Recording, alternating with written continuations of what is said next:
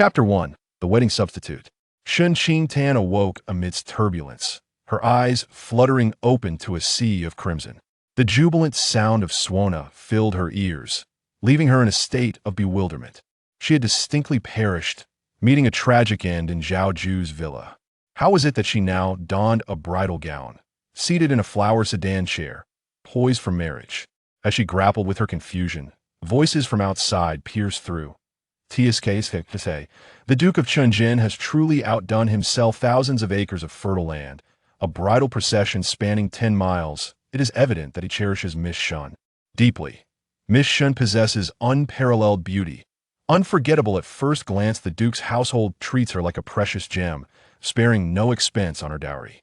Miss Shen heir is also marrying today, yet her dowry pales in comparison to that of Miss Shunda, merely a fraction of it. Though they share the same mother, their fates could not be more disparate.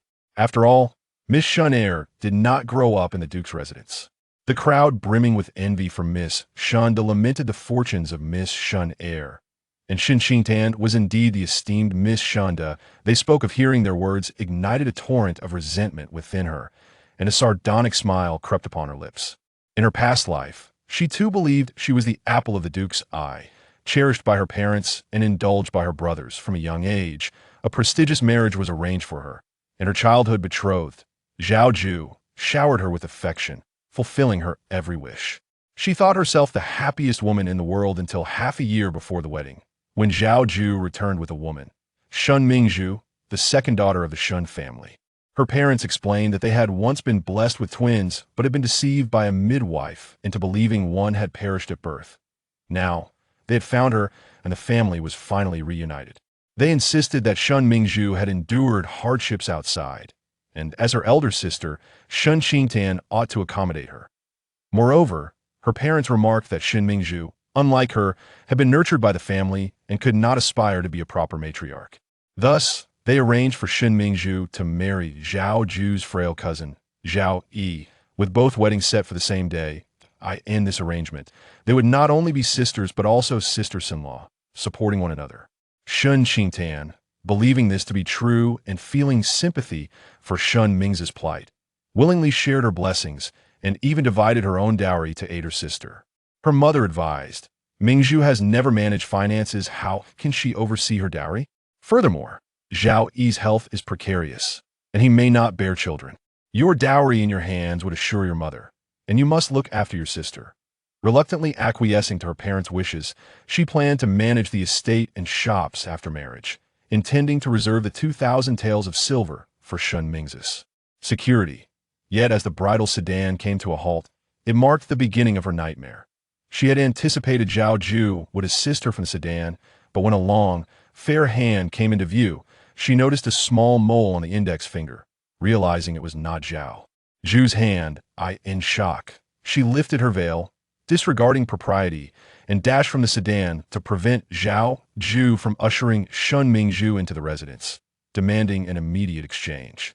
Zhao Yu's face darkened, his gaze icy as he cast a cold glance at her, no longer offering the usual comfort, and with a somber demeanor, he led her into the house to pay their respects. She did not dwell on the matter at the time, believing it to be merely a farce she had caused at the door, which had brought ridicule upon the Duke's residence. Zhao Yu's displeasure was evident, as he had failed to recognize his own bride, and her actions were akin to a slap in his face.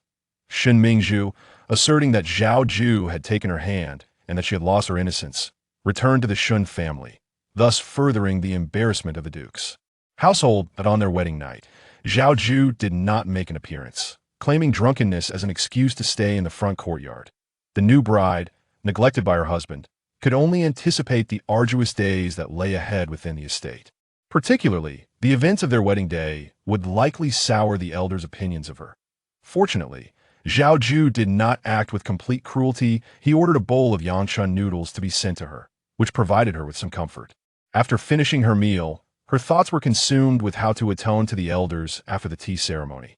Perhaps due to her excessive worry, she fell ill that night, suffering from a persistent fever. For the following weeks, she languished in illness, and despite consuming countless bitter medicines, she saw no improvement. When her consciousness returned after half a month, she found herself confined in the back courtyard by Zhao Yu. He said, "Qingtan, we have grown up together, and I had intended to offer you a chance at life. You may blame only yourself for refusing to accept the situation and insisting on marrying me." Zhao Yu continued, "The wife of the Duke of Qingjin bore twins, one of whom tragically passed away. When Zhu'er went missing at the age of 3, the Duke's household was unable to locate her, and thus they took you in, raising you as Zhu'er. When Zhu'er returns to her rightful family, the Duke's household can clarify your identity as the false daughter, rendering our marriage void. However, having raised you for over a decade, they chose to bestow upon you a semblance of dignity, allowing you to retain the identity of a duke's daughter. Otherwise, without that status, you would not be worthy of my attention, nor even that of my sickly second brother. You were once a lonely girl, enjoying the privileges meant for Zhu'er. For many years you ought to feel grateful. In the future, you must accept your place and cease to yearn for what does not belong to you." Zhao Yu concluded, "Shen Qingtan, suppress your resentment. You should be thankful for the upbringing provided by the Shen family. How could Shen Qingtan not harbor resentment? Had the Duke's household revealed the truth during Zhu'er's return to her family, she might have found it difficult to accept initially, but she would have relinquished everything. That was not rightfully hers. Instead, they kept her in the dark, attempting to replace her with Shen Mingzhu to marry Zhao Yu. Once their scheme was exposed, they shifted all blame onto her, imprisoning her in the back courtyard. Yet, what wrong had she committed? Half a year later, Zhao Yu publicly announced her death. While in truth, he had confined her in a separate residence, he observed a year of mourning for her, and on the day he wed Shen Mingzhu, he set fire to the residence where she had been kept. Amidst the raging flames, she heard Zhao Yu's confidant declare, "Third Master never intended to kill you after all. You were taken in by the wife of the Duke of Qingjin. The Duke's wife believed your family to be merely affluent merchants, unaware that your biological father and brothers had attained great fortune and had found their way to the capital. If your closest kin were to learn of their treatment towards you, would they ever let them escape unscathed? Thus, the only choice left is to sacrifice you. If you must harbor resentment, let it be directed towards the noble house of Qingjin." Shen Qingtan never fathomed that she was not an orphan, but rather a child clandestinely abducted by Madame Shen. They feared that her biological father and brothers would locate her and seek vengeance, prompting them to conspire against her life. Her anguish, bitterness, and sense of injustice were all ignited by this revelation. Unexpectedly, she found herself granted a chance to return. Shen Qingtan's nails dug deeply into her palm, a sharp pain reminding her of her existence. She was truly alive once more. "Miss, it is time to disembark," a maid softly reminded her from the side. Shen Qingtan snapped back to reality, only to realize that the bridal sedan had come to a halt.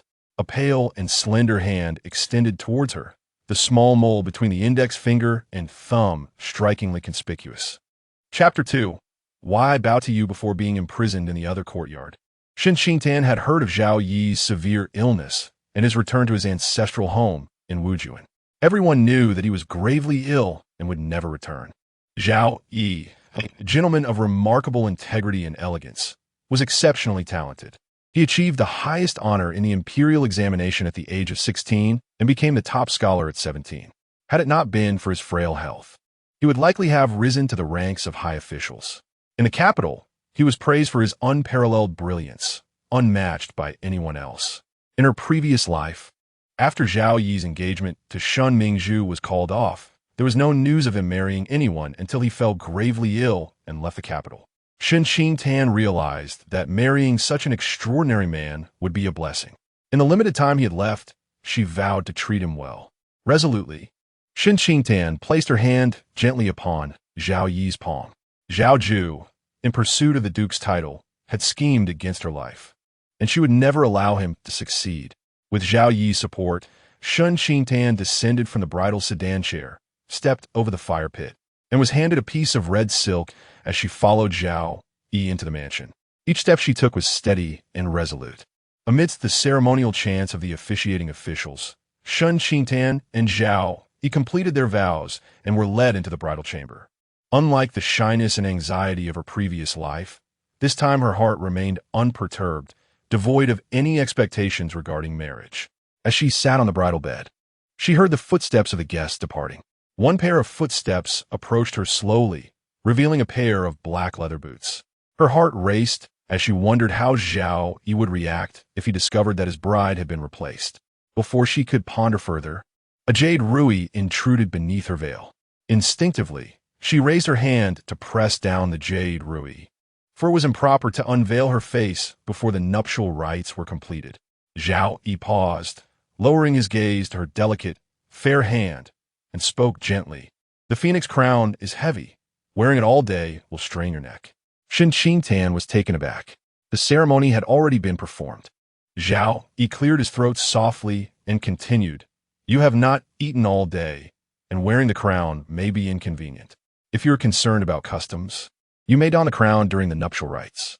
Having never interacted with Zhao Yu before, Shen Qingtan had only witnessed his poise during his grand procession as the top scholar. She had not anticipated his thoughtfulness and attention to detail. His reminder made her acutely aware of the strain in her neck and back. It was better to unveil her face now, allowing Zhao Yu to be mentally prepared. Shen Qingtan withdrew her hand. As the veil was lifted gradually, she beheld the man adorned in a striking red round-colored ceremonial robe, embellished with insignia indicating his official rank, enhancing his elegance and grace. Zhao Yu gazed at Shen Qingtan in astonishment. She was extraordinarily beautiful, her exquisite makeup accentuating her delicate features, enhancing her allure. Though he had never seen Shen Mingzhu, he had encountered Shen Qingtan at the Duke's residence. At this moment, she sat upright on the bridal bed, realizing he was not Zhao Yu, and surprisingly, she remained calm and unfazed. Zhao Yu furrowed his brow, his expression grave. Shen Qingtan discerned his bewilderment at her not being the bride he expected. His lack of apparent surprise, however, raised her suspicions. She softly explained, "Second master, you're a civil official, while Zhao Yu is a military official. Both your physiques and manners are distinctly different. From the moment you extended your hand to assist me down from the bridal sedan chair, I realized you were not the one." Zhao Yu observed the extraordinary tranquility in her mist-like eyes. Even amidst the change of grooms, she articulated her thoughts with clarity, which made him regard her with newfound respect. He inquired, "Since you recognize the truth, why proceed with the wedding rites with me? If I mistakenly point to the wrong bride outside the estate, it would be a baseless jest at the Duke's residence, tarnishing both my and my second sister's reputations." Shen Qingtan had been closely observing Zhao Yu. Apart from his initial surprise, his expression returned to calm, revealing a profound understanding devoid of significant astonishment, as if he had anticipated the unfolding events. Her gaze shifted slightly, and a flicker of thought crossed her mind. The maids Lu Yu and Ting Shui who served me encountered trouble, necessitating a last-minute replacement of my accompanying maid. The newly assigned maid had not spent enough time with me to recognize my identity, leading to the mix-up at the wedding. In truth, during her time at the Ho residence, a deliberate chaos had been orchestrated to facilitate her erroneous transfer to the wrong bridal sedan. Zhao Yu, possessing exceptional intelligence and extraordinary talent, would surely grasp the implications of her mention of the maid's replacement, understanding that the mix-up of brides was no mere accident. Previously, she had placed her trust in the Ho family and had never doubted them when her maids encountered misfortune. However, upon reflection, it seemed likely that from the moment Shen Mingzhu returned to the Ho estate, the family had been plotting the bride switch. In a soft voice, Shen Qingtan countered, "Second master, we have already completed the wedding rites. What are your intentions?" In that fleeting moment when the veil was lifted, Zhao Yu had already formed a suspicion. It was nearly impossible for the incident of the bride's mix-up to occur without prior agreement between Duke Chengyan and Zhao Yu. Only with the cooperation of the Chengyan Duke's residence could such a scheme be executed so seamlessly. With Shen Qingtan's claim of a last-minute maid replacement, Zhao Yu was certain that the switch of brides was intentional. The world does not present such fortuitous coincidences. It is merely a product of meticulous planning. Noticing Shen Qingtan's composed demeanor, he surmised that she too had seen through the Ho family's machinations, which explained her lack of desire to revert to the previous arrangement. He, being frail and of limited lifespan, was viewed by many as a potential obstacle to Zhao Yu inheriting the Duke's title. Nonetheless, as long as he lived, He remained a latent threat to Zhao Yu. Shen Qingtan was favored in the Hou residence, overshadowing Shen Mingzhu, who had only recently acknowledged her heritage. It was clear to astute observers whom Zhao Yu should marry. Zhao Yu would rather forsake the long-standing friendship with Shen Qingtan and orchestrate an elaborate scheme to wed Shen Mingzhu, underscoring the substantial benefits that she brought compared to what Shen Qingtan could offer. Crucially, the Hou family was willing to cooperate, and it was evident that Shen Qingtan had become a discarded pawn, no longer a pillar of support. Marrying her would diminish his backing from his father-in-law, significantly increasing Zhao Yu's chances of inheriting the title. Zhao Yu found Zhao Yu's apprehension towards him somewhat amusing. He believed that to attain the title, he need not rely on the influence of women. Thus, marrying anyone would suffice. Considering the years of friendship between Shen Qingtan and Zhao Yu, he refrained from making an immediate decision, stating, "I shall discuss this with my third brother shortly." His gaze swept over Shen Qingtan's slightly fatigued brows and eyes, and he tenderly remarked, "I have instructed the kitchen to prepare some food for you. Please dine first. I shall handle the rest." Shen Qingtan replied obediently, "Thank you, second master." After Zhao Yu issued his instructions, he took his leave from the new chamber. Shen Qingtan gazed at the firmly shut door. Hearing Zhao Yu command the maid stationed outside to enter and attend to her, the door creaked open, and two accompanying maids entered. Upon seeing Shen Qingtan, their steps abruptly halted, and expressions of alarm washed over their faces, as if they were utterly unprepared to find the new bride in the main chamber was indeed Shen Qingtan. They stood frozen in place, uncertain of how to proceed. After all, they were handmaidens to Shen Mingzhu. Observing their ashen faces, Shen Qingtan couldn't help but smirk inwardly. Whether they were genuinely unaware of the change or merely feigning ignorance was inconsequential. She would reclaim every debt owed to her, meticulously and without fail. Regaining her composure, she commanded, "Do not linger in confusion. Come forth and assist me with my ablutions." Chapter 3. Sun Heir listens to Tan Heir's decision. Qiu Chan and Chun Jiao exchanged a glance, remaining motionless in their place. Shen Qingtan, with an impassive demeanor, cast a sidelong glance at the two, her hand delicately brushing against the ornate golden hairpin nestled in her tresses, her slender willow-like brows arching slightly. "Before my departure, my mother had imparted to me that since I am now married, the maidservants accompanying my dowry inherently belong to me, and their contracts shall naturally revert to my possession. Tomorrow, I shall seek out my second sister to reclaim your contracts." The expressions of Qiu Chan and Chun Jiao shifted dramatically. "What is your name again?" Shen Qingtan's gaze fell upon Qiu Chan, her tone nonchalant, as gentle as if engaging in idle conversation. "You seem to be of considerable age. It would be prudent to discuss with the second master whether it is more suitable for you to be paired with a steward from the gate or a groom from the stables." A chill ran through the hearts of Qiu Chan and Chun Jiao as they recalled that even if Shen Qingtan were to be cast aside, she would still remain their mistress. Not only could she sell them at will, but she could also arrange marriages for them as she pleased. As accompanying maidservants endowed with beauty, they might one day find themselves favored by the master should she bear children. To be wed to a steward or a groom would condemn them to a lifetime of servitude. With her thoughts swirling and the implications clear, Qiu Chan became increasingly cautious and respectful, addressing Shen Qingtan with deference. "Miss, the master has instructed me to remove your phoenix crown." Shen Qingtan extended her hand to Qiu Chan, who assisted her in rising to take a seat at the dressing table. Aware that Shen Qingtan's gentleness was merely a facade, Qiu Chan lowered her gaze, avoiding the reflection of the exquisite beauty in the bronze mirror, and carefully removed the crown, fearful that any misstep might provoke Shen Qingtan's ire. Once the crown was lifted, Shen Qingtan felt a significant relief around her neck. "I am a person of clear distinction between reward and punishment. There is no need for you to be so overly cautious.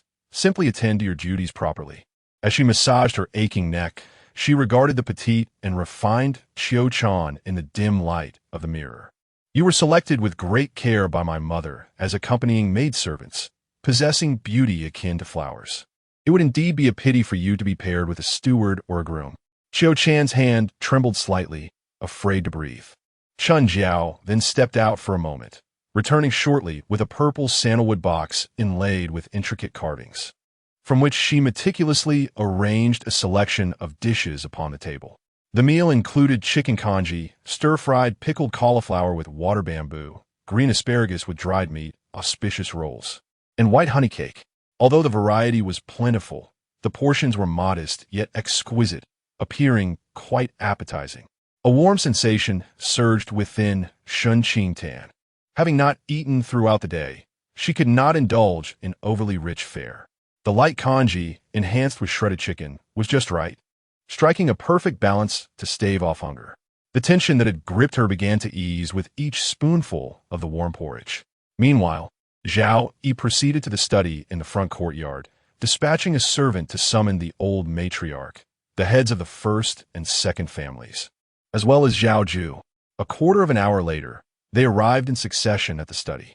The old matriarch's expression was grave. You called us here. Has something occurred? Zhao Yu had not summoned the old duke, suggesting the matter pertained to the inner chambers. The elder master furrowed his brow, understanding his son's penchant for urgency. Calling them during a banquet likely signified a significant issue at hand. The elder master was aware of Zhao Yu's intentions. Yet the die had been cast, and he was unperturbed by any potential complications. Zhao Ju also understood the situation. It was likely that Zhao Yu had discovered the bride had been replaced. With their grandfather still alive and no one from their father's generation having been conferred the title of heir, it was clear that the grandfather intended to bestow the title upon the grandson. Typically, the grandson is inherited by the legitimate eldest son. Yet Zhao Yu had an illegitimate elder brother, making him the legitimate heir apparent. Zhao Ju recalled his earlier vows with Shen Mingzhu, confident that there would be no changes, and he felt a slight relief. Furrowing his brow, he remarked, "Elder brother, today is a momentous occasion for both of us, and our guests are awaiting our toasts. What is the necessity of addressing any issues at this juncture?" His words seemed to reproach Zhao Yu for his lack of discernment. "Grandmother, there has been a disturbance in my courtyard," Zhao Yu replied to the old matriarch before turning to Zhao Ju. "Third brother, has your sister-in-law mentioned anything to you?" "Elder brother, I escorted the bride to her chamber and emerged to greet the guests. I have not yet unveiled her, so what could she possibly say?" Zhao Ju looked at Zhao Yu with confusion. Qingtan possesses a dignified temperament. She would not speak at such a moment. Could something have happened to her? Is that so? I assumed Miss Shan would have alerted you if she realized she had married the wrong man. Zhao Yu coughed lightly, his handsome visage paling slightly. I just escorted the bride into the chamber, and she remarked that I had taken the wrong person and performed the wrong vows. Ignoring propriety, I unveiled her and discovered that it was Miss Shun with whom I had exchanged vows. The old matriarch gasped in astonishment. How could this be? The elder master was equally stunned. The second elder master feigned surprise, asking, "What shall we do?" Zhao Ju was bewildered, gazing at Zhao Yu in disbelief, as if he could not comprehend the words being spoken. When Miss Shun alighted from the bridal sedan, she recognized my hand and discerned my identity. After all, I am frail, while third brother is robust. Not only do we differ in stature, but also in complexion. She did not immediately disclose this, likely to preserve the dignity of the National Public House. Previously, regardless of the actions of the second branch, Zhao Yu had turned a blind eye. However, now that the matter had reached his doorstep, he would not passively overlook it. "Third brother, since you have not unveiled her, only we few are privy to the truth." Zhao Yu suggested deliberately, "Your childhood bond with Miss Shun is profound. We can rectify this now." Zhao Yu expertly maneuvered the situation, placing Zhao Ju in a precarious position. Zhao Ju's expression darkened, caught between a rock and a hard place. Had he exposed the truth before the vows, he could have discreetly eliminated Shen Qingtan to reclaim his position as husband. Now, having completed the vows, even if Shen Mingzhu insisted on a divorce, it would be impossible for him to marry her again. If he refused to reverse the situation, the old matriarch's keen intellect would undoubtedly sense something amiss. Zhao Yu was clearly intentional in his actions, seeking to unveil him before the old matriarch. The second elder master sighed. Now that the vows have been exchanged and she has been sent to the bridal chamber, how can we possibly reverse this? Is it not akin to a second marriage? A woman of steadfast character may find it difficult to endure. He spoke with an air of authority. After all, they are twins, both marrying into our household. Miss Shen is exceptionally talented and has been groomed for the role of a matriarch since childhood. As the legitimate eldest grandson, is destined to become the head of the Duke's residence, making him a more suitable match for Miss Shen. The matriarch cast a cold gaze toward the second master, then turned her attention to the silent Zhao Yu, disappointment flickering in her eyes. Given the esteemed lineage of the Duke of Chengyan, it is inconceivable that such a blunder as a mix-up with a bridal sedan share could occur. The entire capital is aware that Zhao Yi is frail and serves as a civil official, while Zhao Yu, robust and valiant, is a military officer. Anyone with even a modicum of intelligence could discern the differences between the two. Upon entering the new chamber, Shen Qingtan promptly elucidated the situation to Zhao Yi. Meanwhile, Shen Mingzhu displayed no signs of awareness, suggesting she feigned ignorance in her desire to wed Zhao Yu. The reality lay before them. What more could the matriarch fail to comprehend? Reflecting upon the arranged nuptials of the two families on the same day, with the sisters donned in identical crimson robes adorned with colorful patterns, it was apparent that preparations were deliberately made for the purpose of substituting brides. Particularly in light of the reactions from the second house's father and son, the matriarch surmised they had colluded with the Duke of Chengyan's household. They were willing to tarnish the reputation of the Duke's residence for their own selfish gain. With a serious demeanor, the matriarch inquired, "What course of action do you intend to pursue?" Zhao Yu lowered his gaze and replied, "I shall heed Tanner's decision." Chapter 4. Sharing a bed, the elderly matriarch observed Zhao Yu's utter lack of responsibility, still attempting to shift the blame onto Shen Qingtan at this juncture. Her chest tightened with indignation as she let out a cold laugh. Although Qingtan mistakenly boarded the wrong bridal sedan, she has wed the right husband. From now on, she shall be the legitimate daughter-in-law of our Duke's residence. With a decisive gesture, the matriarch comfortingly patted Zhao Yi's arm before leaning on her cane and departing the study. The second master's expression changed.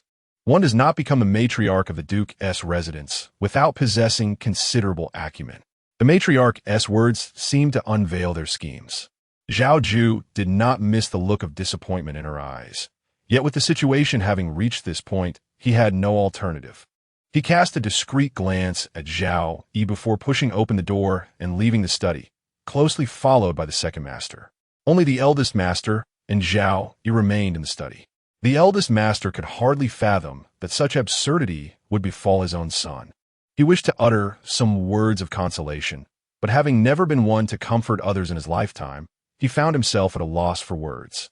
Ultimately, he managed to say dryly, "You have suffered." There was no suffering for Zhao Yi. Rather, his son had turned misfortune into fortune.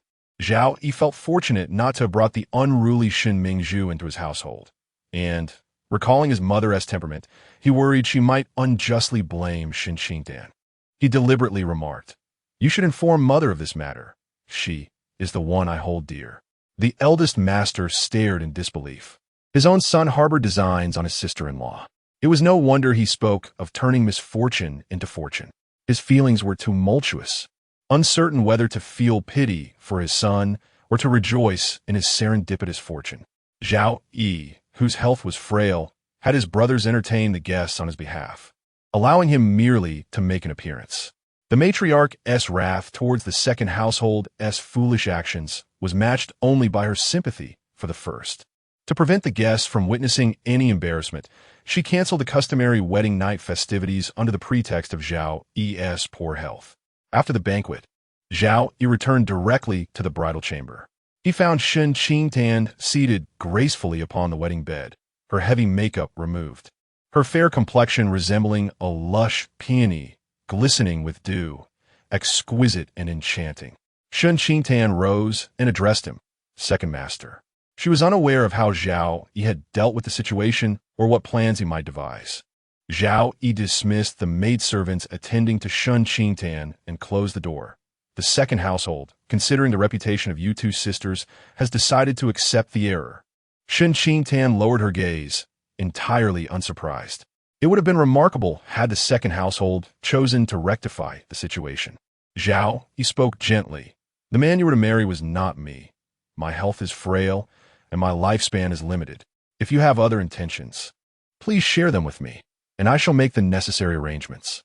My previous engagement with Zhao Yu was merely a matter of parental arrangement and matchmaking. Now, having wed you, I shall henceforth be your husband. As Shen Qingtan raised her eyes, they sparkled with emotion as she gazed at him. Or perhaps, second master is unwilling? Zhao, he noticed a fleeting trace of anxiety in her watery eyes. After maintaining her composure throughout the night, a crack appeared at this moment, as if she feared he might reject this union. She knew what awaited her should she leave the Duke's residence. Zhao, he sighed softly, helplessly replying, "No, you should freshen up and rest." Shen Qingtan remained motionless, her gaze drifting towards the two wine cups on the table. Zhao Yi, following her line of sight, suddenly realized he had overlooked the ritual of drinking the marriage wine. He strolled to the table, poured 2 cups of wine, and handed one to Shen Qingtan.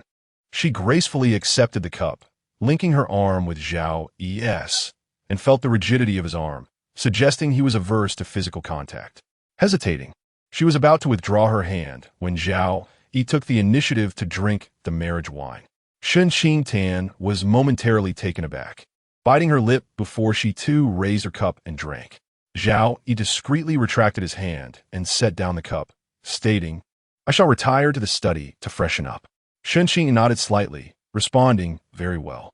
Before leaving, Zhao Yi, concerned she might misinterpret the situation, reassured her, "My grandmother is already aware of today's events. She acknowledges you as my wife, so there is no need for concern." Shen Qingtan was startled, gazing at Zhao Yi in astonishment as his tall figure vanished at the door. Although Zhao Yi was frail and often ailing, many daughters from prominent families in the capital were willing to marry him, yet he showed no desire for a bride. Subsequently, for reasons unknown, he relented and agreed to marry, yet he had never laid eyes on Shen Mingzhu. Shen Mingzhu, having recognized her ancestry, was instructed in etiquette and propriety by a matron before the wedding, and she had not made any public appearances prior to it. It was entirely understandable that Zhao Yi did not recognize his bride, even if he noticed something unusual during the wedding procession. He could never have imagined that Zhao Ju would dare to exchange brides. Faced with this unforeseen circumstance, Zhao Yi accepted it with composure and even defended Shen Qingtan before the old matron. Reflecting on their earlier contact, Shen Qingtan recalled Zhao Yi's instinctive rejection of her. Her thoughts were in disarray as she bathed under the watchful presence of Qiu and donned a resplendent red gown. Chen Jiao tidied up the longan, red dates, and peanuts from the bed. Sitting on the bridal couch, Shen Qingtan declared, "You are to return to my second sister's side as her dowry attendants."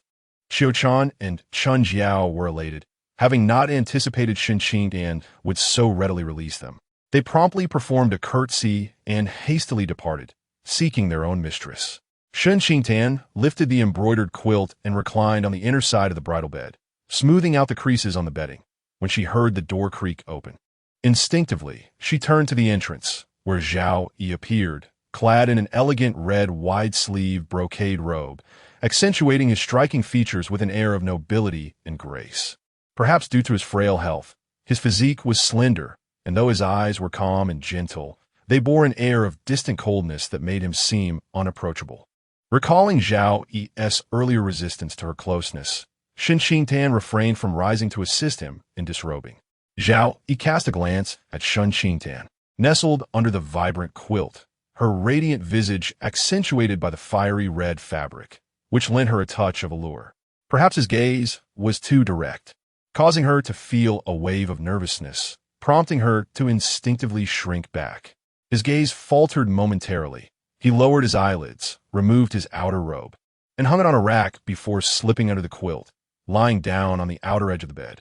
Shen Qingtan caught a whiff of the cool, plum blossom scent lingering on his garments, mingled with a faint medicinal aroma.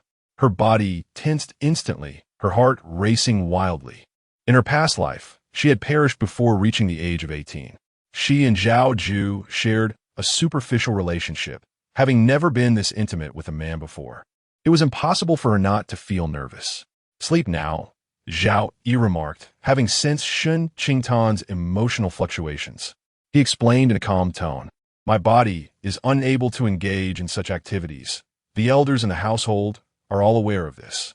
Shen Qingtan pulled the blanket over half of her flushed face and replied, "Oh." Chapter 5. The Solitude of a Widow. Zhao Yi and Shen Qingtan had already retired. Yet Zhao Ju had yet to return from the banquet to the new room of the second house. Shen Mingzhu sat upon a lacquered, carved bed adorned with great motifs. The weight of her phoenix crown caused her neck to ache and her waist to feel sore, rendering her unable to sit upright. Stealthily lifting her red veil, she observed the pair of dragon and phoenix wedding candles on the table, which had burned down nearly halfway, while outside there was still no sign of Zhao Ju's return. Scanning the room, Shen Mingzhu noticed the paper adorned with auspicious characters affixed to the intricately patterned window. Beneath the window lay a 2-foot-wide ebony couch, upon which rested a small table displaying a blue and white porcelain incense burner from the Zhengde period, filled with fragrant incense that wafted through the air, imparting a delicate aroma that momentarily calmed her restless heart. As she shifted her position, discomfort in her backside reminded her of the lavish crimson canopy embroidered with golden children hanging beside her, and the quilt beneath her, also adorned with children's motifs, caused her cheeks to flush a deep crimson. Yet, the thought of Zhao Ju's absence rekindled a sense of anxiety. She fretted that complications might arise regarding the matter of changing brides, thwarting her desire to wed Zhao Ju, having enjoyed years of opulence in Shen Qingtan's stead. Shen Mingzhu felt a pang of jealousy and a sense of injustice. Zhao Ju was originally meant to be her fiancé, yet it was Shen Qingtan who had usurped her rightful place, preventing her from marrying him with due propriety.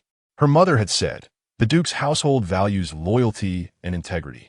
Even knowing that Shen Qingtan is not the biological daughter of the Marquis, they would never agree to dissolve the engagement and allow you to marry Zhao Ju instead. Regardless of the situation, Shen Qingtan had been raised in the Marquis's household for over a decade, indistinguishable from any other young lady of prominence.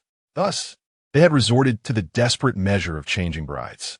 Her mother added, "Zhuer, do not hold too much resentment towards Shen Qingtan. I did not go missing. I would not have taken her in. She serves as both a solace for my heart and a means to forge an alliance for the Marquisate. She has received the same upbringing as you in the Marquisate, making a good marriage that could solidify the Marquisate's interests. Should you return, her engagement would naturally revert to you. Otherwise, at your age, to be sought after for a high marriage as a matron is exceedingly difficult. Zhao Yi is not long for this world, and your marriage to him would soon lead to your widowhood, leaving you to dwell in the secluded inner chambers, where you could hardly compare to her." Mrs. Shen felt no malice in her heart. After all, Shen Qingtan was the daughter of a lowly merchant. Had it not been for Shen Qingtan's exceptional beauty, she would never have taken her in. Without her, Shen Qingtan would have never experienced a life of nobility, and now it was time for her to repay the Marquisate's kindness. Shen Mingzhu found some comfort in these thoughts. The notion of Shen Qingtan marrying a frail, short-lived man eased some of her pent-up frustration. After an indeterminate wait, footsteps echoed from outside, and she heard a servant call out, "Third master." In the next moment, the door swung open, and Zhao Ju, reeking of strong liquor, stumbled in. Shen Mingzhu anxiously fidgeted with her fingers. As Zhao Ju lifted the crimson veil with a jade ruby, she raised her gaze to the handsome man before her. The bright red ceremonial attire accentuated his robust physique, exuding an air of authority that made her cheeks flush with embarrassment. Zhao Ju observed her made-up visage, which was strikingly different from her usual delicate beauty, now radiating allure. His stern countenance softened slightly. "My dear Zhuer, I apologize for keeping you waiting," he said. "You must entertain the guests. I shall wait for as long as needed." She replied. Zhao Ju smiled, pouring 2 cups of wine and handing one to Shen Mingzhu. They both drank from the nuptial cup. He spoke in a hushed tone, "Grandmother, knowing it is you and I who are wed, wish to avoid any mockery, hence she has omitted the customary wedding antics. I hope you do not feel wronged." "Not at all," Shen Mingzhu replied, her cheeks still flushed. Third master, simply marrying you brings me immense joy. Zhao Yu, recalling the disappointment in the old lady's eyes, felt a smile fade. You have toiled all day. I have instructed the kitchen to prepare some food for you. Please eat something first. With that, he retrieved a robe from the wardrobe and made his way to the bathroom. Zhong Xiao approached and assisted Shen Mingzhu to sit before the vanity, gently removing her phoenix crown. Wandong placed a bowl of steaming Yangchun noodles on the table and, noticing Shen Mingzhu's approach, offered her a damp cloth to wipe her hands clean. Shen Mingzhu beamed at the fragrant noodles, her heart swelling with tenderness. Zhao Ju must indeed care for her to have gone through such trouble. After finishing the entire bowl, she felt a slight fullness in her belly. Zhong Xiao brought her a cup of tea for rinsing, then tidied the table. Before long, Wandong returned, announcing second miss. Qiu-chan and Chunyao have arrived. Shen Mingzhu furrowed her brow. Let them in. Wandong went to the door to summon them. Qiu-chan and Chunyao stood before Shen Mingzhu, bowing respectfully. Second miss, the eldest lady has sent us to find our master. Setting down her teacup, Shen Mingzhu glanced at them, her voice laced with concern. How is the eldest sister? Is my second brother treating her well? Qiu-chan, assuming Shen Mingzhu shared similar circumstances, spoke candidly, recounting the events in the main house in detail. Shen Mingzhu learned that Zhao Yi, concerned for Shen Qingtan, had removed her phoenix crown before toasting and had arranged several exquisite dishes to prevent her from going hungry. The thought of having waited half the night, crowned yet famished, darkened her expression. The once comforting bowl of Yangchun noodles now soured in her heart, transforming into bitter resentment. Hearing the sound of water from the bathroom, she suppressed her anger and asked, My second brother must be bathing to rest, I presume? Noticing the shift in Shen Mingzhu's tone, Qiu-chan discreetly glanced at her, sensing her discontent and swallowing her words. Are you not going to answer my question? What is it that you cannot share with me? Shen Mingzhu felt a knot in her chest, biting her lip as she coldly laughed. After merely serving Shen Qingtan for half a day, you all seem to have forgotten who truly holds authority here. Those who betray will be sold off one by one tomorrow. I dare not. Chun Jiao and Qiu-chan turned pale, terrified as they knelt on the ground. Second master, please allow the young lady to wash up and rest first, while he himself retreated to the study to freshen up. This remark struck particularly harshly in Shen Mingzhu's ears, further fueling her disdain for Qiu-chan and Chun Jiao, whom she ordered to leave at once. In her heart, she reassured herself. Even though Zhao Ju may not care for her as Zhao Yi does, he possesses greater potential than Zhao Yi. After several rounds of self-encouragement, jealousy towards Shen Qingtan still lingered in Shen Mingzhu's heart, manifesting as a trace of dissatisfaction on her face as she gazed at Zhao Ju emerging from bathroom, his water-hazel eyes reflecting a hint of resentment. Clad in a simple outfit, Zhao Ju stood by the screen and, noticing Shen Mingzhu's sorrowful expression, furrowed his brow and asked, Are you feeling unwell? If so, you should retire early to freshen up and rest. Shen Mingzhu received no comfort from him, only his insensitivity urging her to wash up, which transformed her pent-up anger into a sense of grievance. Suppressing her frustration, she made her way to the bathroom. Never mind, Zhao Ju is destined to outlive Zhao Yi. She would not be left to mourn in solitude. Chapter 6. The bride's tea ceremony. Shen Qingtan awoke from a nightmare, drenched in cold sweat, her gaze fixated on the crimson wedding canopy. After a prolonged moment, her mind gradually returned to clarity, and she realized she had been reborn, rather than imprisoned in Zhao Ju's residence. She suppressed the overwhelming sensation, exhaling a long breath of turbid air. Suddenly, she heard footsteps approaching. Startled, like a frightened bird, she turned to see a pair of dark eyes staring back at her. Shen Qingtan froze, stammering an explanation. I had a nightmare? Zhao Yi did not miss the fleeting moment when she looked at him, his eyes filled with wariness and caution. He extended a sky-blue porcelain cup towards her, gently offering, Would you like to sip some warm water? Shen Qingtan's throat felt parched. She propped herself up and accepted the teacup with both hands, murmuring her thanks. Zhao Yi observed her pallid complexion, his tone softening further. We are husband and wife. There is no need for such formalities. She softly acknowledged his words. finishing the cup of water, and the feeling of unease began to subside. Zhao Yu took the cup back, noting her delicate frame leaning against the bedpost, her long, dark hair cascading down to her waist, accentuating her fragile demeanor. "It is still early. Would you like to rest a while longer?" Zhao Yu expressed his concern, aware that she might struggle with the prospect of Zhao Ju and Shen Mingzhu participating in the tea ceremony together. "It is perfectly acceptable for us to delay the ceremony. The elders understand my health issues and have excused me from rising early to pay my respects. Second Master, today marks my first day as a bride. To keep a house full of elders waiting for me may invite unwarranted gossip." Shen Qingtan recognized Zhao Yi's consideration for her, and in turn, felt compelled to think of him. Given the commotion surrounding her change of bride, along with her long-standing friendship with Zhao Ju, if she delayed the tea ceremony, it could easily be misconstrued as reluctance to marry Zhao Yi, leading to unfounded rumors about him. Moreover, the tea ceremony was bound to be a spectacle. How could she possibly miss it? With a gentle demeanor, Shen Qingtan declared, "Some matters must be faced, as long as Second Master acknowledges me as his wife. I fear nothing." Zhao Yu was momentarily speechless, his gaze sweeping over her serene features, devoid of resentment or bitterness, only an acceptance of the reality of their union. The position of women was precarious. Even if Shen Qingtan harbored dissatisfaction with her husband, divorce was not an option, and marrying him seemed her sole avenue of retreat. He murmured, "As you wish." As Shen Qingtan watched Zhao Yu depart the inner chamber, he rang the bell at the side of the wedding canopy. Chen Jiao and Qiu Chan, who had been waiting outside, entered cautiously to assist her in rising. Upon seeing them, Shen Qingtan raised an eyebrow, feeling unsurprised. Before her marriage, she had 4 maids by her side, all bonded by years of companionship. Ting Shui and Lu Yu had encountered misfortune and were recuperating at home, unable to accompany her to the duke's residence.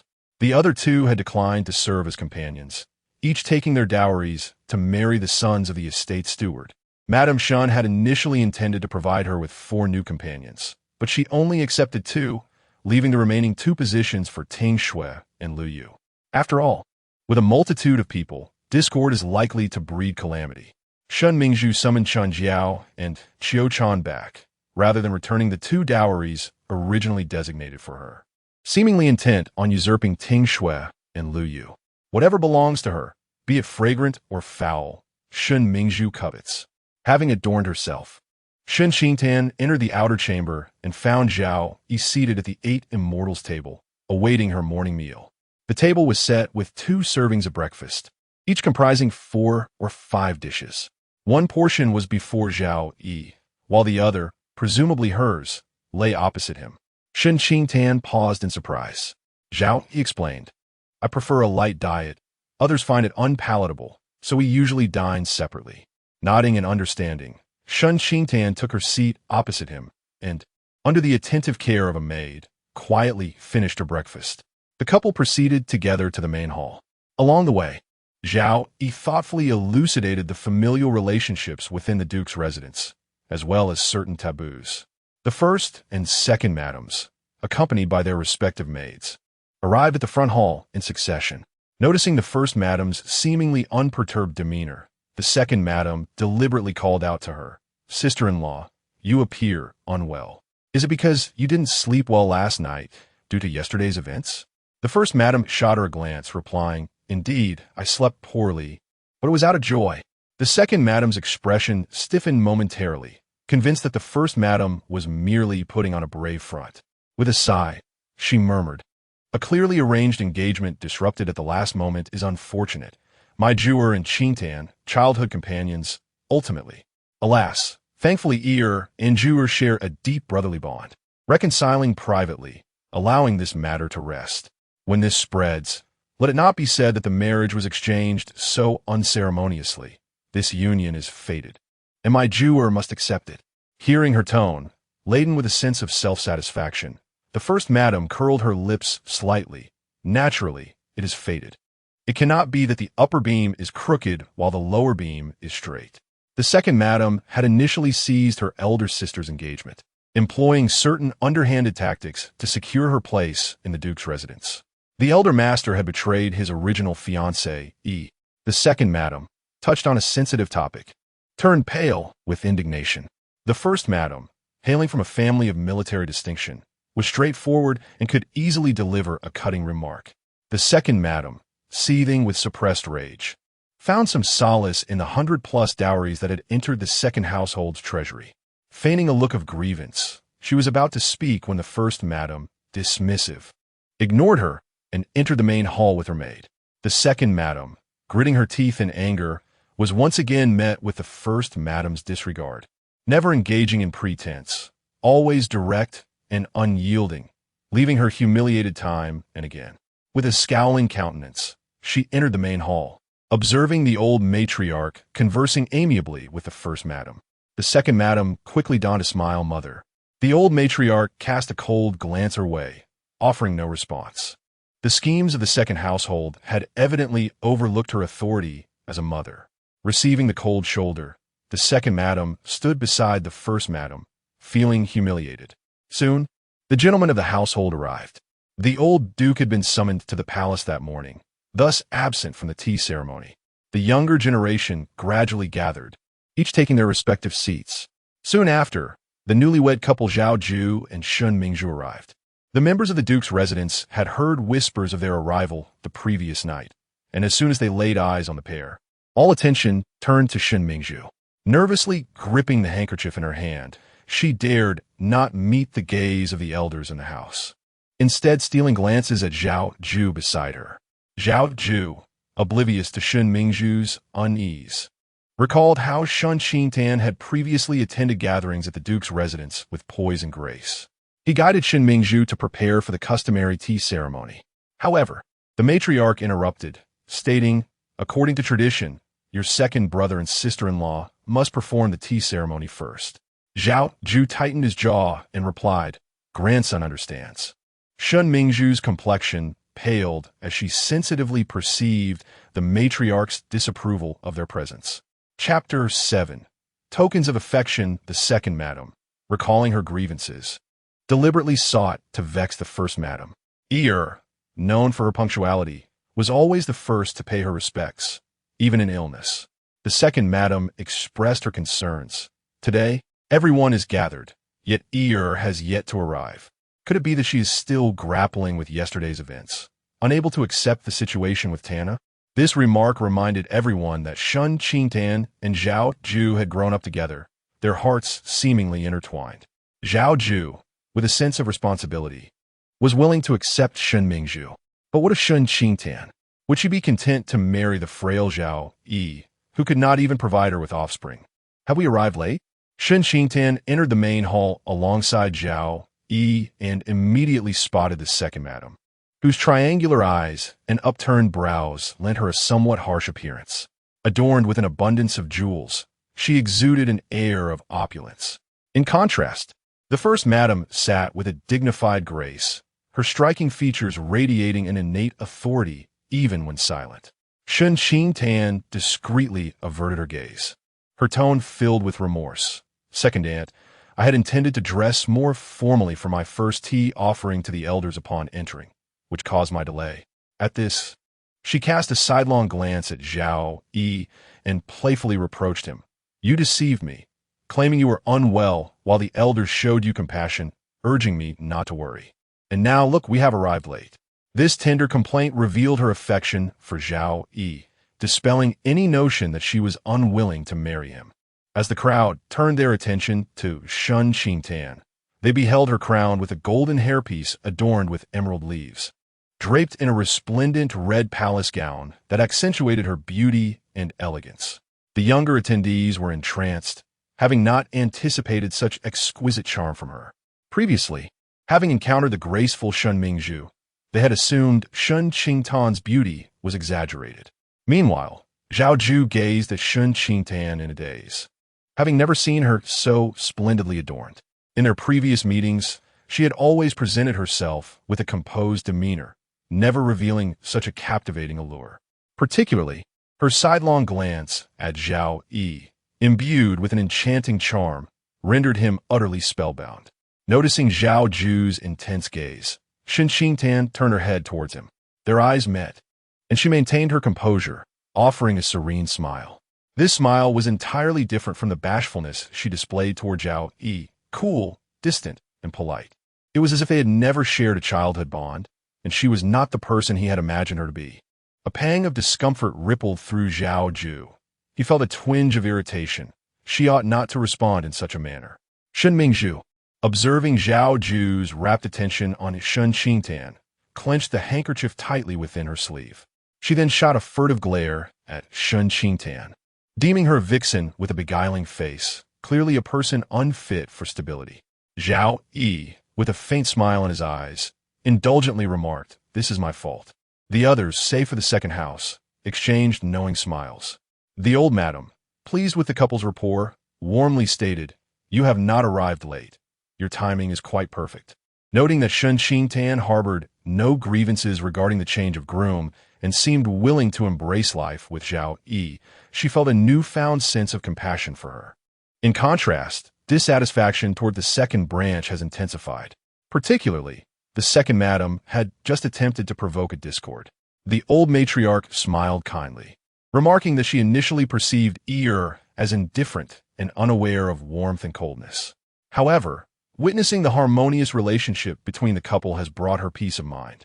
Shen Qingtan felt a slight warmth on her cheeks and replied, "Grandmother, the second master treats me very well." Upon hearing this, the old matriarch showered her with praise. Subsequently, Zhao Yu and Shen Qingtan presented tea to the old matriarch.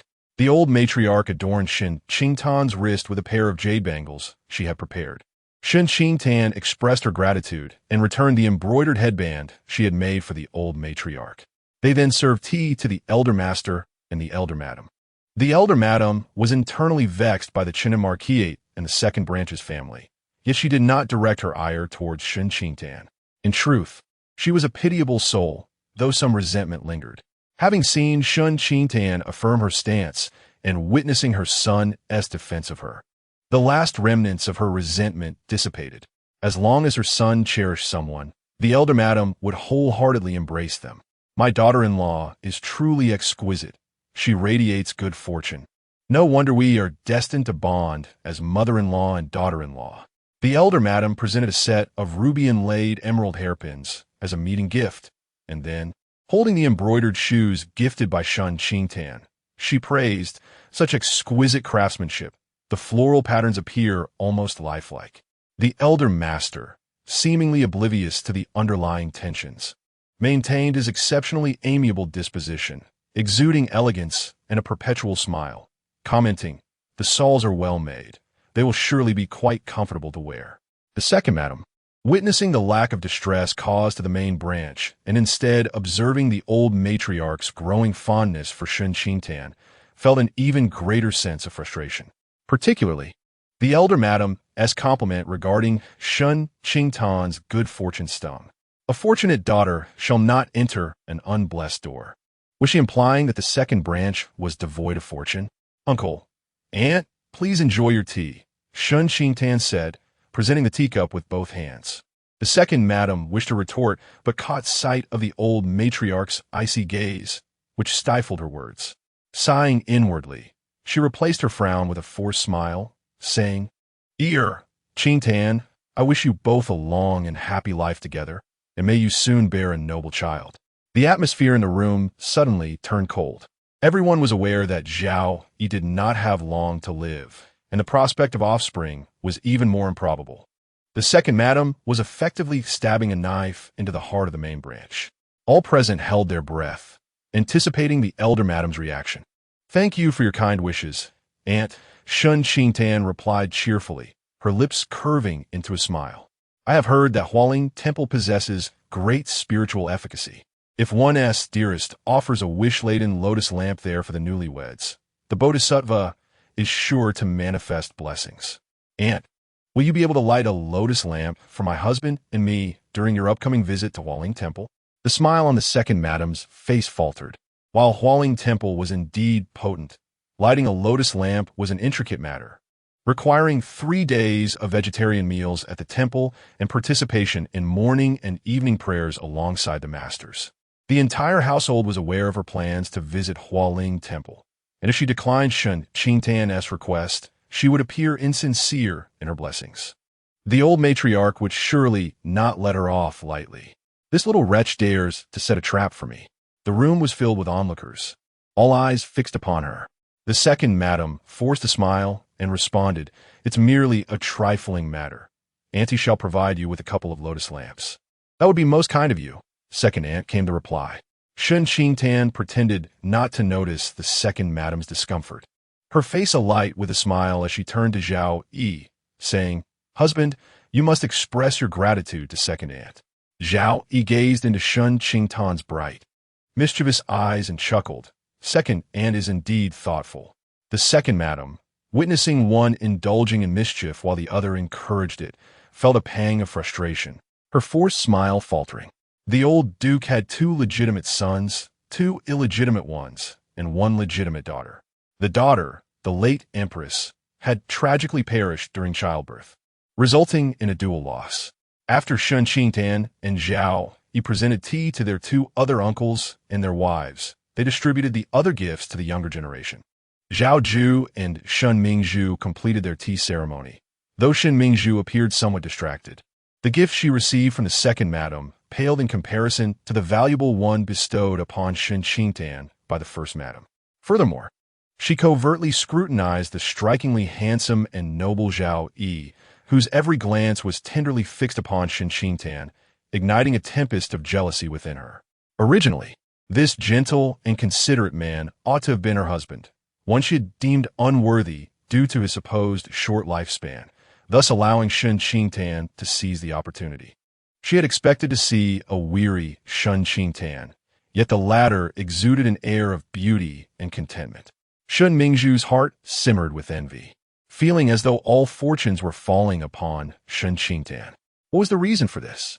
She observed Zhao Yu suppressing a cough, his fist pressed against his lips, and the pent-up bitterness within her finally found an outlet. There was nothing to envy. Shen Qingtan would not enjoy her happiness for long, as she was destined to face widowhood. "Third sister-in-law, here is the gift I have prepared for you," Shen Qingtan said, retrieving a carved white jade love knot from her sleeve and presenting it to Shen Mingzhu.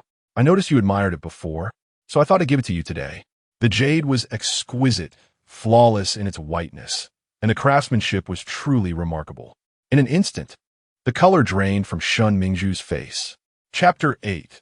The Dowry in Shen Qingtan's boudoir. Shen Mingzhu inadvertently glimpsed a jade pendant that captivated her attention. Unable to resist, she picked it up to admire its beauty, contemplating whether to ask Shen Qingtan for it. It was then that she casually noticed a few lines of small characters inscribed on the heart knot.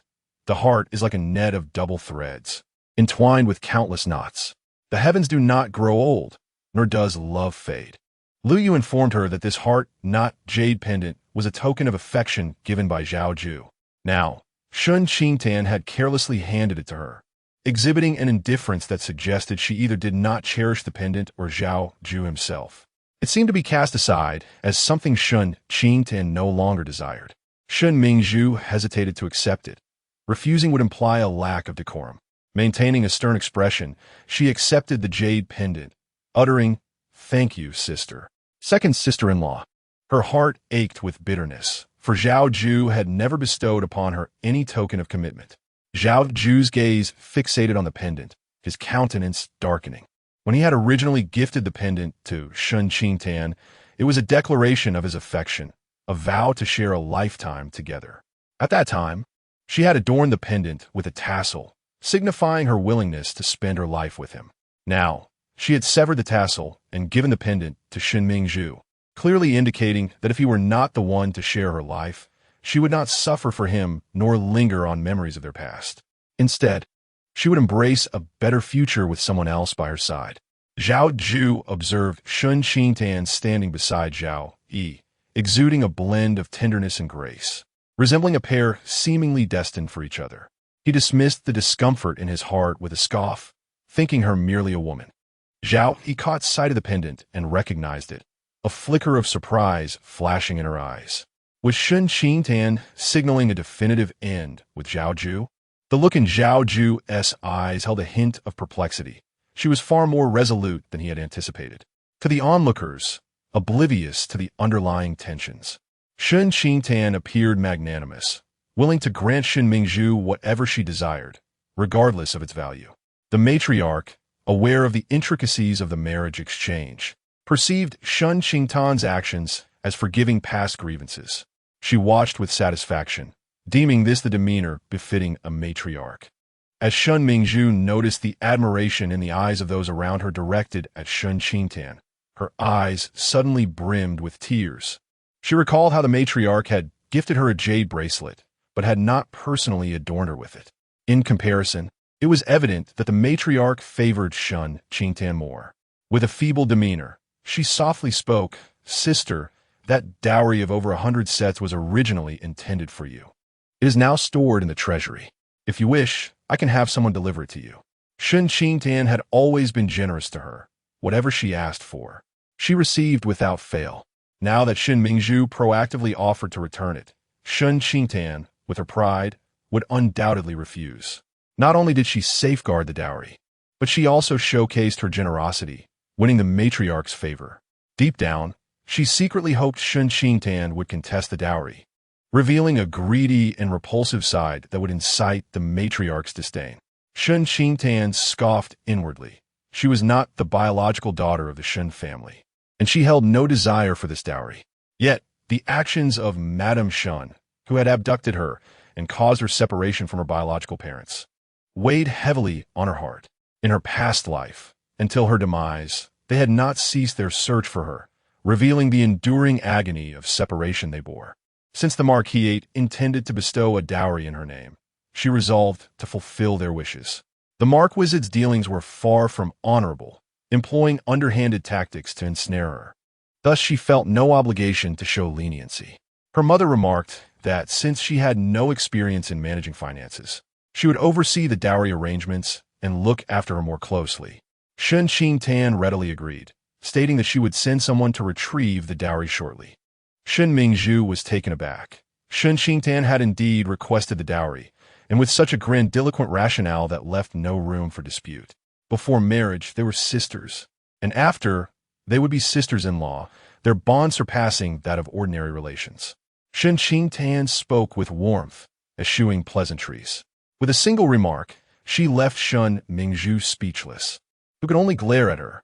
The second lady was incensed, secretly cursing Shen Mingzhu for her foolishness. Once something was acquired, how could one relinquish it? Just as she was about to speak, Shen Qingtan preempted her.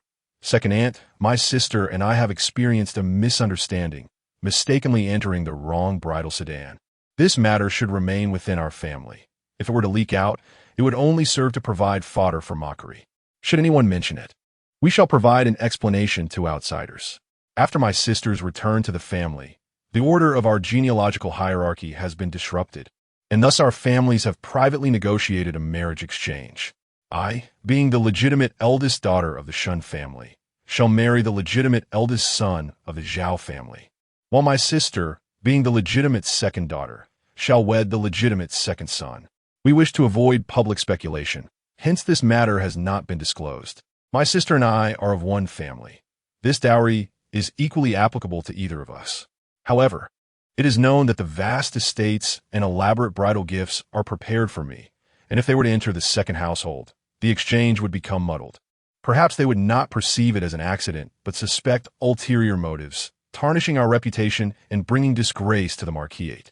She extracted a list of the dowry from her sleeve and handed it to the second lady. Our family's officials require a respectable presentation. If these distressing matters hinder our prospects, it would be a grave miscalculation. Second aunt, I would be grateful for your assistance in verifying the dowry today. The second lady's expression darkened. The Marquise was most concerned with the Zhao family's century-old noble reputation. If she did not return the dowry to Shen Qingtan, it would appear she was hoarding it for herself, disregarding the Marquise's honor. The old Marquise had yet to confer the title of heir, and should this matter incite the second household's ire, the consequences would be dire. After all, the Marquise was not solely represented by Zhao Yu. We do not partake of greasy cakes, nor dirty our hands. You shall account for your own dowry. the second lady remarked, eyeing the dowry list without extending her hand to take it. Moreover, this dowry is not rightfully ours. It simply lies in the storeroom, untouched. Shen Qingtan replied with a smile. I knew you to be the most discerning of second aunts.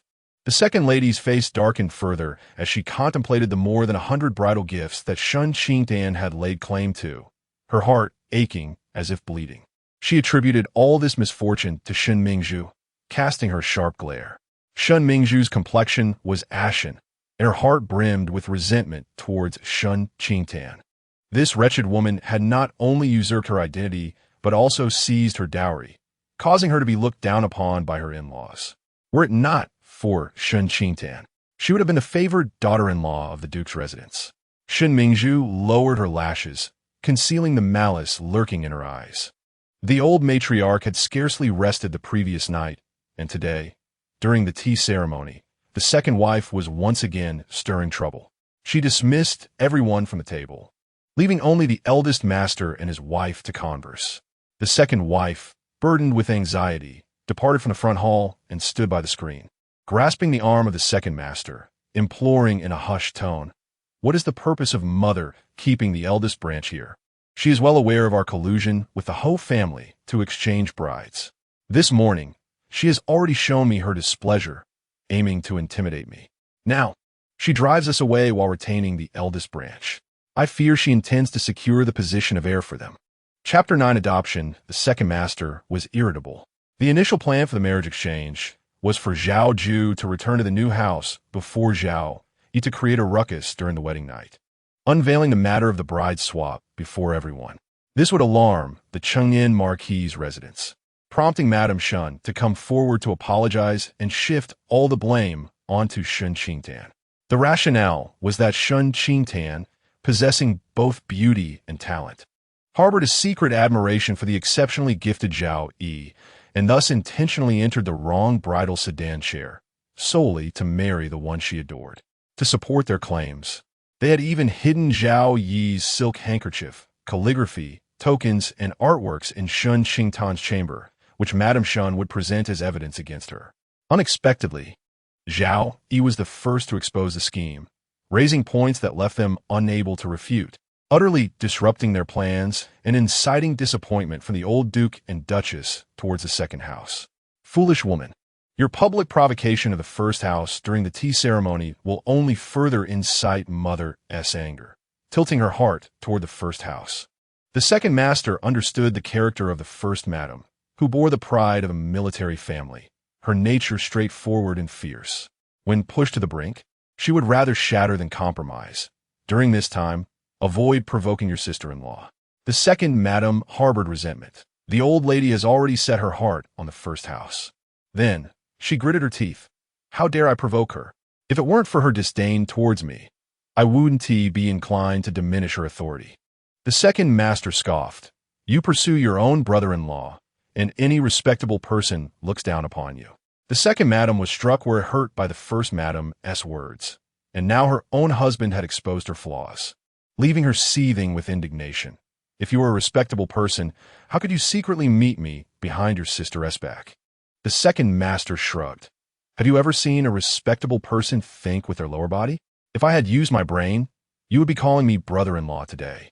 He gestured towards a water vat in the corner. We are like two turtles in a vat, both unremarkable, not worthy of much regard. We should not cling to our pride, but rather focus on securing a noble title for Jew. The second madam's face turned pale, her anxiety evident. Master, will you and Ju go to apologize to father to quell his anger? We cannot go, the second master replied, a headache brewing. Though father has his suspicions, to admit fault would only cement them. He shook his head. We cannot accept this accusation. Then what shall we do? We can only let Ju atone for her misdeeds. The old lady took several sips of tea, gradually extinguishing the anger that had smoldered in her chest. Mother, you've just recovered from serious illness. Do not let such trivial matters distress you. The first madam placed the teacup on the table and spoke earnestly. Who in the capital does not know of Tan's talents and virtues, all exceptional? Our E is a fortunate man to marry such a fine wife. In the future, when I take Tan to gatherings, countless people will envy me. Qingtan has indeed grown up under our watch. She is a splendid child, meticulous in her words and actions." The old lady chuckled, then sighed. "I had originally wished to match Qingtan with Yi when his health was at its worst, not wanting to burden the young girl. Such is their fate. Destiny has its own design." The old matriarch, reflecting on the conduct of the second branch, pressed her lips downward. "Your second brother has always been a wayward soul. No amount of punishment, be it caning, scolding, or confinement, could reform him. At the age of 15 or 16, he left the capital to pursue his studies abroad, only to return with a concubine and child. The old man broke 2 canes in his fury, forcing him to kneel in the courtyard for an entire day, and sent him to the Luo family to apologize to their unmarried daughter. The compassionate Luo daughter, moved by the plight of the mother and child, was willing to grant them legitimacy. Thus, the concubine became a secondary wife, and their child was acknowledged as the legitimate grandson of the duke's household.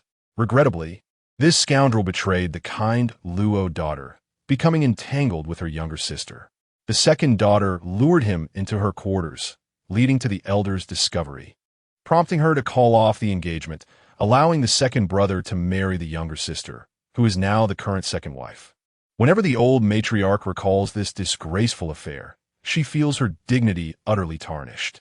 Zhao Yu has made some achievements in the military, and the old man holds a modicum of respect for him. Yet, his parents are either irresponsible or overly competitive and cunning, leaving one to ponder how such a vast estate could be entrusted to them. Her heart grew cold as she mused. Indeed, they have now stirred up another scandal regarding a new bride. For the sake of titles, they are willing to scheme against their own kin. Their ambition is excessively pronounced.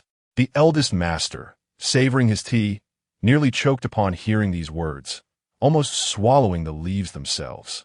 He cast a sidelong glance at the eldest lady. This does not bode well.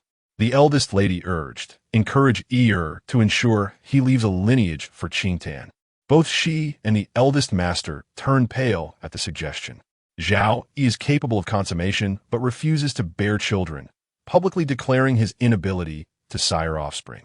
Mother, Yi has expressed that he will not subject his children to his own suffering. Agreeing to this marriage has already been his greatest concession. The mention of this union unsettled the eldest lady. Initially, the Duke of Qing'an had pressured the Zhao family, insinuating disbelief that Zhao Yi would not live long or produce heirs. The late Duke, who valued promises greatly, acquiesced to the Duke of Cheng'an's insistence on marrying his daughter into their family, somehow persuading Zhao Yi to relent and take a wife. Ultimately, this grand charade was orchestrated to marry Shen Mingzhu to Zhao Yu. If a child is to be provided for Tanner, it would be wiser to adopt one from the clan. The eldest lady understood the old matriarch's intentions. The household is replete with grandchildren. Surely, a few among them are capable of shouldering the responsibilities of the duke's estate. The old matriarch, reluctant to press Zhao Yi further, rested her hand on her forehead. You may leave. I shall ponder this matter further. Chapter 10. Misappropriating the dowry. Shen Qingtan returned to Lanxue courtyard alongside Zhao Yi. After traversing a short distance, she heard Zhao Yi cough intermittently several times. She halted her steps, tilting her head to observe his pale lips, and expressed her concern. Second master, should we summon the doctor for a pulse check? It is nothing serious. I often cough a few times daily, Zhao Yi replied with a faint smile. A dose of medicine will suffice. Recalling that he would fall gravely ill in half a year, Shen Qingtan furrowed her brow. At that moment, a servant hurried over, bowing in greeting, Second master, second madam. He then addressed Zhao Yi, Second master. The master has returned. He requests your presence in the study at the front courtyard. I shall go shortly. Zhao Yi dismissed the servant and entrusted Shen Qingtan with some matters. Mama Lu manages the affairs of the courtyard. She will summon the staff shortly.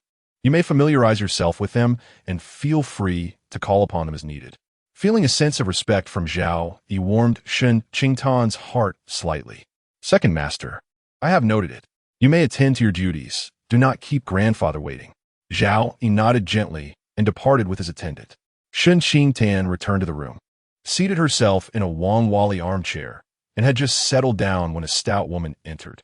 The woman had a round face, beaming with a warm smile, yet her keen, elongated eyes betrayed a shrewdness.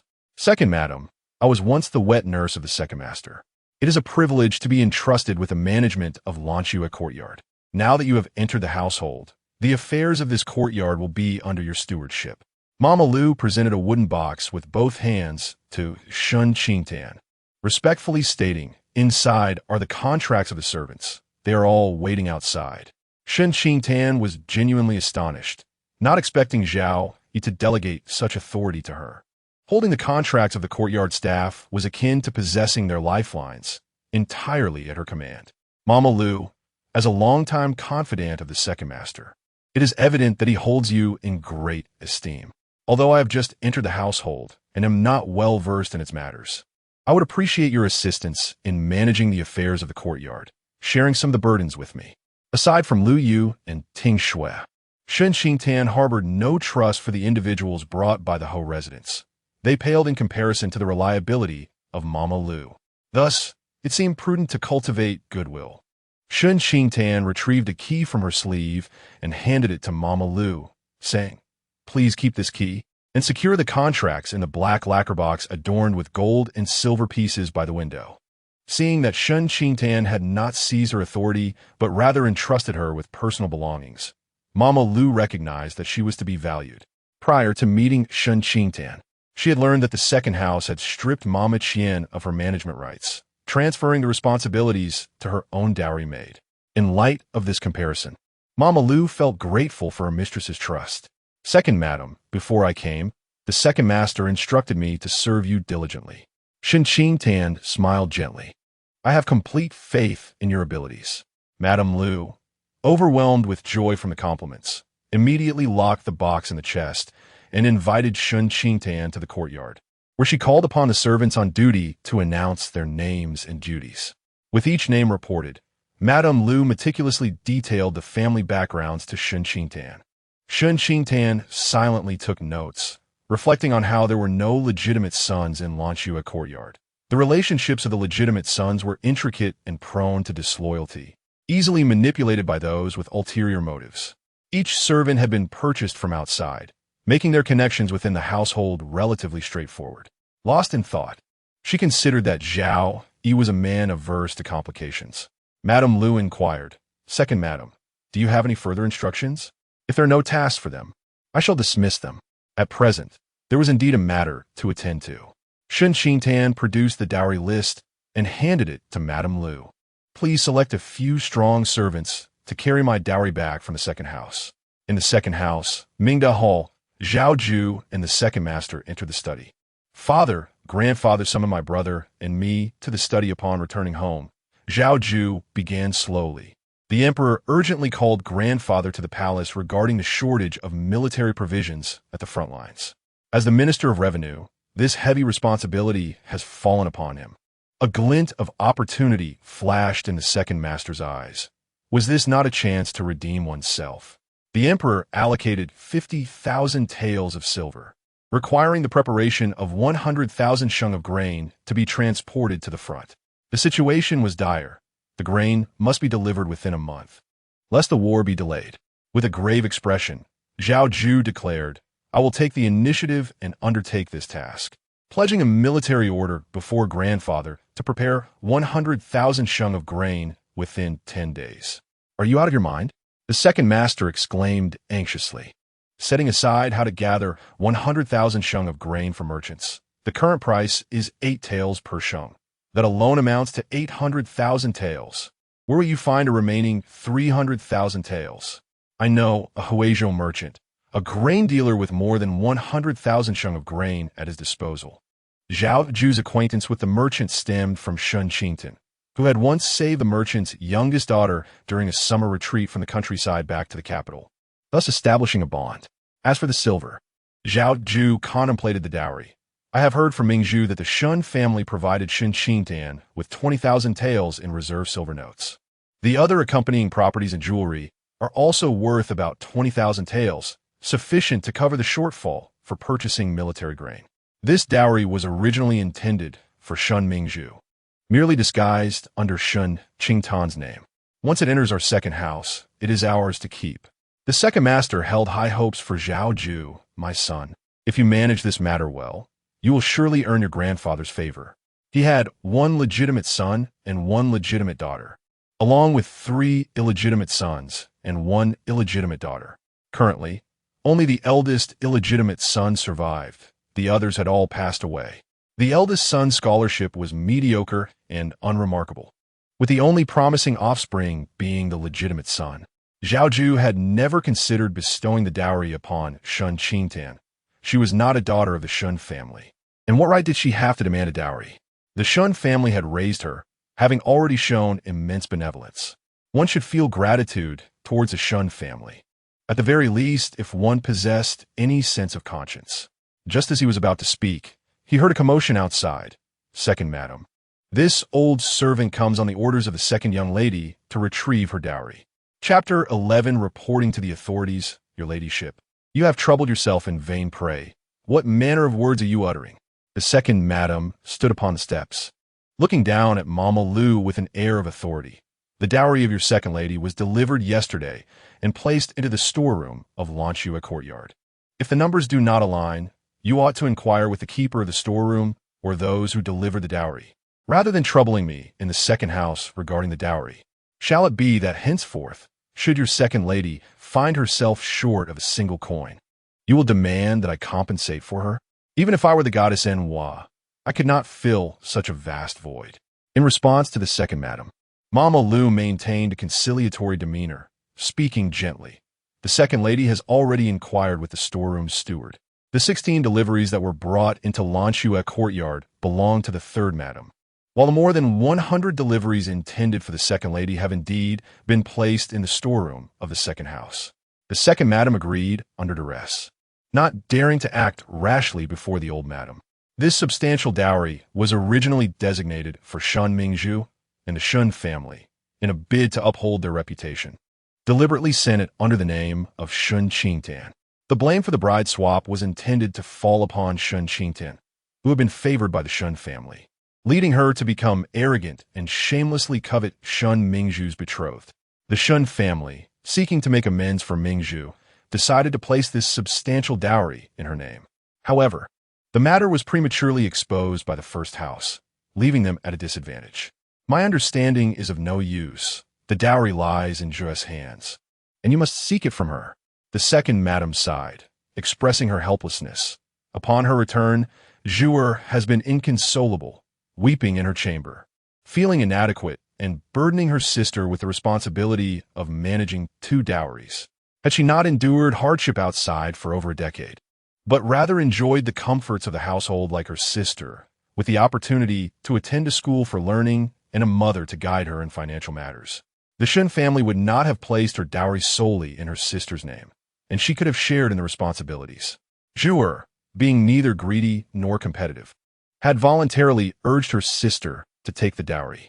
Yet, the elder sister, while verbally assuring their mother that she would care for her younger sibling, showed no willingness to yield in practice, as if afraid her sister might abscond with the dowry, rushing to claim it immediately after the tea ceremony, leaving no regard for her feelings. Were I to have such a sister, who has suffered so greatly, I would surely divide the dowry equally with her. If she lacks the knowledge of financial management, I would personally teach her. After all, none of us are born with such skills. Seeing the second madam's pointed accusations towards Shen Qingtan, which veiled her true desire to claim the dowry, Mama Lu felt a pang of sympathy. Alas, it was the fault of that meddlesome midwife, causing the third madam to endure such tribulations. How could the second lady not feel distressed? It was precisely because she cared for the third madam that she took it upon herself to bear all burdens, suffering in silence. For the hardships she endured could not compare to the trials faced by the third madam outside. Mama Lu wiped the corner of her eye with her sleeve, her throat constricting with emotion. The second lady is the most filial of individuals, wishing to share half of the dowry with the third madam, yet dares not defy the orders of the countess. Those who know her understand the depth of her compassion for her sister. Those who do not might mistakenly believe that the second lady, having married, has grown bold enough to flout the countess's authority. In summary, the second matriarch is troubled, feeling that no matter her actions, she will be misunderstood by others. The second madam was momentarily speechless. The second matriarch, in her anxiety, hastily moved the dowry, genuinely fearing the maligning gossip that the third matriarch intended to seize the dowry of the eldest daughter, thereby tarnishing her own reputation. Lu Mama suggested, "Second madam, why not allow this old servant to return the dowry today, when we visit in a few days? The second matriarch can discuss with Madam Ho about redistributing some of the dowry for the third matriarch."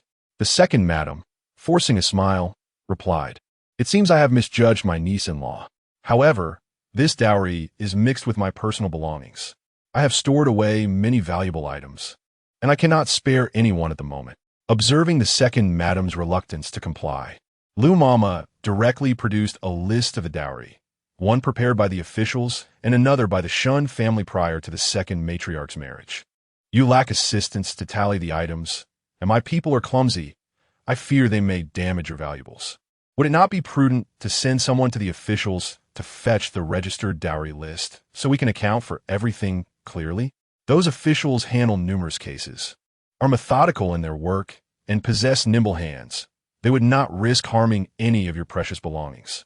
The second madam clenched her handkerchief, feeling both anger and resentment towards this cunning servant. She could not dare to send Lu Mama to the officials, should word reach them.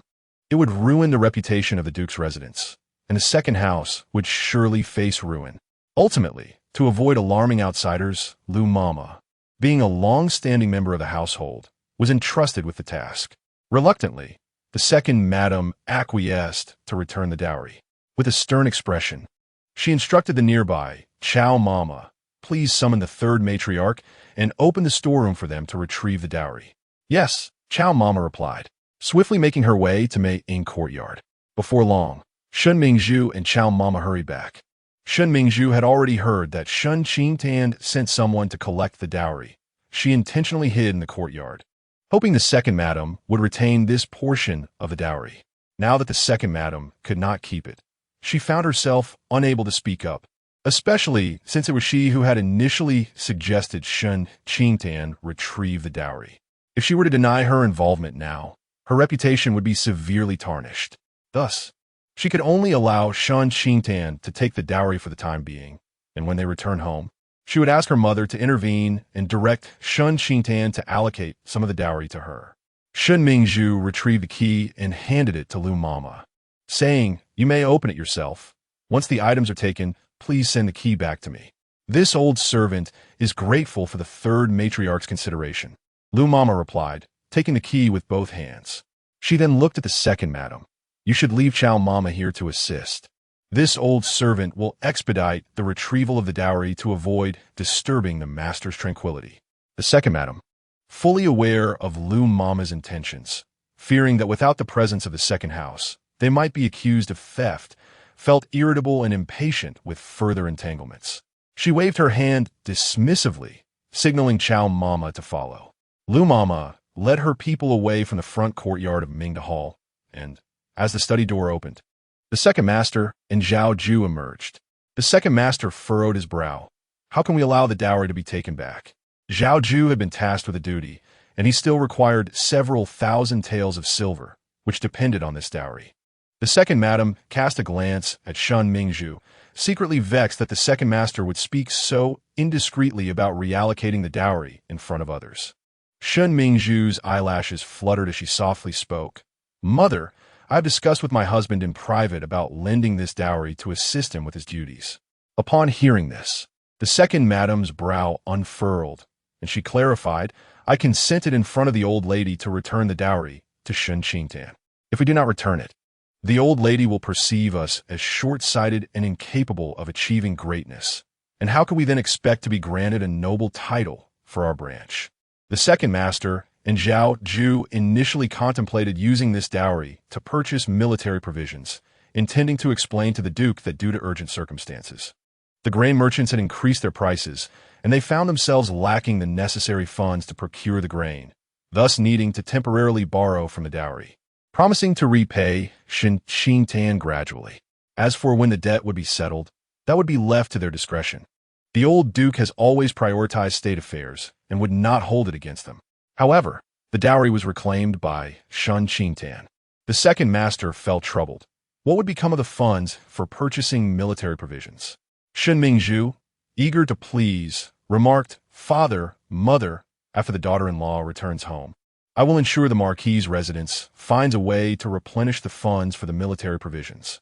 They all understood that this meant reclaiming the dowry from Shen Qingtan. Upon hearing this, the second master and his second madam beamed with joy, offering numerous praises. Zhao Yu spoke softly, "My dear wife, you have worked hard." Shen Mingzhu, observing their change in attitude, felt a sense of relief, as she had discovered a means to curry favor with her husband's family. Hearing Zhao Yu's words, her face flushed with embarrassment. "Husband, it brings me joy to alleviate your worries." Zhao Yu, seeing her sincerity, softened his demeanor. "I will escort you back to your chamber." Shen Mingzhu nodded gently, cherishing this first display of affection from him after the tea ceremony. Madame Lu held the dowry list, meticulously checking each box before confirming everything was in order, and only then did she instruct for the items to be transported back to Longxue courtyard. Just as Shen Qingtan emerged from her room, she noticed the servants bringing in the dowry, filling the courtyard. She returned indoors to wait. By the time all the items were delivered, it was already noon. Madame Lu, having accomplished a significant task, returned with a swift step and reported, "Second madam, all the dowry is here. Would you like to take a look?" "Certainly." Shen Qingtan glanced at the courtyard filled with dowry and said warmly, "You have all worked hard today. Madame Lu, please fetch a few taels of silver from the boxes and treat them to a meal." "Yes," Madame Lu replied eagerly, joyfully exclaiming, "The old servant shall convey the second madam's gratitude to them." Shen Qingtan exited her room, descended a few steps, and stood before the nearest box, casually lifting the lid. Inside were several rolls of paintings made from sandalwood. Even before unrolling them, the fragrant aroma of sandalwood wafted towards her, making her feel that something was amiss. Chapter 12. The forgery. The fragrance of sandalwood is gentle and refined, with a hint of spiciness that exudes a crisp quality. The bridal dowry includes several paintings and calligraphies by renowned masters, one of which is a unique piece. Each artwork is mounted on an old sandalwood scroll, not only repelling moisture, but also warding off insects. Decorated with gilding, they appear exquisitely elegant and opulent. However, when Shen Qingtan unrolled one of the scrolls, it lacked the warm, delicate aroma of genuine sandalwood, instead emitting a bitter scent. The gilding shone with an unnatural brightness, as if newly applied. The artworks, passed down through generations, should possess a muted patina of time, rustic and natural. It was evident that the items had been swapped. Upon closer inspection, Shen Qingtan discerned that this painting was indeed a forgery. The piece before her was vibrant and skillfully executed, nearly indistinguishable from the original. Had it not been for her upbringing among these esteemed artworks, she might have failed to recognize its falsity. She returned the painting to the box and proceeded to open the remaining chests, discovering that the gold, silver jewelry, and jade artifacts were all meticulously crafted replicas. Mama Lu sensed something amiss. "Second madam, are there issues with the dowry?" Shen Qingtan cast a glance at Qiuchan and Chunjiao, who stood beneath the eaves. With so many people around, it was not the time for elaborate discussions. These paintings are genuine masterpieces from esteemed scholars, priceless treasures. "I noticed some dampness earlier and worried they may be damaged," she explained, instructing Qiuchan and Chunjiao, "Lead the others to store the dowry properly." Having been reprimanded by Shen Mingzhu, Qiuchan and Chunjiao were now tasked with serving Shen Qingtan. However, Shen Qingtan harbored no trust in them. She entrusted the management of the courtyard to Zhao Yi's wet nurse and assigned tasks to Mama Lu, indicating that she had no intention of relying on the two women, making their future at the Duke's residence increasingly precarious. The two women dared not entertain any ulterior motives and promptly assisted the servants in moving the dowry. "Mama Lu, come with me," Shen Qingtan said as she entered the room, signaling for Mama Lu to close the door. "Did you encounter any difficulties in retrieving the dowry from the second residence?" The second madam hesitated to return it, and only after the old servant threatened to report it did she allow us to bring it back, Mama Lu recounted. Realizing the dowry's authenticity was in question and refraining from any deceit. She relayed the events from the second residence to Shen Qingtan, her voice tinged with anxiety. Second madam, is there something suspicious about this dowry? Indeed, there's a considerable deception at play. Shen Qingtan's expression turned as cold as frost. The only ones capable of orchestrating such a swap were the Shen family and the second residence. The Shen family value their reputation and would not resort to returning counterfeit items to Shen Mingzhu. The forgery could only have originated from the second residence. In her previous life, during her honeymoon, she became bedridden while Zhao Yu took on a task to procure military provisions, leaving a shortfall of several thousand taels of silver and borrowing from her dowry. At that time, she thought of their union as one, sharing both honor and disgrace. Once Zhao Yu completed his mission and achieved merit, should he receive a promotion, she would also gain added prestige. Thus, she entrusted him with her dowry. If it were a forgery, Zhao Yu would surely have informed her. Presumably, in fear of hindering Zhao Yu's assignment, the second residence had provided him with the genuine dowry. In this life, as she married Zhao Yi, the second residence had presented her with this fabricated dowry to placate her. Shen Qingtan's eyes shimmered with a cold glint. The matter of the dowry's exchange was undoubtedly orchestrated by the second madam. The second madam, with her shallow insights and insatiable greed, covertly swapped the dowry, knowing she could not openly demand it. It was evident that she had obtained the dowry list through Shen Mingzhu, that foolish girl, who must have revealed it before her marriage. Otherwise, how could such a deceit be executed within a mere day or two? The second madam, under the guise of a marital exchange, intended for the dowry, ostensibly for her, to actually be allocated to Shen Mingzhu, ensuring the latter received a portion of it. All valuable items from the dowry had been clandestinely replaced, and even the hidden silver notes might not be exchanged for silver at the bank. Now, only the properties and shops remained, which were publicly visible and thus untouchable. A chilling resolve permeated Shen Qingtan's demeanor. The second household's deliberate contention was merely a ruse to lower their guard, rendering them unsuspecting of the counterfeit goods. "Are you certain it is the second household?" inquired Mama Liu. Shen Qingtan replied, "The Shen family boasts a splendid 10-mile bridal procession. Should they attempt to pass off counterfeit dowries, it would surely invite scorn and enmity from the Duke's residence." Mama Liu, incensed, declared, "I shall confront the second madam immediately." Shen Qingtan interrupted, "Even if you do, the second household will deny any wrongdoing and instead accuse me of slander." Mama Liu, feeling indignant, exclaimed, "Madam, shall we simply endure this silent humiliation? I can tolerate many things, but I shall not accept being wronged." Shen Qingtan, with a calculated air, coldly stated, "I shall ensure they return the entire dowry with interest. Those who dare to appropriate what belongs to me must be prepared to face the consequences." Mama Liu gazed at Shen Qingtan, struck by the sharpness in her expression, realizing that her initial impression of Shen Qingtan as amiable was misguided. She was, in fact, a woman of considerable cunning and resourcefulness. How could an ordinary person maintain such composure in the face of a dowry being swapped? She had even devised countermeasures in advance. "Mama Liu, act as though you are unaware of this matter," Shen Qingtan instructed. "You shall lead them to the banquet. Do not spare any expense on the wine in my name." Mama Liu, astute as ever, discerned Shen Qingtan's intention to feign ignorance about the dowry substitution and to catch the second household off guard. She promptly replied, "I shall make a grand display of taking them to the banquet so that everyone in the household is aware." Shen Qingtan added, "The second master is in poor health and is occupied with affairs of the imperial family. Such trivial matters from the rear courtyard need not trouble him."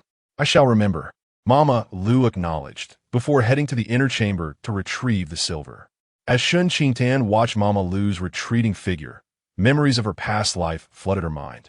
In the Great Zhou, there were 4 major granaries, which should have ensured a sufficient grain reserve.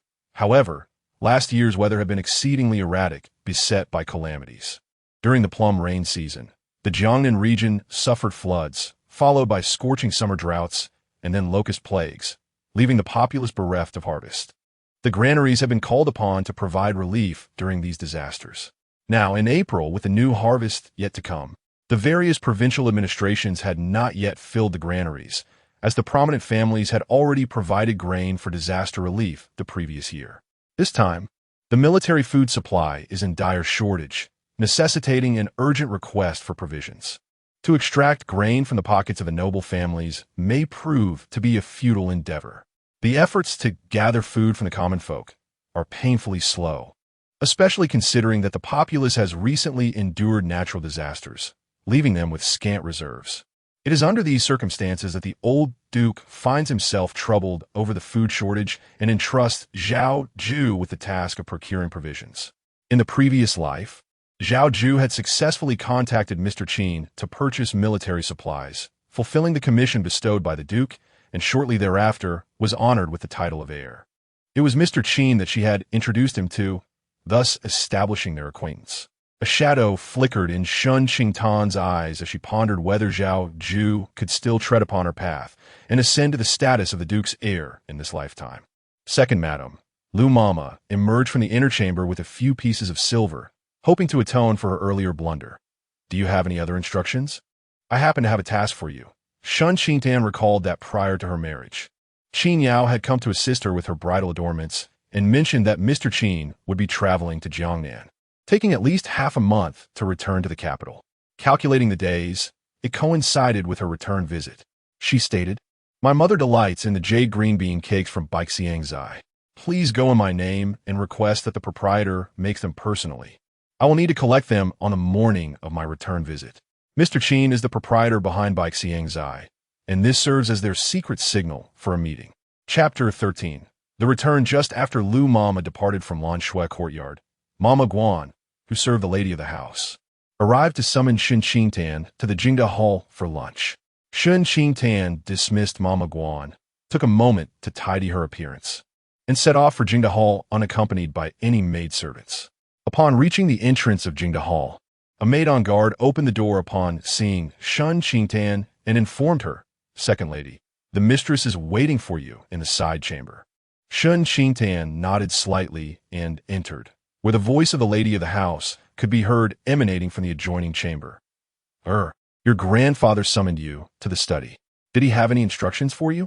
Zhao Yu, seated with his back to the side chamber door, succinctly replied, "The northern border is facing a shortage of military provisions. Grandfather has arranged for me to gather supplies with my third brother." He continued, "The northern Qi has taken note of our Zhou's recent calamities and is employing a strategy of attrition, aiming to exhaust our military provisions and wear us down." The lady of the house, visibly anxious, responded, Your uncle and cousin are at the northern border confronting foreign enemies. We cannot afford any delays regarding the provisions. Mother, my third brother will gather and send the supplies to the northern border within 10 days.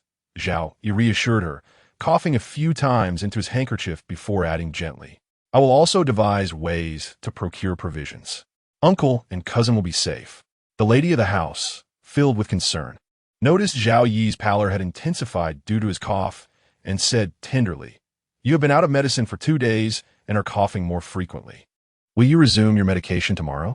Zhao Yi was about to respond when he suddenly turned his gaze toward the entrance.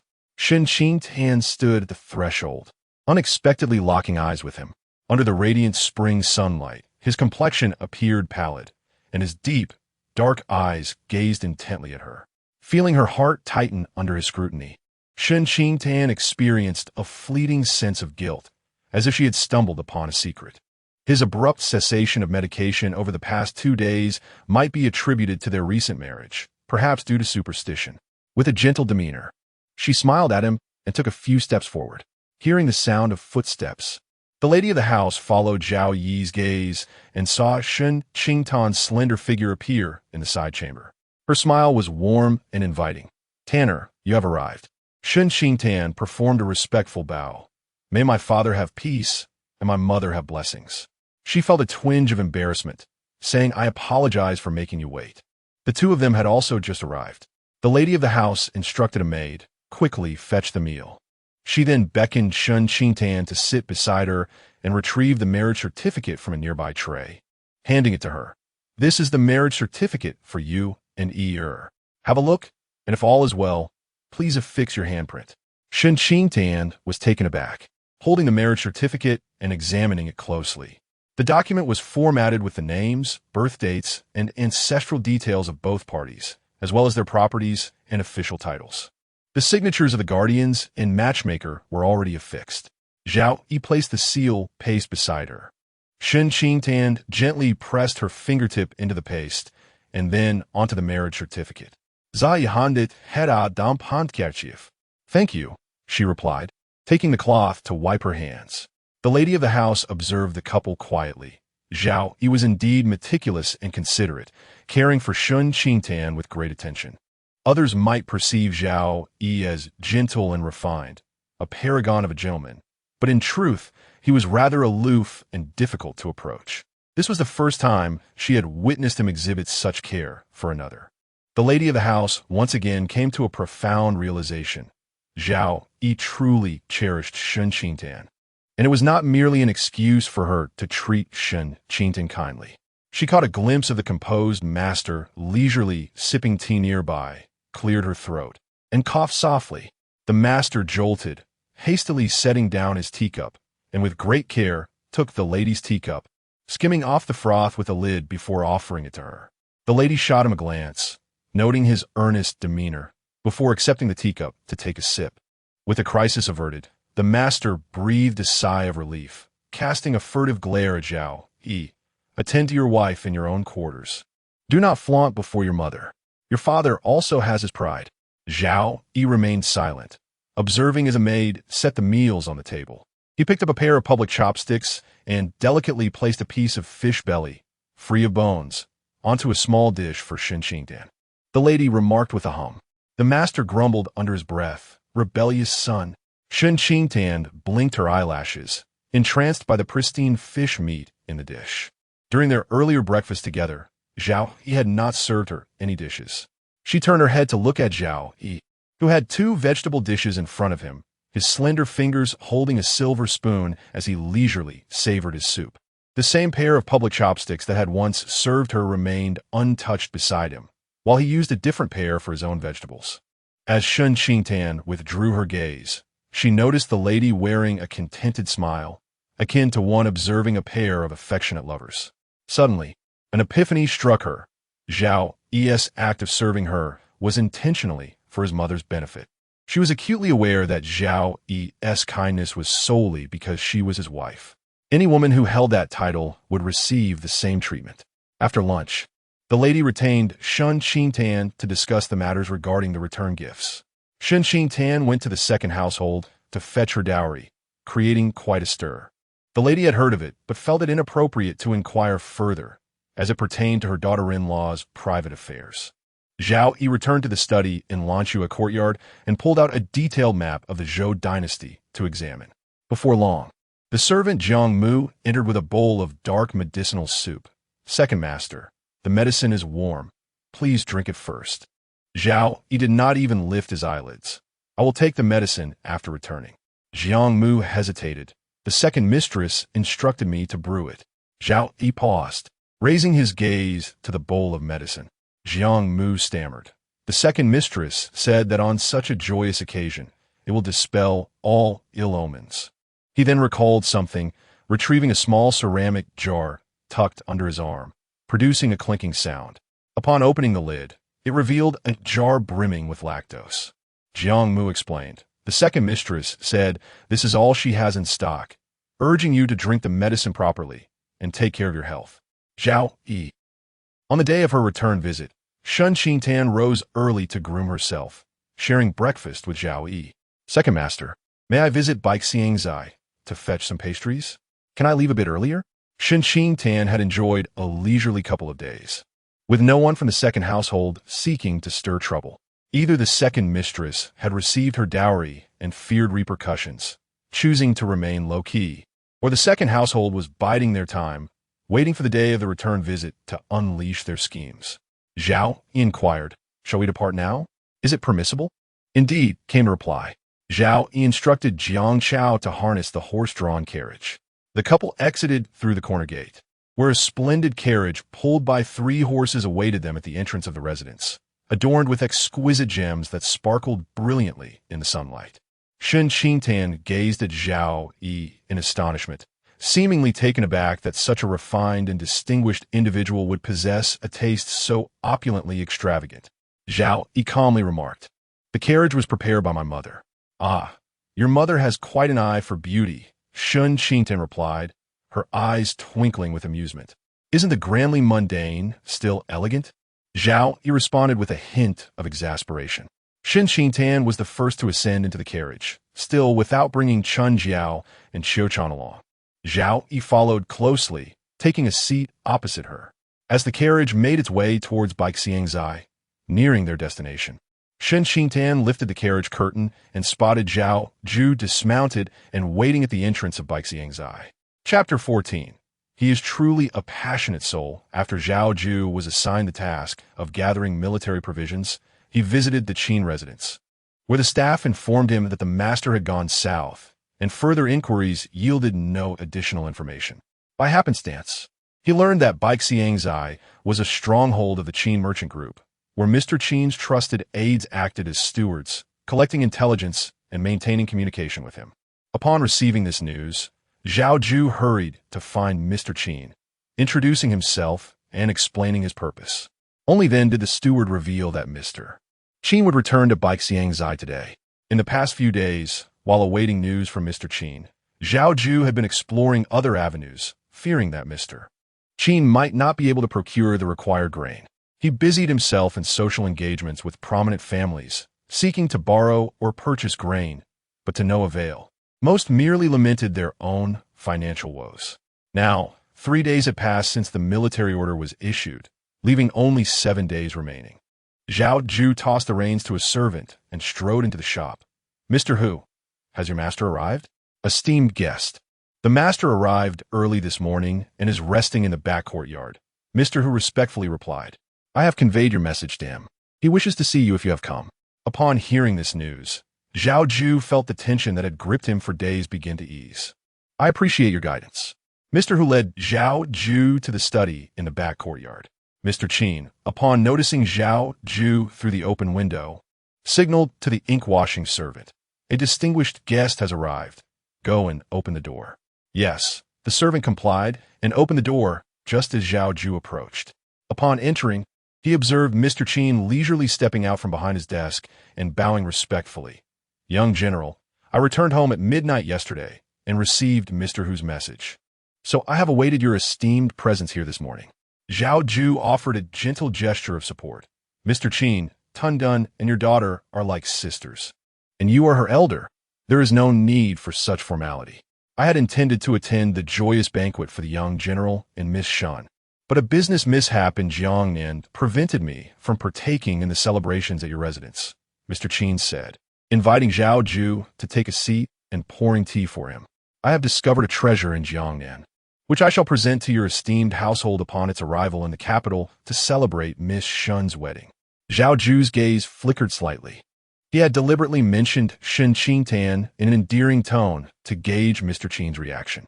The implications in Mr. Qin's words suggested he was unaware of the changes in Zhao Yu and Shen Qingtan's circumstances. A tumult of emotions surged within him. If Shen Qingtan had severed ties with him, she would undoubtedly have informed Mr. Qin, thereby dissolving their collaboration. After all, with her marrying another, their positions had diverged, placing them at odds.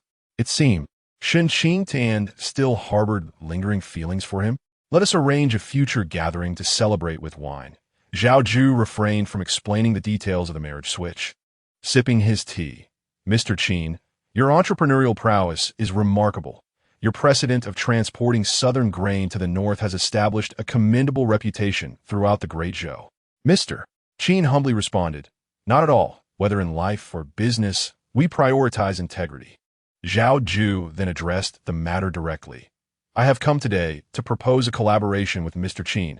I wish to purchase 100,000 stones of military provisions." Boss Qin was taken aback, exclaiming, 100,000 stones? He sighed deeply. "You are aware of the current grain shortage. How could I possibly possess such a vast quantity? The little grain I do have was procured at exorbitant prices from old stocks." Zhao Yu spoke with a weighty tone. "The peace and prosperity of the common folk in the Great Zhou are solely reliant on the valiant soldiers at the borders, who risk their lives and shed blood to defend our homeland. The war in the northern frontier should have concluded long ago. The northern Xi, aware of our grain crisis, seeks to employ delaying tactics, waiting until we are completely out of resources before launching a full-scale assault on our cities. If we cannot hold the northern frontier, the great Zhou will face dire straits, and the current tranquility will be shattered. Presently, with the army's supplies dwindling, how can the soldiers muster the strength to fight? To perish valiantly on the battlefield is one thing, but to starve to death in such a manner is utterly tragic and lamentable. Boss Qin's expression grew grave. How much grain do you have? Sell it all to me, Zhao Yu urged, rising to bow deeply to Boss Qin. I express my gratitude on behalf of the soldiers of the northern frontier. Boss Qin hastily declined the gesture, saying, Young general, as a citizen of the great Zhou, it is only natural that I lend my humble assistance in times of national crisis. Zhao Yu felt a wave of relief wash over him just as he was about to speak. However, Boss Qin continued, since the natural disaster, I have not possessed more than 50,000 stones of grain. Moreover, it has been over a month since I left the capital, and I am uncertain of the current stock in the granaries. I shall make arrangements and provide you with a response by tonight. Very well. Before departing, Zhao Yu explained, my relationship with Tanner is complex. On the day of our wedding, chaos ensued, and she ended up in the bridal sedan of my second brother, entering his new home.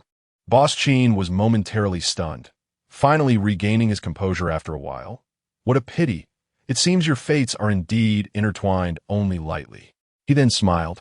Although you are unable to become husband and wife, you are still family, and that too holds its own kinship.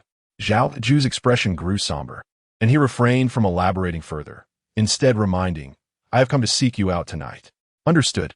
Boss Qin appeared to perceive his underlying thoughts. Regarding the northern frontier's military situation, I shall not act impulsively. After a brief pause, he added with a knowing tone, Young general, I am a merchant. Many mouths depend on me for sustenance. How could I dismiss a business opportunity that presents itself? With this assurance, Zhao Yu felt at ease. To avoid any unforeseen complications, he resolved to find an opportunity to pacify Shen Qingtan. After bidding farewell to Zhao Yu, Boss Qin ordered the remnants of tea to be cleared away, replacing it with exquisite Westlake Longjing tea and preparing several delicate pastries. Just as everything was ready, manager who arrived, escorting Shen Qingtan. Upon entering the study, Shen Qingtan removed her veil, beholding Boss Qin standing before the table.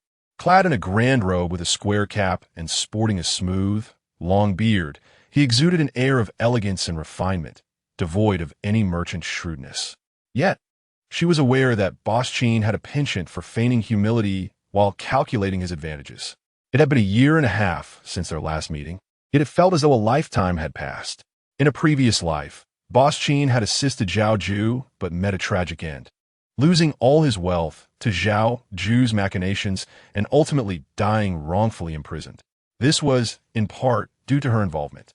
On the day of Boss Qin's demise, Zhao Yu, inebriated, stumbled into her room to deliver the ill news, stating, if one must assign blame, it can only fall upon him for discovering that you were alive, nearly tracking down another residence. Otherwise, he would not have met such a fate today. He further remarked, Shen Qingtan, over 60 lives from the Qin family perished. All for your sake.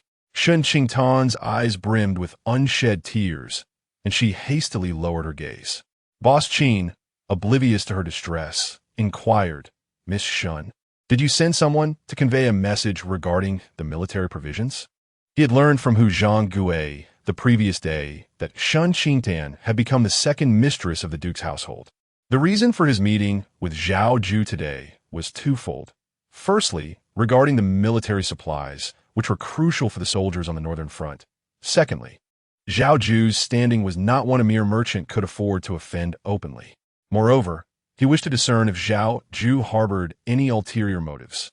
Not long after Zhao Sanni departed, Boss Qin recalled Zhao Yu's demeanor and tone when he mentioned Shen Qingtan, tinged with mockery. He truly is a lovesick fool. What nonsense! Having grown up together as childhood sweethearts, one would recognize the other, even reduced to ashes. their figures would surely be identifiable. This man's character is well known to me. Being a man myself, for the sake of power and wealth, he is quick to abandon. Boss Qin felt relief.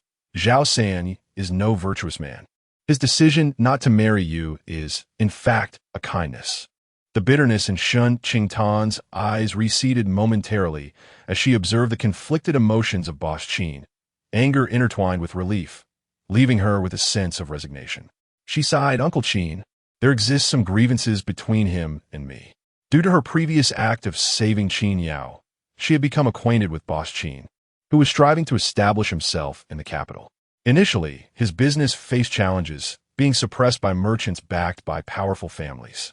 With her reputable standing in the capital, she introduced him to numerous influential connections, assisting him in solidifying his foothold in the city. Grateful for her substantial help, Boss Qin discreetly involved her in business endeavors. Reflecting on this, she had yet to provide him with a definitive answer. Boss Qin furrowed his brow. Setting aside the fact that the provisions are intended for the soldiers in the north, he has been tasked with gathering military supplies. If I were to refuse, and he were to petition for an investigation against me, it could very well implicate you as well. Chapter 15. Shen Qingtan's calculations. Shen Qingtan was acutely aware of Boss Qin's respect for her, coupled with a protective affection akin to that of a mentor toward a junior. In her past life, aside from her estranged biological family, the Qin family was the only one that genuinely cared for her. She pondered, "Uncle Qin, how much grain do you have on hand?" Boss Qin replied, "Last spring, the incessant rain raised concerns about unusual climatic patterns, prompting you to advise me to gather grain. Our granaries across various regions amassed a total of 500,000 stones of grain. Soon after, we faced floods, droughts, and locust plagues. The government requested merchants to donate grain, and we led the way by contributing 50,000 stones, thereafter distributing grain to the populace in a timely and measured manner, leaving us with 20,000 stones. A significant portion of this was collected over the past year. Otherwise, our granaries would have been depleted long ago. During the height of the calamities, when the government requisitioned grain, all merchants adopted a wait-and-see attitude. It was only upon receiving your letter that I took the initiative to lead the donation, which, despite offending other merchants, would undoubtedly earn me favor with the officials. Had we waited for the government to compel us, the amount we donated would not have been within our control. As Shen Qingtan had anticipated after donating the grain, the magistrate and the provincial governor treated him with great warmth, granting him certain privileges in hopes that other merchants would voluntarily contribute. The other merchants had collectively agreed to donate 5,000 stones, harboring resentment toward him and seeking an opportunity for revenge. The government, however, cracked down on a particular individual, conducting a thorough investigation that led to a raid on his household the following day, using him as a warning to others and mandating a donation of 100,000 stones from each merchant. Subsequently, he learned that the officials were resolute in their intention to seize wealth to aid the disaster-stricken populace, having already decreed that each merchant must provide 100,000 stones. By taking the lead in donations and setting an example, he managed to avert disaster. The grain sold over the past year was at a fair price, devoid of exorbitant charges, thus earning him an excellent reputation. "You promised Zhao Yu to sell him the grain," Shen Qingtan stated calmly. "At the foot of the imperial city, the price of grain is reasonable, 8 coins per stone. When the time comes, deceive him into believing he has only 50,000 stones remaining. For the other 50,000, contact a collaborating merchant who is willing to sell to you. As you are in a hurry, the merchant will take advantage of the situation and raise the price to 1 or 2 coins per stone." Boss Qin was taken aback. Regarding military provisions, "I will be asking for too much. If Master Zhao brings this matter to the imperial court, Uncle Qin, the court has sanctioned only 50,000 taels of silver. Should the old duke or others be instructed to handle this matter, your exorbitant demands could indeed bring calamity upon you. As for Zhao Yu, you need not harbor such concerns." Shen Qingtan scoffed.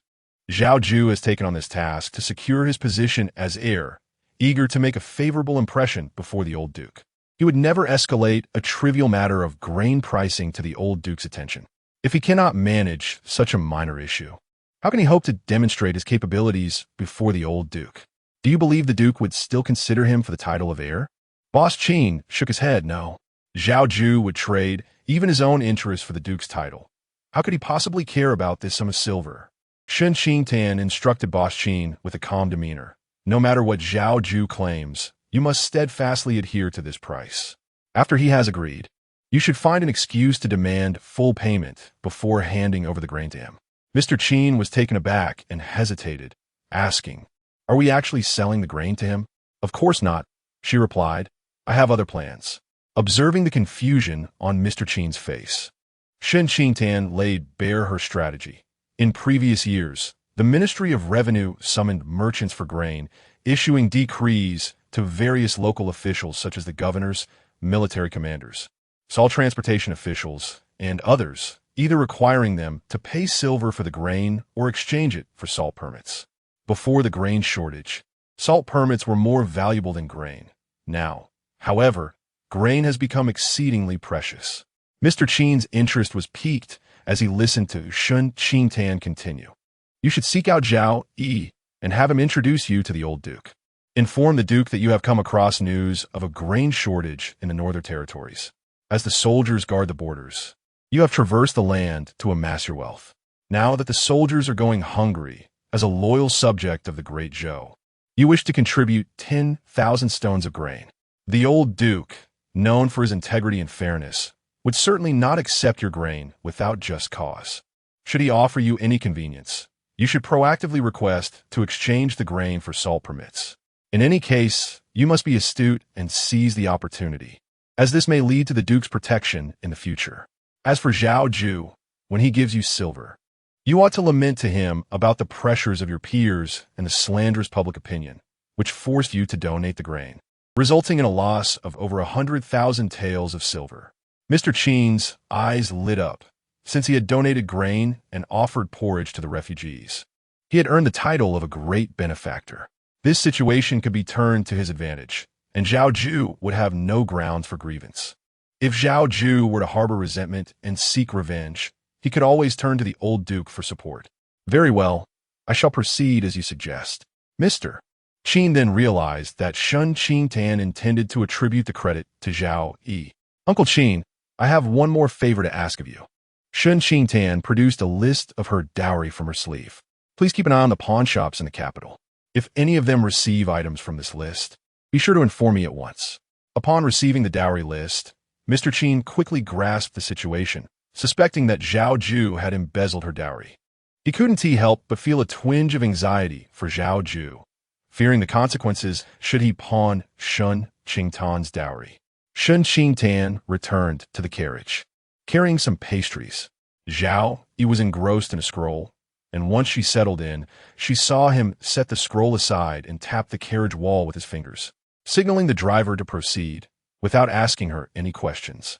Over the last few days, she had come to understand Zhao Yu's disposition. They had entered into a marriage characterized by mutual respect, wherein he would fulfill all his responsibilities, while she would voluntarily share her personal matters, which he would gladly listen to and even assist with, yet he would never pry or overstep boundaries.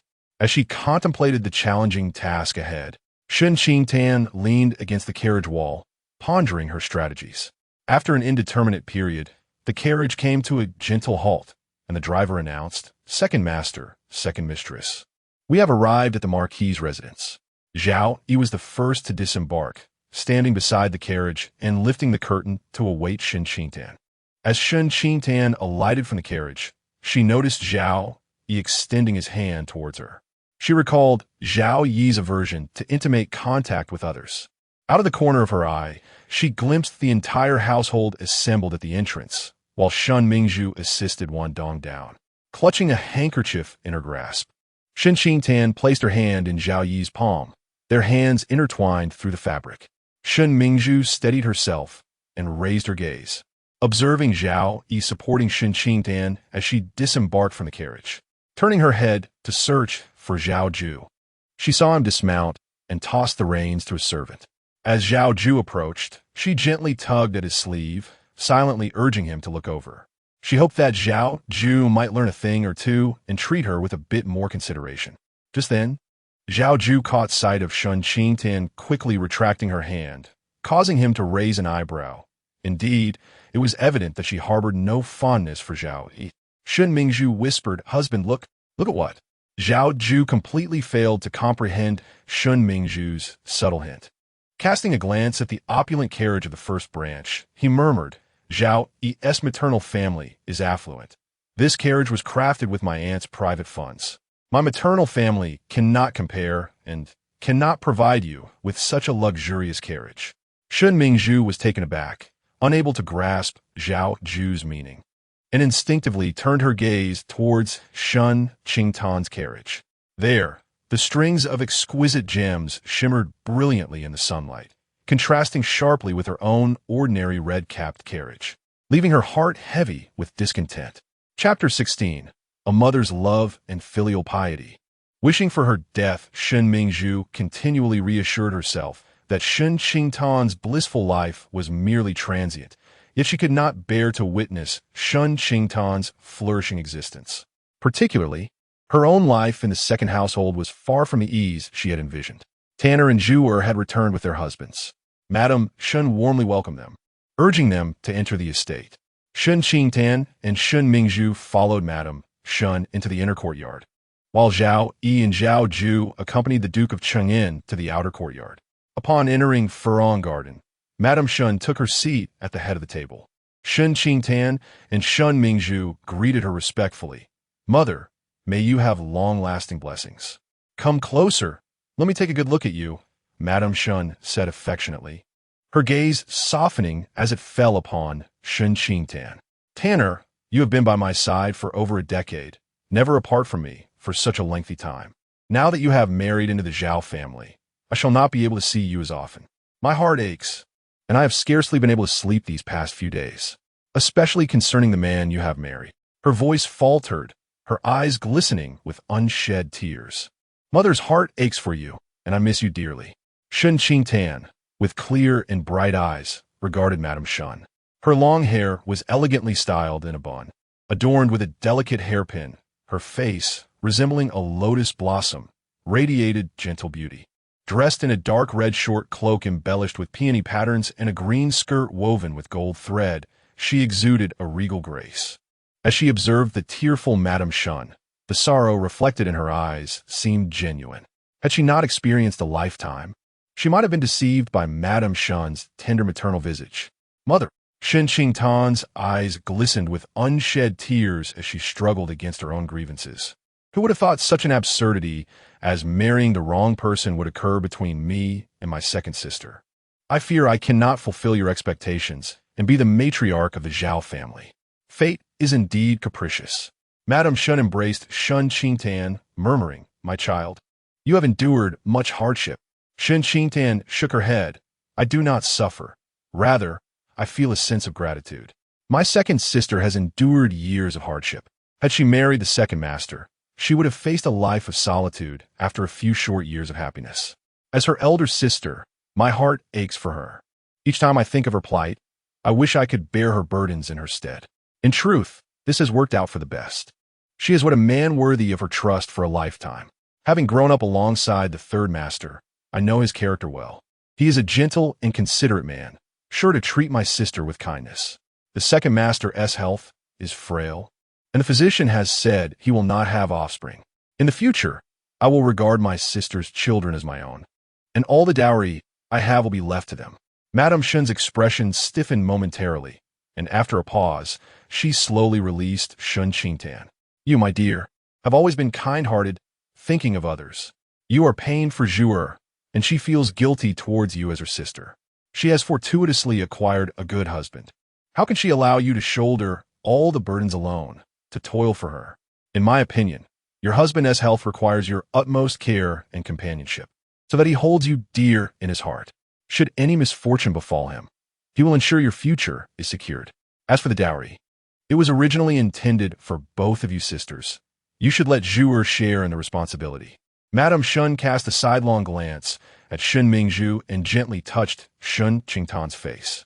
"You must not indulge her any longer. If she encounters difficulties, you should guide her step by step, but she must learn to stand on her own. Otherwise, You will forever be left to clean up her messes. Mother, you are unaware that there are suspicions within the Duke's household. My arrival in the wrong bridal sedan chair was the result of a scheme, not merely a mistake amid chaos. Shen Qingtan pressed her handkerchief to the corner of her eye. If, upon returning home, I were to bestow my dowry upon my second sister, would it not raise doubts among outsiders? They might suspect she envies my status as the Duke's daughter, enduring hardships in the countryside, and in retaliation seeks to claim both my husband and my dowry. Madame Shen furrowed her brow. To ruin a sister's reputation is a grave matter. How could I allow my second daughter to suffer such a fate? Shen Qingtan feigned concern for Shen Mingzhu. The Duke's household does not solely consist of the second and third young masters. Until the official decree is received, if rumors spread, it could tarnish my second sister's reputation and implicate her husband as well. Though displeased, Madame Shen could not refute Shen Qingtan's reasoning. It was unacceptable to jeopardize Shen Mingzhu's reputation over a mere 100 dowry items, risking Zhao Yu's noble standing. After all, Zhao Yu had no heirs, and in the future, Zhao Yu would inherit the title, which would all belong to Shen Mingzhu, including the over 100 dowry items that Shen Qingtan held. Having grasped the intricacies of the situation, Madame Shen felt less anxious. You are right, my dear. Am I concerned for you? I have overlooked the circumstances of Mingzhu. Shen Mingzhu, aware that she would not reclaim her dowry, felt the sting of the maternal affection between Shen Madame and Shen Qingtan. Even though she recognized it as a mere act, she pouted. Mother's biased. Biased? Your sister is always planning for you, considering everything on your behalf. If you had any sense of gratitude, you would not utter such words. Madame Shen shot a piercing glance at Shen Mingzhu before turning her attention back to Shen Qingtan, adopting a gentler demeanor.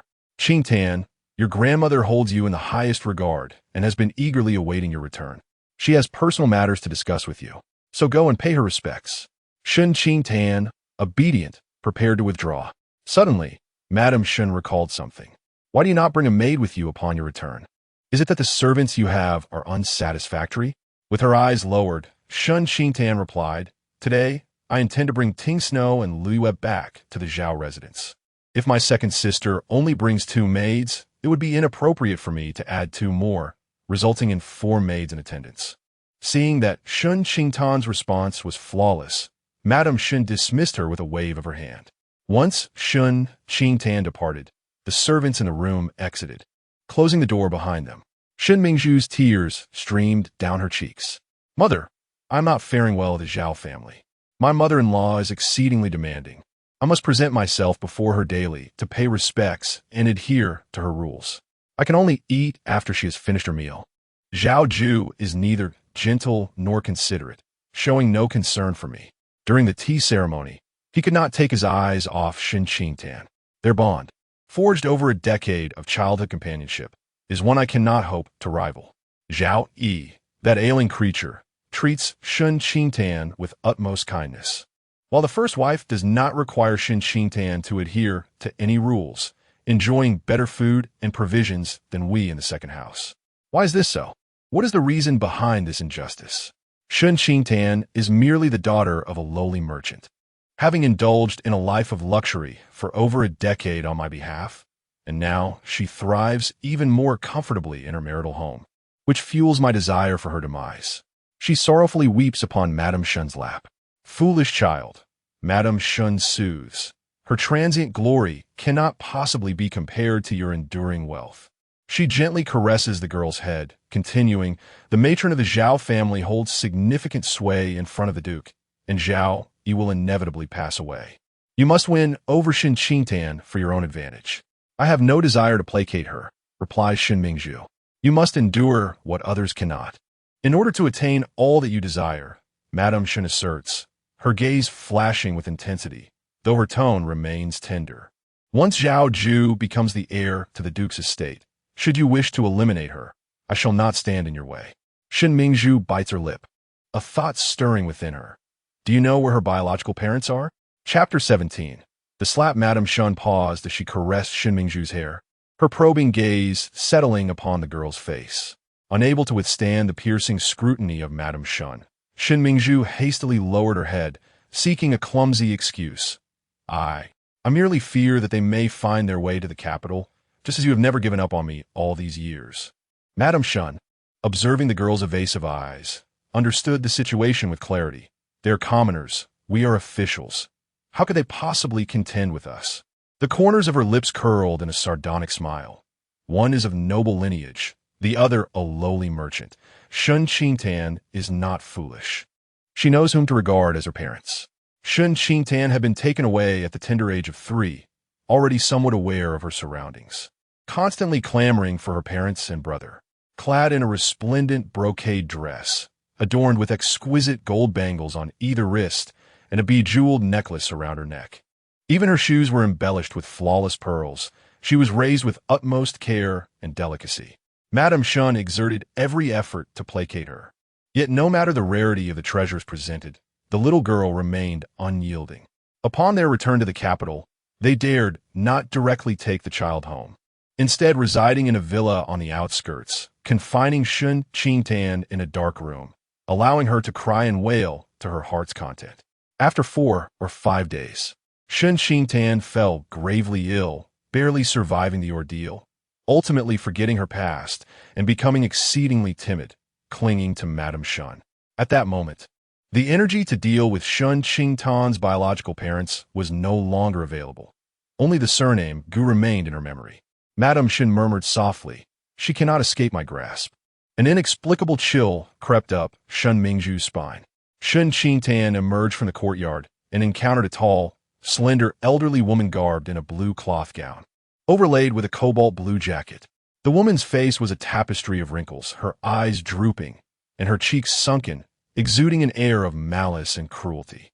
This was Grandma Wei, who served by Madame Shen's side. Shen Qingtan's breath caught in her throat as her fingers, concealed within her sleeves, dug into her palms. In her previous life, Zhao Yu's confidant had set her villa ablaze, revealing such truths before departing. Grandma Wei stepped forth from the shadows, coldly observing Shen Qingtan as she endured the agony of fiery torment. "Madam, out of deference for the years of maternal affection, I have come to escort you on your journey. Your father and brothers, enjoying high positions and wealth, have long suffered the sorrow of losing a beloved daughter. Madam can empathize with this and will allow our legitimate young lady to stand in for you, acknowledging them as her adoptive parents. You may depart with peace of mind." Miss Grandma Wei offered a curtsy, her expression devoid of respect, her lips curling into a sneer. "As the legitimate daughter of the Marquis, you must always remember your status. When venturing outside, you ought to be accompanied by serving maids. Otherwise, should others see, they might think the Marquis treats you poorly."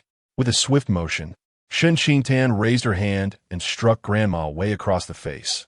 "Grandma Wei, as my mother's wet nurse, I had previously afforded you a measure of respect.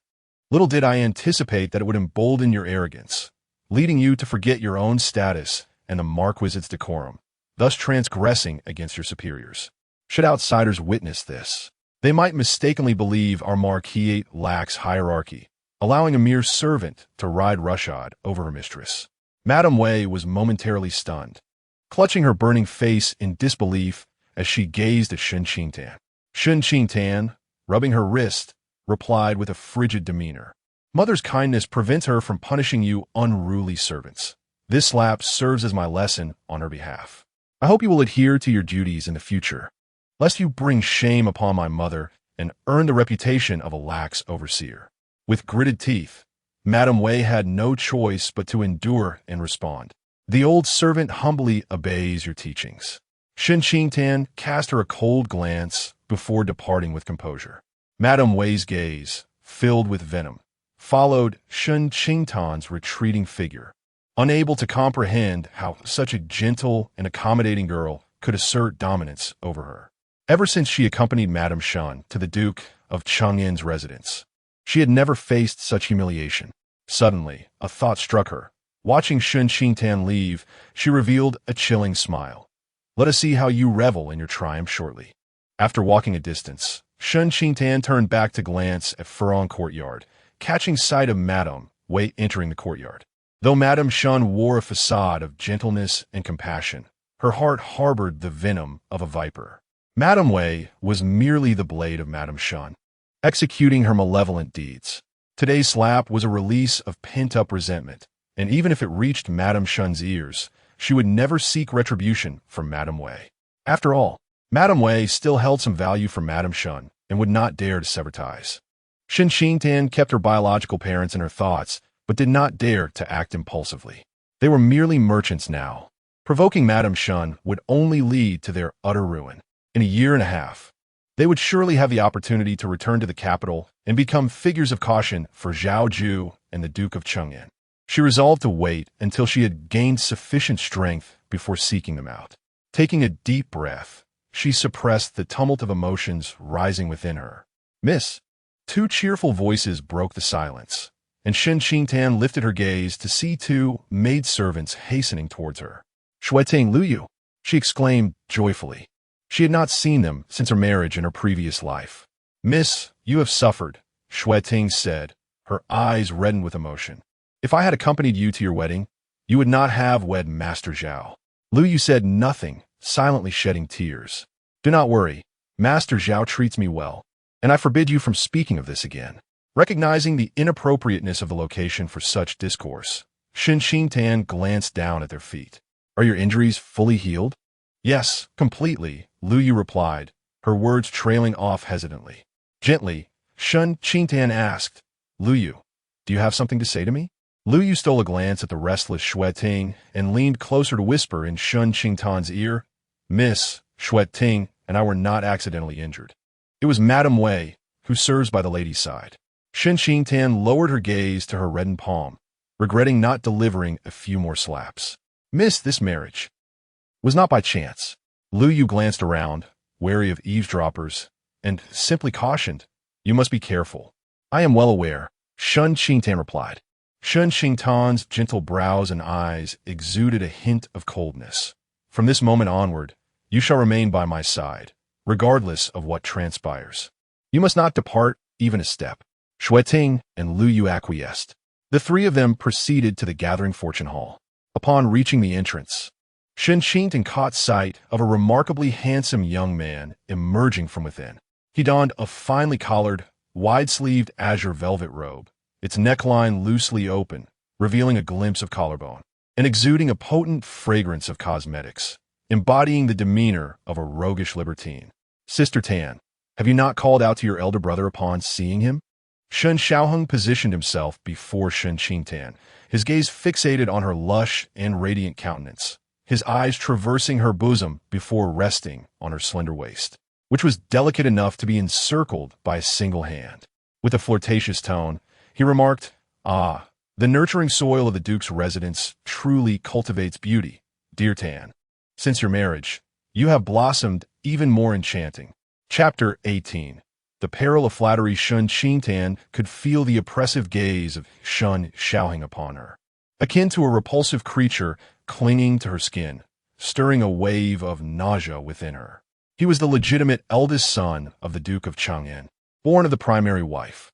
Tragically, his father and mother were slain by mountain bandits on their journey back to the capital, leaving only the infant Shen Xiaoheng, who was subsequently raised by Madame Shen and cherished by the old matriarch. Madame Shen indulged him at every turn, allowing him to become a wastrel, engaging in debauchery and frivolity.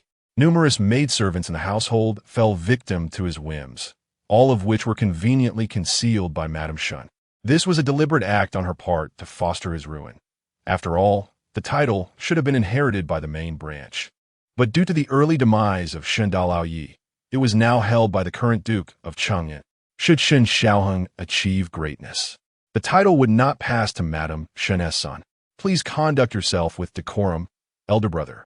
In her past life, while confined to a secluded courtyard, she had overheard the gossip among the elderly servants, discussing the scandalous entanglements of Shen Xiaoheng with one of the Duke's concubines, ultimately leading to his expulsion from the family lineage. Shen Qingtan bypassed Shen Xiaoheng and entered the courtyard. In response to her dismissal, Shen Xiaoheng glared at her with a brooding expression, his gaze lingering upon her graceful form, which stirred a troubling desire within him. He pivoted and retreated to the rear courtyard. turning back to glance at the direction of Shen Xiaoheng's departure. Shen Qingtan withdrew her gaze and prepared to enter her quarters. A maidservant named Hongxing, who served by the old matriarch's side, emerged to inform her, "Miss, the elder master visited just now and left the old lady quite distressed. She has taken her medicine and is resting, requesting that you forego your customary greeting and spend more time with Madam." Shen Qingtan was not surprised. The old matriarch's affection was reserved solely for Shen Xiaoheng, as she hoped for him to inherit the title. In contrast, she remained indifferent towards her other grandchildren. Unfortunately, Shen Xiaoheng's lack of ambition was a source of disappointment for her. "I would appreciate it if you could convey my regards to grandmother on my behalf.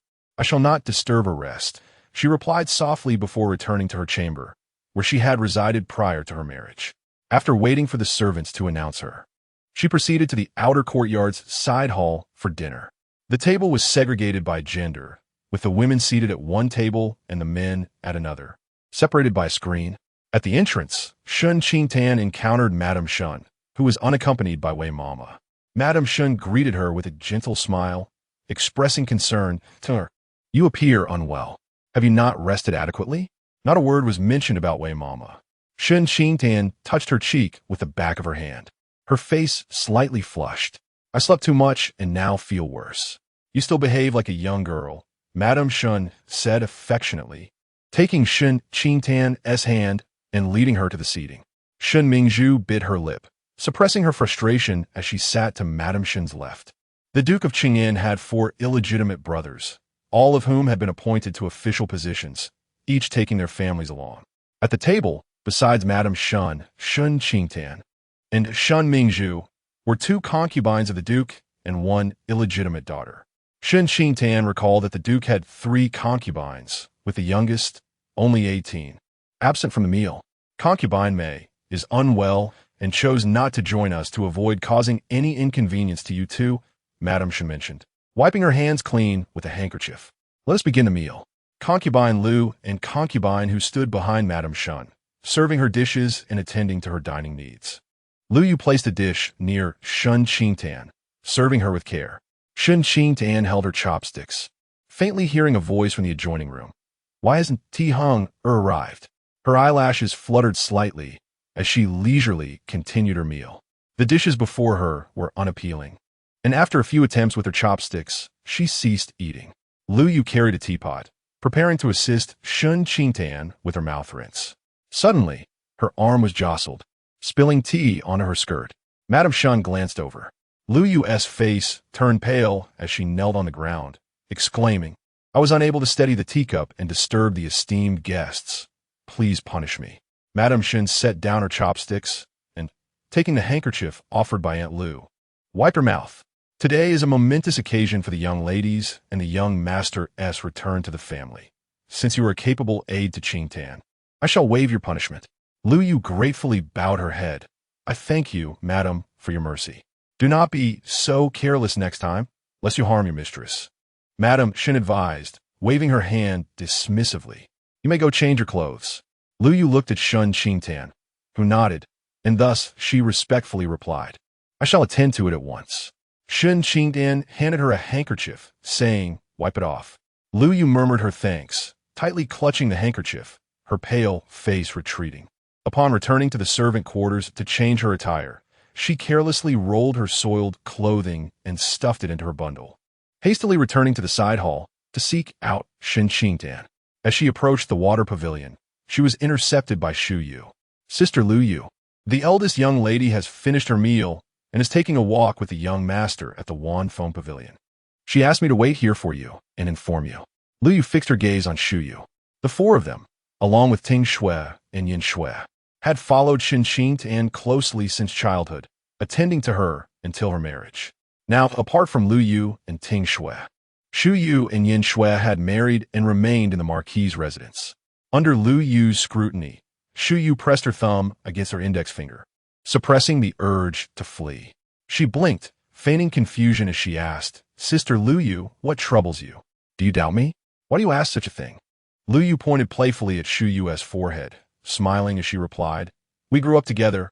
I know exactly what kind of person you are." I trust no one else but you few. Shu Yu's expression relaxed, and she smiled. The eldest young lady favors the cloud cakes I make. I prepared some yesterday, and shall bring them to you shortly. Excellent. Lu Yu responded. Do you have anything else to say?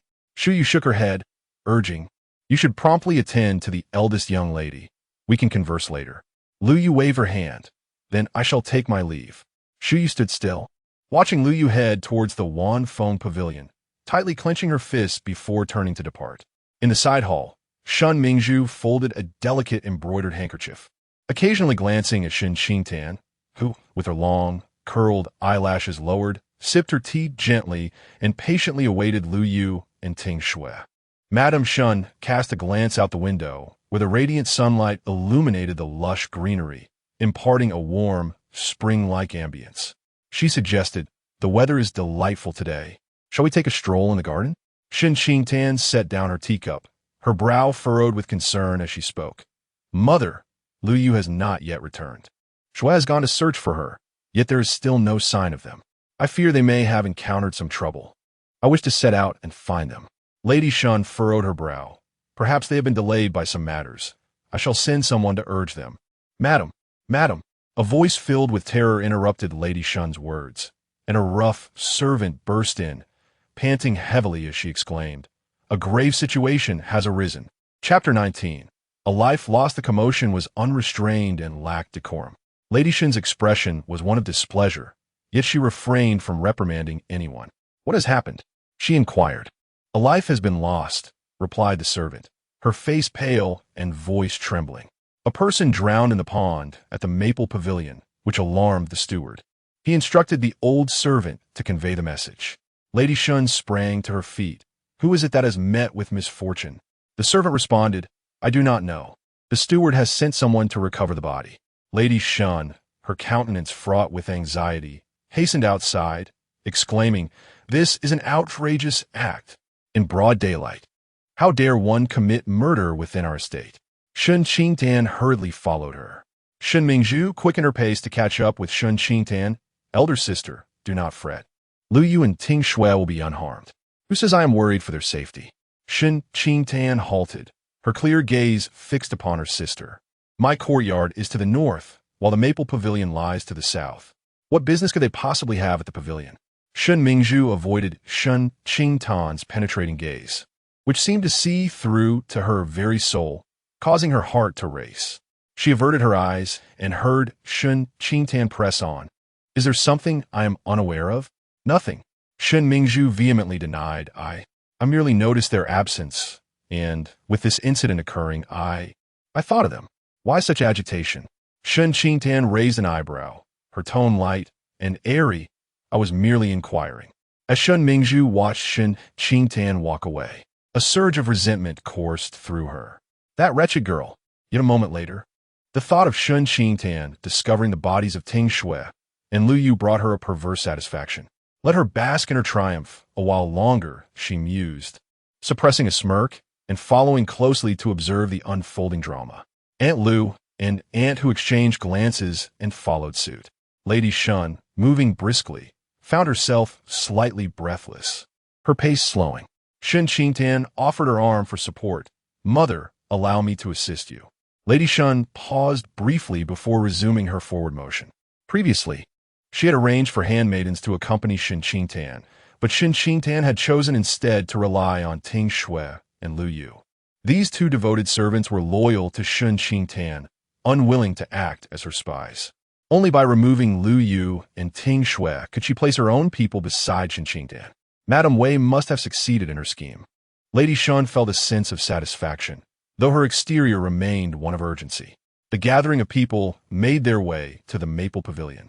Shen Qingtan observed several young servants hoisting a figure from the water, swimming towards the shore. Lady Shen appeared unable to bear the sight, turning her head to Shen Qingtan, her hand clutching her handkerchief to her chest, murmuring, I cannot fathom who this unfortunate soul is cut down on such a joyous day. If I discover the perpetrator, they shall not escape unscathed. Mother, Shen Qingtan recognized the person they had pulled from the water, her complexion shifting dramatically, and she stammered in disbelief. How could this be? Upon witnessing Shen Qingtan's face pale instantaneously, Madame Shen's gaze fell upon Shen Mingzhu, whose expression was inexplicably tinged with excitement. In an instant, her eyes widened, and the color drained from her face entirely. A jolt of dread surged within her as she abruptly turned her gaze towards the edge of the pond, only to find the figure lying there was unmistakably not Lu Yue and Ting Xue, but rather it was Mama Wei. No, this cannot be. Madame Shen felt darkness encroach upon her vision, her entire being teetering on the brink of collapse. The reality of Mama Wei's death was beyond her comprehension. It was she who had left Mama Wei behind, orchestrating the meeting of Lu Yue and Ting Xue at the Wan Feng Pavilion. Everything had been meticulously arranged. How could it be that Mama Wei was the one who perished? Where were Lu Yue and Ting Xue? Investigate. Madame Shen gritted her teeth, commanding, "Summon everyone who visited the Wan Feng Pavilion today." Her gaze towards Shen Qingtan was filled with venomous malice. This affair was undoubtedly connected to that wretched woman. Chapter 20. Accusation. The steward was filled with trepidation, his heart racing with anxiety, never imagining that an incident would arise involving Madame Shen's trusted confidant. Madame Shen's complexion turned ashen, emanating an intense ferocity. The steward dared not lift his gaze.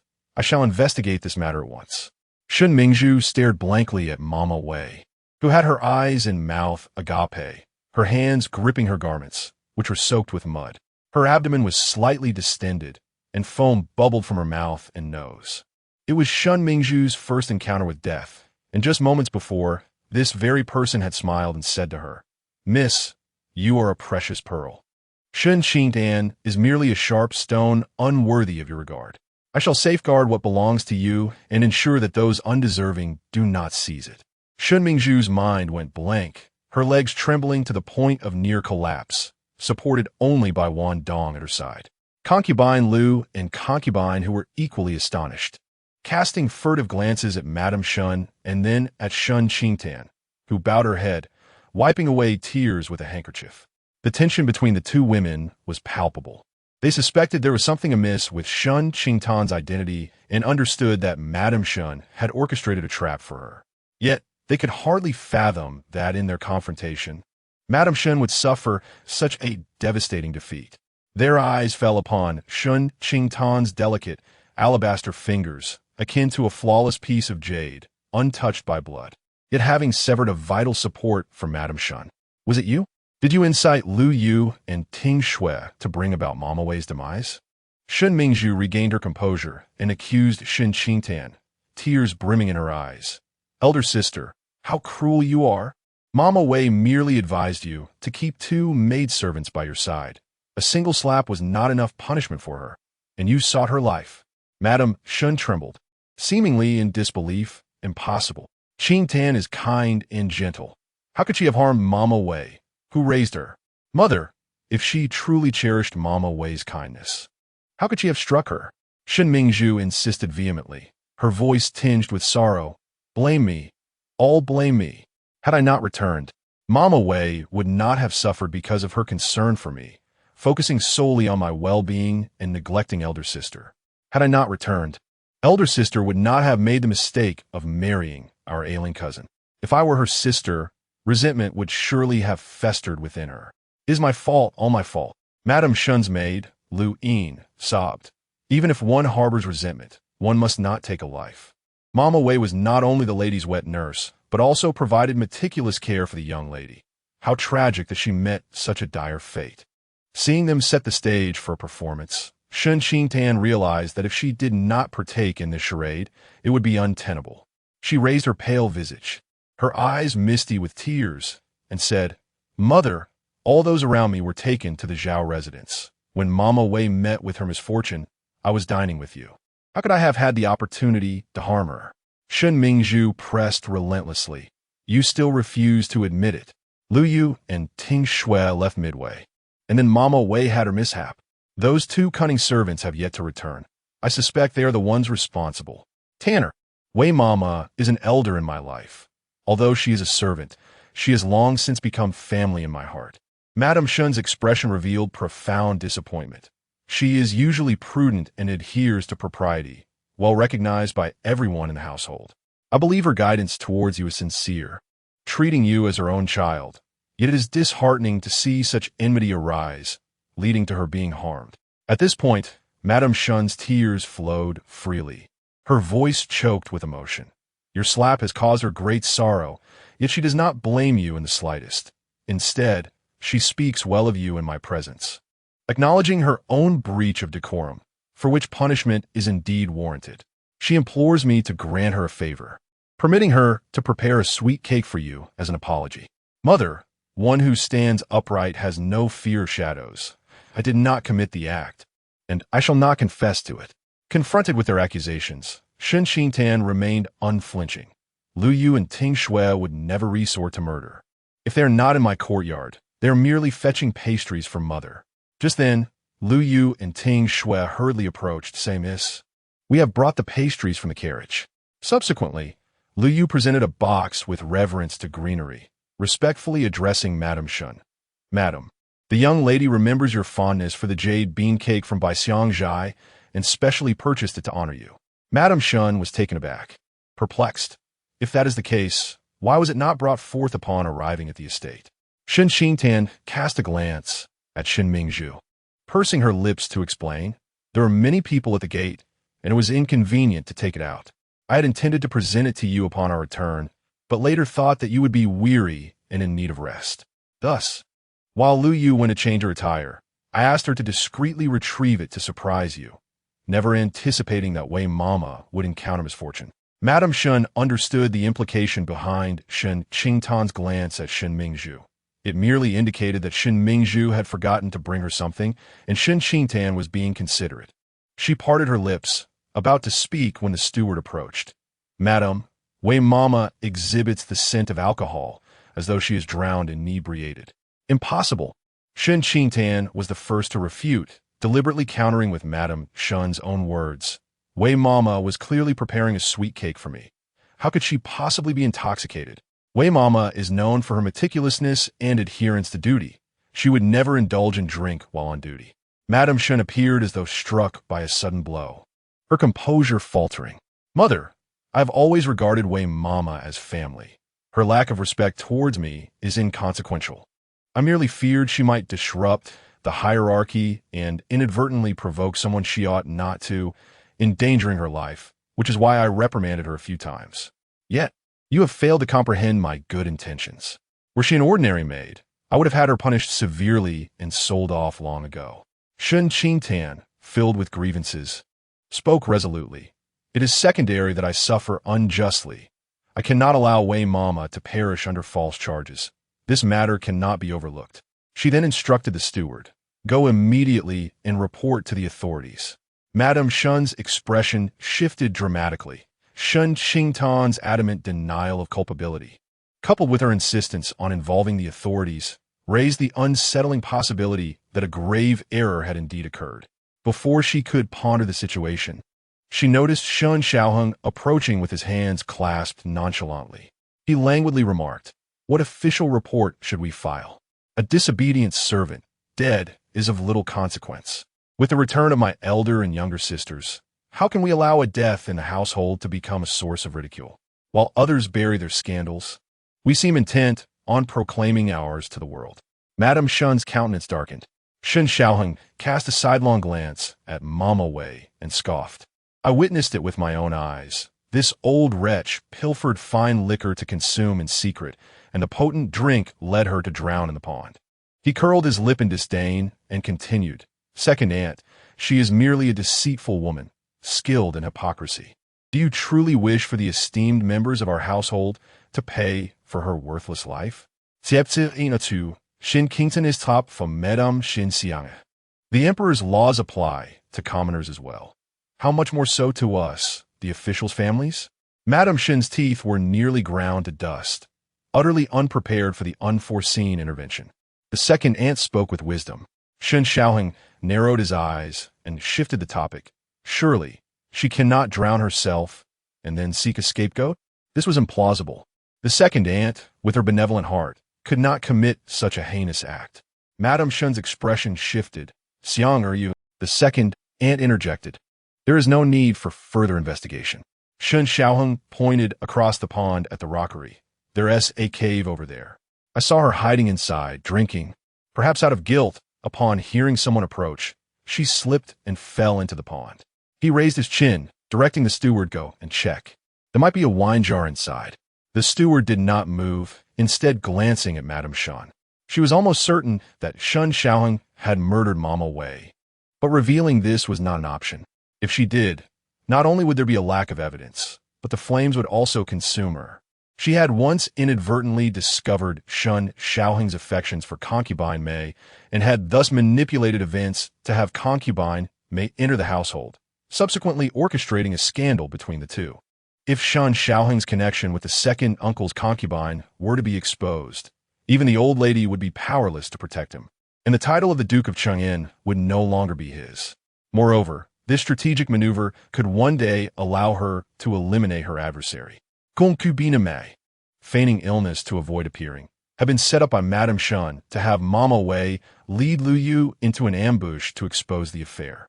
Shen Xiaoheng and concubine Mei would undoubtedly eliminate Lu Yu, while Mama Wei lay in wait, ready to inadvertently uncover the murder, thus entangling them in a web of their own deceit.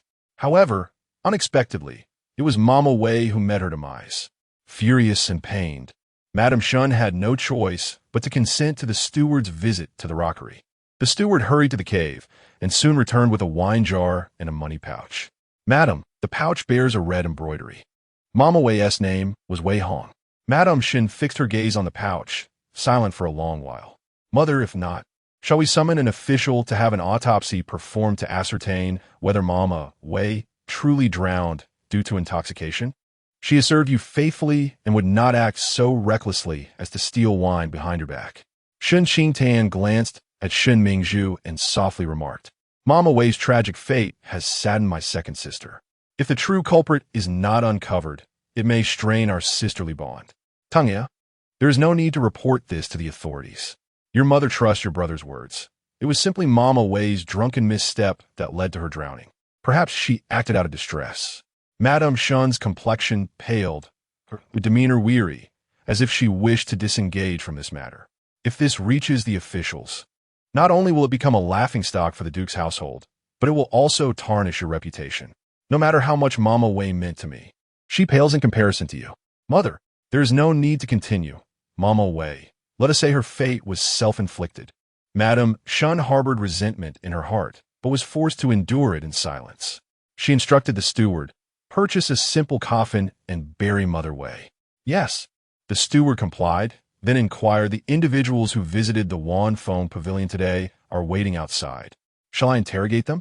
Following the steward's gaze, Madame Shen noticed 7 or 8 servants standing there, none of whom were familiar faces. The truth has emerged. Let them depart, she declared. Yes, the steward acknowledged. Madame Shen surveyed the crowd, her voice sharp, not a word of today's events shall escape your lips. If I hear even a whisper, the consequences will be dire. The crowd fell silent. The steward dispersed the gathering. Madame Shen then instructed her attendant, Green Shadow, to accompany Mother Wei on her final journey. In a brief moment, the visitors of Wanfeng Pavilion had departed, leaving only Madame Shen, Shen Qingtan, Shen Mingzhu, Aunt Lu, Aunt Hu, and Shen Xiaoheng. Shen Xiaoheng gazed at the spot where Mother Wei once lay, a shadow passing through his eyes. Today, he had succumbed to temptation, sending a message to Aunt Mei for a clandestine meeting in the cave of Wanfeng Pavilion. However, just as they were becoming intimate, someone approached, seemingly interrupting their secret affair, causing them to flee in haste. Through a crack, he glimpsed a blue skirt and hastily pursued, retrieving a money pouch, only to then see Mother Wei's furtive figure against the rockery, clad in the very same blue dress. Immediately, he ordered his attendant to seize her, force a flask of strong liquor down her throat, and push her into the pond to silence her. At that moment, he had not thought much of it, but Aunt Mei, in her panic, warned him, Young master, since we were absent today, the madam may very well suspect us.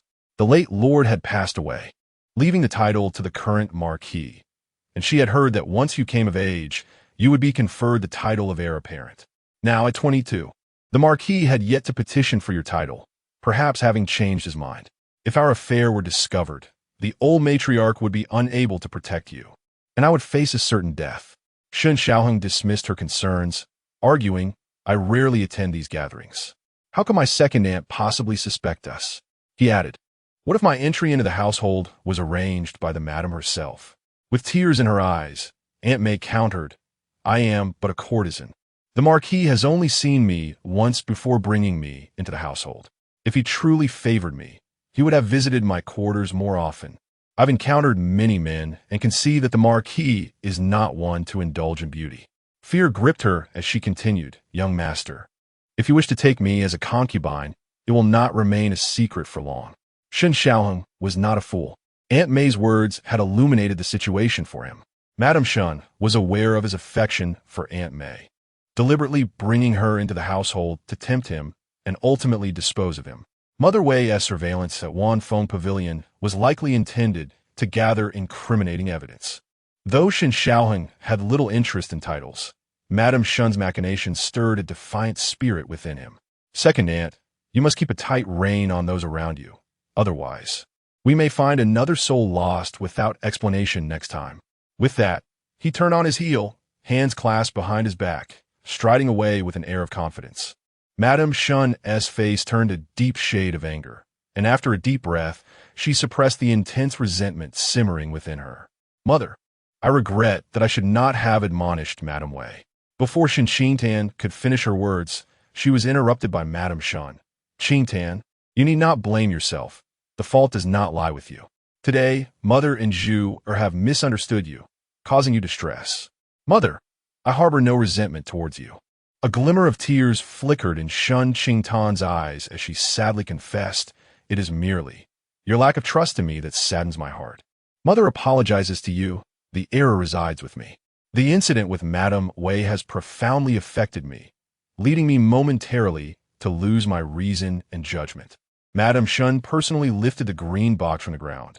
You must remember that Mother loves the jade bean cakes, yet has endured great injustice here. Whatever you desire, Mother shall compensate you. Understanding her daughter's tenderheartedness and deep reverence for filial duty, she knew Shen Qingtan would not demand any recompense. A mother's heartfelt intention is not to be taken lightly.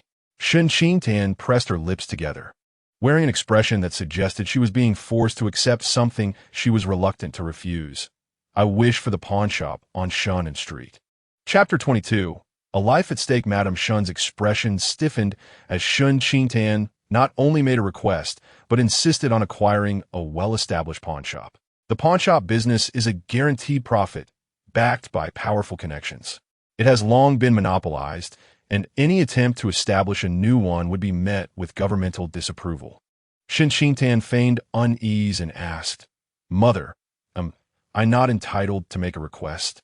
Madame Shen was taken aback. In the past, whenever rewards were offered, you had always declined, yet today you boldly asked for something. With a playful tone, she sighed, everything I possess is rightfully yours and your siblings. Whether I give it to you early or late makes no difference. You have always treated me the best. Mother, Shen Qingtan replied with a radiant smile, linking her arm with Madame Shen's and softly saying, Mother, I shall accompany you to retrieve the deed and the contract for the pawn shop. Upon our return, I will assure my husband that no matter whom I marry, you will continue to love me as you always have. You would never withhold your affection simply because he is unwell. Madame Shen scrutinized Shen Qingtan, uncertain if she was scheming for the shop or if she feared becoming a pawn herself, needing to hold on to something to prove her maternal support in front of Zhao Yu. Initially, she intended to delay the transfer of the deed, seeking an excuse to dismiss the matter, but now she found herself compelled to comply. As the saying goes, children are the debts of their parents. If they do not cherish you, whom will they cherish? Madame Shen, wearied and fatigued, finally relented. Come, let us collect the deed. Shen Qingtan assisted Madame Shen back to Furong Courtyard. Shen Mingzhu gazed at their harmonious interaction, tears inexplicably welling in her eyes, a wave of unarticulated grievance swelling within her.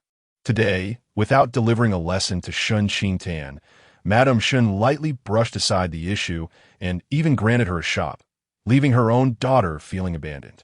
Shen Mingzhu's disdain for Shen Qingtan deepened. She hastily wiped away her tears and trailed behind them to Furong courtyard. She watched helplessly as Madame Shen presented the deed to Shen Qingtan, her nails digging deep into her palm, the pain keeping her composure. Shen Qingtan tucked the deed into her sleeve and gently inquired, "Mother, you seem weary today. Shall I help you to your chamber to rest?" Madame Shen, unwilling to spare Shen Qingtan another glance, replied, "Zhao Yu is unwell. You should go see him." "Very well." Shen Qingtan bid farewell to Madame Shen and then turned to the downcast Shen Mingzhu, asking in a friendly tone, "Sister, would you like to join me?" Suppressing her resentment, Shen Mingzhu replied, "Elder sister, you may go ahead. I still have matters to discuss with mother." "Then take your time to comfort her," Shen Qingtan said, glancing at her tightly clenched fists, her expression softening further. "Mother is troubled over Wei Mama's situation. Be sure to console her." As Shen Mingzhu watched Shen Qingtan depart, a storm of grievances brewed within her, but before she could voice them, Madame Shen spoke. "Lu Yuan, do you know how Wei Mama has arranged things?" Lu Yuan knelt before Madame Shen, trembling with fear, and replied, "In response to Madame, Wei Mama is always cautious and takes matters into her own hands. She has not informed me of her arrangements." Madame Shen, filled with rage, overturned the incense burner on the table with a crash. Startled, both Shen Mingzhu and Lu Yuan trembled in fear. Madame Shen's face contorted with fury. Is this the moment of certain death? Shen Xiaoheng is the murderer. What she seeks to understand is the role that Shen Qingtan plays in all of this. Regardless, she cannot bring herself to believe in Shen Qingtan's innocence. Shen Mingzhu exclaimed in fear, "Mother, mother, please return home." Lady Shen, having suffered greatly, felt a throbbing pain in her head and lacked the strength to deal with Shen Mingzhu's concerns. "If you are in trouble, let Wan Dong send word to me."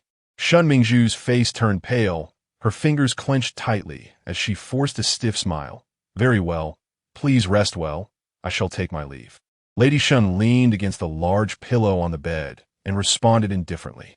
As Shen Mingzhu left with red-rimmed eyes, she had initially come hoping her mother would grant her a shop. Even if she did not retrieve her dowry, at the very least, she would have something to present to the second household. If the second lady were to discover that Shen Qingtan had acquired a pawnshop while she returned empty-handed, she could only imagine the consequences. Upon exiting Furong Garden, she instructed her companions, Wan Dong and Zhong Xia, "You must not breathe a word about my mother's gift of the shop to Shen Qingtan to anyone in the Duke's residence." The two replied in unison, "We dare not." Shen Qingtan departed Furong Garden with Lu Yu and Ting Shui, her smile fading as she proceeded towards the front courtyard. Lu Yu, burdened with thoughts, glanced around to ensure no one was in earshot, and whispered, "Miss, how did you know that Aunt Wei would target us?" Shen Qingtan lowered her lashes and replied unhurriedly, "When I returned home, my mother specifically inquired why I did not bring Chun Jiao and Xiao Chan today. I do not rely on her people. I only trust the two of you. She intends to place someone by my side to gain my favor, which necessitates the removal of you both. And today presents an excellent opportunity." Having lived a second life, Shen Qingtan preferred to prepare meticulously for any situation. Uncertain of what might transpire upon her return to the Shen residence, she intentionally left a box of jade dumplings in the carriage as a means of escape. After Lady Shen mentioned the maidservants, she felt reassured. Later, upon encountering Shen Xiaoheng in Zhufatang and recalling his past misfortunes, she instructed Lu Yu to investigate Shen Xiaoheng's whereabouts while she retired to her chambers. Learning that he had gone to Wanfeng Pavilion, she devised a dual plan and conferred with Lu Yu and Ting Shui on countermeasures. Not finding Shen Xiaoheng and concubine Mei in the side hall confirmed her suspicions. Lady Shen, skilled in using others as pawns, would undoubtedly seize this opportunity to expose Shen Xiaoheng's affair with concubine Mei, all the while eliminating Lu Yu and Ting Shui through their machinations. Lu Yu and Ting Shui gazed at Shen Qingtan with admiration. Their mistress was ever composed, calm, and decisive. She had discerned Lady Shen's motives from these seemingly trivial matters. In her chambers, Their mistress had warned them that if someone sought to divert them under various pretexts to Wanfeng Pavilion, one should don Aunt Wei's attire while tossing a purse near the rockery. The other would lead Aunt Wei to Wanfeng Pavilion, and once the deed was done, they could return to the carriage for the jade dumplings. They had once thought their mistress overly cautious, yet reality proved that her foresight had saved their lives.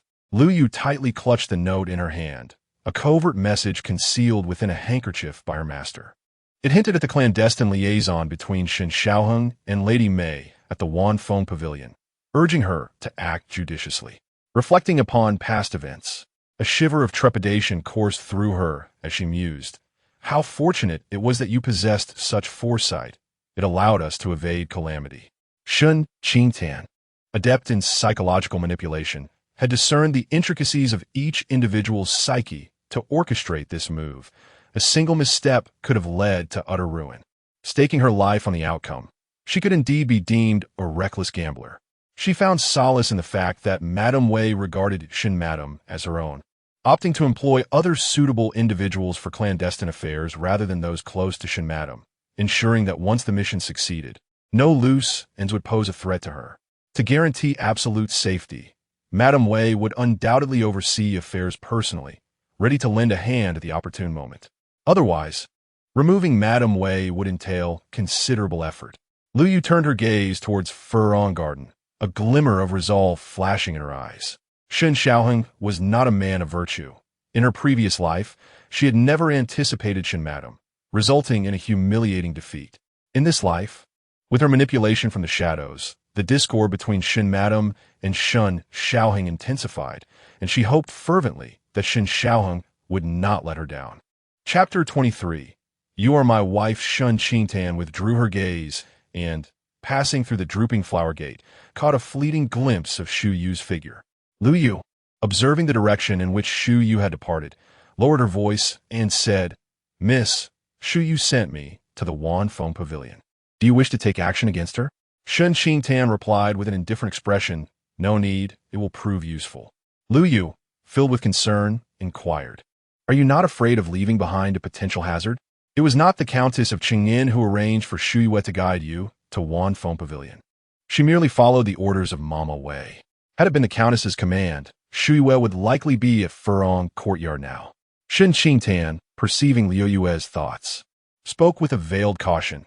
Shu Yue fears the Countess discovering her involvement in this matter even more than I do. If Madame Shen were to learn of it, she would undoubtedly ensure Shu Yue's demise. Liu Yue felt a sense of unease, but Shu Yue will conceal this matter, even fearing that you might expose it. Thus we hold leverage over her. Shen Qingtan replied with a somber tone, My conflict with the Countess of Qingyin has long reached a point of no return. Even if Mama Wei's death had nothing to do with me, she would still not spare me. What if she knows that Mama Wei's demise was orchestrated by me? She would not confront me openly. Instead, she would covertly lay traps for me. Shui and Lu Yu were taken aback. Thus, what difference does it make whether she knows or does not know? Shen Qingtan gently pushed aside the blossoming peach branches that extended before her, and, with a handkerchief in hand, meticulously wiped away the soot that had stained her fingertips, a subtle smile gracing her lips. As long as no incriminating evidence remains, why should she fear her? Lu Yu gazed at Shen Qingtan's delicate, pale hands, a chill inexplicably coursing down her spine. She recalled a rumor that had circulated in the estate after Shen Qingtan's wedding. My lady, are you not the daughter of the mistress? Otherwise, why would Madame Shen wish to harm Shen Qingtan? Shen Qingtan spoke indifferently, affirming the rumors that had been confirmed, which stirred tumultuous emotions within Lu Yue and Tingxia, shedding light on the Shen family's deliberate decision to arrange a marriage. The two of them dared not inquire further, their hearts aching as they gazed at Shen Qingtan's delicate and frail silhouette. Once cherished kin, they now seemed poised to bring her to ruin. The fiancé was a feeble, ailing man, incapable of safeguarding their mistress. Were it not for her protection, they would have perished in the river. In their hearts, they silently vowed never to betray their master in this lifetime. Zhao Yu stood in the front hall, awaiting Shen Qingtan. Upon seeing her return with a maid, he took his leave with Duke Qingyin and headed back home. The couple sat face to face in the carriage, and, feeling somewhat fatigued, Shen Qingtan wished to lean against the wall. However, upon noticing the man across from her, upright and dignified in his pristine, smooth azure robe, devoid of any creases, she immediately straightened herself. Zhao Yu caught a glimpse of her back slightly arching as she nearly pressed against the carriage wall, but upon meeting his gaze, she promptly straightened up and sat with decorum. A subtle smile graced his lips as he handed her a large, plush pillow, saying, "It will take another quarter of an hour to reach home. After your exertions, you should rest for a while." Shen Qingtan looked at the soft pillow extended before her, her eyes lingering on his cool, moon-like countenance, with a faint smile still lingered, reflecting a gentle warmth in the bright spring light. Instinctively, she accepted the pillow, hesitating briefly before placing it behind her waist for support, allowing her weary muscles to relax as drowsiness began to wash over her. Shen Qingtan rested her head against the carriage wall, while the man beside her leisurely perused a book, his features exuding a serene charm that irresistibly drew her gaze. For reasons unknown, she suddenly initiated a conversation. "Are you aware of the matters concerning the Ho residence?" "Indeed," Zhao Yu replied, lifting his eyes to meet hers. She appeared delicate, her slender form sinking into the soft pillow, reminiscent of tender branches needing protection beneath a nurturing wing. Yet, her clear eyes held an unusual tranquility that belied her youth, emanating an intrinsic resilience. He closed the book and spoke slowly. "The lord of the house mentioned it is an internal affair, and we ought not to interfere." His demeanor was indifferent, seemingly unconcerned about the happenings at the Ho residence. Since their acquaintance, Shen Qingtan had never witnessed a fluctuation in his emotions. At that moment, an intriguing thought struck her. Could this man, who appeared so unperturbed by life and death, ever encounter a situation that would provoke him to lose control? She shook her head, finding it beyond her imagination. "Second master." Zhao, he set aside his book, his gaze meeting hers as he inquired, "What troubles you?" Shen Qingtan cautiously probed his boundaries. "If I were to have a dispute with the second branch, what would your thoughts be?" Zhao Yu replied gently, "You need not worry. Simply do what you believe is right." Shen Qingtan paused, seemingly unable to grasp the meaning behind his words. "The second branch is my kin, yet you are my wife. Closer to me than they are.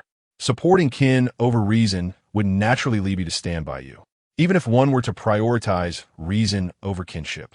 The fault would not lie with you." Zhao Yu's expression remained warm, his voice soothing. "Moreover, the second branch harbors animosity towards the first branch. Even if you were not my wife, should a conflict arise, it would be gentlemanly of me not to take advantage of their misfortune. What then should I think?" Confronted with his candor, Shen Qingtan felt a mix of surprise and curiosity. She ventured further. "You should consider how to subtly encourage the second branch to cease their hostility towards the first branch." Zhao, he chuckled softly. "You speak with some validity." Shen Qingtan exhaled in relief, realizing her concerns about Zhao Yu's reluctance to confront the second branch for fear of offending the old Duke and Duchess had been unfounded.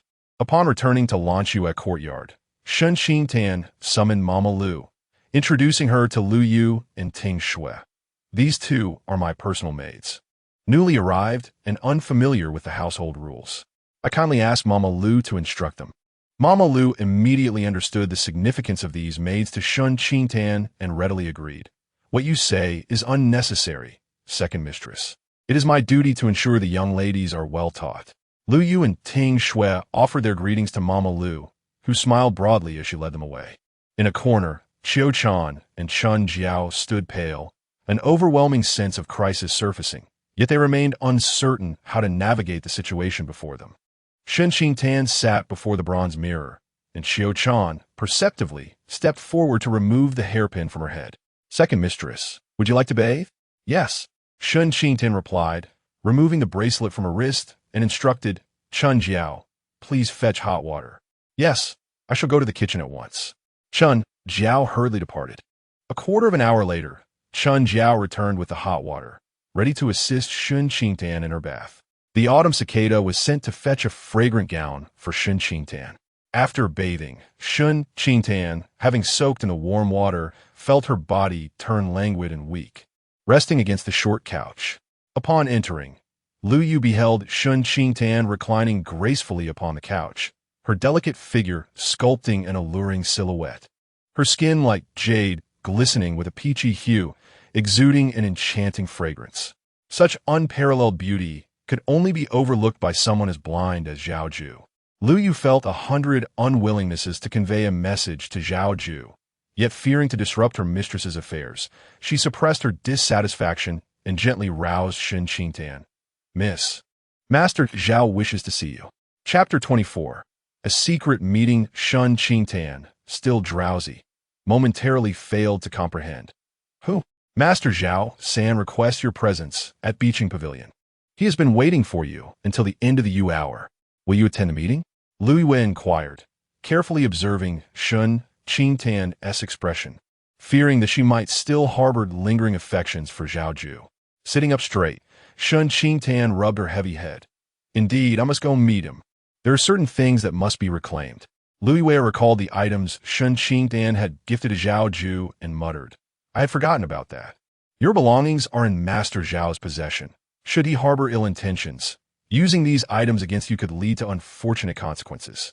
Shen Qingtan frowned slightly, covering her mouth with her handkerchief to cough a few times. Lu Yu hastily brought a cup of warm water to Shen Qingtan and then retrieved a property deed from her sleeve. Miss, I have registered this with the government, and the name has been changed. Shen Qingtan took a couple of sips, her throat feeling much better. You may keep it safe. I shall go find Mama Lu now, Lu Yu said before departing in haste. Shen Qingtan leaned against a large pillow to gather her senses.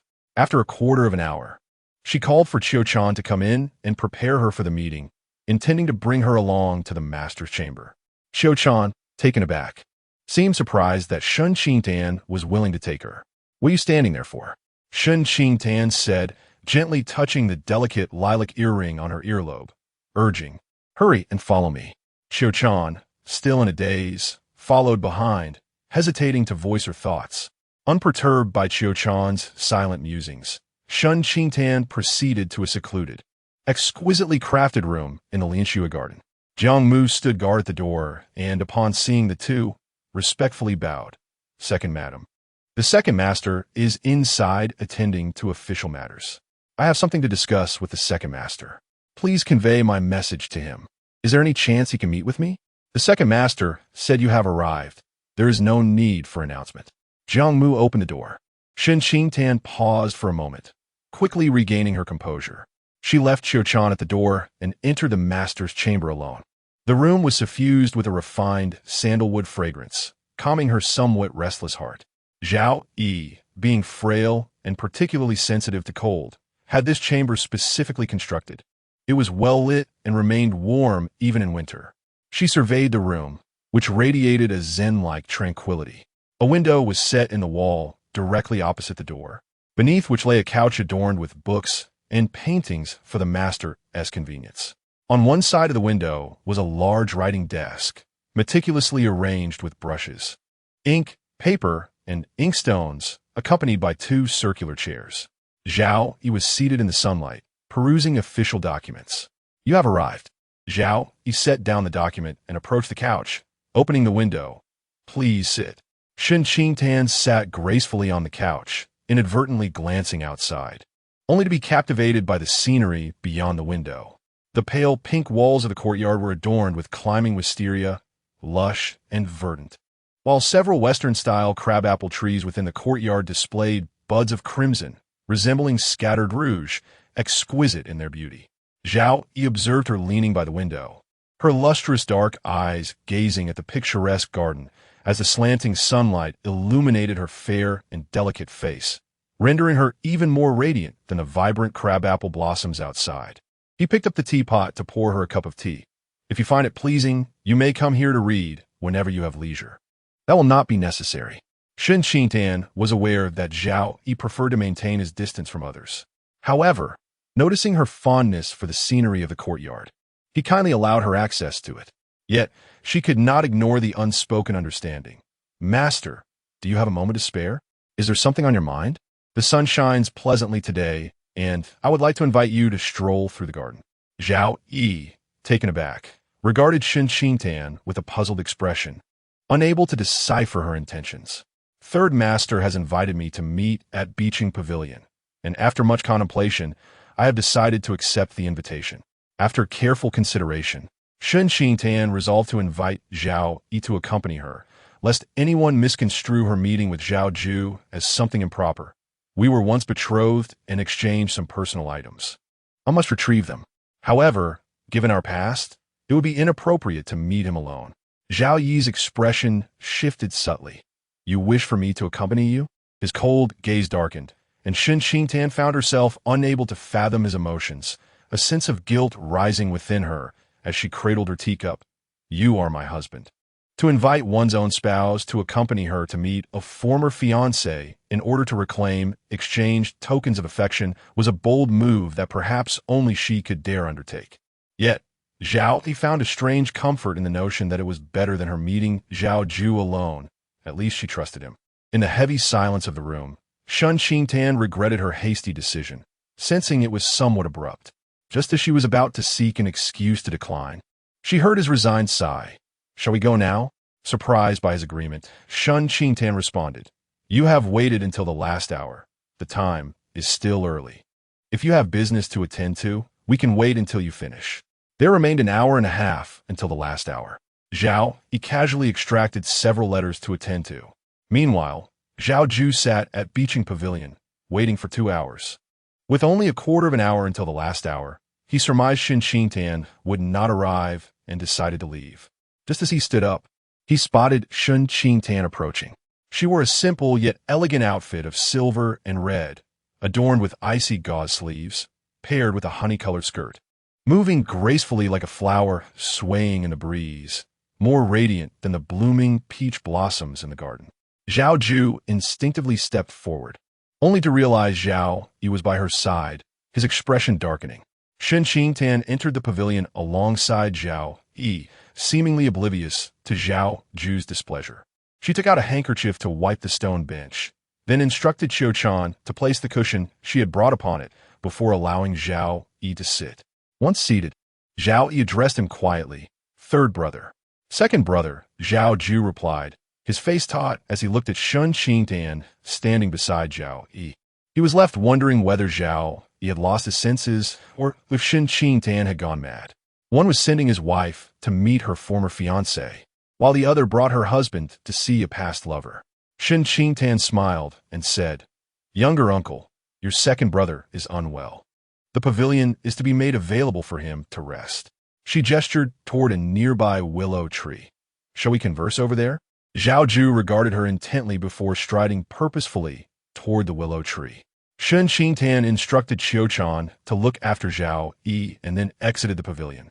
Standing a few steps away from Zhao Yu by the willow tree, glancing back at the man in the pavilion, Zhao Yu observed her deep concern for Zhao Yu, and feeling somewhat agitated, he spoke without thinking. Tanner, there is no need for you to put on an act before me. Our bond has spanned over a decade, while you have known my second brother for merely 3 days. I cannot believe that you have cast aside your feelings for me in favor of him. It is not out of affection that I entered into this engagement with you. Rather, it is only after our betrothal that I began to regard you as family and sought to cultivate a closer connection with you. Shen Qingtan's demeanor remained indifferent as she corrected him. A woman is under the authority of her father while at home and follows her husband upon marriage. Naturally, my thoughts should revolve around my husband. Zhao Yu found her words utterly unconvincing. If that were the case, why do you not inform Boss Qin that you are not marrying me, thereby prompting him to refuse collaboration with me? Chapter 25. The hook. Shen Qingtan furrowed her brow, her eyes reflecting a deep-seated confusion. The man I married is not you. Why can't you collaborate with Boss Qin? A thought suddenly struck her, and she countered. Is it true that you conspired with the Ho family to exchange brides? No, that is mere gossip.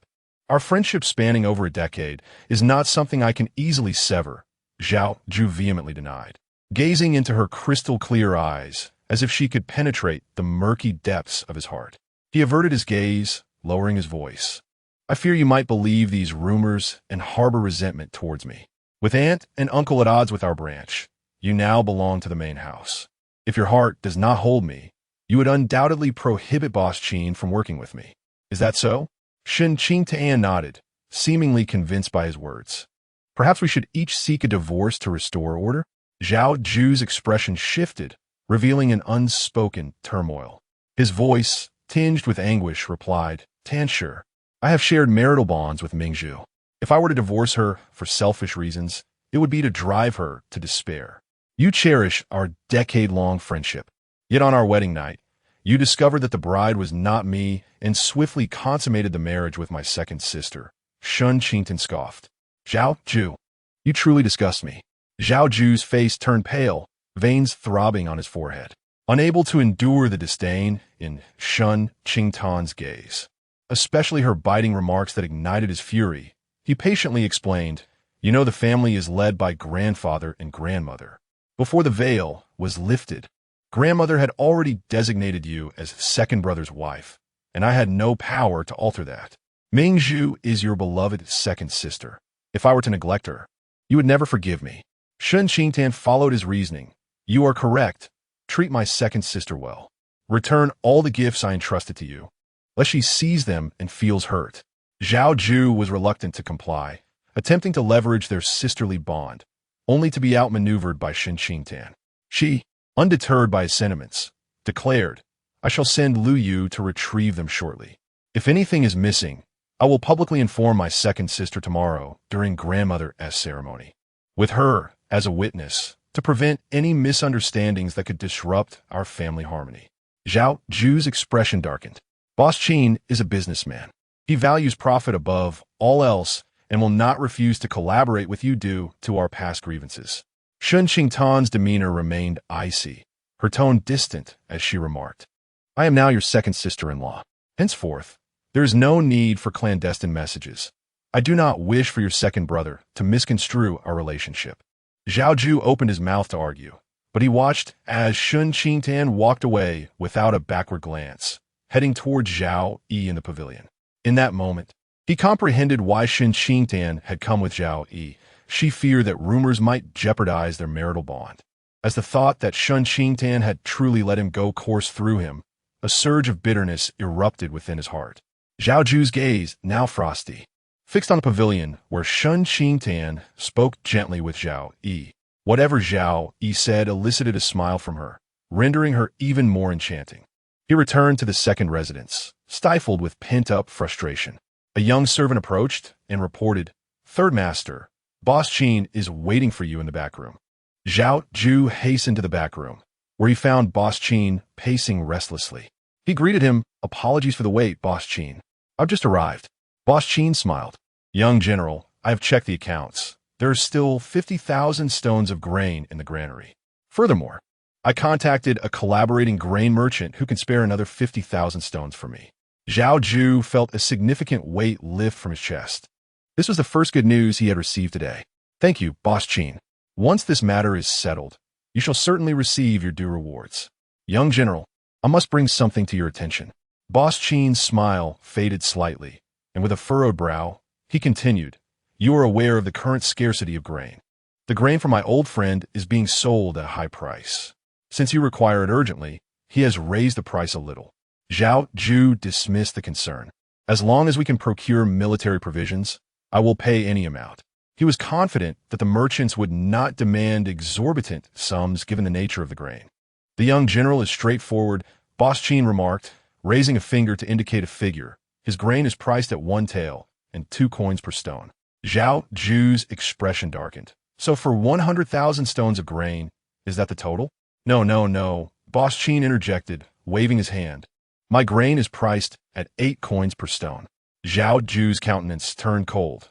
The 50,000 stones from Boss Qin would require 40,000 taels, while the other 50,000 stones would demand 60,000 taels, totaling 100,000 taels. However, the old duke had only provided him with 50,000 taels, leaving him to cover the remaining 50,000. His mother's dowry was meager, and after selling everything, he could only muster 10,000 taels. It became apparent that he intended to use Shen Qingtan's dowry to fill this gap. Now, with the dowry returned to Shen Qingtan, Shen Mingzhu sought to approach Madame Shen for a resolution, yet that sum remained unattainable. Seeing Zhao Yu's grim demeanor, Boss Qin cautiously inquired, "Do you Still require grain? Zhao Yu replied coldly. Boss Qin, please introduce me. I shall speak with him directly. Boss Qin hesitated. Young general. I promised him I would not disclose his identity. If I were to break my word, it might jeopardize my future dealings in the marketplace, leaving no one willing to collaborate with me. He bowed deeply, hoping for Zhao Yu's understanding. Realizing he could extract no further information and wary of forcing the issue, fearing that Boss Qin might turn to Zhao Yu for assistance and sell all the grain to him, Zhao Yu resolved to procure the silver as swiftly as possible before returning to arrange for the grain. After weighing his options, he conceded, feigning indifference while secretly marking down a debt against Boss Qin. Once he completed the task, he would require Boss Qin to repay every tael he had taken. Very well, I shall go arrange for the grain, Boss Qin said, taking his leave. With the grain issue addressed, Zhao Yu was now troubled about the silver and went to the second residence's Mingda Hall to consult with the second master and second madam. The second master and second madam were having their evening meal when they heard Zhao Yu's words. The second madam raised her voice. 50,000 taels? Zhao Yu's expression remained stern, his tone impatient. Grandfather intends to solicit the title of heir apparent, but due to dissatisfaction with the marriage arrangement, if this task fails, I fear the title may elude me. The second lady's fate was instantly grasped. Only 7 days remained until the 10-day agreement. The matter of military provisions was of utmost importance. Although my grandfather entrusted me with the task, he also allowed Zhao Yu to assist in gathering the supplies. Zhao Yu spoke ambiguously, leaving much unsaid, which only fueled the second lady's anxious imagination. Gritting her teeth, the second lady declared, I possess a portion of my dowry. Take it to pawn, and it should suffice to gather the necessary funds. Chapter 26. Pledging the dowry and returning personal belongings, Zhao Yu furrowed his brow, declaring, Your dowry is but a mere drop in the ocean. The second madam, unable to conceal her deception, confessed, Shen Qingtan is not the daughter of the Marquis's household. Therefore, the dowry of the Marquis cannot be frivolously granted to her. I have replaced the dowry with fakes. Zhao Yu looked down upon the second madam's unscrupulous tactics. Yet in dire need of silver, he voiced no opposition, coldly stating, You shall give me the dowry. I will pawn it at the pawn shop. Jewer, 50,000 taels of silver. Who knows when we will be able to produce such an amount? If we pawn it for a year or so, the monthly interest could amount to 3%. Should we encounter an unscrupulous dealer, it could escalate to 5%. The second madam's eyes flickered with ulterior motives. You are in need of silver, and so we shall make a dead pledge, potentially acquiring even more silver. Zhao Yu tacitly consented. As he exited the Mingda Hall, he spotted Lu Yu standing outside the courtyard, cradling a wooden box in her arms. Third master. Lu Yu approached Zhao Yu, bowing respectfully. The second madam instructed this servant to return your belongings. She extended the wooden box towards him. Zhao Yu's countenance turned ashen. Scanning the box, he retorted with double entendre. Is it customary to receive back what has been given away? Lu Yu maintained her composure, stating, Our second madam does not reclaim the possessions of outside men. Whatever she requires will be prepared by the second master. With the conversation reaching this critical juncture, Zhao Yu had no choice but to accept the wooden box. Lu Yu then produced a list from her sleeve, saying, Third master, please gather all the items the second madam has gifted you, so this servant may return them for accountability. Zhao Yu, ambitious and unencumbered by the allure of beauty, regarded women merely as accessories.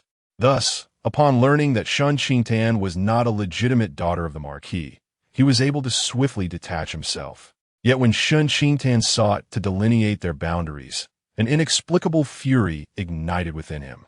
He tightened his jaw, retorting from childhood to adulthood. How can I possibly keep every single gift she has given? The second madam mentioned that any items that do not match in quantity are trivial and may be disregarded. Lu Yu observed, noticing Zhao Yu's expression soften slightly. She then continued, Should it tarnish her reputation, it must be reported to the matriarch and communicated clearly to the elders in the household. You know the second master is frail and cannot endure great joy or sorrow. The second madam does not wish for past indiscretions to cause him distress. Indiscretions? How splendid!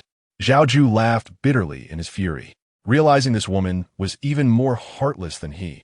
Just wait. A chilling aura emanated from Zhao Yu as he strode back to his study, comparing the list against a multitude of items. From the smallest embroidered sachets, silk handkerchiefs, and waist ribbons to hand-painted fans, and the larger items such as sleeve stoves, seals, and rare editions. In the past, receiving such gifts had evoked little emotion. However, now, gathering them all upon the couch created a small mountain, stirring within him an indescribable sensation. His gaze lingered on a particular object as he reached for a sachet embroidered with the image of a galloping steed amidst auspicious clouds. A gift she had presented during the first year of their engagement on the Dragon Boat Festival. At that time, she mentioned that she had learned the art of needlework and crafted her first sachet. Although it was somewhat unrefined, her skills would undoubtedly improve over the years. Each year during the Dragon Boat Festival, she would gift him a sachet, each more exquisite than the last. Yet, that first sachet held a unique significance in his heart. Zhao Yu gathered his thoughts and meticulously packed each item into the box, until his fingers brushed against a stack of rare ancient texts, stirring an inevitable wave of emotion within him. Shen Qingtan had an affinity for all things elegant and imbued with Zen, particularly enjoying the solitude of reading for hours, ignoring the world around her.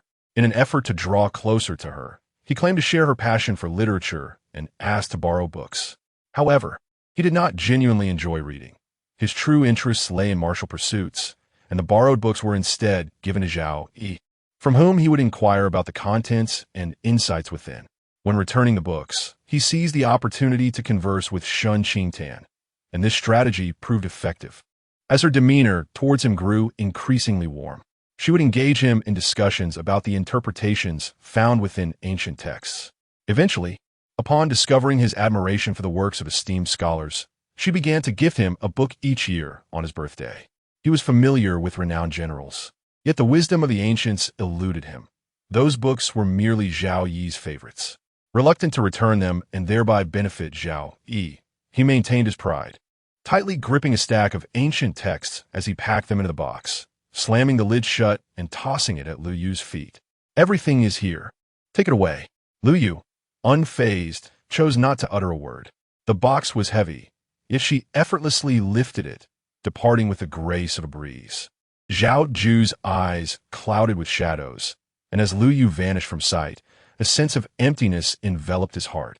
He silently reassured himself, "I shall not regret my choices. I will never regret." Later, Zhao Yu returned to the estate after completing his affairs, the hour already late. The lanterns within the residence were aglow. Junmu, holding a lantern, heard Zhao Yu cough a few times and turned to see his pale complexion, fatigue evident in his expression. "Second master, will you be heading to the study or the new chamber?" "Cough, cough," Zhao Yu replied, feeling slightly unwell. "I shall rest in the study tonight." Jiang Chao happened to arrive just then to escort Zhao Yu, and he foolishly remarked, "Second master, second madam instructed Lu Yu to go to the second chamber," and she returned with a large box. Zhao Yu paused momentarily, recalling Shen Qingtan's mention of sending Lu Yu to retrieve something. His eyes grew icy, yet his countenance remained composed as he stated, "There is no need for you to inquire about second madam's affairs, nor to inform me." Jiang Chao opened his mouth to explain, but Jiang Mu nudged him with his elbow, silencing him. The tension arose from the second chamber's persistent scheming against the first, coupled with Shen Qingtan's unusual connection to Zhao Yu. Now married to Zhao, yet still maintaining ties with Zhao Yu, Jiang Chao worried that Shen Qingtan might lean towards the second chamber, assisting them in their machinations against the first. "Jiang Chao, prepare hot water for the study," Zhao Yu commanded with an impassive expression. "Today, I returned to the Duke Chengyan's residence with Shen Qingtan and lingered for a moment at the Bichingtang Pavilion. Later that evening, Boss Qin sent a message to discuss military provisions. Exhausted, I longed for rest, yet my mind remained unusually clear. Earlier that day, I received word that Zhao Yu sought to procure military supplies for Boss Qin. However, Boss Qin chose not to cooperate with Zhao Yu and instead turned to me for collaboration, the underlying reasons for which were not difficult to fathom. As I stood at a crossroads, one foot poised to tread the stone path leading to my study. In the next moment, I shifted direction towards the Lanxua garden. At the door stood Qiu-chan and Chuanjiu, who greeted me with deference. Second master. I nodded slightly, the door remaining ajar as I stepped into the room, only to find Shen Qingtan absent from sight. Hearing sounds from within the inner chamber, I walked towards it. There, I beheld Shen Qingtan reclining gracefully on a short couch, clad in a soft apricot-red garment, the hem slightly askew, revealing a glimpse of her delicate, snowy waist.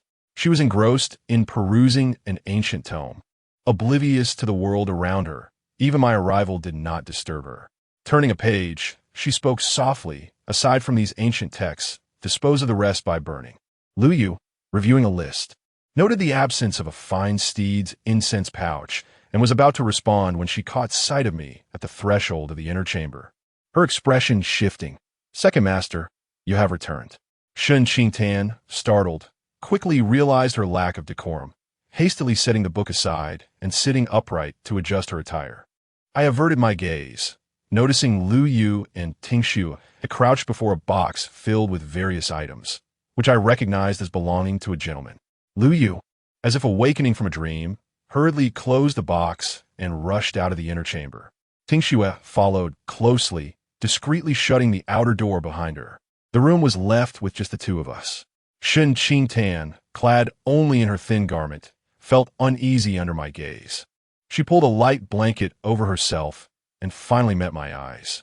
I wore a deep teal robe adorned with auspicious patterns, draped in a delicate moon-white cloak, which accentuated my refined and elegant demeanor. Second master, have you dined? Shen Qingtan inquired as she descended from the couch, fetching a garment to drape over her shoulders, modestly adjusting its opening. Shall I have the servants prepare something for you? No need. I've already dined, I replied, remaining at the door, my gaze casually sweeping over the ancient book turned upside down on the couch. I recognized it as a rare work by Ming, and one I had long sought but failed to find. I have matters to attend to in the coming days and will temporarily reside in the study. Shen Qingtan paused, her mind inevitably racing with thoughts. We had reached an understanding to treat each other with respect moving forward. Thus, inviting him to accept Zhao Yu's invitation was also a means of conveying that she had severed ties with him. Yet now, he suddenly proposed to sleep in the study. Could he truly be concerned about her connection with Zhao Yu? The more I pondered, the more I felt my actions were misguided. Second master. I began. Zhao Yi, perceiving my thoughts, clarified, you sleep lightly, and I come and go at odd hours. I would surely disturb you. He coughed a few times, his clear yet hoarse voice revealing his discomfort. I'm also feeling unwell. Sharing a room may expose you to my illness. His complexion was pallid, and his thin lips bore no color, punctuated by intermittent coughing. However, Shen Qingtan discerned the weariness etched within his brows and eyes. Despite his frail condition, he busied himself with official matters while attentively caring for her. In contrast, she seldom considered his well-being, remaining engrossed in her own affairs. Reflecting on Zhao Yi's recent indulgence towards her, a warm current coursed through her heart, accompanied by a tinge of guilt. You should rest here. It's unwise to be alone in the study when you are ill. Shen Qingtan approached the 8 immortals table and poured him a cup of warm water. I am in good health. My mother fell ill in the past, and I attended to her without issue. I only tend to fall slightly ill during the transition from spring to summer. Zhao Yi paused for a moment, extending his hand to accept the teacup. His fingers brushed against her hand, their icy touch reminiscent of a block of ice. Shen Qingtan instinctively reached to grasp his fingers, wishing to ascertain his temperature. But recalling his aversion to intimate contact, her hand fell back to her side. Zai notiget hergesture, and a faint smile played at the corners of his lips as he took a few sips of water, suppressing the itch in his throat. Shen Qingtan attempted to reason with him from a different angle. If I were to fall ill, you would not abandon me to sleep in the study. I would. Zai replied. Shen Qingtan was taken aback by his candidness, finding him unexpectedly endearing. He turned away, placing the teacup on the table, a hint of amusement lingering on his lips. Shen Qingtan pondered that, given his frail health, if he were to care for her while she was ill, he might end up worse off than herself. It was uncertain who would care for whom. I would do the same if I were in your position, she remarked understandingly. Zhao Yu chuckled softly, his voice imbued with delight. It dawned on Shen Qingtan, belatedly, that he was intentionally teasing her. With a playful glare from her watery eyes, she shed her outer garment, lifted the covers, and turned her back to him. The following morning, Shen Qingtan awoke to find Zhao Yu already risen. Since their wedding night, they had each taken to their own bedding. She turned her head to glance at the neatly folded quilt beside her, memories of the previous night flooding back. He had said nothing as he went to the study to wash up, returning to her side, his presence enveloped in a faint scent of medicine, his deep voice resonating beautifully in the night. Then I shall rely on you, my lady, to care for me. Recalling the events of the previous night, her face flushed with heat, a blend of embarrassment and irritation prompting her to pull the covers over her head. Second, madam, it's time to rise. Lu Yu entered with hot water, lifting the delicate, flowing canopy from its hooks and pulling back the covers. You must not sleep with the quilt covering your head, oh. Why is your face so red? Are you unwell? As she spoke, Lu Yu reached to touch Shen Qingtan's forehead. Shen Qingtan blocked her hand, murmuring, it's just warm. You act like a little girl, Lu Yu teased, but upon seeing Shen Qingtan's weary expression, she grew concerned. Shall I summon the physician for you to check your pulse? Naturally, Shen Qingtan refused, knowing that if Zhao Yu found out, she would be the subject of his ridicule. She lifted the quilt and rose from the bed. Time was fleeting, and she could not afford to dawdle, as she had to pay her respects. While Lu Yu assisted Shen Qingtan in her dressing, she quietly whispered in her ear a message was sent to Qiuchan from the second room, but she did not go. Shen Qingtan nodded slightly, instructing, continue to keep watch. Understood. Zhao Yu had left the residence, and Shen Qingtan, skipping breakfast, made her way to the First Lady's courtyard to pay her respects. The old matron had decreed that on the 1st and 15th days of the month, the family would gather in her courtyard for breakfast, while on other days it was dispensed with. Shen Qingtan proceeded to Jingda Hall, where a waiting maid greeted her at the entrance and invited her inside, saying, Second, madam, the mistress is in the inner chamber. Please take a seat on the stool and wait a moment. As soon as Shen Qingtan entered, she noticed the First Lady emerging from the inner chamber, her complexion appearing rather poor. Mother, did you not sleep well last night? I did not sleep at all, the First Lady replied, seated in a rosewood armchair, her brow furrowed. Yesterday, Luo Lingji was quite pleased in my presence, and Zhao Ju has gathered 100,000 military rations. If Zhao Ju were to escort the provisions, I fear for the safety of my father and brother. Chapter 27. The Stolen Sachet. The duck that slipped away. Shen Qingtan clutched the embroidered handkerchief tightly. In many respects, the matriarch's premonition was not unfounded. Zhao Ju, consumed by jealousy of the Zhao Yu family's power, had previously gathered provisions, which he was responsible for delivering to the northern frontier.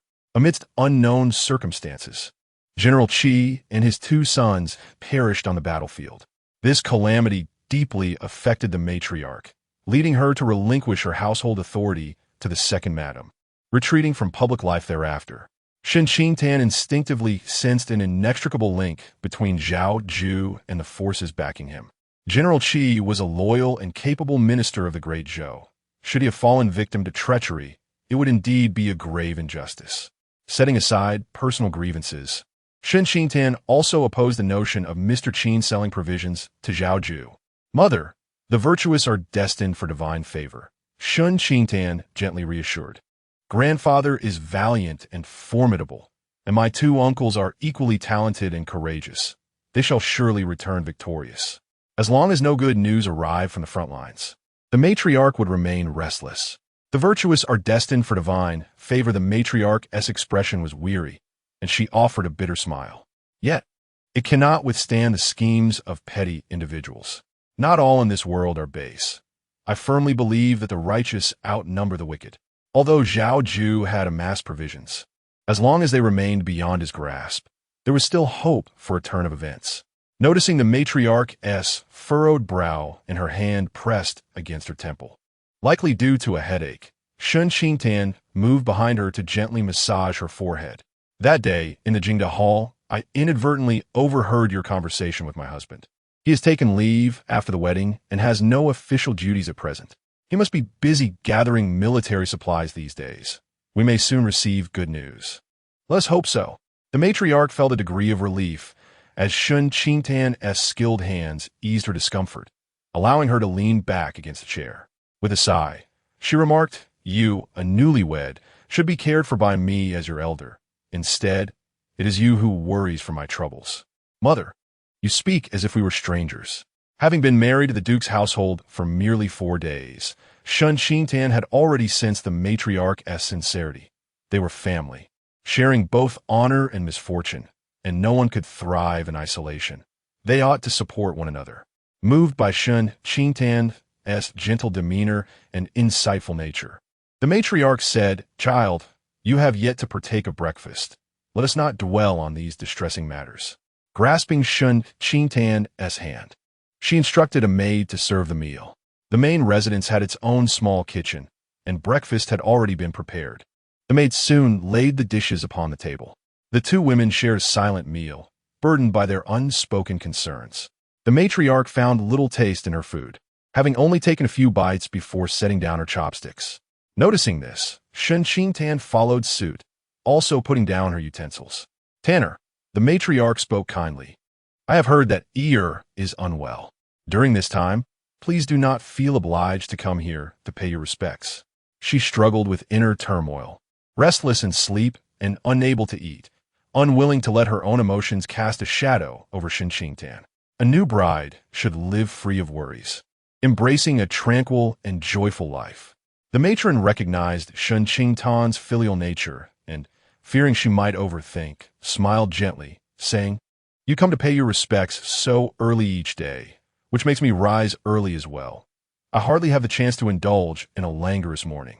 Shen Qingtan looked at the matron in surprise, and soon recalled her habit of practicing the 5-animal play at dawn. Realizing this was merely a fabricated excuse meant to show her kindness. A warm surge filled her heart, bringing a profound sense of contentment.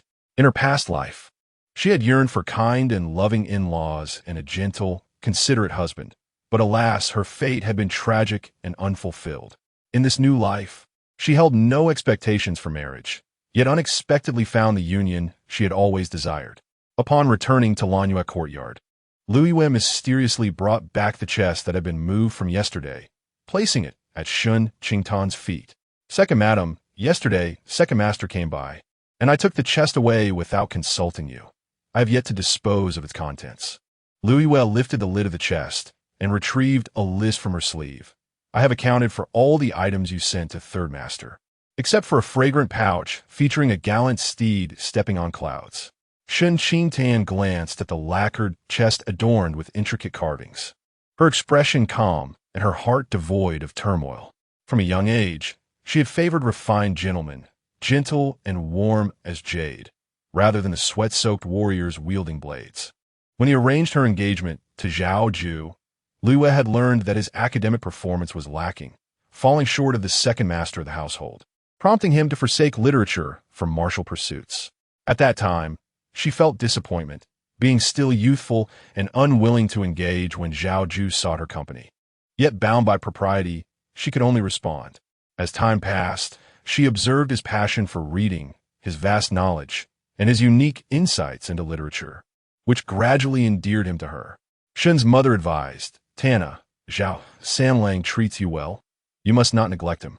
You are betrothed now and are to share a lifetime together. On festive occasions, he prepares gifts for you. You should reciprocate, for we must not forsake etiquette." Every woman harbors dreams for her married life, especially with a partner like Zhao Yu, possessing both literary and martial prowess, who treated her with great kindness. Unsure of what gift to present to Zhao Yu, she inquired of Shen's mother about what to give Lord Qing'an. Following her guidance, she embroidered a fragrant pouch for him. Thus, over the course of nearly a decade, a collection of gifts accumulated. Luiyue, holding the list, hesitated and asked, "Second madam, should we truly inform the matriarch? A mere pouch might provoke ridicule and only serve to displease her." Shen Qingtan, determined to avoid any future complications, beckoned Luiyue closer and whispered a few instructions. Luiyue listened in astonishment, then covered her mouth, giggling, and assured, "I shall handle this matter with utmost care." A glance at the chest revealed to Shen Qingtan that she had seemingly never embroidered anything for Zhao Yu. Perhaps she should create a garment for him? In the serene and elegant tea house, Boss Qin sat anxiously in an intricately carved ebony armchair, awaiting someone. A knock echoed through the silence, and moments later, the tightly shut door was pushed open from the outside. Boss Qin beheld an elderly gentleman, nearly 70 years of age, entering the room. He was dressed in a flowing robe with wide sleeves, exuding vitality and standing tall, retaining the grace of his youth. Boss Qin suddenly rose, bowing respectfully to Duke Zhao. "My lord, please take a seat." Duke Zhao scrutinized Boss Qin for a moment, noting his enthusiasm devoid of flattery, before finally sitting down with a warm expression. "You summoned me today regarding the military provisions?" "Precisely," Boss Qin replied, pouring tea for Duke Zhao, daring not to meet his gaze. "I have heard of the food shortages in the northern frontier and happen to possess 150,000 stones of grain, which I am willing to contribute to the soldiers." This was 5,000 stones more than initially planned. Duke Zhao fixed a sharp gaze upon Boss Qin, causing him to break into a cold sweat, nearly unable to withstand the scrutiny, until Duke Zhao finally averted his eyes, taking a sip from his teacup. Unexpectedly, he inquired, "I have entrusted this matter to Zhao Yu, who should have reached out to you grain merchants. Why not donate to him directly instead of coming to me?" Boss Qin felt a rush of cold sweat. He understood that Duke Zhao, having held high office for decades, had encountered myriad plots and schemes. "My lord, to be candid, your second lady has shown me kindness. It was through her introduction that I became acquainted with General Zhao. It turns out that the second lady was meant to marry General Zhao, and now she is his sister-in-law, as General Zhao wed her biological sister. If I were to have dealings with General Zhao, providing him with grain without charge, those aware of my connection with the second lady might misconstrue their relationship. I pondered that regardless of whom the provisions were given, they would ultimately serve the soldiers in the northern frontier, and thus I took the liberty of contacting you directly." Boss Qin dared not fabricate lies, yet he also refrained from revealing the entire truth. A blend of 7 parts truth and 3 parts fabrication seemed to be the only way to navigate this delicate situation. Duke Zhao's eyes flickered with surprise, not having anticipated the connection between Boss Qin and Shen Qingtan. Before his visit, he had inquired about Boss Qin, amidst the widespread famine due to drought. While other grain merchants hiked their prices, only Boss Qin maintained the original rates, negotiating with them to lower their prices, which were merely 20% above pre-famine levels. It was due to his integrity that Duke Zhao had sought an audience with him. It is no easy task in commerce. Acquiring grain demands considerable effort and manpower. Although you possess substantial wealth, you must support many employees. Duke Zhao set down his teacup, gesturing for Boss Qin to sit across from him. "Your goodwill is appreciated. Pay the proper price for the grain." Boss Qin exhaled in relief and smiled. "There is no need for silver. If convenient, might you exchange it for salt vouchers?" Duke Zhao teased, "You just stated you wouldn't accept a single coin, and now you make a request. Were you waiting for this moment?" "My lord, I genuinely wish to donate grain to the soldiers." Boss Qin wiped the cold sweat from his brow with his sleeve, smiling awkwardly. "When I first arrived in the capital to conduct business, I inadvertently offended someone and could only rely on the second lady, who was unable to assist me. I thought since she had an engagement with General Zhao, I would ask her to seek his support. If General Zhao were to help, it would align with your interests."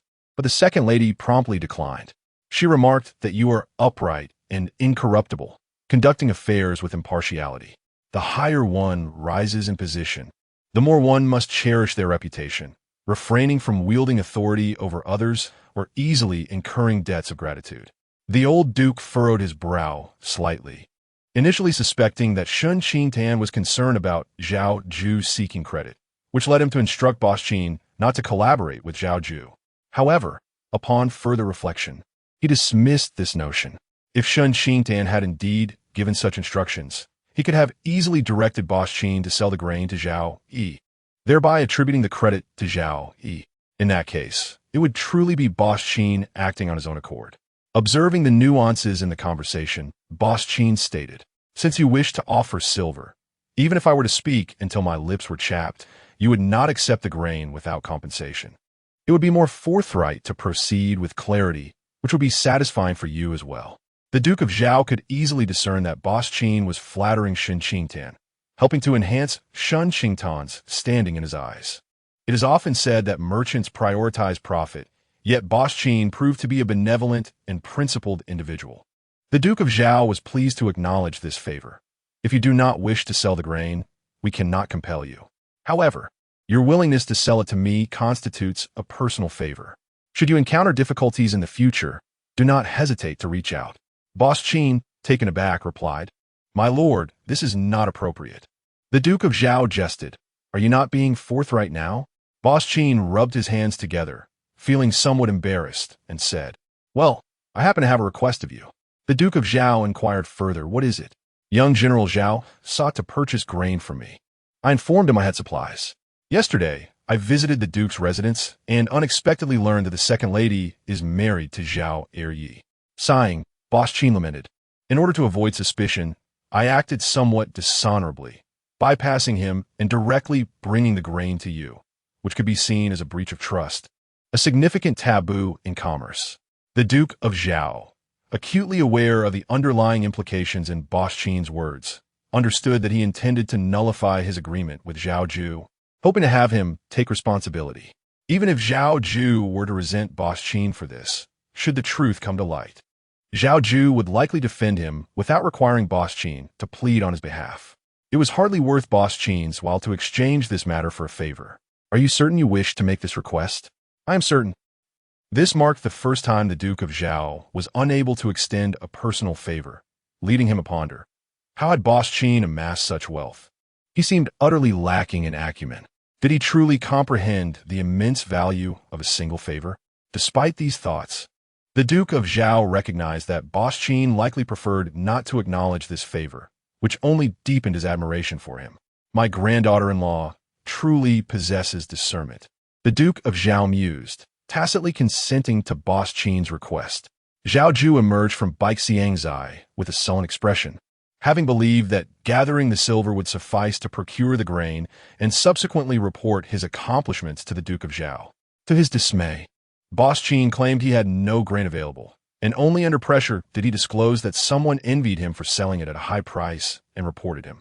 With the northern region facing a grain shortage, the Duke of Zhao was overwhelmed with concern. Upon hearing that Boss Qin had raised prices due to the military's lack of supplies, the Duke immediately intervened to facilitate the grain's transport.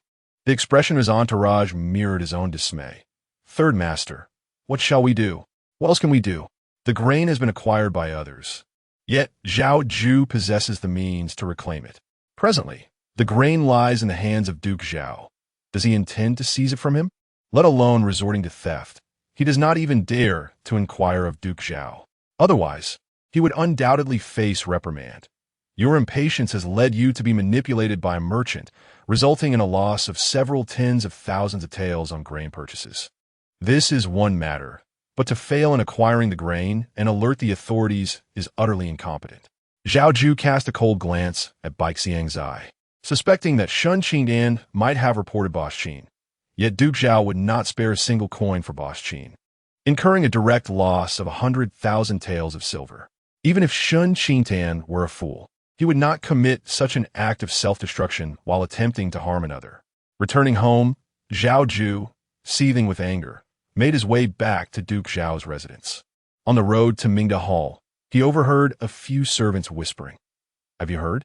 The second madam has lost a sachet. It is unclear which thief has stolen it. Chapter 28. Humiliation. Stealing the fragrant pouch to soothe longing, Zhao Ju paused, his brow furrowed in deep contemplation. Who possessed the audacity to pilfer Shen Qingtan's fragrant pouch? Such a personal item, if misused by ill-intentioned individuals, could tarnish Shen Qingtan's esteemed reputation. Was Zhao Yi truly so negligent? A cold derision flickered in his eyes. Was this the man that Shen Qingtan harbored in her heart? In the next moment, someone articulated the very thoughts swirling in his mind. The pouch, being a personal possession, would undoubtedly be meticulously safeguarded by the maidservants surrounding the second madam. How could it have been stolen? Even if it were a theft, it must have originated from within. A thorough search of the courtyard would surely yield results. Alas, this was not the second madam's pouch. Her exquisite embroidery skills had been dedicated to practicing new techniques, and she had deemed the pouch unsatisfactory, instructing her servants to incinerate it. Who could have foreseen that the servant tasked with this duty would return from the restroom to find the pouch adorned with a galloping steed motif missing? What purpose could this thief have in stealing such a pouch? Zhao Yu's complexion darkened, his teeth grinding in frustration. He had returned everything Shen Qingtan had gifted him, save for the very first fragrant pouch. This woman had deliberately disseminated the news to prevent him from using this pouch against her. His expression taut, he strode purposefully forward, the murmur of the servants' conversation fading into the background. How many were aware of this incident? The servants of the estate knew, and thus the masters would inevitably catch wind of it. This could work to his advantage. Henceforth, any sighting of the pouch would reveal the thief's identity. Once apprehended, the punishment would be severe, serving as a warning to others. Zhao Yu's face was as dark as ink, fists clenched tightly, veins protruding ominously from his hands. He yearned to storm into Lanchua Garden and confront Shen Qingtan. He resolved to return and incinerate the pouch. He could not bear such humiliation. Upon returning to his new quarters, Zhao Yu overheard Shen Mingzhu's shrill voice. The entire residence is abuzz with gossip about my elder sister's missing pouch. Who among us would be so idle as to steal her pouch? She was indeed drawing attention to herself, stirring trouble only a few days after marrying into the duke's residence. The servants in the room dared not speak. Shen Mingzhu scoffed. Does she truly believe that her enchanting visage could ensnare someone into stealing her pouch for clandestine solace? I see no one so foolish. Her thoughts drifted to Shen Qingtan's striking beauty, and a bitter edge crept in her tone. I cannot fathom anyone so blind. Su de li, bang. The incense burner crashed to the floor, creating a resounding clamor. Shen Mingzhu jumped in shock, assuming a careless maid had caused the disturbance, her anger flaring. She spun around to find Zhao Yu, his gaze icy, radiating an alarming ferocity. Shen Mingzhu paled, stammering, Husband. Yu Zhao Yu's wrath surged as he rebuked. Is this the upbringing of the Marquis's household? To gossip behind people's backs like a scandalous woman? What distinguishes you from the coarse servants of this estate? The color drained from Shen Mingzhu's face, in his eyes. She appeared utterly contemptible. If you do not know how to conduct yourself, go learn from your mother. Do not bring shame upon the duke's residence. Zhao Yu, having endured his frustrations with Shen Qingtan, vented his ire upon Shen Mingzhu before striding away. As she watched Zhao Yu's departing figure, tears welled up in her eyes, a tumult of humiliation and discomfort swirling within her. She could not fathom why a mere exchange of sharp words had provoked such an explosive outburst from him, berating her without restraint. Was it that Zhao Yu held Shen Qingtan in such high regard that he could not bear to hear a word of disparagement against her? This reality was one Shen Mingzhu found difficult to accept. Third Madam, the third master's reprimand may not be entirely detrimental, suggested Wan Dong, producing a silk handkerchief to dab Shen Mingzhu's tears and offer her counsel. The second branch sought the favor of the matriarch to garner the attention of the old duke. Since the third master believes you are unaware of proper decorum, why not approach the matriarch and seek someone to teach you the ways of propriety?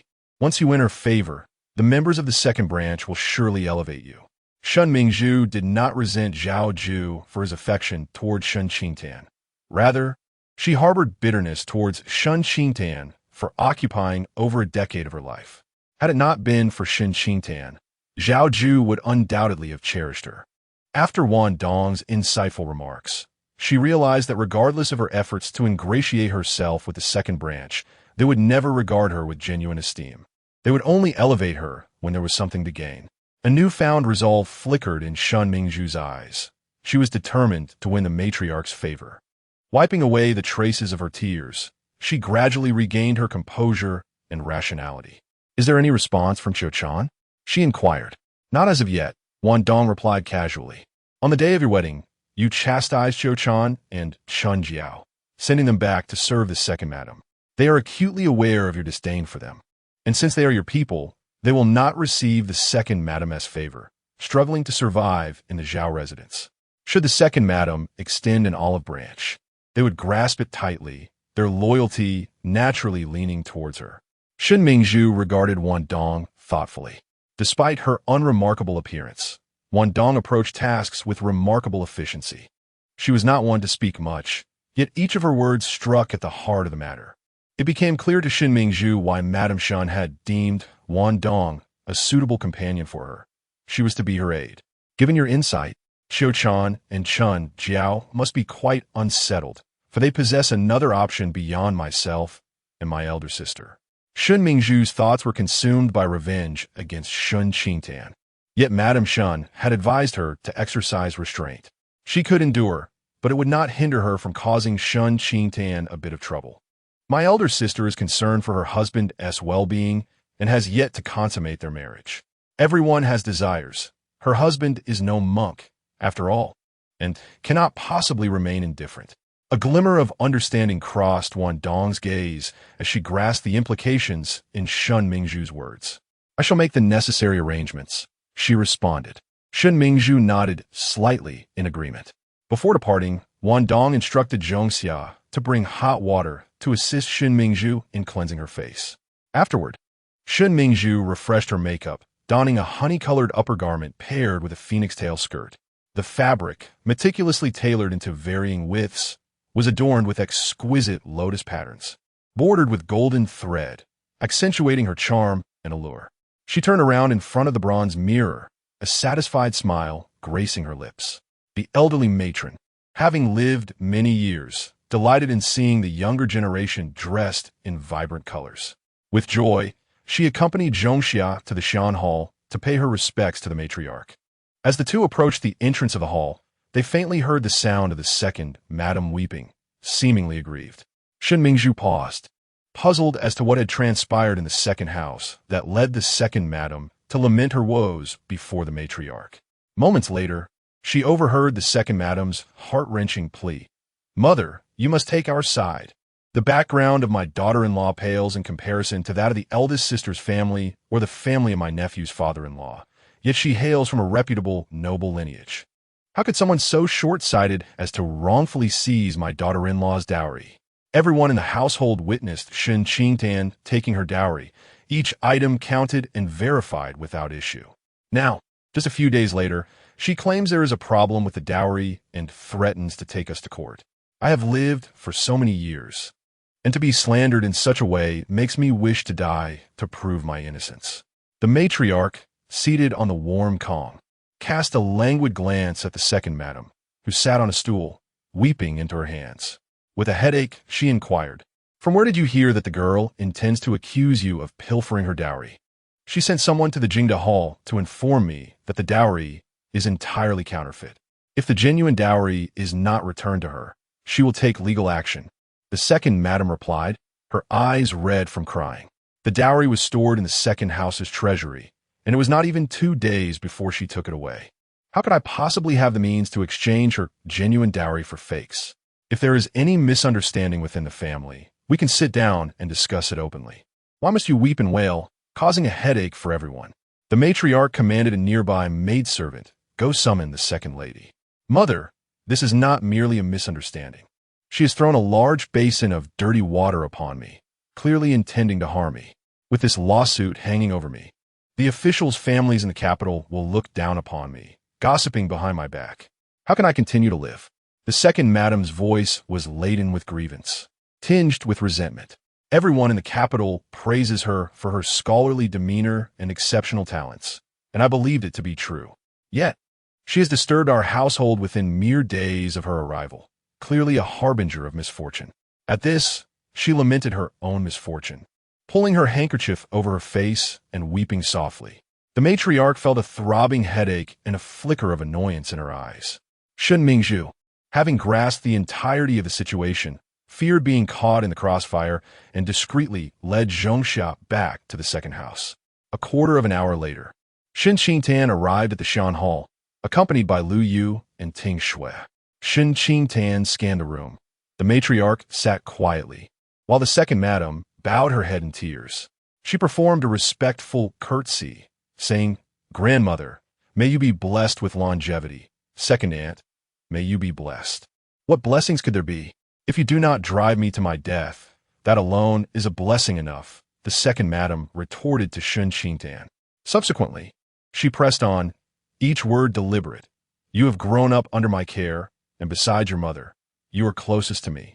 I search my heart and find no fault.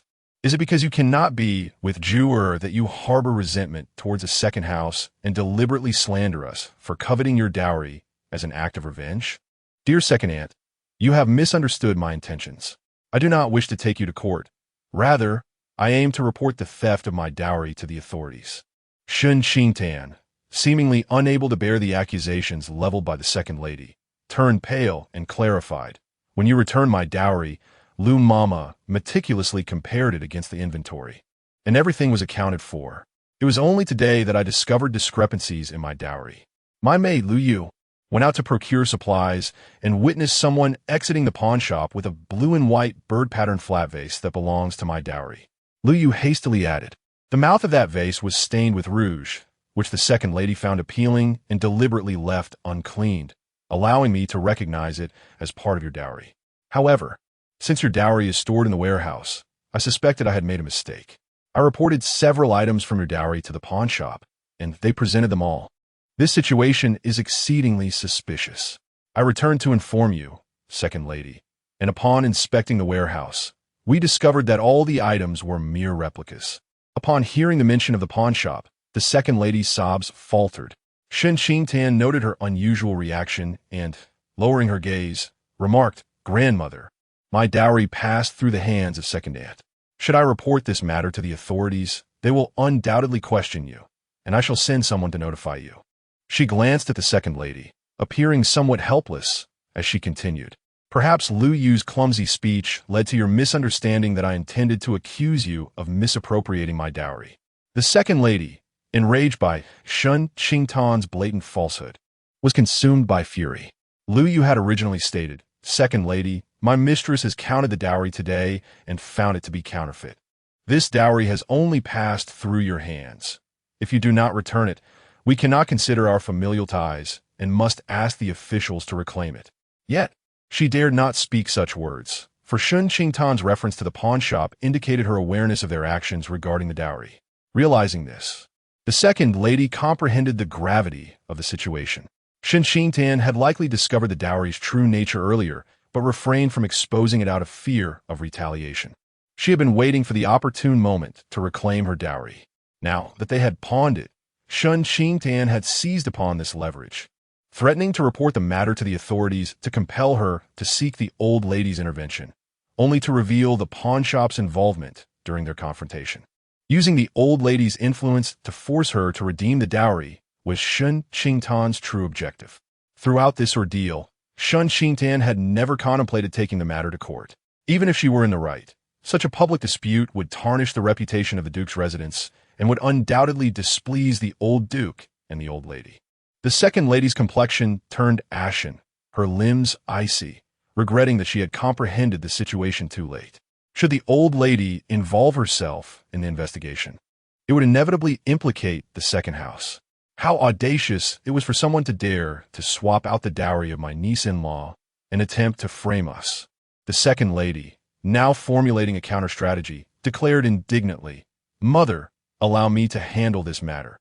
I shall ensure that the truth comes to light."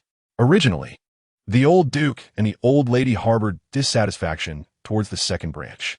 With the revelation of their embezzlement of Shen Qingtan's dowry, it is likely that they will face the disdain of the old Duke and the old lady, and the title will not be entrusted to the second branch. The old lady did not respond to the second lady, but instead inquired of Shen Qingtan, "My dear, what are your thoughts on this matter?" Shen Qingtan respectfully replied, "Grandmother, I entrust this matter to my second aunt. I believe she will handle it well." "Very well, this matter shall be entrusted to the second daughter-in-law," the old lady decreed. Setting a deadline, it must be resolved within 2 days. The second lady's expression shifted, and she gritted her teeth, stating, "I will ensure this is taken care of promptly." Given the gravity of the situation, the dowry must inevitably be returned to Shen Qingtan. "Dear niece, my second aunt has misunderstood you, causing you distress." The second lady expressed with an air of guilt, yet her words were laden with implication. "The dowry list is known only to you and those close to you. To replicate such a substantial dowry is not a task that can be accomplished in just a day or two. Moreover, to quietly transport it out of your courtyard is no feat for an ordinary person."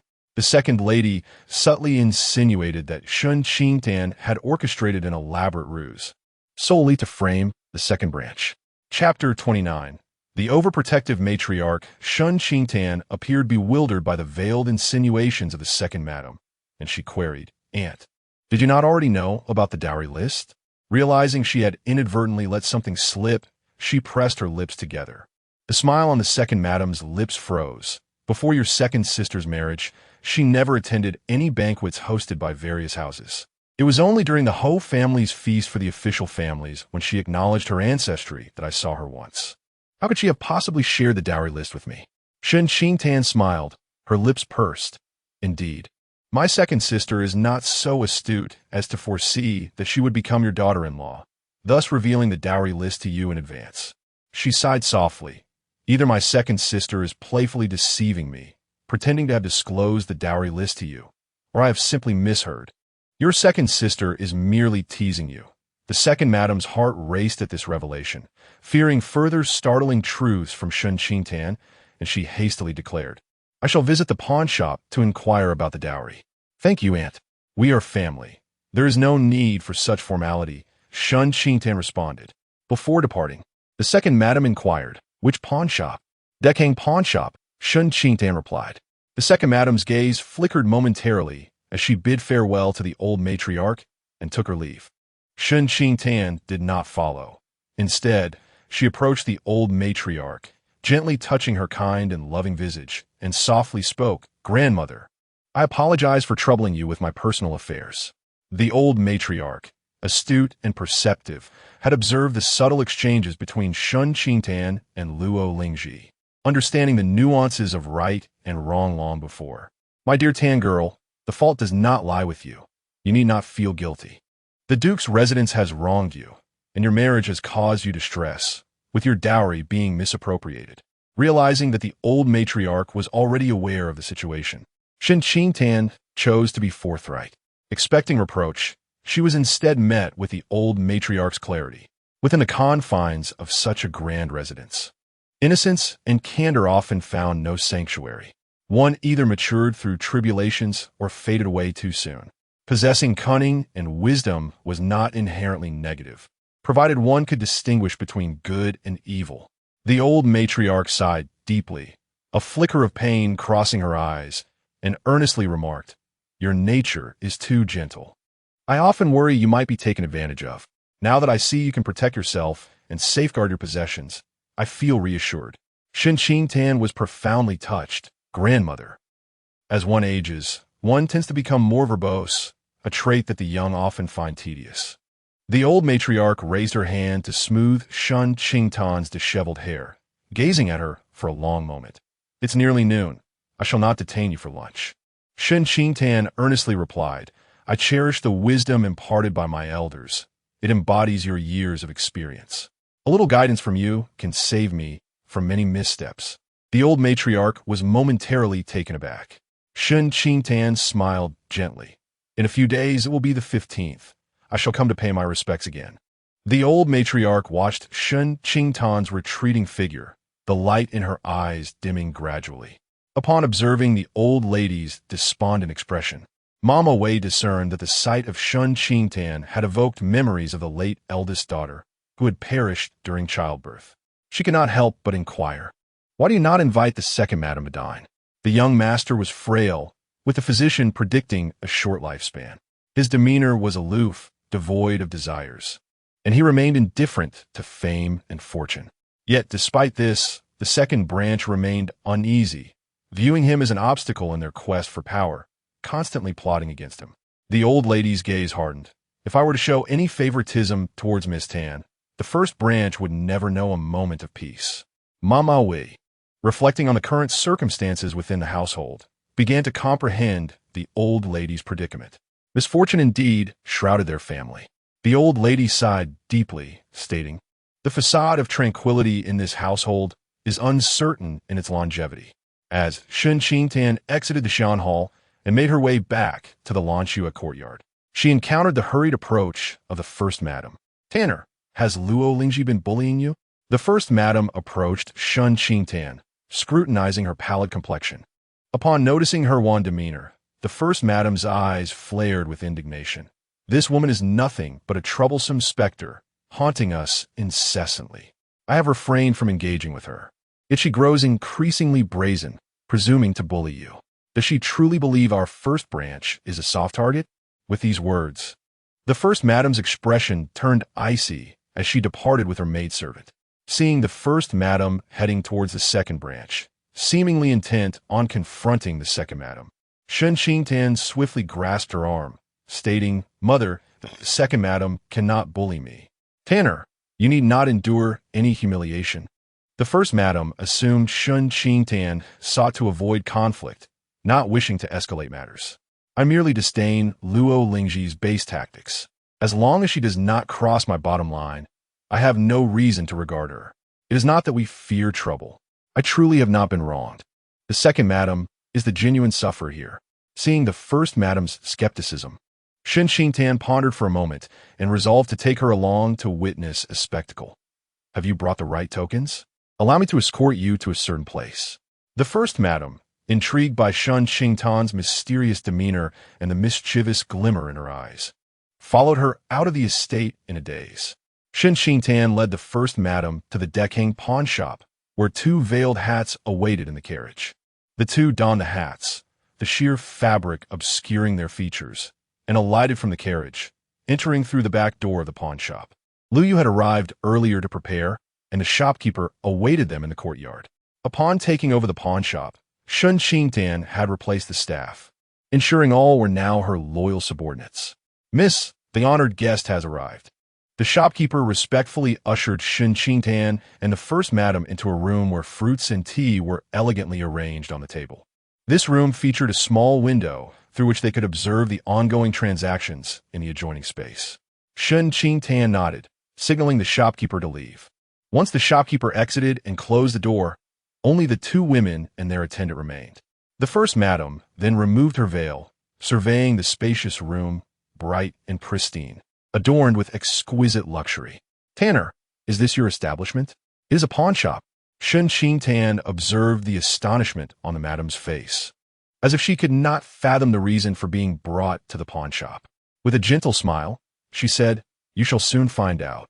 The madam suppressed her lingering doubts, taking a delicate sip of her tea, her gaze drifting to a small window on the wall. Recalling the shopkeeper's words, she speculated that Shen Qingtan had brought her here to witness a transaction. As if to confirm her suspicions, a familiar voice echoed from the next room. "You are truly outrageous.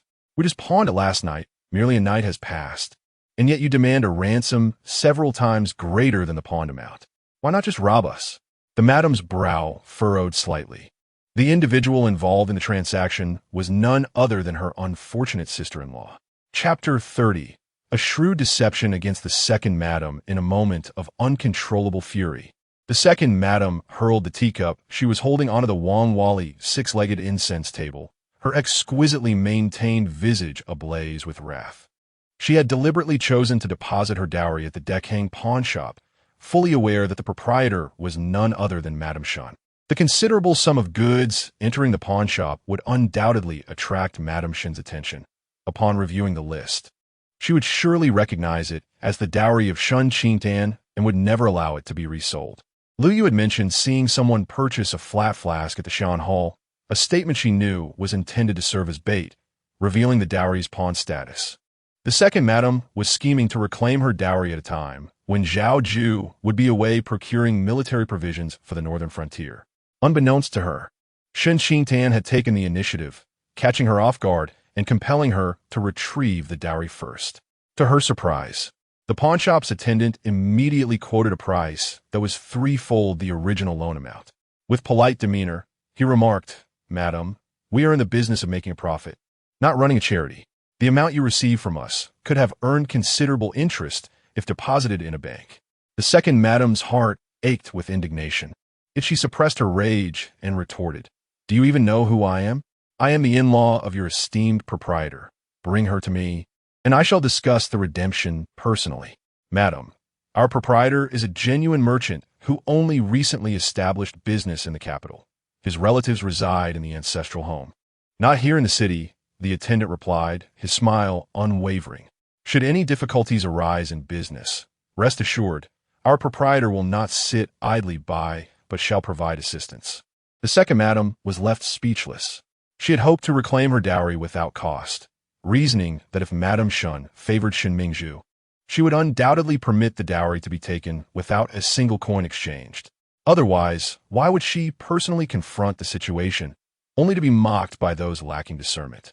Reluctantly, the second madam adopted an air of superiority and declared, "I am the second madam of the Duke of Zhao's household, related by marriage to your esteemed Madame Shen.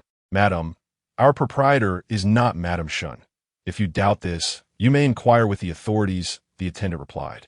As tea spilled from the cup, the attendant swiftly wiped the surface dry and poured another cup. He continued, "If you choose to pawn, we shall proceed according to the established terms. Clear the loan and interest, and you may reclaim your possessions.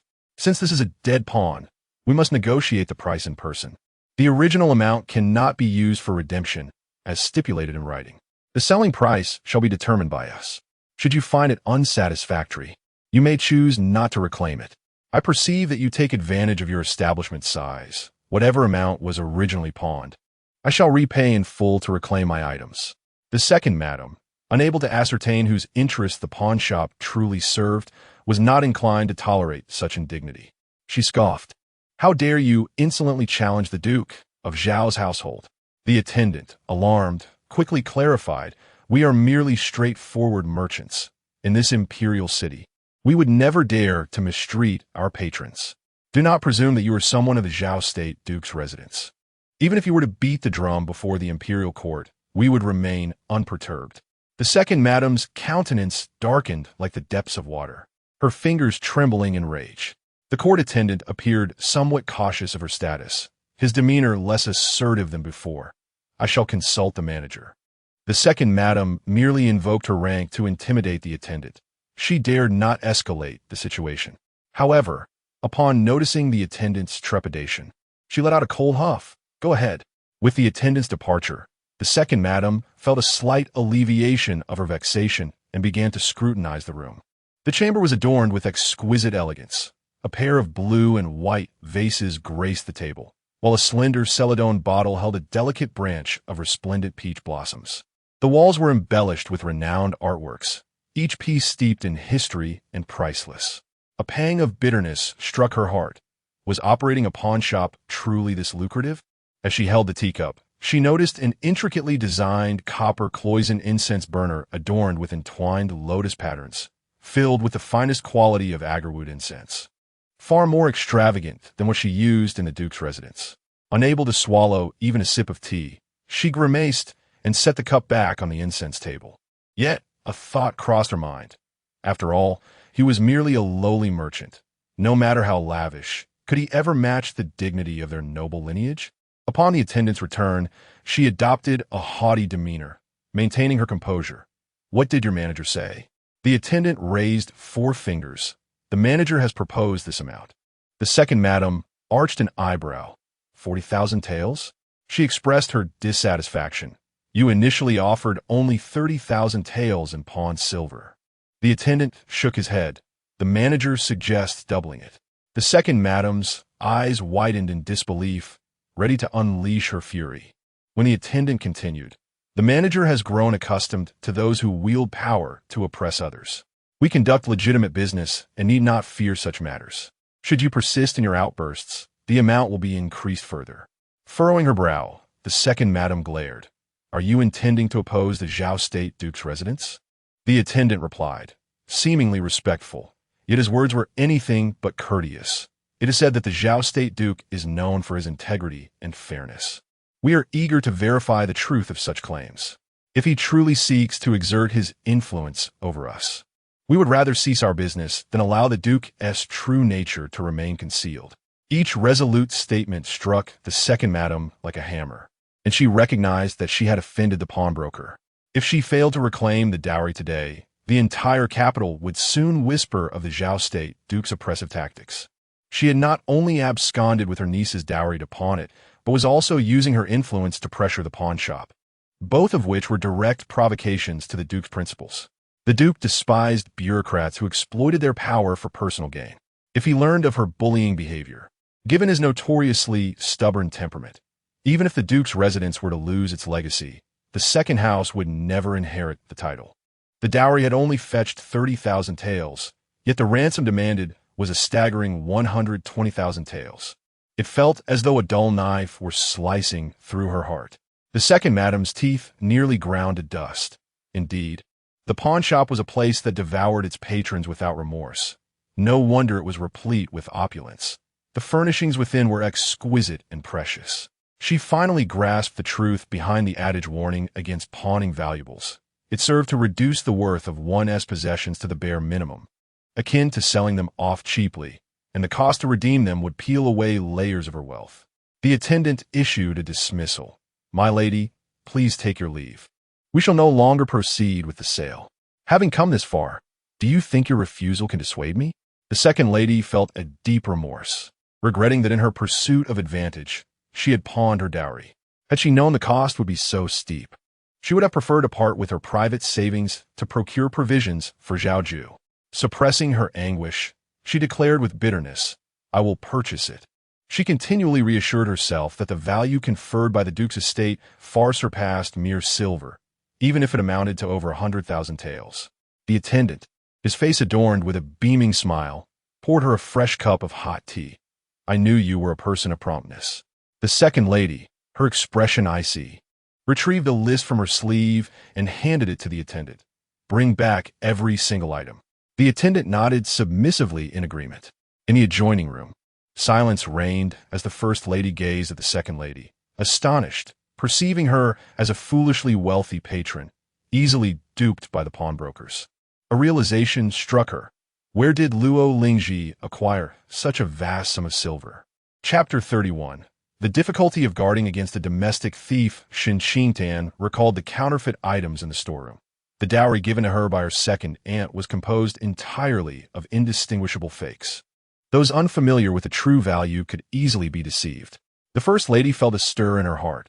Was she profiting from selling fakes? Shen Qingtan shook her head.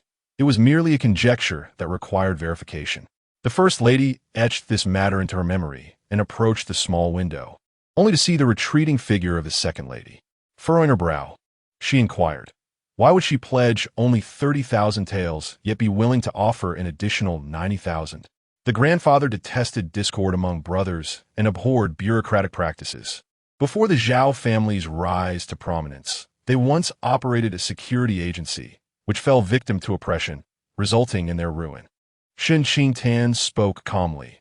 He left his homeland alone, encountered a benefactor, and achieved merit for the founding of the nation, which led to his current noble status. The ancestor recorded this in the family teachings, cautioning future generations. She recalled that Zhao Yu had mentioned this teaching. One must not take advantage of their father's and brother's power, for when the family's influence was weak, they suffered greatly. She urged the descendants to reflect upon this, to serve as honorable officials, renowned generals, and upright individuals. He had once aspired to be a celebrated general, yet his actions were consistently those of a petty person. The second aunt had long coveted the title of the duke's household, and her recent marriage swap had already violated the first principle. Zhao Yu had taken on the task of purchasing military provisions to redeem himself. They had pawned her dowry to buy grain, and now, in an effort to retrieve it, they were resorting to coercion, thus breaching the second principle. Shen Qingtan's lips curled slightly. She now found herself in a predicament. The dowry must be returned, yet she had offended the pawnshop. To quell the matter, she would have to endure this silent grievance. The first lady had heard of the Zhao family's ancestral history, but had not pondered it deeply. Unless the second aunt no longer desired the title, the pawnshop would have no hold over her. Shen Qingtan smiled brightly. What did a sum of over 100,000 taels matter to someone who had become the master of the duke's household? Even if the second lady realized she was being taken advantage of, she would still have to obediently present the silver. You have grasped her weakness. You are merely waiting to ensnare her. The first lady, understanding the implications, marveled. How did you know she would come here, pawn? I had no idea. Shen Qingtan blinked innocently. I initially knew Zhao Yu was short on silver for grain purchases, and the second aunt would pawn my dowry. I contemplated seizing her leverage to compel her to redeem it for me. If the second lady came to the deckhang pawn shop, I would take full advantage and profit handsomely. If she went to another pawn shop, I would collaborate with the pawnbrokers to jointly ensnare her, albeit for a smaller gain. The first lady's eyes were opened. And considering Shen Qingtan's scheme to profit 90,000 taels at the second lady's expense, she felt a surge of satisfaction. Luo Lingji was greedy, grasping at both what was rightfully hers and what was not. This time, she had stumbled, and it was well-deserved. The first lady beamed with delight. My judgment has always been astute. I recognized your potential at first glance. Shen Qingtan. Indeed, Mama Guan chimed in. The second master and the second mistress are quite a match, both possessing equal cunning. Shen Qingtan. Is it common for those born into noble families to praise others in such an extraordinary manner? Upon her return to the duke's residence, Shen Qingtan dispatched Lu Yu to Zhao Yi's study to borrow a family instruction manual, and she settled comfortably onto a short couch, engrossed in her reading. As dusk settled, the various masters of the house returned from their duties, and someone from Xian Hall came to summon her. Shen Qingtan, accompanied by Lu Yu, made her way to Xian Hall, only to find everyone gathered. Duke Zhao and the matriarch occupied the seats of honor, with the four lords and their wives present. The only younger generation present were herself, Zhao Yi, and the couple Zhao Ju and Shen Mingzhu. The atmosphere in the room was tense, as if brewing a storm. After exchanging pleasantries, she took her seat beside Zhao Yi, her gaze involuntarily drifting towards Duke Zhao, who sat regally in his chair. Wearing a black gauze cap and a bright red round-collared robe adorned with a golden embroidered Qilin insignia, he was cinched with a jade belt and donned black leather boots. This attire, clearly unaltered since his arrival, conveyed his authoritative presence without him uttering a single word. Everyone was present. The matriarch spoke slowly. There is a traitor within the house, and Tannereth's dowry has been stolen and pawned. The dowry had passed through the hands of the second wife, who had taken it upon herself to manage this affair. She had already ascertained that the dowry was not pawned, but instead found in the abandoned western courtyard. The second wife, having exhausted her family's resources, was visibly weary, eager for a swift resolution. Deckhang Pawnshop refused to acknowledge that Madame Shen was the principal behind the scenes and would naturally not side with her. Even if she falsely accused Shen Qingtan of orchestrating this ruse, the matriarch could easily verify the truth with a simple inquiry. The second wife stiffly remarked, "Niece-in-law, the western courtyard is a neglected area. Neither the masters nor the servants of the residence would venture there lightly. Your dowry is not merely one or two items. If it had been stolen and sold all at once, it would have been easily noticed. Thus, the thief must have hidden the items in the western courtyard. Is that so? Hidden in the western courtyard?" Shen Qingtan turned to Lu Yu and inquired, "Did you not say you saw them at the pawnshop?" Lu Yu quickly replied, "Second madam, I did not lie." Yes, indeed, Lu Yu spoke the truth. The second wife forced a smile. "I have counted, and indeed, the items Lu Yu mentioned are missing. I personally went to Deckhang Pawnshop to redeem them." "I see." Shen Qingtan then asked, "Has second aunt discovered who the thief is?" "Not yet. The thief is cunning, having enlisted a beggar to assist in pawning the items. Now, to capture the thief without raising suspicion is no easy task. But rest assured, I will continue my investigation." The second wife expressed her determination, relieved. Fortunately, all the items have been recovered, none missing. Listening to the second wife's contradictory statements, Shen Qingtan chose not to expose her lies. Those present were astute individuals. How could they not recognize that the second wife was merely fabricating excuses to save face? Duke Zhao and the matriarch, wishing to maintain an appearance of tranquility, would likely accept her words. After all, she had no intention of entirely toppling the second household. It sufficed for Duke Zhao to become disillusioned with them. With repeated disappointments, A final straw would inevitably lead to their downfall. Moreover, she had effortlessly acquired 90,000 taels of silver. Shen Qingtan expressed her gratitude, saying, "Then I must trouble you, second aunt, to redeem the dowry's silver. I shall privately reimburse you. It is but a small sum, merely a token of my respect as an elder to bestow upon my junior as a wedding gift. Should I refuse a gift from my elders, it would appear disrespectful."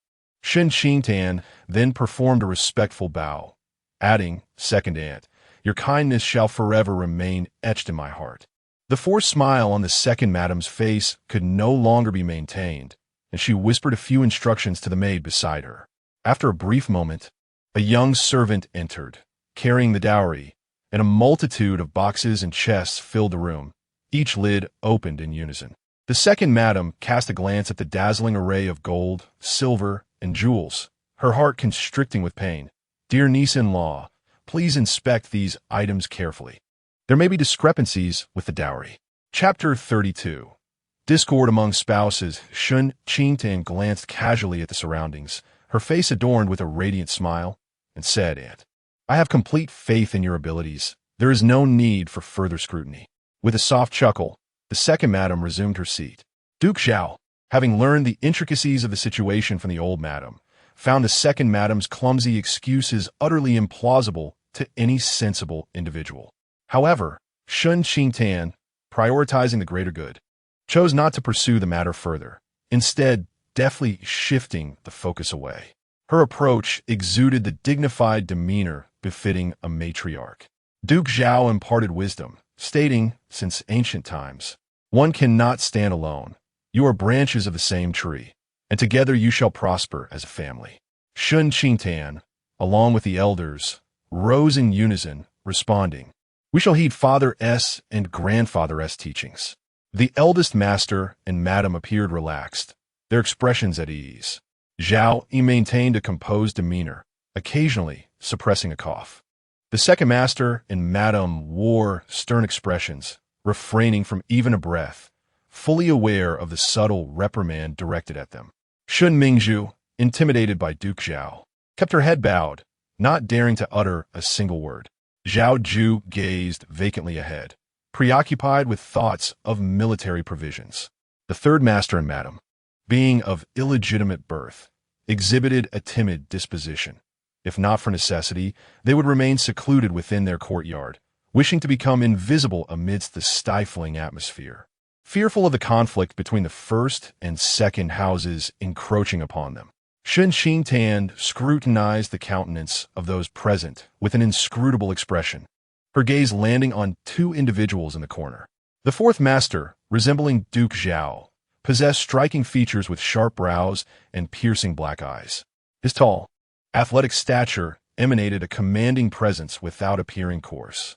The fourth madam was a striking beauty, her brows like distant mountains, eyes akin to autumn waves, and lips reminiscent of cherries, her slender shoulders and delicate waist accentuated by her husband's robust figure. The couple, one looking to the left and the other to the right, inadvertently locked eyes momentarily before simultaneously diverting their gazes with indifference. It seemed the fourth madam sensed Shen Qingtan's scrutiny and raised her eyes in response. Upon meeting her gaze, Shen Qingtan momentarily faltered. The fourth madam, with a slight furrow of her brow, devoid of emotion, shifted her gaze away. Shen Qingtan recalled that the fourth madam was the youngest legitimate daughter of the Minister of Personnel, initially destined to enter the palace as a consort. During a pilgrimage after her coming-of-age ceremony, she was abducted by mountain bandits and went missing for 3 days and nights, only to be rescued by the fourth master and hastily wed into the duke's household. The fourth madam, a legitimate daughter, marrying a man of illegitimate birth, clearly expressed her discontent with the union. The fourth master, too, appeared less than pleased. The couple's mutual disdain was palpable. Lost in contemplation, Shen Qingtan heard Duke Zhao broach the subject of military provisions. "I have gathered 150,000 stones of grain, which require transportation to the northern frontier." All eyes turned toward Duke Zhao, each person eager to voice their thoughts. The eldest madam's heart raced. The grain was not solely gathered by Zhao Ju. nor was he necessarily the one responsible for its transport. She exchanged anxious glances with the eldest master. Clearing his throat, the eldest master was about to speak when the second master interjected. Father, Zhu took on the task of gathering military provisions and managed to amass 100,000 stones in just 3 days. However, that unscrupulous merchant, eager to curry favor with you, bypassed you and sold the grain directly to you.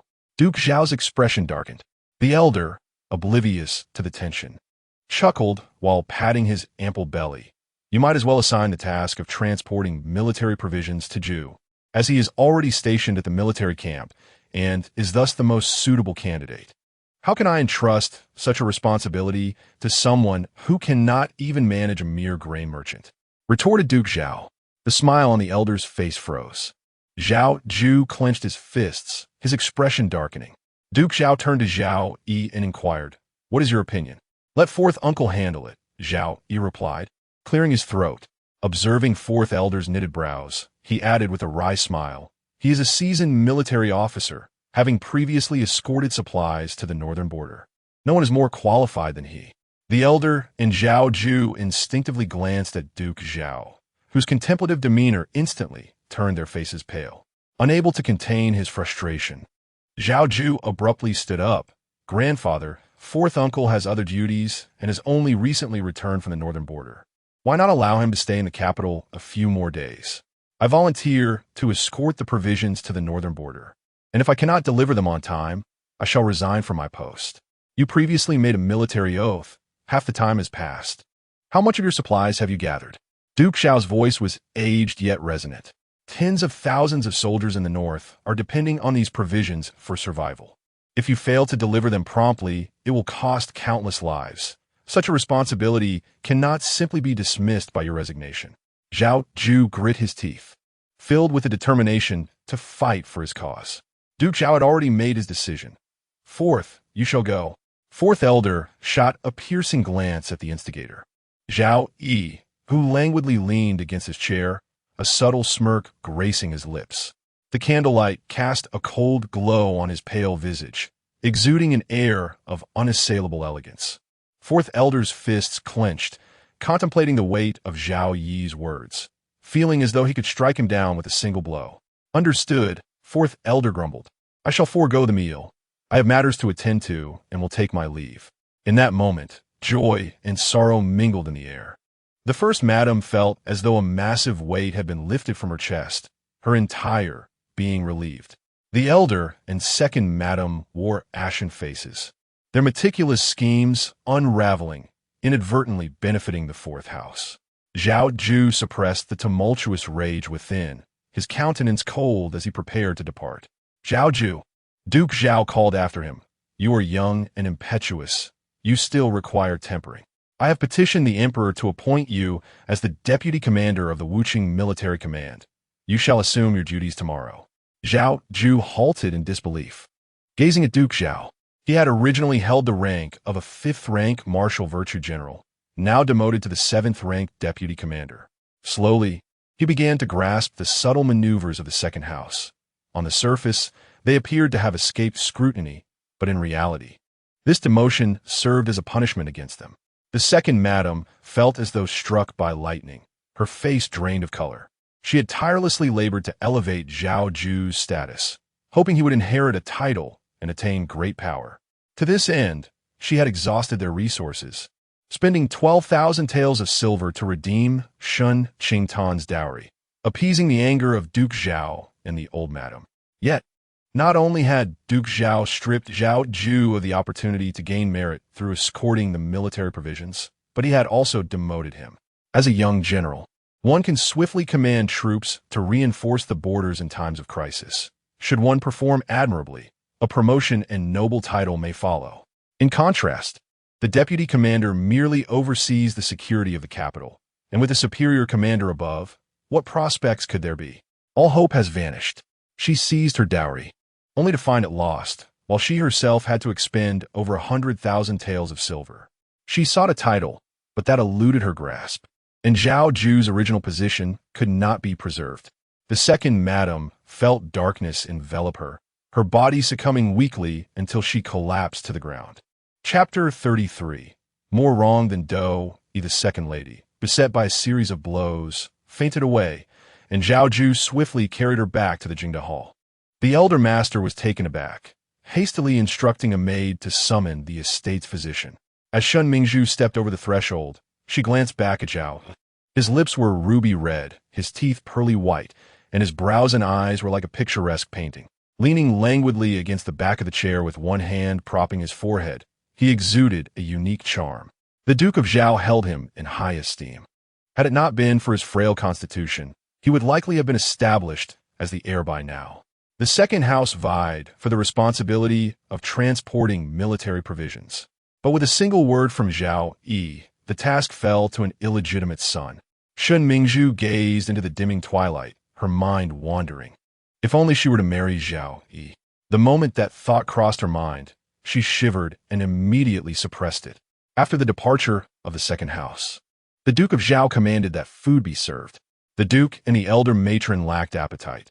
The third master and his wife dared not move their chopsticks.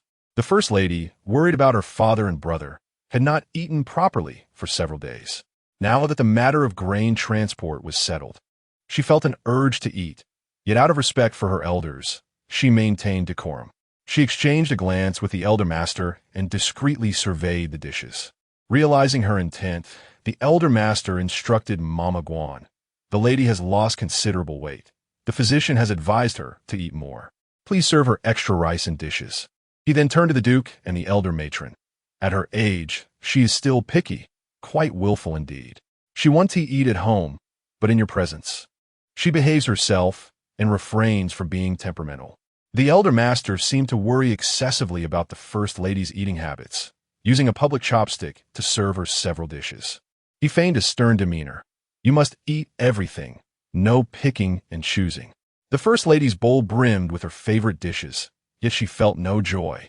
The elder master's words embarrassed her, and she wished to retaliate, but the occasion was unsuitable, leaving her quite vexed. The Duke and elder matron noticed the first lady had lost some weight and was eating with evident distress, casting a reproachful glance at the elder master.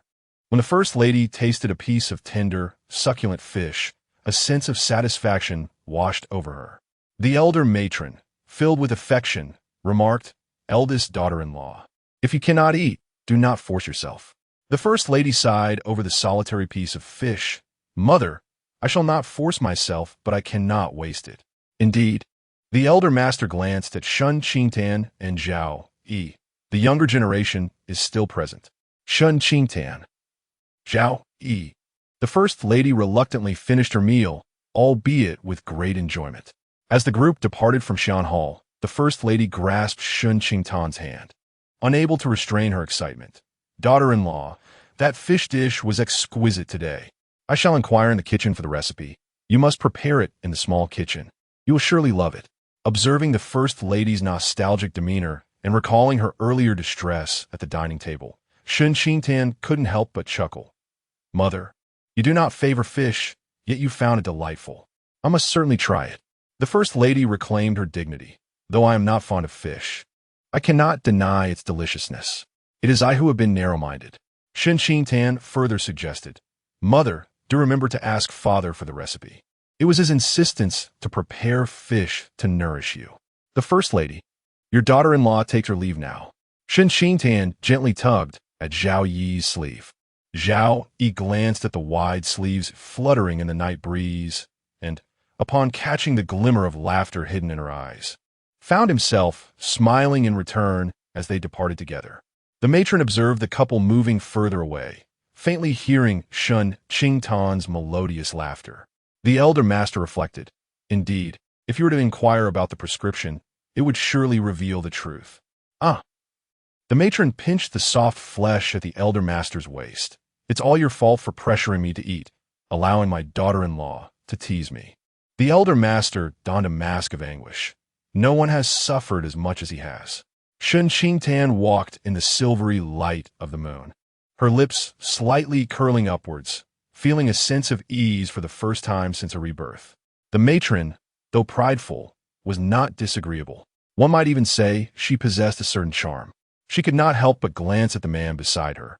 whose demeanor was detached, lacking the elder master's buoyancy and the matron's spontaneity, remaining excessively taciturn.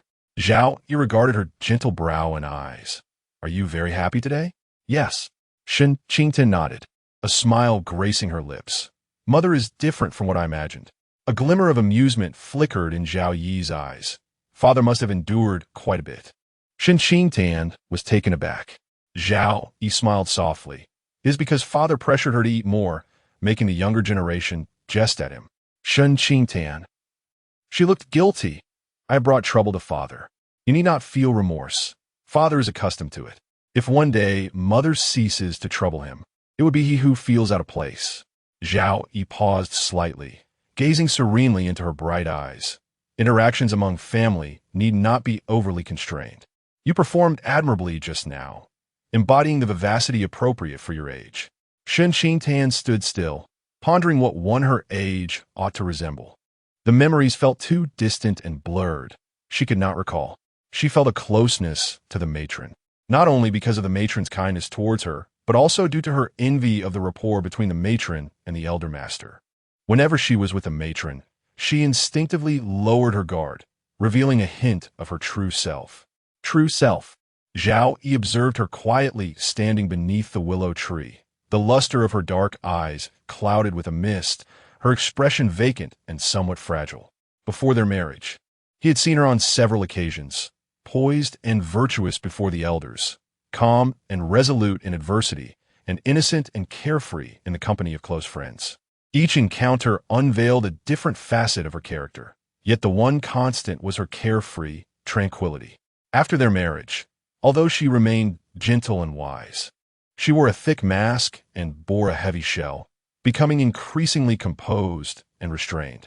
The carefree spirit that once spoke of seizing joy with her intimate friends was now nowhere to be found. This night of relaxation must signify that the second household has stumbled. As the chill of late spring enveloped the night, Zhao Yu removed his cloak and draped it over Shen Qingtan's shoulders. A wave of warmth instantly enveloped her. She inhaled the faint scent of bitter medicine. Gazing at Zhao Yu in a daze, "My grandfather inquired who would escort the military provisions, considering the grievances you have endured as compensation towards the first household." Zhao Yi's lips curled gently, his tone soft. "Grandfather wishes to avoid discord among kin, hence he has demoted Zhao Ju, deliberately admonishing them. Should Zhao Ju show repentance and seize this opportunity for self-cultivation, at the opportune moment, grandfather will consider promoting him. It depends on whether Zhao Ju can comprehend the sincere intentions of Duke Zhao and grasp this chance." Shen Qingtan clasped her cloak around herself, the warmth enveloping her and reddening her fair complexion. Zhao Ju harbors resentment towards grandfather, feeling that grandfather favors you.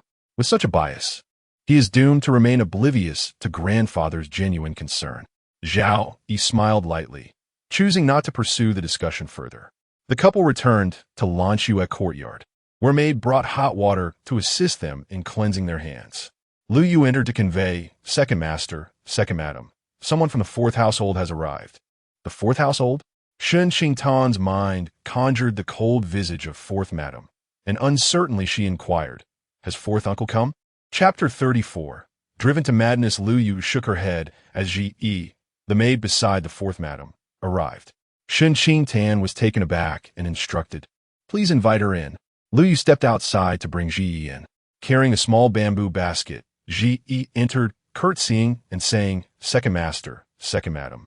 Fourth madam has received a basket of cherries today and instructed me to share some with you for a taste." Shen Qingtan graciously accepted the basket, saying, "Fourth aunt is very considerate." She then directed Lu Yu, "Go fetch the plum blossom cakes we purchased." Lu Yu returned from the cabinet with a small porcelain jar and handed it to Ji. The plum blossom cakes were crafted from thinly sliced mountain chestnuts and olives, imbued with the essence of plum blossoms. Shen Qingtan spoke gently, "Fourth aunt has a fondness for plum blossoms. You may take some for her to try. If she enjoys them, I shall arrange for more to be sent her way." Ji Yi gazed at Shen Qingtan in surprise, seemingly taken aback that she was aware of the fourth madam as preferences. The maidservant thanks the second madam on behalf of fourth madam. clutching the small porcelain jar. Ji replied with a beaming smile. Our lady will surely appreciate it. Once Ji departed, Shen Qingtan looked at the luscious, crimson cherries in the basket, their vibrant hue accentuated by the few green leaves, making them even more tantalizing. Lu Yu, please wash a plate. Shen Qingtan handed the basket to Lu Yu and then addressed Zhao Yu. Cherries are quite precious. Did fourth aunt bestow this basket upon me to express gratitude for your yielding the opportunity to gain merit to fourth uncle? Fourth aunt likely wishes to thank me for sending fourth uncle out of the capital, Zhao Yu replied, his expression tinged with resignation. Shen Qingtan had known since childhood that she was destined to marry into the duke's household and had familiarized herself with its intricate relationships. Fourth Master Zhao Qiyuan was the duke's late-born son, aged 28, just 6 years older than Zhao Yu. Zhao Qiyuan's concubine had passed away early, and he was raised under the care of the old madam, growing up alongside Zhao Yu, fostering a close bond between them. The fourth madam was even younger, being only 21, just a year younger than Zhao Yu. I still have some official matters to attend to. You may rest for now and need not wait for me, Zhao Yu instructed before heading to his study. Lu Yu returned with a plate of cherries, placing it on the Kong table. Shen Qingtan sat on the Kong, the plump, translucent cherries arranged on the porcelain plate with gilded edges, further whetting her appetite. She plucked one, savoring its thin skin, sweet flavor, and abundant juice, finding it exquisite. Lu Yu signaled for Ting Shui to stand guard by the door. Second madam, news has arrived from Deckhang, inquiring how to handle that some silver. Leave it to Uncle Qin to manage, Shen Qingtan replied, having consumed 4 or 5 cherries already. She pushed the plate toward Lu Yu, saying, the flavor is delightful. Do try one. Lu Yu took a single cherry, expressing her gratitude, then recalled matters regarding the fourth household. I have heard that the fourth madam has been in the household for 5 years and has yet to bear any children. As a legitimate daughter marrying a son of the concubine, it is considered a downward match. Before entering, she firmly stipulated that no concubines were to be taken, to which fourth master agreed. Shen Qingtan frowned slightly, contemplating Zhao Qiyuan, who was akin to a wild stallion, untamed and with a notoriously fierce temperament, a formidable challenge to approach. The fourth madam, cherished in the household, was a pampered young lady, haughty and willful, unlikely to submit before Zhao Qiyuan. Two individuals clashing head-on cannot cultivate a harmonious relationship. Even amidst a tumultuous marriage, Zhao Qiyuan remained steadfast in his commitments, not allowing any other woman to grace his side. He exemplifies the essence of a true man. Many men, however, find it insufficient to merely maintain one household, often supporting several mistresses outside. Lu Yu, pondering this, couldn't help but exclaim her relief that the second master had no other women in his rear courtyard. A hush fell over the room. Shen Qingtan's nails pierced the delicate skin of a cherry, the vibrant juice staining her fingers red. Such words are not to be uttered again, she commanded. Lu Yu's expression shifted drastically, her mouth clamping shut in dismay. She felt a pang of regret, realizing that if such remarks reached others' ears, their master would bear the unjust reputation of being jealous. In the secondary residence, in the Jingda Hall, the second mistress lay frail and pale upon her bed, tears streaming from the corners of her eyes as she struggled to recover from the recent blow. The old man does not truly intend to demote Zhu'er. He merely aims to teach us a lesson, to encourage us to exercise restraint. If Zhu'er achieves merit, how could he possibly be denied promotion? The second master, with a broad heart, remarked, is this really such a significant matter that it warrants your distress? Is it not a significant matter? Am I not justified in my reaction? The second mistress's words struck at the very core of her husband, prompting her to sit up in a frenzy. That little harlot's dowry amounted to a mere 30,000 taels, while I had to pay an additional 90,000 taels to secure her release. In the end, I gained nothing, and my son's position was even diminished. What is this if not a dagger to my heart? The second master, taken aback, exclaimed, how much silver did you say? 90,000 taels, borrowed from my family. She confessed, unable to reveal her own private funds, as their origins were dubious. To avoid suspicion, she had made a special trip back to her family, performing a facade of propriety.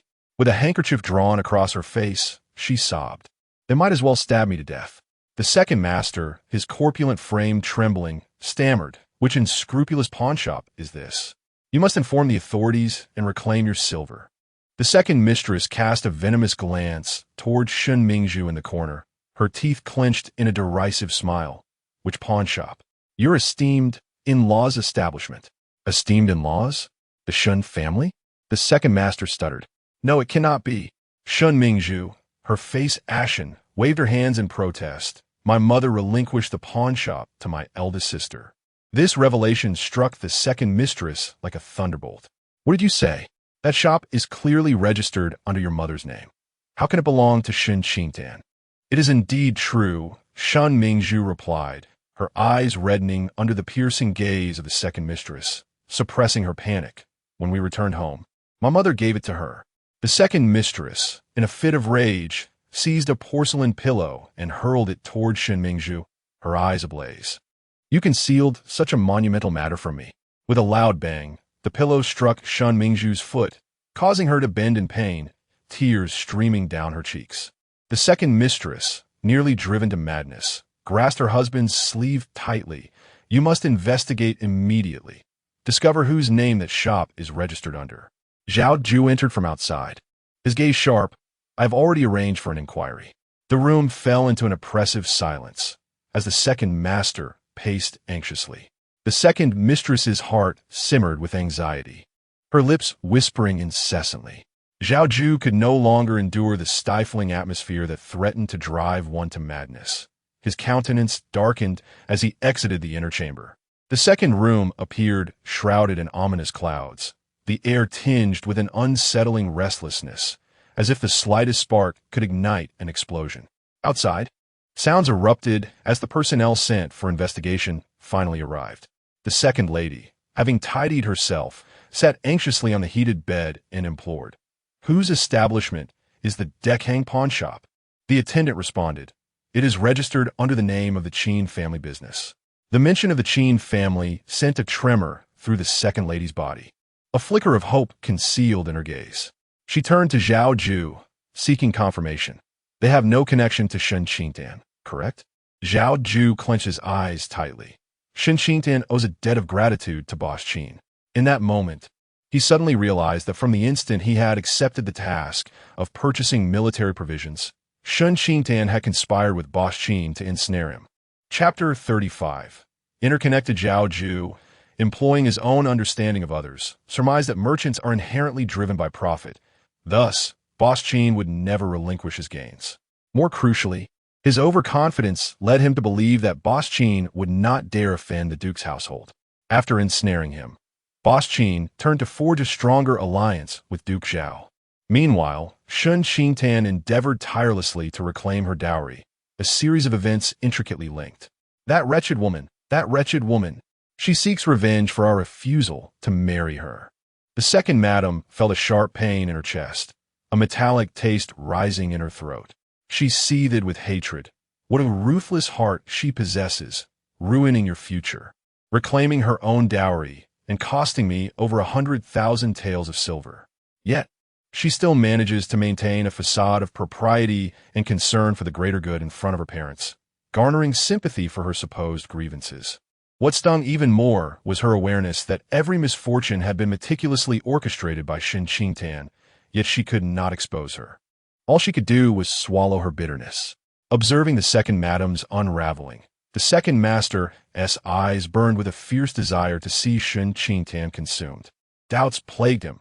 Why would boss Qin forsake his wealth and give it to your grandfather, merely to aid Shen Qingtan in avenging you? It defied reason. Zhao Yu, too, found this puzzling. What merit could possibly justify such loyalty? One of his attendants hesitantly reported, while investigating, "I heard a rumor that the Qin family business is not solely under the control of boss Qin. There exists a second partner who remains concealed." Could it be the second madam? Impossible. The second madam vehemently dismissed the notion. How could boss Qin possibly share his fortune with Shen Qingtan? The mere thought of Shen Qingtan being the second partner in the Qin family business stung her more than the loss of over 100,000 taels of silver. Jealousy ignited within her as she caught sight of Shen Mingzhu, weeping in a corner, and she vented her frustration. You are nothing but the biological child of the Duke of Chengyin, utterly useless. What dowry did you bring? When returning to the Shen family, Shen Qingtan received her pawnshop. What have you received? Shen Mingzhu bit her lip, silenced by fear. The second madam, feeling increasingly exasperated, lamented, had I known this would be the outcome. It would have been better to marry Shen Qingtan. The speaker's words were unintentional, but they struck a chord with Zhao Yu. He gazed at the tear-streaked face of Shen Mingzhu, troubled by the thought. Was it right or wrong to abandon Shen Qingtan in favor of marrying Shen Mingzhu? Had he chosen Shen Qingtan, he would have avoided incurring Duke Zhao's displeasure and would have performed admirably in the military supply endeavor. Their relationship was substantial. Thus, he would not have to worry about finances, unlike his current uncertain prospects. After finishing her breakfast, Shen Qingtan sat on the bed, perusing the accounts of Lan Shuyuan. To her astonishment, the monthly expenditures were staggering. Zhao, he had exceptionally high standards for quality of life. Every meal was exquisite, and every item was luxurious. Not to mention the considerable amount spent on medicinal needs. Public expenditures were capped, yet these were all drawn from Zhao Yi's private accounts. As she surveyed the lucrative shops under Zhao Yi's name, she fell into a contemplative silence. Shen Qingtan had assumed that such an aristocrat would be indifferent to wealth, but she was taken aback to discover his acumen in business. Seeing Shen Qingtan's astonished expression, Mama Lu chuckled. The second master claims to be a worldly man. If he does not earn more silver, he cannot sustain his comfortable lifestyle. Shen Qingtan felt a tumult of emotions. He has arranged all his properties for me? Naturally, for you are the lady of Lanxue Garden. If not entrusted to you, to whom else should it be given? Lu Mama sighed, saying, if our second master were in good health, he would be unparalleled among the suitors of the entire capital. Even with his frail constitution, he remains an exceptional gentleman. Shen Qingtan meticulously examined the accounts, her tone exceedingly serious. Upon hearing this, Lu Mama couldn't help but smile broadly. By the time Shen Qingtan finished reviewing the accounts, the sun was high in the sky. She pressed her sore waist and leaned back against a soft pillow to rest. Lu Mama brought several bolts of exquisite silk.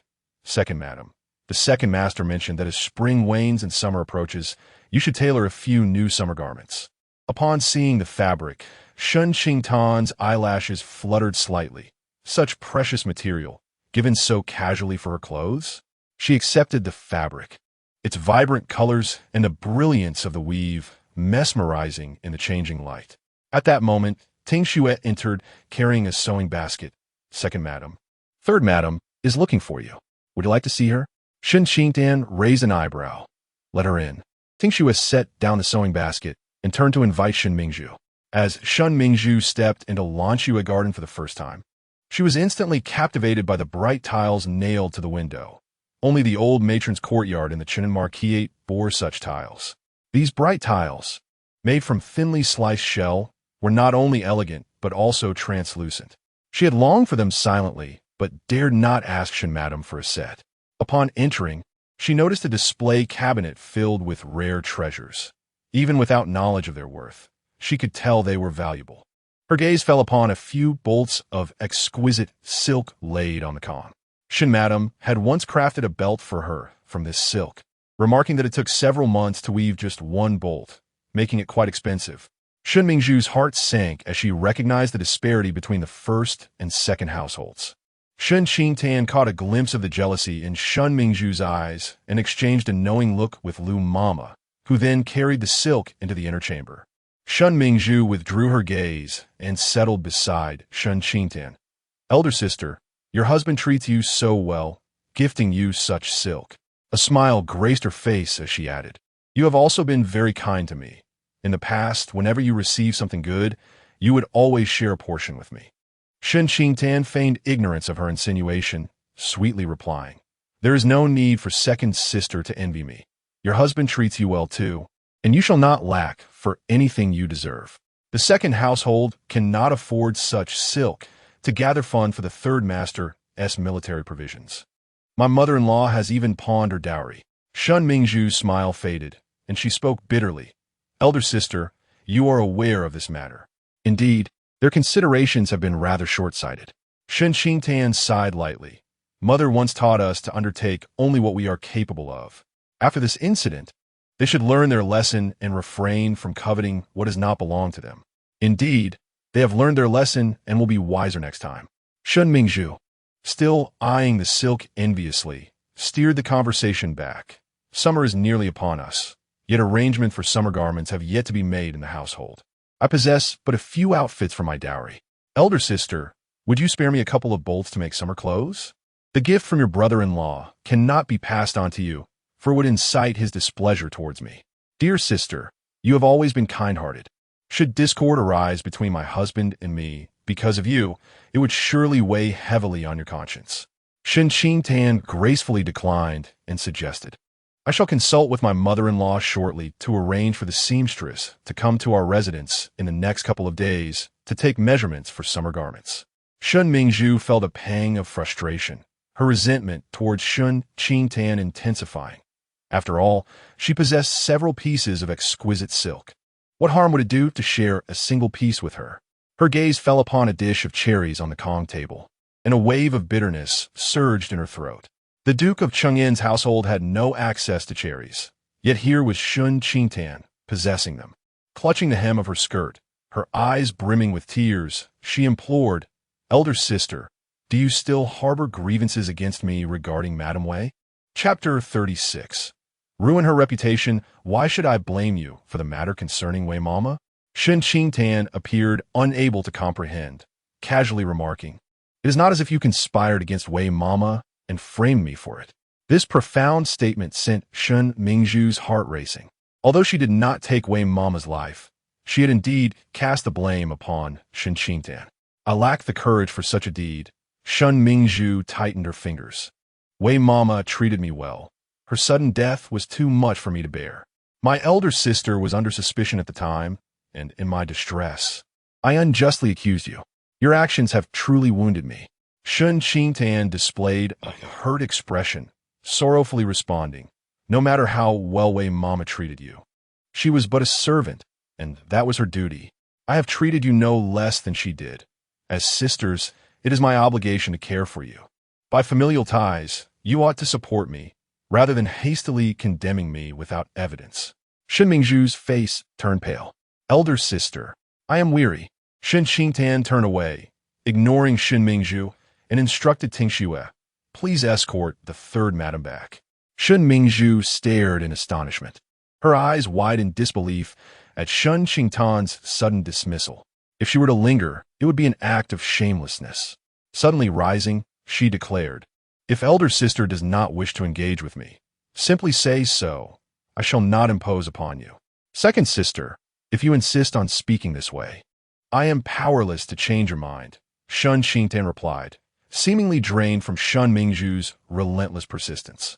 Say what you will, it is all the same. Shen Mingzhu felt frustrated, her fist hitting the cotton softly, her emotions boiling within her. With reddened eyes, she glared at Shen Qingtan before turning and departing from Lanyue courtyard. Upon returning to the second residence, her heart filled with resentment, she instructed Wan Dong, have Qiu Chan and Chun Jiao destroy all of her silk weavings. I wish to see how she will revel then. Understood, Wan Dong replied.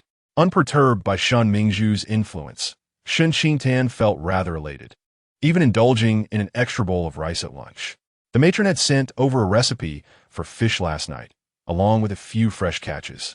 The chef prepared the dish for midday, and it was indeed delectable, the flesh tender and rich. Shen Qingtan devoured half a fish in one sitting, still yearning for more. Were it not for her small appetite, she could have finished an entire fish. Lazily reclining beneath the window to bask in the sun, her bones softened by the warmth, Shen Qingtan rested. Lu Yu sat beside her, crafting shoe soles, while Ting Xue busied herself with netting. Qiu Chan stood in a corner, casting furtive glances at Shen Qingtan, seemingly hesitant to speak. Shen Qingtan noted her unusual demeanor, but chose to close her eyes, pretending not to see. Gathering her courage, Qiu Chan stepped forward just as Mama Guan, the matron's aide, arrived with a message. Second madam, the lady requests your presence for conversation. I shall go at once. Shen Qingtan extended her hand toward Ting Xue, who assisted her to her feet and adjusted her attire. Leaving Lu Yu to guard the courtyard, Shen Qingtan proceeded to Mingda Hall with Ting Xue and Chun Jiao. The matron had something confidential to discuss and exchanged a knowing glance with Shen Qingtan, who instructed her maid to remain at the door. Mama Guan closed the door and stood watch. Shen Qingtan's heart stirred. Mother, have you uncovered something regarding second aunt? There is nothing you cannot discern. The matron smiled briefly, her thoughts meandering before her smile faded. Luo Lingji's wealth was derived from her maternal family, where her brother clandestinely operated a gambling den, ensnaring unsuspecting merchants into losing their fortunes. Shen Qingtan felt a jolt of alarm. Did her second uncle and Zhao Yu remain unaware? They must be kept in the dark. The matron furrowed her brow, stating that no forgeries had yet been linked to them. Shen Qingtan pondered. Her second aunt's brother, with his gambling connections, could indeed engage someone to replicate forgeries. A family steeped in deceit, traversing the treacherous path of immorality, was bound to face ruin eventually. The matron held the second lady in disdain, hoping fervently that she would not bring calamity upon the duke's residence. She cherished Zhao Yu, intent on securing the duke's title, and thus expected her not to act foolishly. Shen Qingtan, however, considered the second lady a fool. Prone to folly, you ought to keep a close watch on her. The matron nodded. I heard that the second branch's lady is ill from anger. She summoned the house physician this morning, who diagnosed her with a heart burdened by resentment and malevolent energy. She scoffed lightly. In my view, Luo Lingji suffers from envy. Remedy this ailment, and she shall be free from all afflictions. Shen Qingtan chuckled softly. You speak the truth. The matron expressed her concern. Having swindled her out of her silver, she will not let you off easily. Be wary of her in the future. Mother, I am well aware, Shen Qingtan replied, her gaze shifting as she smiled. Isn't the second aunt going to the temple to fulfill her vow? With her illness, should she really go? Indeed, she has made arrangements and intends to depart tomorrow, the matron replied with a dismissive pout. A person as malevolent as she should consider herself fortunate if the Buddha refuses her. How dare she hope for divine protection? Shen Qingtan's smile was innocent. The second aunt seeks blessings not for herself, but for my husband and me. Suddenly, the matron recalled that during the tea ceremony, the second lady had promised to light lotus lamps for Shen Qingtan and Zhao Yu. She had not taken it to heart, believing the second lady would never follow through. As anticipated, the second lady had no intention of lighting the lotus lamps.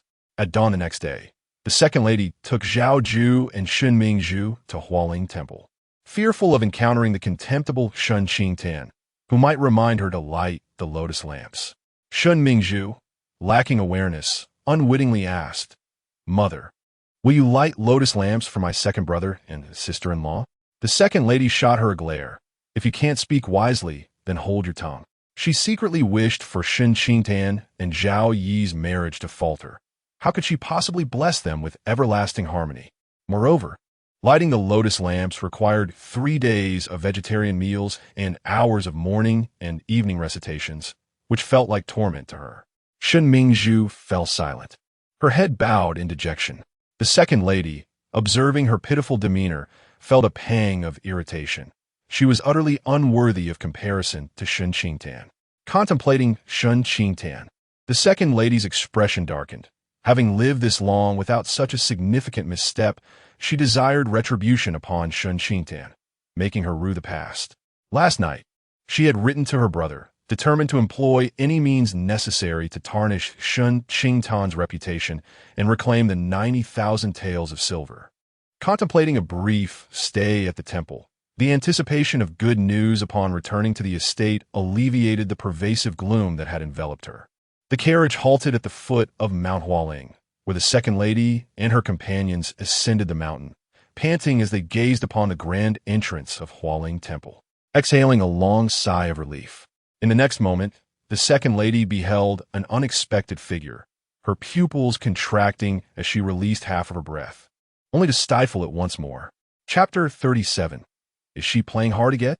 Shen Qingtan assisted the elderly matriarch as they stood before the temple gate, her eyes sparkling with warmth as she greeted them. Second aunt, you have arrived? Shen Qingtan inquired. Shall you first offer incense? Or would you prefer to rest in the quarters? The second lady restrained her impulse to turn and leave. When did you arrive? Why did you not inform us? We could have come together. Today being the first of the month, I accompanied grandmother to offer the initial incense, arriving early. Observing the second lady's stiff expression, Shen Qingtan smiled gently. I had assumed you were unwell and would not attend the Ailing temple to fulfill your vows today. The second lady's lips twitched slightly as she turned to the matriarch. Mother, the initial incense has been taken by someone else. After your tiring journey, should you not rest in the quarters? Let us proceed to offer incense first, the matriarch replied, having rested sufficiently, and spoke to Shen Qingtan. Let us go. Shen Qingtan nodded slightly to the second lady and guided the matriarch toward the main hall. The second lady glared resentfully at Shen Qingtan's retreating figure, believing that this wretched girl was born to oppose her. She could not fathom the means by which Shen Qingtan had charmed the matriarch into visiting Ailing temple. Following closely behind, she feared Shen Qingtan might play tricks on her. Zhao Yu gazed deeply at Shen Qingtan, yet she did not bestow upon him a single glance. He had many questions for her, but the current moment was not opportune. Shen Mingzhu observed Zhao Yu from a distance, noticing his unwavering stare at Shen Qingtan, and could not help but wonder if he was experiencing regret. Regret for abandoning Shen Qingtan? Regret for marrying her? The temple monk recognized the elderly matriarch and saluted with one hand. Umitba, I am called Shanwu. Please follow me. The matriarch joined her hands in prayer and followed the monk to the main hall. Inside, a majestic statue of Shakyamuni Buddha was enshrined, surrounded by hanging scriptures that imparted a solemn and reverent atmosphere. Shen Qingtan took 6 incense sticks, offering 3 to the matriarch, her demeanor sincere as she knelt to insert the incense into the censer. She added a generous donation for the incense and assisted the elderly matriarch back to the quarters. As a valued patron of Ailing temple, the matriarch was accustomed to such generosity, and the monk led them to the quarters, instructing the attendants to serve them diligently. Having endured a taxing day, the elderly matriarch was indeed weary. Shen Qingtan poured her a cup of warm water. You rose early today. Would you like to rest for a while?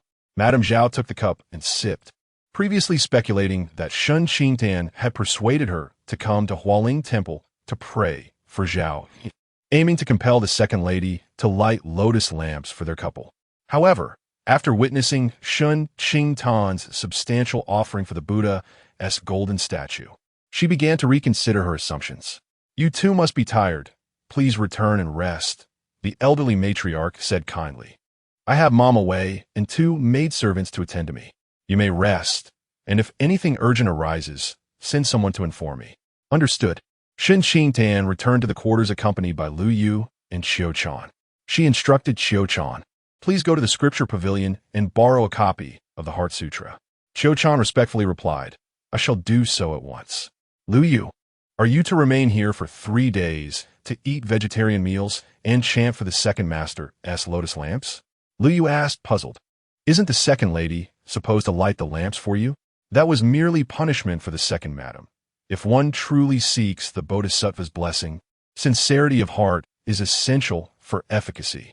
Since her rebirth, Shen Qingtan has been blinded by hatred, consumed by a singular desire for vengeance, never contemplating other possibilities. Zhao Yi's assertion that familial interactions need not be constrained and that she has performed admirably, exhibiting the vivacity befitting her age, awoke a realization within her. In this new life, she ought not to be solely defined by hatred. She must cherish this hard-won second chance and strive to live well. In her past existence, she was surrounded predominantly by those harboring ill will towards her. A genuine heart was a rarity in her experience.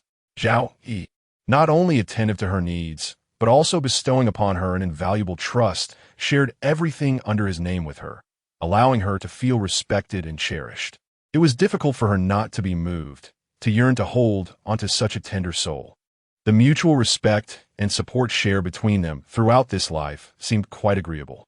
Shen Qingtan did not wish for his early demise. She longed to do something for him. My spirit is too restless. It would be beneficial to cultivate my inner peace. Upon entering Hualing Temple, the resonating chants brought tranquility to her heart. At noon, after partaking in a simple meal, Shen Qingtan proceeded to the meditation room to transcribe scriptures in quietude. The meditation room was bright and immaculate, with neatly arranged tables and chairs devoid of dust. Lu Yu moved the scripture table to the window, opening a wooden window to let the warm sunlight flood the room. Shen Qingtan purified her hands and lit incense, seated before the scripture table, rolling up her wide sleeves to begin her transcription. Lu Yu ground ink nearby, saying, "Madam, Master Mingji is giving a sermon today. Many pilgrims have gone to listen." Shen Qingtan replied with a smile, "I have no pressing matters here. You may attend and seek a talisman for your parents' safety." Lu Yu hesitated. "I am concerned about leaving you here alone. The monk is outside, should anything arise. I will call for him." Shen Qingtan urged, "Go on, go on." Lu Yu, feeling somewhat reassured, said, "I will return shortly." As Shen Qingtan watched her rush away, she smiled helplessly and returned to her transcription. Zhao Yu had specially sought out the meditation room, and from a distance he spotted Shen Qingtan seated by the window.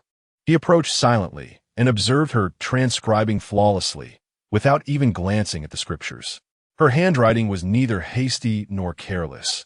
It was a beautiful, delicate script, elegant and flowing. He took a step closer, casting a shadow over her. Shen Qingtan lifted her gaze, and upon seeing the unexpected visitor, her brows furrowed. Zhao Yu spoke in a low voice. "You never cared for Buddhist scriptures before. Now you can recite an entire volume from memory." "Zhao Yu, are you living unhappily?" Shen Qingtan set down her brush and retorted, "Only those who are discontented with life dwell on the past." Zhao Yu was momentarily taken aback, his expression peculiar. Did she wish for his unhappiness, hoping he would recall her kindness? How could it be that Shen Mingju's inability to make you the heir of the Duke's residence, to elevate your status, causes you to remember me, someone of marginal utility to you? Shen Qingtan, growing impatient with his pretense, declared in my eyes, "You are nothing more than a bowl of spoiled rice, repugnant to behold. Unless necessary, do not appear before me." Zhao Yu found it hard to believe and felt a pang of sorrow. "Tanner, you have changed. You were never a harsh person." Shen Qingtan reached to close the window. But Zhao Yu, quick as a flash, held it open. "I understand your tender heart, and your resentment toward me stems from my betrayal of our vows, which has led you to speak to me so harshly." With a mind to test her, he spoke in a grave tone. "Tanner, if you wish to vent your frustrations, direct them at me. My mother's health has yet to recover. If I were to seek blessings for you and my second brother, it would be too much for her frail constitution." Shen Qingtan raised an eyebrow. "Vent my frustrations on you?" Zhao Yu felt a slight relief in his heart. His eyes were solely fixated on power and fame, yet he could not entirely sever the bonds of over a decade of friendship. How much more so with the ever-compassionate Shen Qingtan? Her deliberate cruelty towards him was merely a facade to incite his regret. Her response only confirmed this notion. Zhao Yu spoke with a tone of indulgence. "Venture your frustrations as you wish." Shen Qingtan, with a playful smile, replied, "There is a small path behind the scripture pavilion that leads to an abandoned cabin halfway up the hill. Wait for me there tonight at the hour of the pig." Chapter 38 Tonight. "I await you," Zhao Yu's gentle eyes conveyed. "Tonight, I await you." Standing opposite him, Shen Qingtan represented a significant risk. Whether her feelings for him were truly deep-seated, whether she was intentionally playing hard to get, or had ulterior motives, mattered not. As long as she honored the appointment tonight, he would possess her body, and she would be irrevocably devoted to him. Shen Qingtan nodded, satisfied with the response he sought. Zhao Yu left with a contented heart.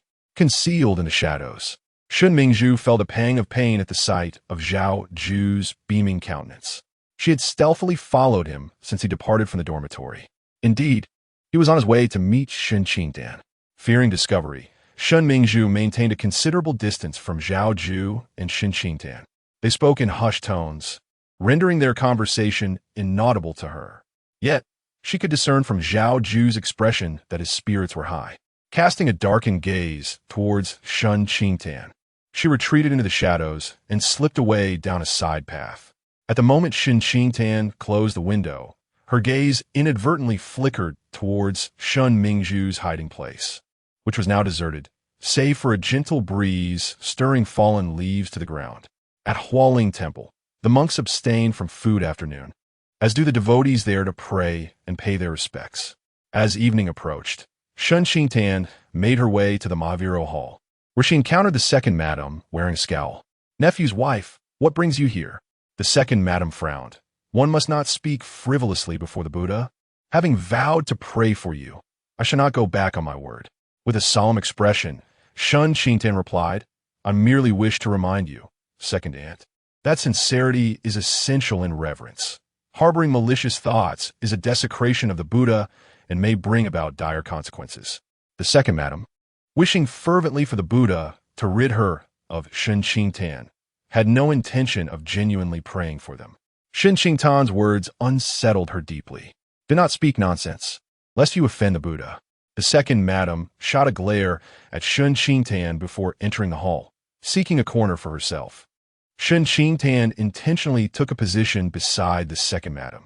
The second madam gritted her teeth, ultimately refraining from acting out in front of the Buddha. Second aunt, the evening service lasts an hour, followed by half an hour of meditation. Shen Qingtan kindly reminded her. The physician mentioned you are troubled in heart and chest. Praying and chanting can nourish your spirit. If you let go of worldly concerns, you may heal without the need for medicine. Let go of what? That is 90,000 taels of silver. The second madam felt an overwhelming sense of tightness in her chest and ringing in her ears, convinced her condition was worsening. Upon seeing Shen Qingtan at the mountain gate, her mood soured, leading her to forego her midday meal. She planned to attend the evening service after dinner. But the matriarch insisted that once one enters the Buddhist fold, one must adhere to its rules. The disciples only partake in a single meal at noon, meaning she would have to wait until the next midday to eat. Within the hall, dozens of monks recited scriptures, their chants resonating melodiously. Yet, the second madam could find no peace within, especially with her stomach empty, intensifying her hunger and anxiety. Each passing quarter hour felt like an agonizing ordeal. Restless and uneasy, she finally found relief as the evening service concluded, but as she stood, her legs weakened, and she collapsed to the ground. Shen Qingtan assisted her to rise, saying, "Second aunt, let us proceed to the meditation chamber." The second madam, famished to the point of feeling faint, replied, I noticed that your recitation of the scriptures was not correct. Let us extend our meditation by half an hour, and I shall teach you the verses." Shen Qingtan guided her towards the meditation room. The second madam grasped Shen Qingtan's arm and said, "Dear niece, I am not feeling well today. Let us postpone the meditation for tomorrow." Shen Qingtan, her smile fading, responded, "Aunt, did you not sincerely wish for my husband and me to grow old together?" The second madam forced a smile. "My health has not yet improved. I am truly exhausted from the journey today." Shen Qingtan, with a concerned expression, said, "If you are unwell, there is no need for you to bless us. You should return home early tomorrow to rest.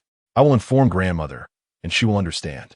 Mentioning the venerable old lady, the second madam could no longer smile, managing to squeeze out a few words. "Go. You shall go. Your health." "I am fine." "Very well," Shen Qingtan admonished. "Do not be stubborn. If you feel unwell, you must tell me." The second madam trembled with anger, wishing to tear Shen Qingtan's words to shreds. The group proceeded to the meditation chamber, where Shen Qingtan urged the second madam to recite the scriptures until the end of the hour. The second madam, feeling utterly drained, collapsed onto a chair, drinking several cups of water, yet still feeling faint with hunger, lacking even the strength to express her irritation. Shen Qingtan, invigorated, said, "Aunt, since you are unwell, I shall send someone to fetch third sister-in-law to attend to you." The second madam, truly disinclined to move, acquiesced to Shen Qingtan's arrangement. Shen Qingtan exited the meditation chamber and instructed Qiu Chan, who was waiting at the door, "Please fetch third madam." Qiu Chan tightened her fingers, bowing her head submissively. "This servant shall go at once." "Wait," Shen Qingtan called her back, taking a cloak from Lu Yu's hands and draping it over Qiu Chan's shoulders. "It is chilly on the mountain at night. Do not catch a cold." Qiu Chan, glancing down at the cloak of powder blue with dark tones. Grasped the ties at the collar. This servant thanks the master for her kindness. Lu Yu, observing Qiu Chan's retreating figure, felt that the master was intentionally tormenting the second madam, waiting for this very moment. Yet, what could be the reason behind such unwarranted trials? Lu Yu pondered the motives, suspecting that the master was deliberately testing the second madam. Holding a lantern to shield against the wind, she called out, "Second madam, it is chilly at night, and your attire is too light. Do return to your quarters quickly." Shen Qingtan smiled, "Let us go." Upon returning to her quarters, Shen Qingtan noticed a warm glow emanating from the window. "Did you light the oil lamp in the room when you left?" "I did not." Lu Yu, her heart racing, replied, "I will go take a look." Shen Qingtan considered that the quarters were under the watch of the monk, and thus should not harbor any ill-intentioned individuals. If there were indeed wrongdoers, they would not dare light a lamp so openly. She suspected that the old madam might be inside. Lu Yu's heart raced as she saw Shen Qingtan following closely behind. "Second madam, please stand back. If there are any ill-intentioned people, you must run." Before she could finish her warning, Shen Qingtan pushed the door open. Lu Yu's scream caught in her throat as she beheld the figure within, and she promptly fell silent. The temporomandibular joint emitted a sharp crack, as if her jaw were on the verge of dislocation. "Second master." Shen Qingtan gazed in astonishment at the man in the room, garbed in a jade-colored robe. Standing elegantly by the scripture table, perusing a scroll she had copied earlier that day. Hearing the commotion, he turned his head and, upon spotting the dazed figure in the doorway, smiled gently, saying, "Mother mentioned you came to Ailing Temple to pray for blessings. I thought I would come and take a look." "Oh." Shen Qingtan responded with calmness, but soon her expression shifted as a thought struck her. She hurried to the scripture table, reaching out to retrieve the scroll. A pale, slender hand rested atop the manuscript, preventing her from pulling it away. Shen Qingtan tugged gently, but to no avail, hesitant to exert force for fear of damage. "Second master, might you release your grip? I have already finished reading it." Zhao Yu's gaze fell upon the Medicine Master Sutra she had copied, a text that beseeched health and longevity. Shen Qingtan looked at him in disbelief, seemingly taken aback that someone so typically graceful would now create such an awkward moment. "Zhao," he chuckled lightly, "your handwriting is quite commendable." Shen Qingtan's lips moved slightly. "Is that all?" Zhao, he cleared his throat, poised to respond when a knock sounded at the door. "Second master," came Wei Mama's voice from outside. "The matriarch requests your presence."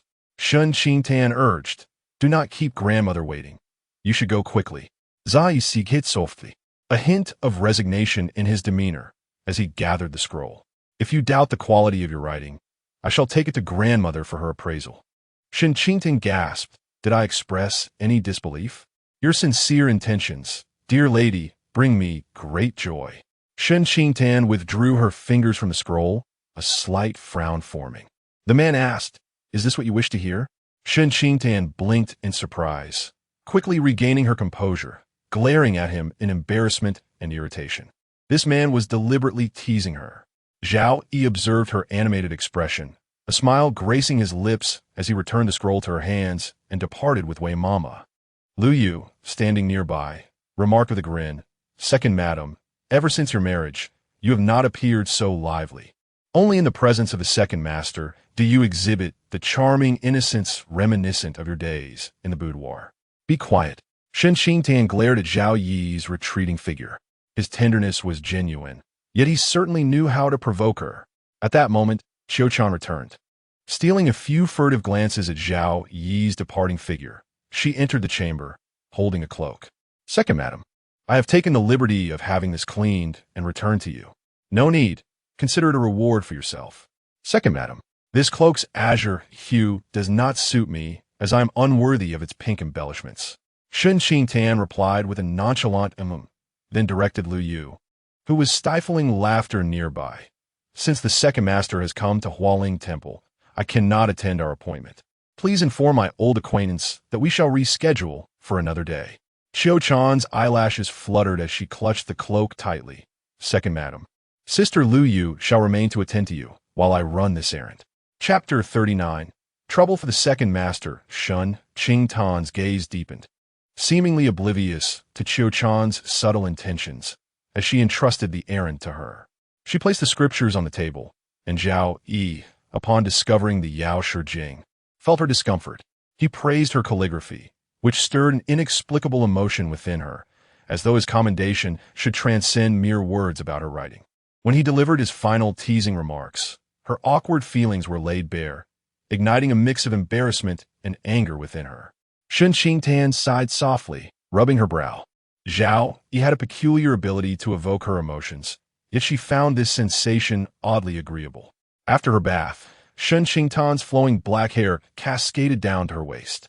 She donned a pale, apricot-colored inner garment, a silver-red silk outer coat, and a long-sleeved robe, sitting cross-legged on a mat as she continued to transcribe the scriptures.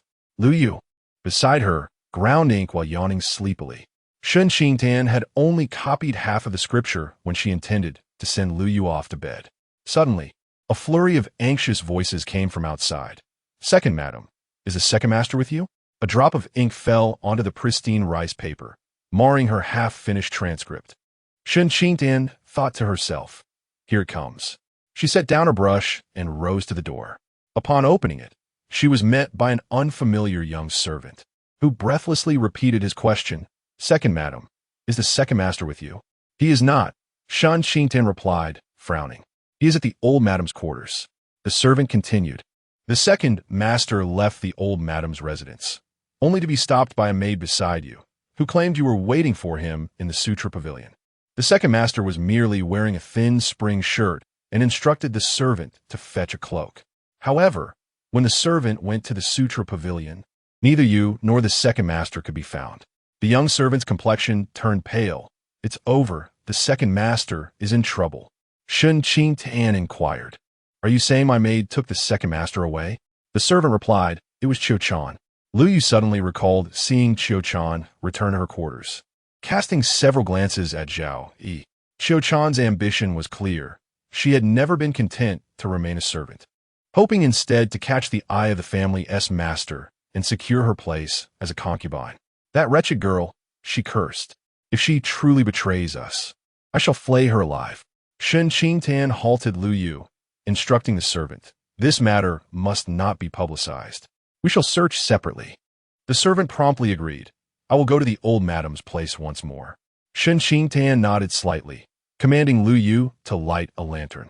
Lu Yu, barely containing her fury, remarked, "When I was keeping watch on her, she seemed quite obedient, never once contacting the third madam.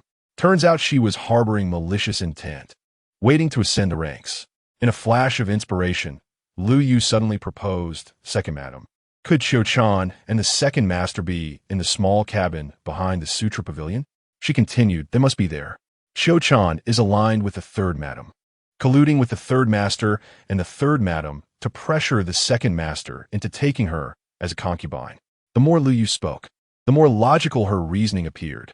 If that were not the case, why would Qiu Chan take on such errand work? She turned to find Shen Qingtan's expression as cold as frost. Opening her mouth to speak, she was interrupted by a commotion ahead. Word had spread that someone was violating the monastic rules of Longhua Temple in the woods behind the Sutra Pavilion, and the patrolling monks had already been dispatched. Monk or devotee, the truth remains elusive. As the moment of revelation draws near, the passage of time falls silent. Shen Qingtan cast a veiled glance at Shen Mingzhu's residence, her lips curling into an enigmatic smile, before hastening towards the scripture pavilion. Upon reaching the foot of the mountain, she encountered another party. Elder sister? Shen Mingzhu, perceiving the chill in Shen Qingtan's demeanor, felt a surge of delight, masking it with a fade of concern. "I heard that brother-in-law has gone missing. I'm here to help search for him. Have you received any news?" "No," Shen Qingtan replied, her brows furrowed and voice icy. "There are whispers that a monk on night watch spotted someone on the mountain, so I came to investigate." Shen Mingzhu's eyes flickered. The informant was someone she had arranged, fearful that Shen Qingtan might not find this place. Qiu Chan indeed possessed some cunning, executing tasks with efficiency. Previously, she had instructed Wandu to guide Qiu Chan along a clear path, yet Qiu Chan had not responded. Witnessing Zhao Yu's attitude towards Shen Qingtan today, She contemplated writing to Chen Jiao, urging her to take advantage of Shen Qingtan's absence from the Duke's residence to act against Zhao Yu. However, to her surprise, Zhao Yu had arrived at Longhua Temple. When Xiu Chan invited her to attend to the second madam, she had resorted to threatening Xiu Chan with a contract of servitude to persuade her to act against Zhao Yu. Zhao Yu, being frail and devoted to self-cultivation, was remarkably ascetic. After all, even with someone as striking as Shen Qingtan, Zhao Yu remained undisturbed. Hence, she provided Xiu Chan with a packet of aphrodisiac. Calculating the time, it should be effective by now. Shen Mingzhu relished the thought, eagerly anticipating Shen Qingtan's expression upon discovering the truth. She feigned concern, saying, "Elder sister, the mountains are unsafe. You only brought a maid. Let me accompany you." Shen Qingtan glanced at the throng of people trailing behind Shen Mingzhu, with others approaching nearby, lanterns in hand, seemingly drawn by the commotion. Her brow furrowed, intent on deterring them. Yet Shen Mingzhu seized her arm, leading her deeper into the mountains. "Elder sister, let us hurry. The sooner we find brother-in-law, the sooner we can return to sleep." It seemed that Shen Qingtan, momentarily distracted, missed her opportunity and could only follow Shen Mingzhu onward. Observing this, Shen Mingzhu's lips curved upward. Since her marriage, she had faced numerous setbacks. Today, at last, she had the upper hand over Shen Qingtan, allowing her to finally feel a sense of vindication. She cast a glance at the multitude approaching, her spirits lifted, and then incessantly provoked Shen Qingtan with her words. "Elder sister, do not fret. Brother-in-law might be elsewhere, and those on the mountain could be others.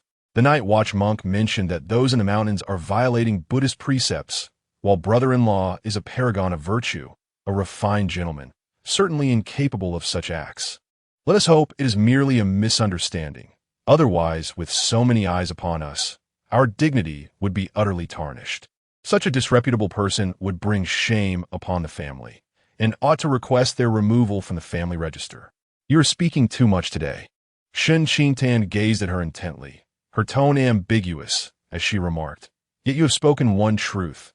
A person of such flawed character, if not inherently selfish, should indeed seek their own removal from the family register."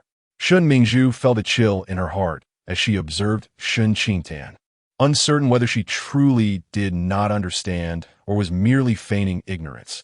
Or perhaps she had an excessive trust in Zhao Yi's character.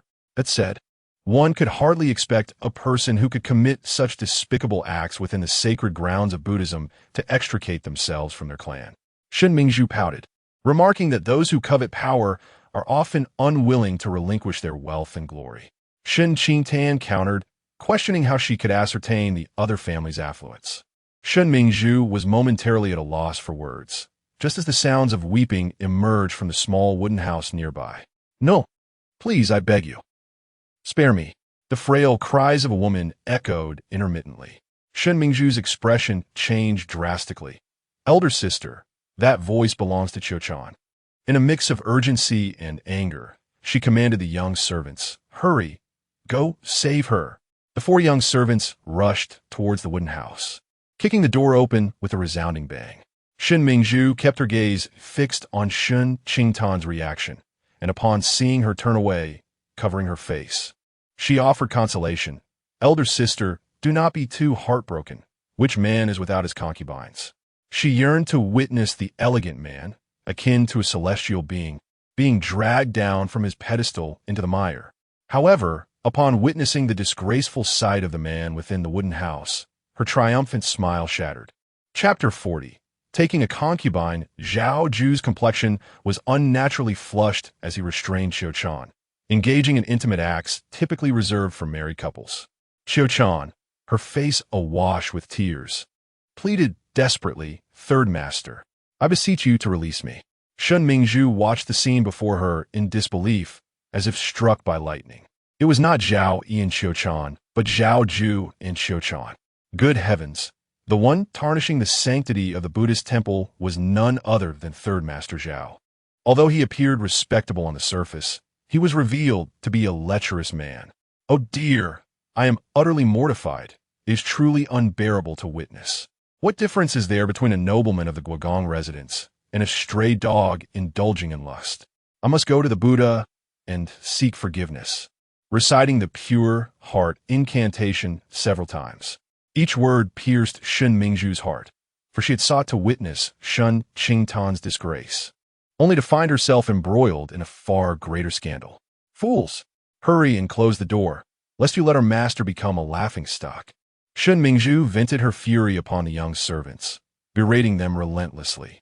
Amidst her scolding, Zhao Yu regained a semblance of clarity, realizing the gravity of his actions. His face turned ashen as he cast aside the trembling Qiuquan. He glared at the crowd gathered at the door, his eyes aflame with fury. Get out! The servants swiftly shut the wooden door. Shen Mingzhu clenched her fists, her nails digging into her palms. One could almost envision that with the dawn, the disgraceful deeds of Zhao Yu would reverberate throughout the capital. Zhao Yu had lost all sense of shame, and so she too would cast aside her modesty. Sister, do not heed the gossip. Everything here is within Shen Qingtan's calculations. After all, she orchestrated it all. Do not be too heartbroken. What man does not take multiple wives? She echoed Shen Mingzhu's words verbatim. Such was the cruelty of retribution. Shen Mingzhu was now reaping the consequences of her own malice, left with no recourse for lamentation. Her people had witnessed Qiuquan seeking out Zhao Yi, the two departing in succession. How had it come to Zhao Yu? Shen Mingzhu was at a loss as to where the miscalculation had occurred.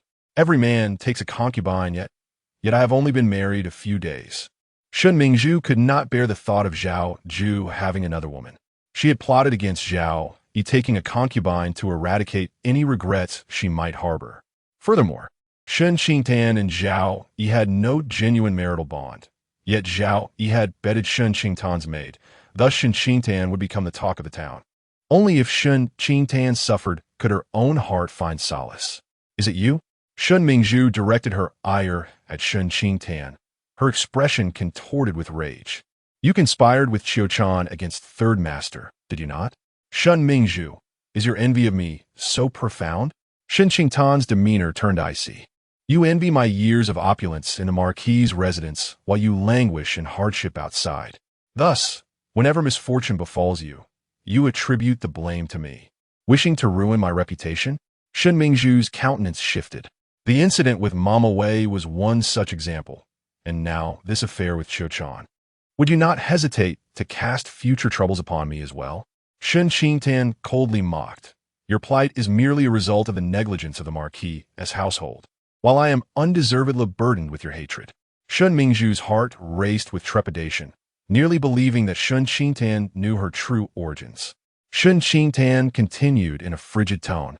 Qiuquan is your maidservant. The contract of her servitude lies in your hands. What merit do I possess to command her to share a bed with Zhao Yu? Shen Mingzhu was convinced that Shen Qingtan was responsible, yet lacked the evidence to substantiate her claim. At that moment, the door of the wooden cabin swung open once more. Shen Qingtan turned her gaze toward the sound. Zhao Yu emerged, meticulously adjusting his attire, his expression dark and brooding. Qiuquan followed closely behind, her legs trembling, her eyes swollen from crying, rendering her pale visage even more pitiful. Shen Mingzhu rushed forward, seizing Qiuquan's collar, and raised her hand to strike her face. A large hand clasped around her wrist, halting the impending slap, and with a forceful push, Shen Mingzhu was sent staggering backward, astonished as she looked toward Zhao Yu. Evidently surprised that he would defend Qiuquan trembled in fear, retreating behind Zhao Yu.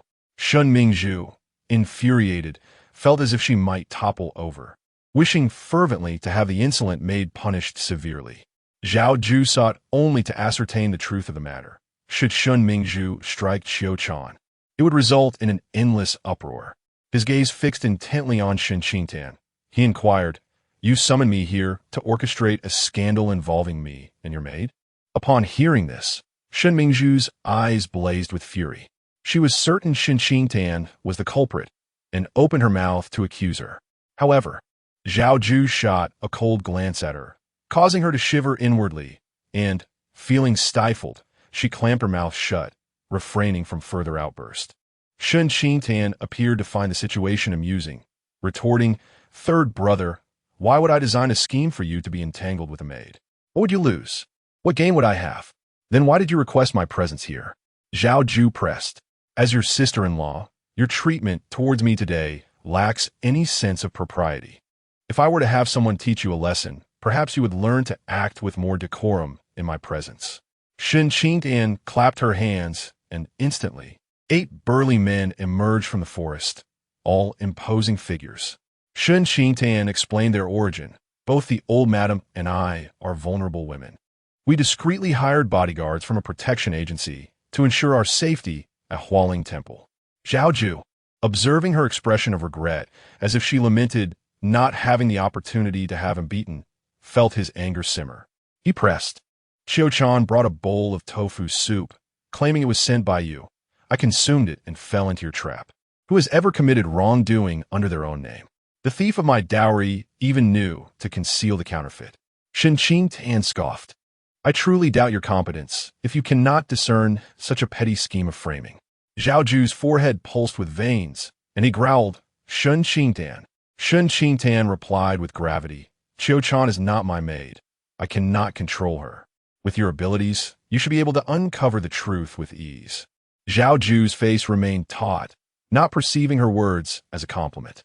The autumn cicada, in a state of panic, knelt upon the ground, pleading for Zhao Yu's mercy. "Third master, third mistress witnessed your meeting with second mistress in the meditation room during the day. Out of resentment for second mistress winning your affection, she compelled me to deliver a packet of powdered medicine disguised as a gift for you, under second mistress's name.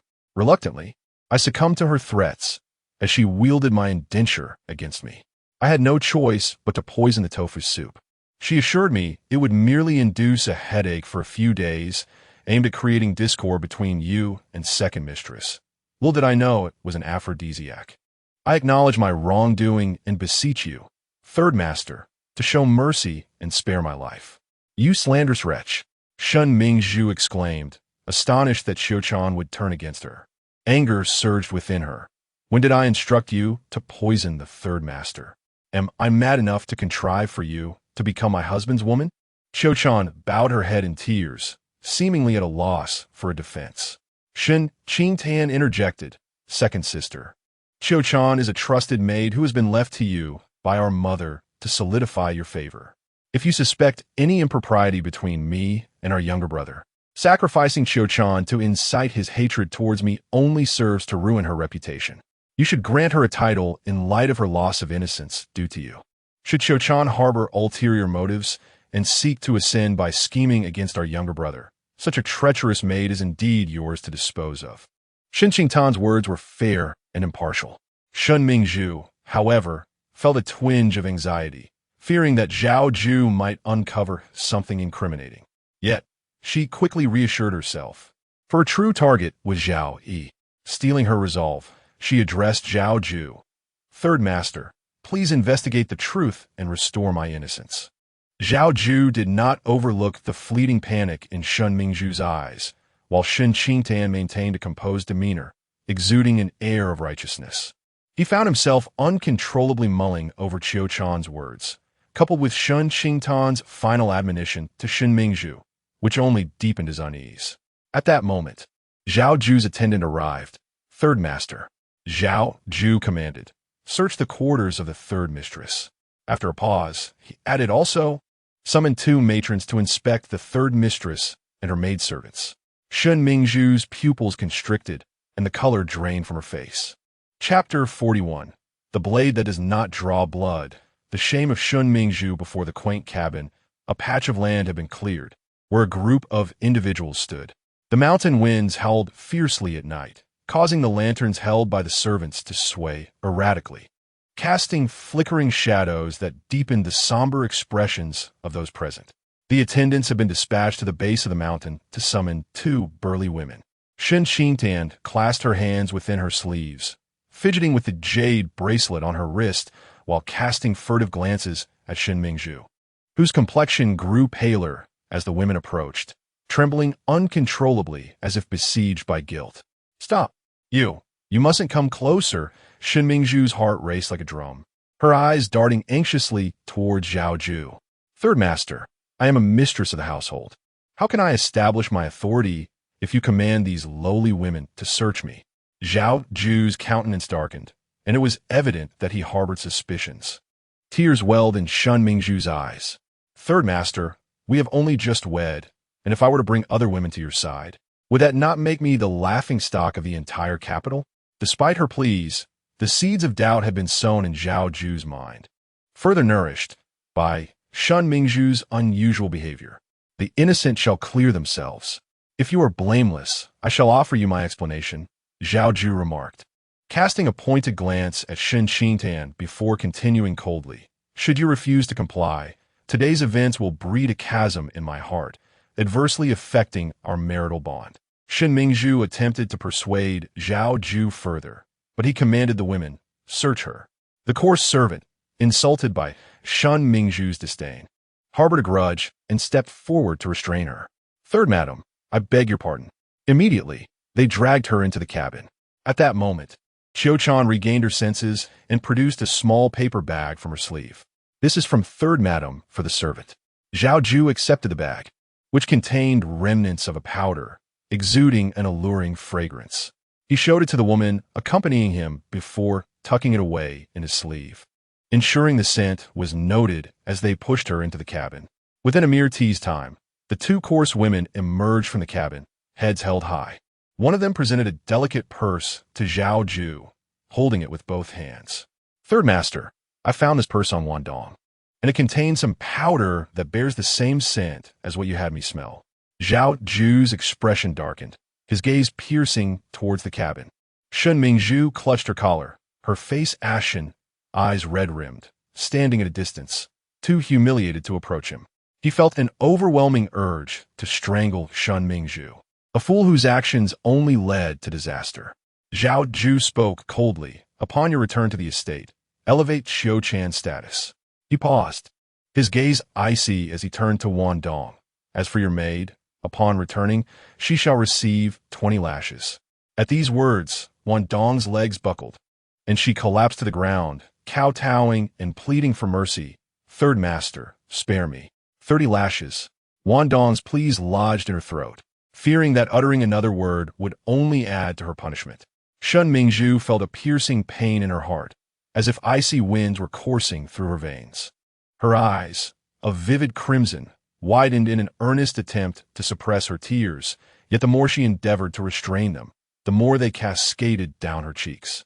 Zhao Ju instructed two coarse maidservants, take good care of Qiu-chan today.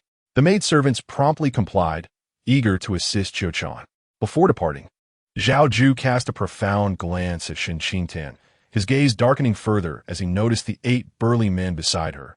Then he strode down the mountain. Shen Qingtan retrieved a plain silk handkerchief from her sleeve and placed it in Shen Mingzhu's hands.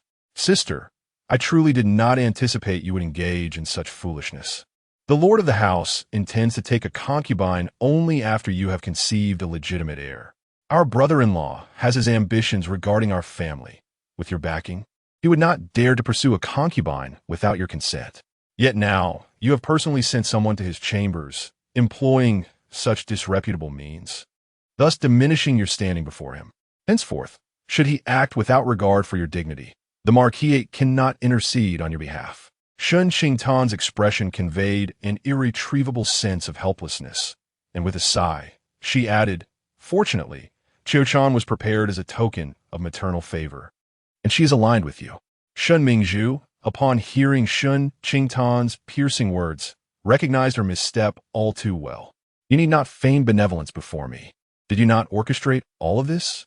Shen Mingzhu's gaze brimmed with resentment as the facade crumbled.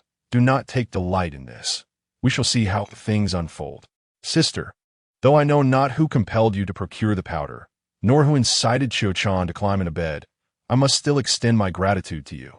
Shen Qingtan reached out to adjust the disheveled collar of Shen Mingzhu, whispering in her ear, were it not for you, Qiu-chan would not have secured her position so swiftly. Shen Mingzhu felt a surge of anger. Her lips quivered, yet she could utter not a word. Shen Qingtan withdrew her hand, casting a glance at Shen Mingzhu's furious countenance. a faint smile gracing her lips as she descended with Lu Yu. Lu Yu felt a surge of satisfaction. Second madam, when we ascended the mountain just now.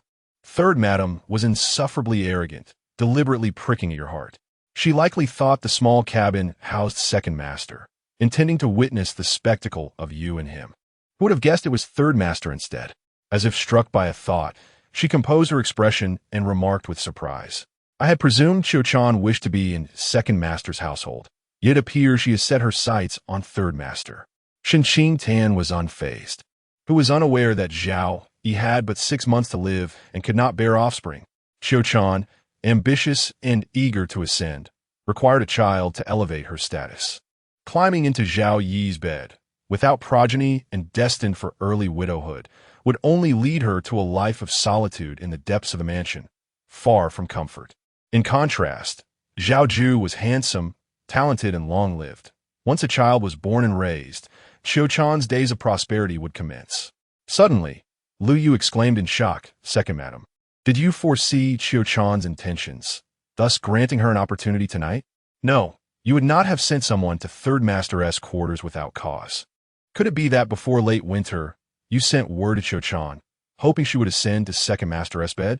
Today, the second master visited the Longhua temple, while the third madam urged Qiu-chan to take action tonight. Would you then deftly allow the third madam to reap the consequences of her own actions? Shen Qingtan smiled, neither confirming nor denying the matter. Earlier, Zhao Yu had sought her out in the meditation chamber, during which she noticed Shen Mingzhu lurking in the shadows. Her eyes filled with an intense, seething hatred that was difficult to overlook. Shen Qingtan discerned Shen Mingzhu's unwavering resolve for revenge. Thus, during the evening prayers, she deliberately troubled the second madam, subsequently sending Qiu-chan to seek out Shen Mingzhu. As Qiu-chan was a pawn placed here by Shen Mingzhu, Shen Qingtan intentionally presented Qiu-chan before her, allowing Shen Mingzhu an opportunity to conspire with Qiu-chan. This way, she could maintain the upper hand. Otherwise, once Shen Mingzhu regained her composure and sought another opportunity to strike, there was a risk that she might overlook something crucial. At the height of Shen Mingzhu's vengeful fervor, she would seize any chance to act without hesitation. Prior to this, Shen Qingtan had harbored intentions to test Qiu-chan, deliberately bestowing upon her a cloak of delicate pink interwoven with deep blue. Chapter 42. This is personally crafted for you by the second master. Qiu-chan did not disappoint her. When she presented the cloak to Qiu-chan, the latter expressed her unworthiness of the pink hue, thereby indicating her stance. Pink is the color designated for concubines. Qiu-chan was unwilling to become Zhao Yi's concubine. Upon realizing Qiu-chan's intentions, she confirmed her suspicions. Qiu-chan's aspirations did not lie with Zhao Yi. Instead, as a dowry companion of Shen Mingzhu, it was evident that Qiu-chan's ambitions were directed toward Zhao Yu. Subsequently, she deliberately instructed Lu Yu to find Zhao Yu in the back mountain, intentionally baiting Qiu-chan to see if she would take the opportunity to divulge Shen Mingzhu's schemes. Indeed, Qiu-chan handed her a note. This note was a message from Shen Mingzhu, conveyed through Wandong, instructing Qiu-chan to devise a means to seduce Zhao Yi and become his concubine. Furthermore, Qiu-chan revealed a packet of medicine and pointed to the note, stating it was a directive from Shen Mingzhu to administer the drug to Zhao Yi. Shen Qingtan couldn't help but laugh in anger. Zhao Yi's frail constitution meant that even a mild cold could be fatal for him. In a bid to vex her, Shen Mingzhu maliciously intended to poison Zhao Yi. Should Zhao Yi consume this concoction, his life would be at stake. Since Shen Mingzhu so relished placing women in the paths of other men, Shen Qingtan resolved to let her experience the consequences of her own actions. Thus, she consented to Qiu-chan's request to seek out Zhao Yu. Initially, she had planned to confront Zhao Yu at the back mountain merely to vent her frustrations. Shen Mingzhu had indeed received her just deserts. The two of them arrived at the foot of the mountain, where a throng had gathered, including the old matriarch, the second madam, and various monks and attendants. Zhao Yu found himself in a most humiliating predicament, his expression tense as he apologized to the abbot. Today, I have transgressed the sacred rules of the Buddha's domain and offended the Buddha. I am willing to atone by crafting a golden statue in his honor. The abbot chanted a brief sutra as night fell, urging the patrons to depart swiftly the following day. Remaining on the mountain this evening was already an act of compassion. The abbot, embodying mercy, departed with the monks. The second madam rushed before Zhao Yu, seizing his hand. How is it that merely days after your marriage, you have succumbed to folly, ensnared by a vile maid, committing such disgraceful acts in this sanctified place? Initially, upon hearing that Zhao Yu had gone missing, she presumed it was he who had brought shame upon their family. Eager to witness the spectacle, she hurried to the scene. However, upon reaching the foot of the mountain, she discovered a procession descending, gossiping about Zhao Yu's indiscretions. This was a crushing blow for the second madam. She felt as though the specters of fate had come to claim her.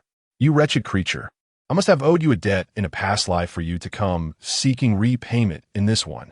The second madam struck Zhao Yu's arm several times in frustration. You have brought disgrace upon us. Where shall your father and I hide our faces? Zhao Yu's temples throbbed with irritation as he retorted, if one doesn't know where to hide their face, then perhaps they should simply abandon their pride.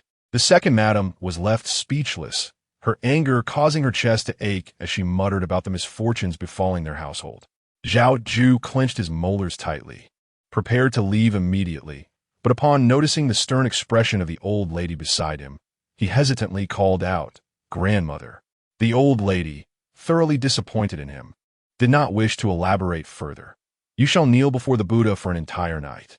Upon returning to the manor tomorrow, you will face your grandfather's punishment. A chill ran through Zhao Yu's heart as he replied solemnly, I understand, grandmother. Without another glance, he departed. The old lady, weary and worn, signaled for Mama Wei to assist her back to her chamber for rest. The second madam pushed past the maidservants, hastily following the old lady. Shen Qingtan waited until everyone had dispersed before leading Lu Yu back to their quarters. Lu Yu felt an unsettling sense of forgetfulness until, upon entering the room, she suddenly recalled, pushing open the wooden door while asking, "Oh, where are you going to find the second master? If he is not in the mountains, then where could he be?" Her words trailed off abruptly as she widened her eyes, staring at Zhao Yu, who was seated cross-legged on the mat. Stammering, she exclaimed, Second master, you have returned." Shen Qingtan, still behind Lu Yu and not yet catching sight of Zhao, was instead greeted by a delightful fragrance. Unable to resist, she inhaled deeply. It was the scent of plum blossoms, mingled with the aroma of rice. Upon entering the room, her gaze was immediately drawn to the 2 porcelain bowls on the table. Having risen early that day with a poor appetite, she had barely eaten. After a vegetarian meal at noon and not having dined in the evening, her stomach now grumbled with hunger. Noticing her complete distraction by the food, Zhao Yu gently remarked, "You were seeking me, yet became so captivated by the novelty around you that you forgot your purpose?" Shen Qingtan felt an inexplicable warmth rise to her cheeks at his teasing, as if she had committed some transgression. Diverting her gaze from the food, she met his tranquil, smiling eyes and softly explained, "I knew the second master was in the dining hall. Is that so?" Zhao Yu replied, his tone curious. Shen Qingtan's eyes darted momentarily before she shifted the conversation, inquiring, "Have you not had your dinner, second master? And if so, why not retire to your own quarters?" The tantalizing aroma wafting through the air only intensified her hunger, and she cast a fleetingly resentful glance at Zhao Yu. Zhao Yu, observing the rapid changes in her expression, wondered what thoughts she harbored against him. "I have already dined," he stated, pushing a bowl of porridge and a dish towards her. "Qiu-chan mentioned you had not eaten. I visited the dining hall and found only this simple fare. You must make do." Shen Qingtan was momentarily taken aback, realizing Qiu-chan had used this as an excuse to send him away. She pressed her lips together. "I was offering prayers and chose not to eat this evening."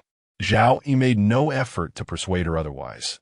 Instead, he stirred the porridge with a porcelain spoon, explaining, "This porridge is made with snow water and white rice, infused with plum blossoms collected by the monks, meticulously washed with icy snow water." Shen Qingtan found herself irresistibly drawn to the coarse porcelain bowl.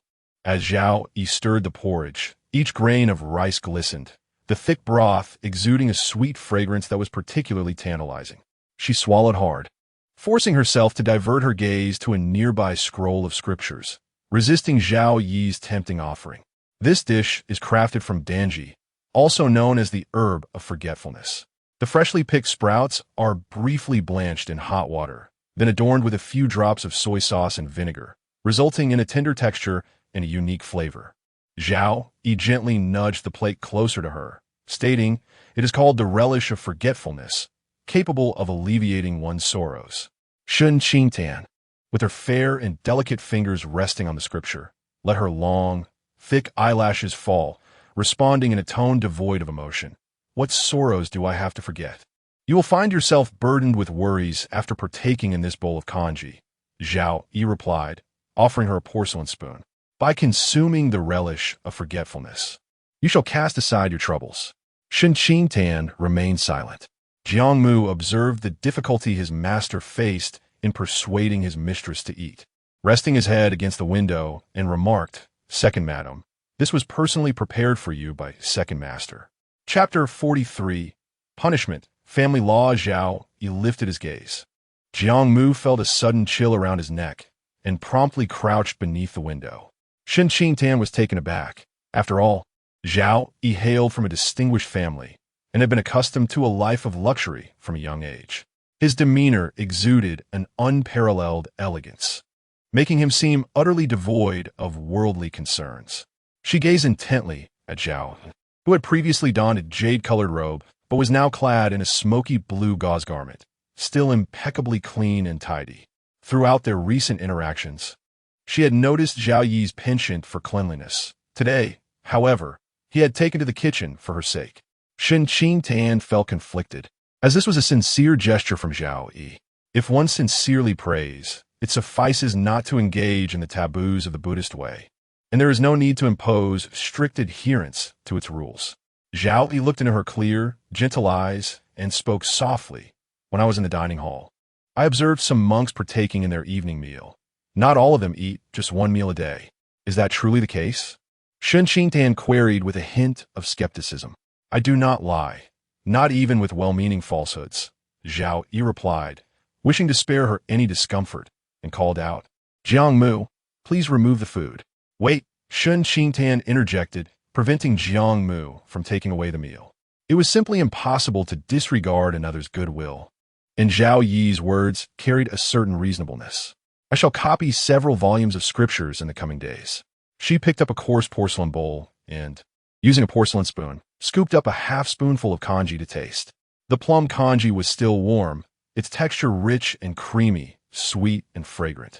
Although she intended to consume only half a bowl before she realized it, she had finished the entire bowl, feeling a pleasant warmth in her stomach. Shen Qingtan's eyes sparkled as she contentedly remarked, "The congee is delightful." Curiously, she then inquired, "When did you acquire such culinary skills?" "I was frail as a child and often ill. Each year, there was a period when I would return to my ancestral home for recuperation, during which I stayed in a temple. The only abbot there was quite elderly, and his vegetarian meals suited my palate perfectly, so I learned to prepare a few dishes." Zhao Yi explained, offering her a pair of chopsticks. "Would you care to try the worry-free pickle?" Shen Qingtan thought to herself, "You hardly seem well yourself," coughing intermittently throughout the day. This thought caused her to furrow her brow slightly, dampening her enthusiasm. She accepted the chopsticks and sampled the tender sprout, finding it to be quite agreeable. Nevertheless, she set down the chopsticks and ceased eating. Zhao Yi inquired, "Is it not to your liking? It is late, and one ought not to indulge excessively." Shen Qingtan paused briefly before smiling and saying, "Once I return home, I shall ask the cook to prepare it." Zhao Yi chuckled softly and handed her a handkerchief. Shen Qingtan's gaze lingered on the cloth for a moment before she reached out to take it. Gently wiping her lips, she caught a whiff of the faintly bitter medicinal scent clinging to the handkerchief, likely a remnant from the temple. Mingling with a hint of cool sandalwood fragrance, the two aromas combined into a subtly pleasant bouquet. Instinctively, Shen Qingtan inhaled, only to quickly realize what she had done. Her cheeks flushed a bright crimson as a wave of embarrassment washed over her. Today, she had truly been lightheaded with hunger. Seeing her shift her posture, revealing a soft half of her face, with her pale, delicate ear slightly reddening, Zhao Yu was momentarily taken aback. He then noticed her hands nervously fidgeting with his silk handkerchief and understood instantly. You should rest early. Zhao Yu cleared his throat softly and attentively instructed. I reside beside my grandmother. Should you require anything, please send Lu Yu to find me. Shen Qingtan nodded in acknowledgement. Zhao Yu led Jiangmu back to his residence. As Jiangmu assisted Zhao Yu in loosening his attire, she could not help but inquire, Second Master, you are exceedingly kind to Second Madam. Before Shen Qingtan, Zhao Yu exhibited a demeanor of warmth and courtesy, displaying a profound understanding and meticulous care. However, those who had served him since childhood were acutely aware of Zhao Yi's reticent nature, often perceived as aloof and difficult to approach. He maintained a distinct boundary between himself and others. She is my wife. Should I not treat her well? Zhao Yi's gaze lowered, and he replied indifferently. Am I truly treating her well? My regard pales in comparison to my father's affection for my mother. Jiangmu retorted, that is because Second Madam lacks a First Madam. Zhao Yu harbored his own contemplations. After their marriage, his mother had once remarked, a woman cannot pursue her ambitions as a man does. She is often confined to the inner household. She must serve her in-laws, attend to her husband, care for children, and manage household affairs, which is no less burdensome than a man's life outside. Yet she is devoid of the freedoms a man enjoys. A husband's honor bestows significance upon his wife, granting her the security and confidence she needs. However, this requires a husband to treat his wife with kindness and utmost respect, so that none dare to mistreat her. You must cherish your wife. Without her meticulous care at home, how can you pursue your ambitions with peace of mind? Look at those who favor concubines over their wives. They disrupt the harmony of the household and jeopardize their careers. Moreover, as a tall man, you tower over your wife. We must extend our consideration to those who are more delicate. Reflecting on his mother's impassioned arguments regarding strength and weakness based on stature, Zhao Yu felt a sense of helplessness. His demeanor towards Shen Qingtan was partially shaped by his father's treatment of his mother. Another aspect was his inability to provide Shen Qingtan with a conventional marital life, leaving him uncertain about how far he could accompany her. If he were to treat her coldly, he risked extinguishing her enthusiasm for life, potentially leaving her bereft of courage to face new challenges. This was akin to the malice she encountered from Zhao Yu, while he offered her kindness. Henceforth, even in the face of adversity and trials, she would retain hope, believing that a bright future awaited her. Zhao Yu smiled gently. She is weaker than I. Therefore, I ought to accommodate her. Jiangmu's eyes widened in disbelief. Second Master, do you truly hear what you are saying? Is there anyone weaker than you in this world? The following morning, Zhao Ju returned to the Zhao Guogong residence accompanied by Shen Mingzhu and Xiu Chan. The second madam, fearing the severe reprimand from the duke, and wishing to avoid the tribulations of staying at Longhua Temple, sought to return home with them. However, the old madam decreed that she must remain for 3 days before returning. The second madam penned a letter to Zhao Ju. Upon receiving it, Zhao Ju swiftly tore it apart, his expression devoid of emotion, and discarded the remnants carelessly. Upon returning to the Zhao Guogong residence, Zhao Ju was the first to seek an audience with the duke, who was enjoying his respite at home. Zhao Ju knelt before him and declared, Grandfather, I have committed acts that breach morality and tarnish our family's honor. I beseech you to impose your punishment upon me. The old lady dispatched a servant back to the residence last night to inform Duke Zhao of the events that transpired in the mountains. Duke Zhao, having completed his calligraphy with a composed demeanor, set aside his brush and picked up a cloth to wipe his hands. As a man of integrity and ambition, one must stand tall and aspire to greatness. If one's character is flawed, how can one establish oneself? Duke Zhao cast aside the cloth, his expression stern. Look at yourself. Where is the slightest trace of a man's valor? You're being toyed with by a woman. Zhao Ju clenched his fists. I acknowledge my mistake. Duke Zhao replied in a grave tone. Prepare for the family punishment. You shall be whipped 20 times. Chapter 44. The couple's estrangement and illness. Zhao Yuan, a trusted aide of Duke Zhao, entered the study with a steady gait, having retrieved a leather whip from the ancestral hall. Third Master, I must apologize, Zhao Yuan said, clasping his fists together before delivering a sharp lash across Zhao Ju's back. With a resounding crack, the fabric of Zhao Ju's clothing tore open, leaving his skin raw and bleeding. Yet, Zhao Ju straightened his spine and clenched his jaw, refraining from uttering a sound. Nevertheless, that single whip strike shattered his dignity. Since he could remember, no one in the household had ever been subjected to the family discipline. In that moment, the humiliation and pain paled in comparison to the deep-seated fear that gripped his heart. He dreaded this whip, not merely for the way it broke his pride, but for the potential loss of his standing within the household and the resources that came with it. As the lashes continued, Zhao Ju could not suppress a muffled groan, the veins on his hands bulging with the effort of his restraint. His animosity towards Shen Mingzhu was profound. Had it not been for her foolishness, he would not have found himself in this disgraceful predicament. Following the incident concerning the dowry, the second branch of the family had already seen a drastic decline in their standing in Duke Zhao's eyes. Zhao Ju understood well that regardless of the connections his relatives might possess, their ability to inherit titles hinged upon Duke Zhao's favor. Thus, the second branch lived in fear of his disdain. Were it not for the Shen family's influential position, he would have certainly divorced Shen Mingzhu. Zhao Yuan, a skilled practitioner with no mercy in his strikes, delivered each lash with precision, drawing blood. The crimson stains marred Zhao Ju's clothing, and his back became a gruesome sight. Zhao Ju's complexion turned pale, cold sweat cascading down his face as he endured 20 lashes, taking a deep breath to steady himself. He released his clenched fists, his palms torn and bloodied. Grandfather, Zhao Ju's voice emerged, hoarse and strained. I have accepted my punishment and shall not err again. Duke Zhao, observing Zhao Ju's unyielding posture, noted that it seemed he believed such defiance was the only way to preserve his pride.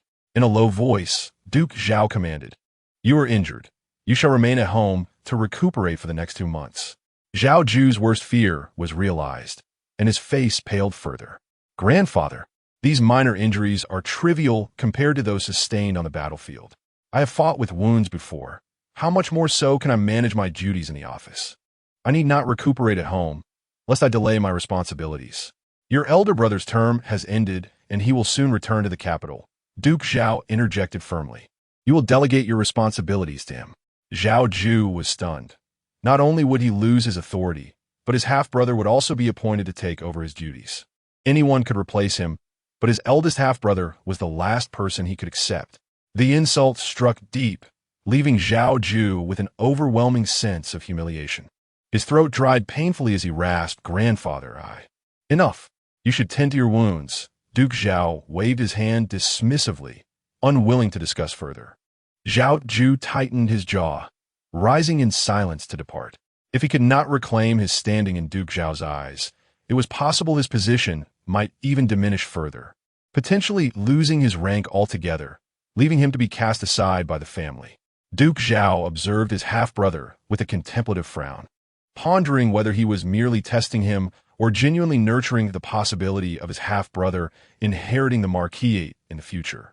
With a grim expression, he strode purposefully towards the new chamber. At this moment, in the second chamber, Shen Mingzhu sat despondently on the heated bed, her gaze filled with venom as she glared at Xiu Chan, who knelt at her feet. You wretched girl, how dare you stab me in the back and sow discord between me and the third master? Shen Mingzhu seethed, grabbing a teacup from the table and smashing it over Xiu Chan's head with fierce indignation. Do not think that by clinging to Shen Qingtan's leg and climbing into the third master's bed, you could become a mistress and live in luxury.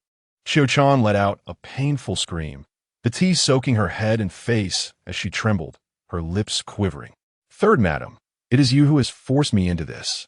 I do not wish to be sold, Shen Mingzhu observed her, quivering like a fragile flower, embodying the very essence of grievance and pity. Yet, this despicable maid had dared to sleep with her man. If you do not wish to be sold, then you should not have betrayed me, Shen Mingzhu hissed maliciously. Do you truly believe that the third master's acknowledgement grants you the right to be his concubine? I have already offended him, and this is but a trifling matter. He will not cast me aside for you." Fear clouded Qiu-chan's eyes, her body shaking even more violently. "Wandong, take her contract of servitude and find a brothel to sell her," Shen Mingzhu sneered, emphasizing she enjoys climbing into beds. "So let her serve men until she has had her fill." Wandong harbored resentment towards Qiu-chan. Were it not for her betrayal, she would not be faced with punishment. "Yes, this servant shall make the arrangements. I shall see who dares to sell her." Zhao Yu burst into the room, his fury palpable as he immediately noticed Qiu-chan's fair face flushed from the scalding tea. His gaze turned icy as he fixed it upon Shen Mingzhu, unable to contain his rage. "The Marquis has indeed raised a fine daughter. Even if I were to cast aside this jealous woman today, the Marquis would not dare to reproach me." Shen Mingzhu's expression shifted. Third Master Zhao Yu's voice was cold and unyielding. "Give me Qiu-chan's contract of servitude." Shen Mingzhu clenched her fingers tightly around her sleeves, reluctant to relinquish the contract, her disdain for Qiu-chan evident. Zhao Yu's patience wore thin. "I shall offer you two choices. You may do as you wish with Qiu-chan and take your divorce back to the Marquis, or you may keep Qiu-chan and continue as the third madam." Stunned, Shen Mingzhu looked at Zhao Yu in disbelief. "You would cast me aside for this vile creature? I am merely complying with your desires. Is this not the outcome you wish for?" Zhao Yu replied ominously. "What shall I choose for you?" With a defiant tilt of her chin, Shen Mingzhu swallowed her indignation and instructed Wandong to fetch Qiu-chan's contract. Wandong returned, trembling as she handed the contract to Zhao Yu. Zhao Yu inspected the contract to ensure its authenticity before turning his gaze to Qiu-chan. "You shall serve tea to the third madam." With teary, almond-shaped eyes, Qiu-chan cast a timid glance at Shen Mingzhu before rising to pour a cup of tea. Kneeling at Shen Mingzhu's feet, she respectfully presented the tea. "Sister, please enjoy your tea." Shen Mingzhu's chest rose and fell rapidly, her trembling hand resting at her side, wishing she could slap Qiu-chan across the face. Her eyes, ablaze with anger, were forced to conceal her ire as she took the tea, briefly touching her lips to the cup before placing it on the Kong table. Zhao Yu extended his hand towards Qiu-chan. "Come with me." A faint blush appeared on Qiu-chan's pale face as she shyly placed her hand in Zhao Yu's palm, only to notice the wound, causing her expression to change. "Third Master, your hand. It's just a minor injury." Zhao Yu grasped Qiu-chan's hand and walked outside, instructing his attendants, "Drag Wandong out and administer 30 strokes." Upon seeing Zhao Yu's bloody back, Shen Mingzhu's face turned ashen, and she hurried after him, wishing to express her concern. However, upon hearing Zhao Yu's intent to punish Wandong, her countenance grew even more dismal. "Third Master, 30 strokes could be fatal. Would 10 suffice?" Zhao Yu walked on without looking back. Two attendants entered the room, dragging Wandong into the courtyard and binding her to a stool. Wandong, in a state of terror, pleaded, "Third Madam, please save me. I implore you to save me." The sound of the canes striking Wandong echoed in the air, mingling with her agonized cries. Each blow sent a jolt through Shen Mingzhu as she stared blankly at Wandong's clothes, now stained crimson with blood. It seemed her tears had dried up since the previous night, leaving her unable to shed another drop. Shen Qingtan spent 3 days at Longhua Temple, personally lighting a lotus lamp for Zhao Yu and offering the copied scriptures at the temple before descending the mountain with the elderly matriarch to return home. Upon arriving at Lanxue courtyard, she listened intently as Shui Hui vividly recounted the events that had transpired in the second household. "I heard that the third master has been staying in Qiu-chan's courtyard these past few days, not setting foot in the third madam's quarters at all." A hint of amusement flickered in Shen Qingtan's eyes as she sipped her tea. Just then, Mama Lu hurriedly entered, stating, "Second madam, the third madam is unwell. The Duchess of Chengyan has come to inquire about her health and specifically request that you visit the second household." Chapter 45. The Contraceptive Soup and Zhao Yi's Concubine combined 2 chapters. Lu Yu was tidying up the boxes when she turned to say, "You just entered the mansion, and the wife of Lord Chengyan has already summoned you. In my opinion, she has deliberately timed her visit for your return to create trouble for you and relieve her grievances against the second house." Shui listened, her face filled with concern. Why not feign illness and avoid it altogether? Upon hearing this, Mama Lu glanced at Shen Qingtan, who, perhaps due to the nurturing energies of Longhua Temple, appeared more radiant than ever, her complexion flushed and her skin so fair it seemed to glisten. Shen Qingtan gently caressed the cup with her fingers, pondering, "My younger sister is in distress, bedridden with illness. Mother has come all the way to the Duke's residence. I ought to pay her a visit. She wishes to see me. Regardless of my attempts to excuse myself, she will insist on meeting. That would only place me at a disadvantage." Ceding the initiative to Madame Shen.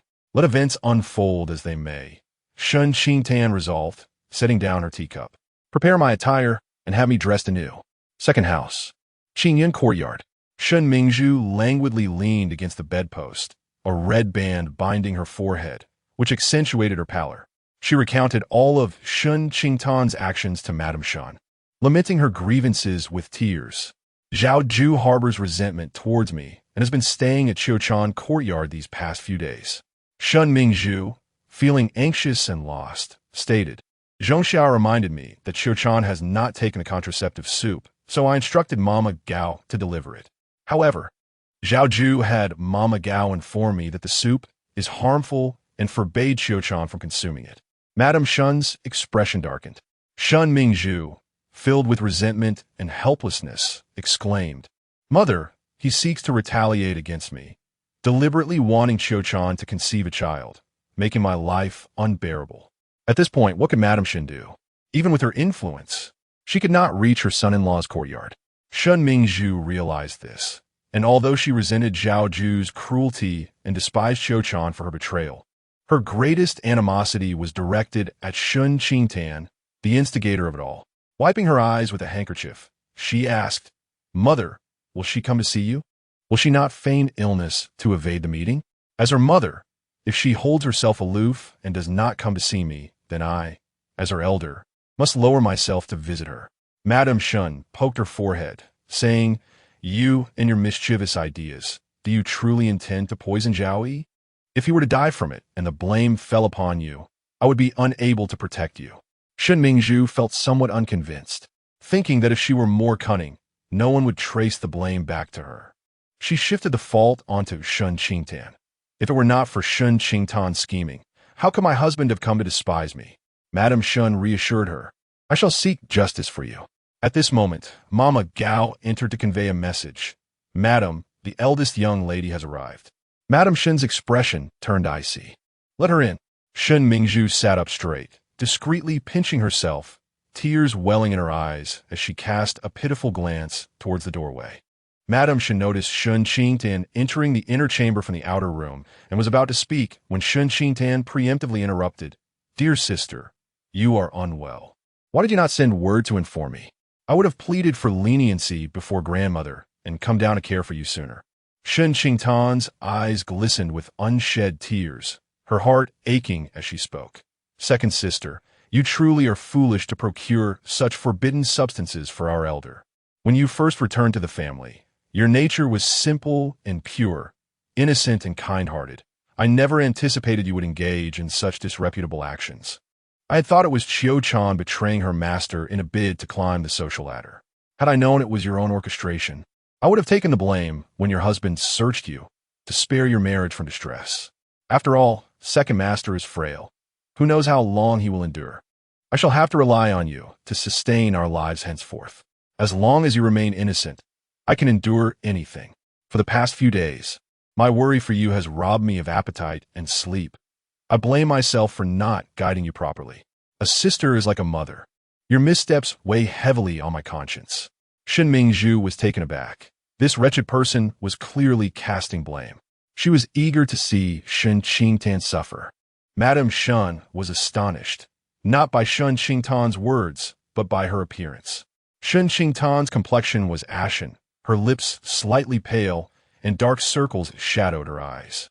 She wore an oversized, ill-fitting white blouse paired with a peach-colored skirt, draped in a blue gauze cloak that accentuated her frailty. Her haggard visage revealed a depth of suffering that surpassed even Shen Mingzhu's. Madame Shen had intended to use Shen Qingtan's failure to care for Shen Mingzhu as leverage, but seeing her in such a state, she hesitated to chastise her further.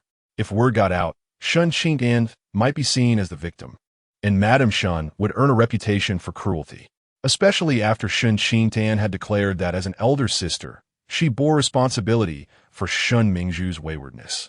What then? Of her own duties as a mother? The burden of responsibility weighed heavier on her, leaving her without the face to reproach Shen Qingtan. Madame Shen's countenance darkened as she pointed out another purpose for her visit. The maidservant you have, Xiao Chan, has aligned herself with the second branch. I have brought 2 maidservants today. Choose one to take back with you. If you fancy both, you may take them both. Upon hearing her mother South's intention to place someone in Shen Qingtan's quarters, Shen Mingzhu felt a sense of schadenfreude as the pent-up frustration within her dissipated. The individuals her mother selected were not to be underestimated. Once in Shen Qingtan's domain, they would surely stir up chaos. Mother, your choices are undoubtedly exceptional. I have no objections, Shen Qingtan offered, bestowing compliments upon Madame Shen before swiftly altering her tone. However, second sister is currently unwell and requires capable assistance nearby. Madame Shen's brows furrowed, her displeasure evident as she prepared to retort. Yet, Shen Qingtan preemptively proposed, given that second sister's relationship with her husband is strained, and that Xiao Chan has turned against her, she will hardly remain in her favor. Instead, they may compete for his affection. Perhaps you might consider sending the 2 maidservants to her husband's quarters to bolster second sister's standing. He is recovering from an injury, and with a considerate companion sent to attend him, he may come to view second sister as magnanimous, potentially easing their marital discord. As Shen Mingzhu watched the unfolding drama, she found herself unexpectedly caught in the flames of her sister's machinations. Listening to Shen Qingtan's sharp retorts, her eyelids twitched, and her expression darkened in response.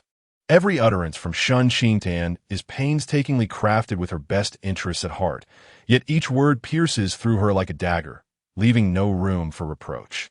It is infuriating.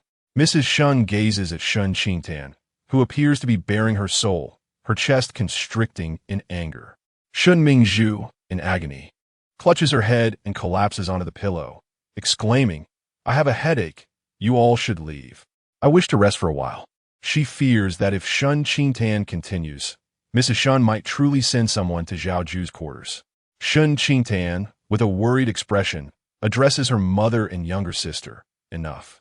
Mrs. Shen hastily interrupts her, anxious that she might utter something that would further wound Shen Mingzhu's heart, and tightly says, You have been traveling a long way and must be exhausted. Return to rest early. Shen Qingtan hesitates, pursing her lips, and leaves with a downcast demeanor. As soon as she departs, Shen Mingzhu sits up abruptly, stating, Mother, we are no match for Shen Qingtan, unless we are prepared to confront her openly. How we confront her? Mrs. Shen retorts, in the eyes of the world, marrying the robust Zhao Yu is a tremendous advantage for you. If we were to sever ties with Shen Qingtan now, what would others think? Shen Mingzhu suggests, otherwise we could expose Shen Qingtan's true lineage. Fool! Mrs. Shen interjects sharply, proving that Shen Qingtan is not a daughter of the Shen family, would only reveal the dubious nature of her marriage to Zhao Yu. Shen Mingzhu clenches her fists, turning her head away in defiance. Mrs. Shen, supporting her aching head, exclaims wearily, You need to recover. I shall handle Shen Qingtan. Shen Mingzhu does not raise her head, sulking in silence. Mrs. Shen, her lips pressed down in frustration, lacks the spirit to pacify her, leading her away. As they exit Qingyun courtyard and pass by the waterside pavilion, they overhear a couple of maids conversing. Did the Madame of Chengyan Marquis just reprimand the second Madame? How odd, for it is clearly the third Madame who has erred. I suspect the Madame of Chengyan Marquis is biased. The third Madame is ill, yet she brings an abundance of precious tonics. The second Madame, on the other hand, only receives a scolding. How pitiable. Indeed, the second Madame is quite unfortunate. With such a significant matter as a new groom, she doesn't cry or make a fuss. I saw her just now, red-eyed as she left the second house. Clearly having shed tears, she seems to have endured great injustice. The Madame of Chengyan Marquis does not appear as amiable as rumored. She could very well be a serpent disguised in silk. Mrs. Shun's face turns an ashen hue, fully aware that this is Shen Qingtan's deliberate attempt to tarnish her reputation. That little wretch is playing her tricks. Mrs. Shen casts a glance towards the Zhao Guogong mansion's rear courtyard, a shadow of obscure intent flickering in her eyes. As she departs with a taut expression, upon returning to Lanxue courtyard, Shen Qingtan retrieves some cleansing soap and refreshes her face, sitting elegantly on the heated platform. Lu Yu, with animated enthusiasm, remarks, "Second madam, your words were so satisfying. I saw that pair of mother and daughter become utterly flustered." Shen Qingtan purposely provokes them, knowing they will refrain from seeking trouble for a while. She instructs, "Lu Yu, go to the wardrobe and fetch a piece of the second master's inner garment. I need to take his measurements." "Of course," Lu Yu replies, hurrying to the inner chamber, and soon returns with an inner garment. "Are you making clothes for the second master?" "I had originally intended to craft garments and shoes for my husband, yet I have not even embroidered a small pouch for him." Shen Qingtan unfolded a piece of fabric and retrieved a measuring tape to take his measurements. "Summer is fast approaching. I shall create a set of inner garments for him." Lu Yu's smile faded. It was clear that her mistress held a deep affection for the second master, indicating a harmonious relationship between husband and wife, which should bring her joy. However, concerning the second master's health in her heart, she secretly wished that her mistress would not be overly concerned for him, maintaining only a fade of marital harmony, so that if the day ever came when they were separated, the sorrow would not be too profound. Ting Shui shared this sentiment, her small face drooping in contemplation, unaware of the thoughts occupying the minds of the two girls. Shen Qingtan completed the measurements and went to ask the matriarch for a token to leave the estate and visit the Qin fabric shop to select materials. Lu Yu and Ting Shui exchanged glances, burdened with unspoken worries, as they followed Shen Qingtan to the fabric shop. The carriage halted at the entrance of the Qin fabric shop, and the driver set up a wooden ladder. Lu Yu was the first to descend, standing beside the carriage to assist Shen Qingtan down, while Ting Shui protected her from behind. Wearing a veil hat, Shen Qingtan entered the shop, and the shopkeeper, noticing her distinguished presence, approached her eagerly. "Madam, we have just received a fine bolt of brocade. Would you care to take a look?" Shen Qingtan produced a crescent-shaped jade pendant from her sleeve and handed it to the shopkeeper. "I desire high-quality white satin. Please take me upstairs to select." Upon seeing the jade pendant, the shopkeeper paused momentarily before smiling even more warmly. "Ah, it is the second master's esteemed lady. Please, proceed upstairs." He simultaneously attended to Shen Qingtan while instructing the servants to fetch the materials. Seated at a table, Shen Qingtan removed her veil hat. The shopkeeper promptly poured her a cup of tea as the servants brought forth the fabrics. The shopkeeper explained, "Madam, this material is no less exquisite than the tribute satin sent to the palace. It feels smooth and cool to the touch, soft and delicate, perfect for summer wear." He unfurled a swatch of the fabric to demonstrate. "Observe the excellent drape and sheen." Shen Qingtan ran her fingers over the fabric, agreeing with the shopkeeper's assessment. "The quality is commendable. How is its market reception?" "A fabric supplier visited a few days ago, eager to collaborate with us. I found it quite promising, so I informed the master, who also approved. We have 10 bolts available. The master took one to create a garment for fitting, intending to sell the remainder if it meets quality standards." The shopkeeper elaborated on the fabric's origins before inquiring, "Would you like to take a bolt home?" Shen Qingtan nodded slightly. "Yes, please prepare 2 bolts for me to take back to the estate." "Certainly." The shopkeeper swiftly arranged the fabrics and handed them to Lu Yu. Shen Qingtan also selected several vibrant brocade pieces, instructing the servants to deliver them to the carriage. As the group exited the shop, they spotted a light figure rushing towards them, leaping directly into Shen Qingtan's embrace and holding her tightly. "Sister Shen, it has been ages since I last saw you. I never expected to encounter you here at the fabric shop." Qin Yao released Shen Qingtan and linked her arm, her smile radiant as she exclaimed, "Shall we go to a tavern and sit for a while?" Qin Yaosheng possessed a round visage. Beneath her gently arched willow-like brows lay a pair of lustrous, ebony eyes that sparkled with brilliance. When she smiled, deep dimples graced her cheeks, exuding a vivacious charm. In her past life, it was said that Qin Yao encountered misfortune, returning to the Qin family only to suffer further calamity, leading to the confiscation of her family's assets and her execution. Shen Qingtan felt a pang of sorrow in her heart, playfully prodding the dimple on Qin Yaosheng's cheek, her lips curling into a smile as she said, "Let us forego the tavern today. Will you accompany me back to my residence? We shall first familiarize ourselves with the place, and in the future, should you wish to see me, simply send a message." Qin Yaosheng, not one to be shy, gazed at Shen Qingtan with bright, sparkling eyes and replied with a sweet smile, "I was just thinking of visiting the Duke's residence to see how well my brother-in-law treats you." Shen Qingtan's heart softened at her words, and she invited her to join her in the carriage, instructing the driver to head towards the residence of Duke Zhao.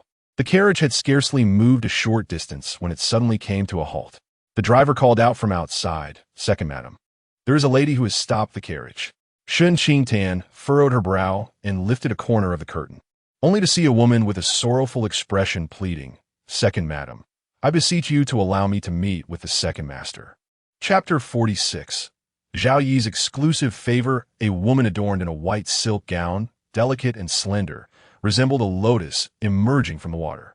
In an instant, a thought flashed through Shen Qingtan's mind. Someone was stirring trouble again. Zhao Ju's position at the Duke's residence was precarious, and Shen Mingzhu's actions had already spread, rendering her the subject of ridicule. At such a critical moment, if a refined and extraordinary young nobleman, known for his frail health and disinterest in women, were to suddenly conceal a woman, one could only imagine the uproar it would cause. The world perceived Zhao Yi as untouched by worldly concerns, elegant and unattainable. But such a revelation would shatter that image. Who would care about the trivial matters concerning Zhao Ju and Shen Mingzhu? It would swiftly shift the focus of conflict. Shen Qingtan pulled aside the carriage curtain and calmly instructed, "Return to the residence." The coachman, momentarily stunned, quickly regained his composure and drove back to the Duke's estate. The woman, seemingly unprepared for Shen Qingtan's refusal to engage, was taken aback when the coachman resumed his journey, doubtful that he would truly collide with her. She suppressed her rising fear and stood her ground. Yet, when she realized the carriage showed no signs of stopping or diverting, her complexion drained of color, and she hastily stepped aside. The carriage brushed past her arm, leaving her pale and her heart racing. Did this second mistress truly fear no repercussions? Inside the carriage, Qin Yao posed a similar question. "Sister Shen, aren't you worried about hitting her and attracting trouble?" She yearned for wealth and comfort, without life. How could one enjoy such luxuries? Shen Qingtan smiled slightly. She wouldn't dare gamble with her life. Qin Yao puffed out her cheeks, displeased, and asked, "What if she really is your brother-in-law's woman? If she were indeed Zhao Yi's mistress, deliberately obstructing my carriage, it would indicate that Zhao Yi had no intention of granting her any status. If I were to take action against her, it would not only be beneath my dignity, but could also inadvertently elevate her standing in Zhao Yi's eyes." Shen Qingtan remained pragmatic. If she is not Zhao Yi's woman, there is even less reason to concern myself. If she harbors ulterior motives, engaging with her would only lead me into her trap. Qin Yao, partially understanding, reflected on how her mother constantly battled with concubines, wishing to suppress them utterly. She could only hope that her previously unknown brother-in-law was not a hypocritical charlatan. Zhao Yi, having completed his duties as the imperial censor, prepared to leave the palace and return home. "Lord Zhao, please stay for a moment," said the emperor's trusted eunuch, Master Chao, with a gentle smile. "The emperor requests your presence at the Tai Chi Hall for an important discussion." Zhao Yi nodded slightly and coughed softly. "Thank you, Master Chao, for personally making this trip." Master Chao smiled amiably. "It is our duty." Zhao Yi strolled towards the Tai Chi Hall, waiting outside for Master Chao to announce him. Master Chao respectfully stated, "The emperor is aware of your arrival. You may enter directly." Zhao Yi stepped into the Tai Chi Hall, standing in the center to pay his respects. "I humbly wish the emperor peace and good health. Here, there are no outsiders here. You need not adhere to the formalities of our ranks. You may simply call me uncle," the emperor replied warmly.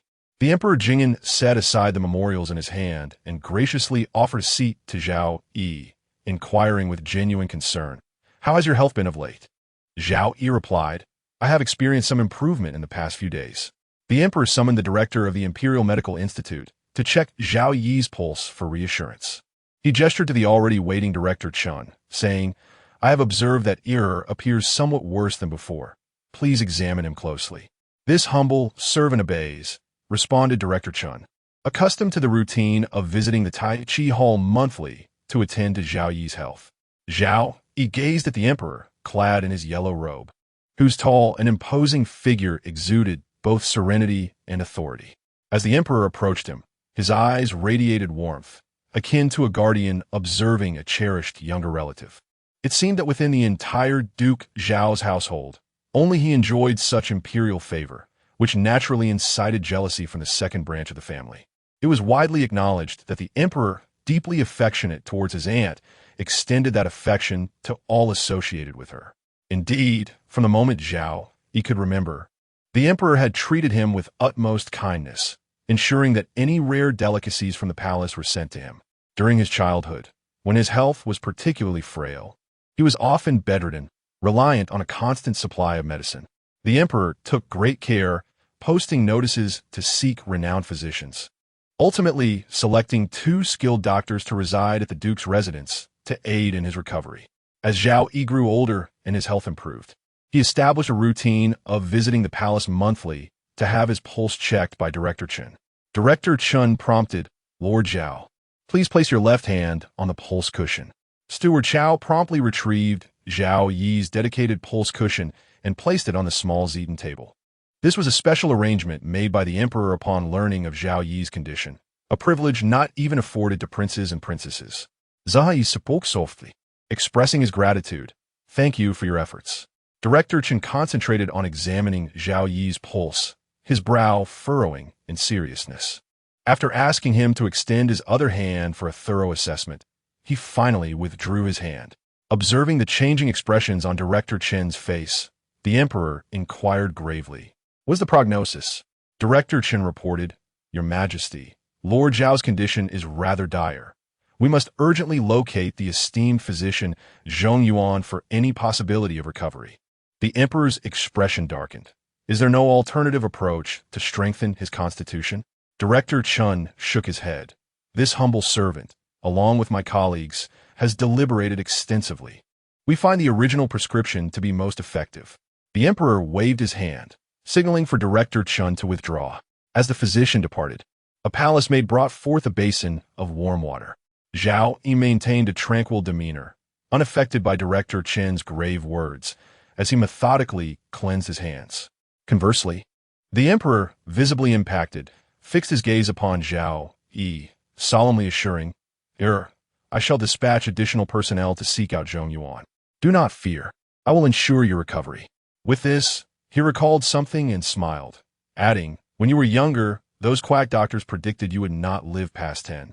Yet here you stand, having grown and established a family. These words seemed to serve as both a comfort to Zhao Yi and a reassurance to himself.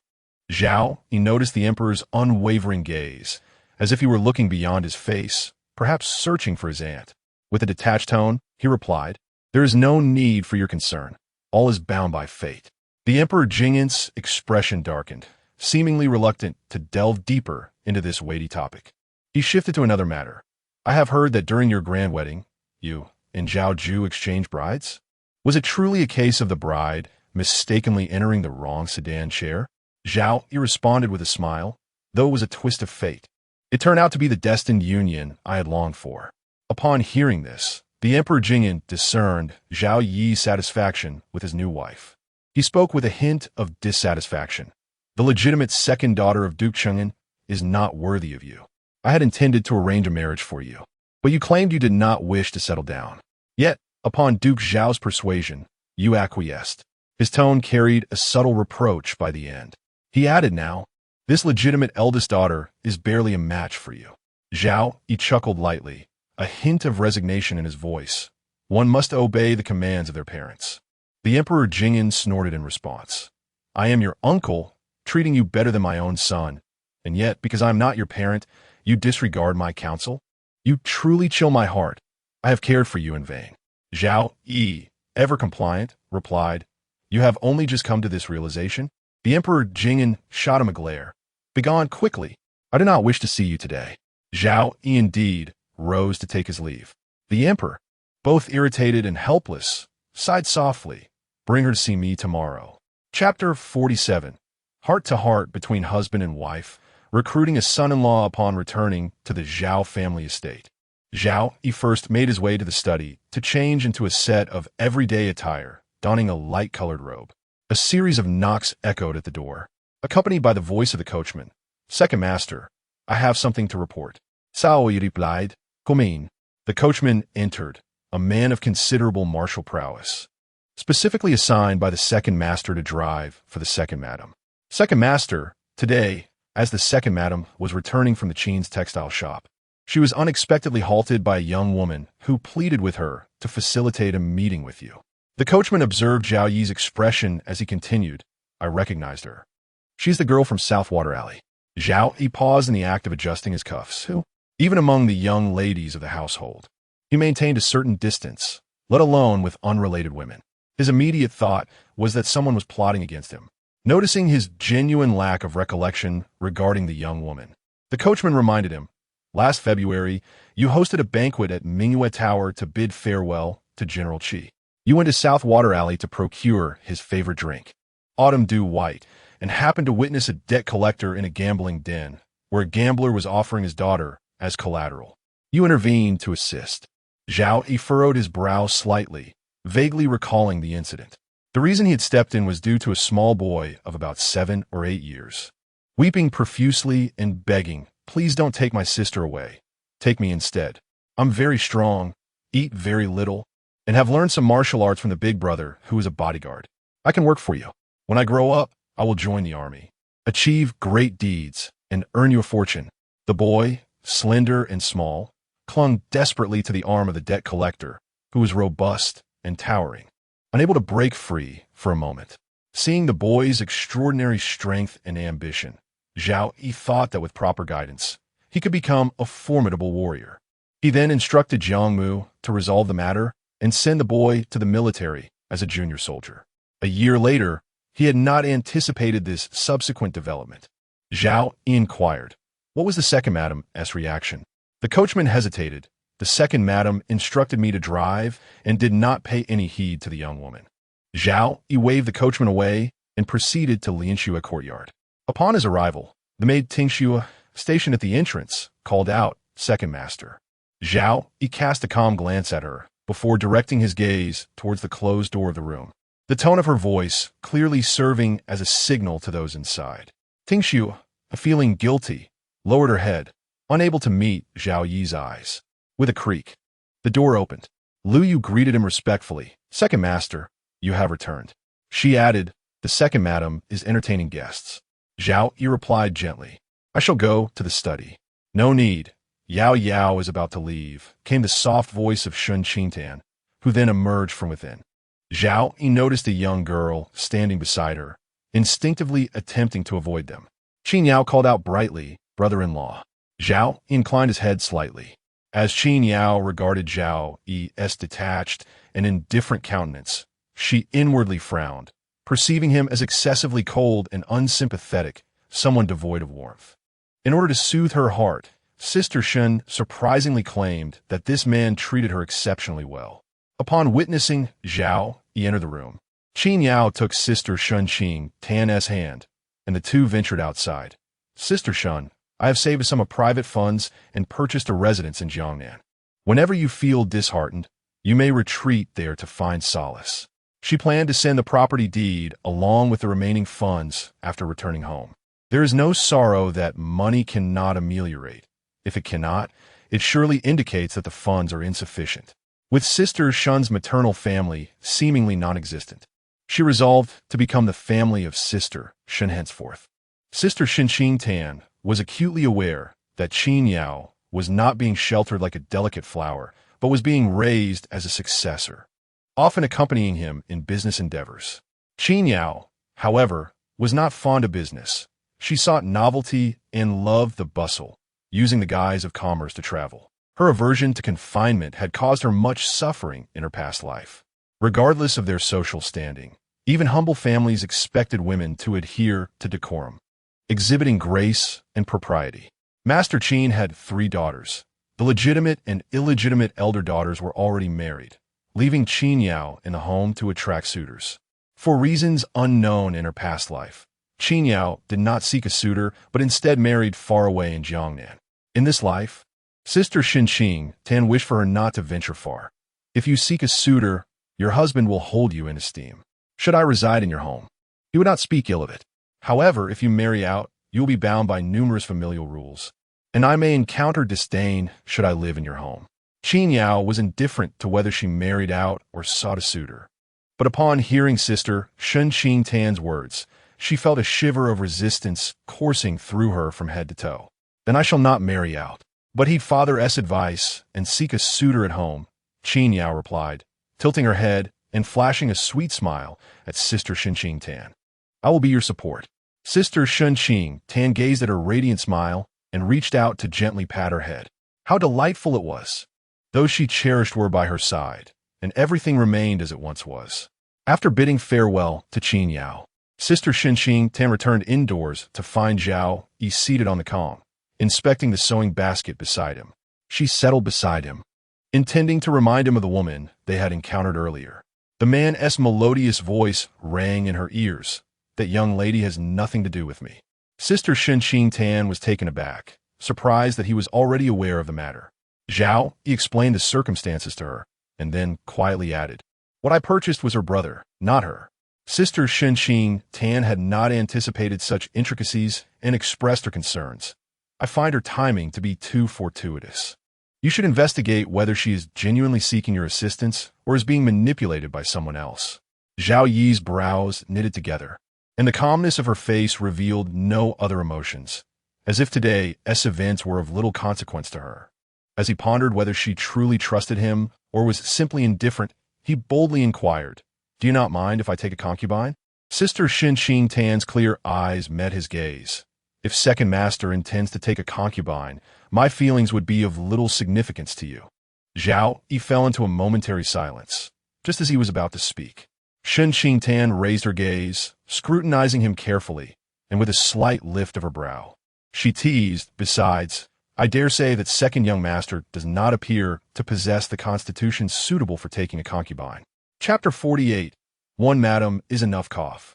Cough. Zhao Yu turned his head aside, his frail figure trembling with each spasm. After a considerable time, he managed to stifle his cough. Lifting his gaze to meet Shen Qingtan's sparkling eyes, which seemed to say, "See, I was right." Zhao Yu felt a pang in his chest, uncertain whether it stemmed from his recent coughing or from her provoking him. Yet, in that moment, her radiant smile suggested that she was in high spirits, possibly due to having the upper hand in their banter. With a hint of exasperation mixed with indulgence, Zhao Yu rubbed his brow and conceded, "Madam speaks wisely. Your grace and magnanimity mean you are unfazed by my taking a concubine. Alas, it is I who cannot bear it. One madam is sufficient for me." Shen Qingtan discerned his playful concession, realizing he was merely flattering her with his words. His earnest self-deprecation struck her as amusing, prompting a genuine smile to grace her lips as she replied, "Not only does the second master possess great knowledge, but he also has the ability to reflect on his character, acknowledging both his strengths and weaknesses. Such qualities are exceedingly rare. It is no wonder you are the youngest top scholar." Zhao Yu raised an eyebrow, sensing her subtle mockery regarding his self-awareness. Their rare moment of relaxed interaction infused the room with a light-hearted atmosphere, dispelling his fatigue as he leaned lazily against the soft pillow, glancing at her through the flickering oil lamp.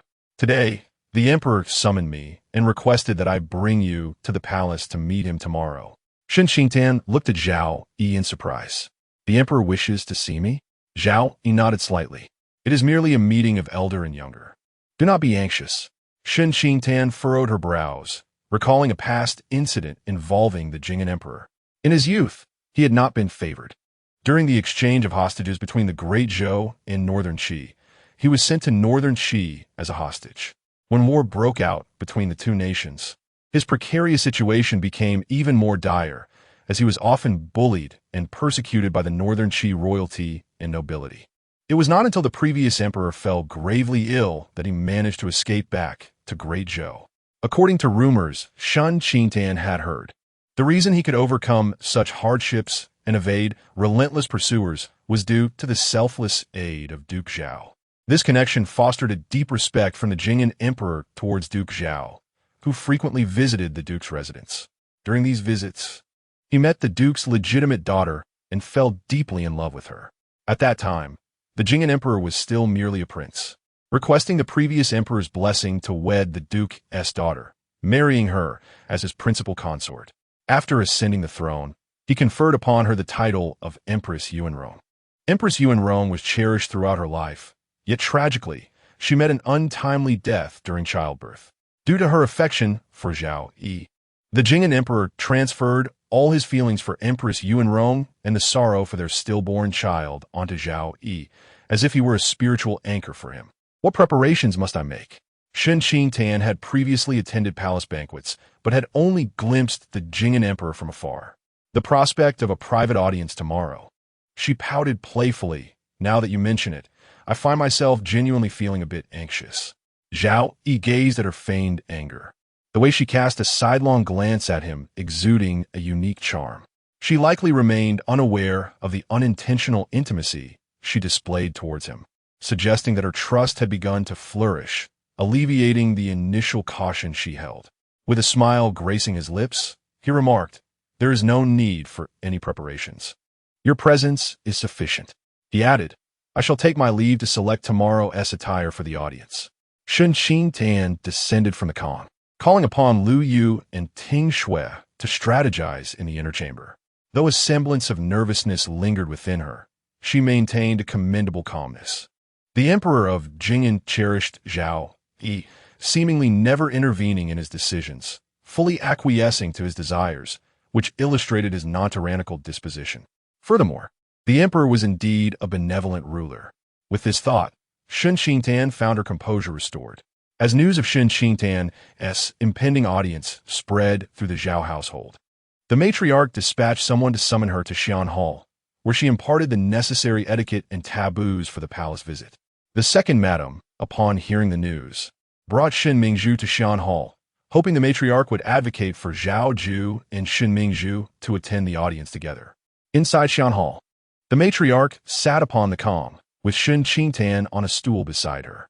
The second madam, pulling Shen Mingzhu to sit alongside her, wore a smile as she said, "Mother, the emperor wishes to meet his niece-in-law. I brought Mingzhu to learn the protocols, so she does not inadvertently offend the esteemed guest tomorrow." She concluded with a sigh. Zhu is a military man, unlike our elder nephew, who is a civil official. His proximity to the emperor is closer, and any directives are likely conveyed through him first. The matriarch understood the second madam's intentions well.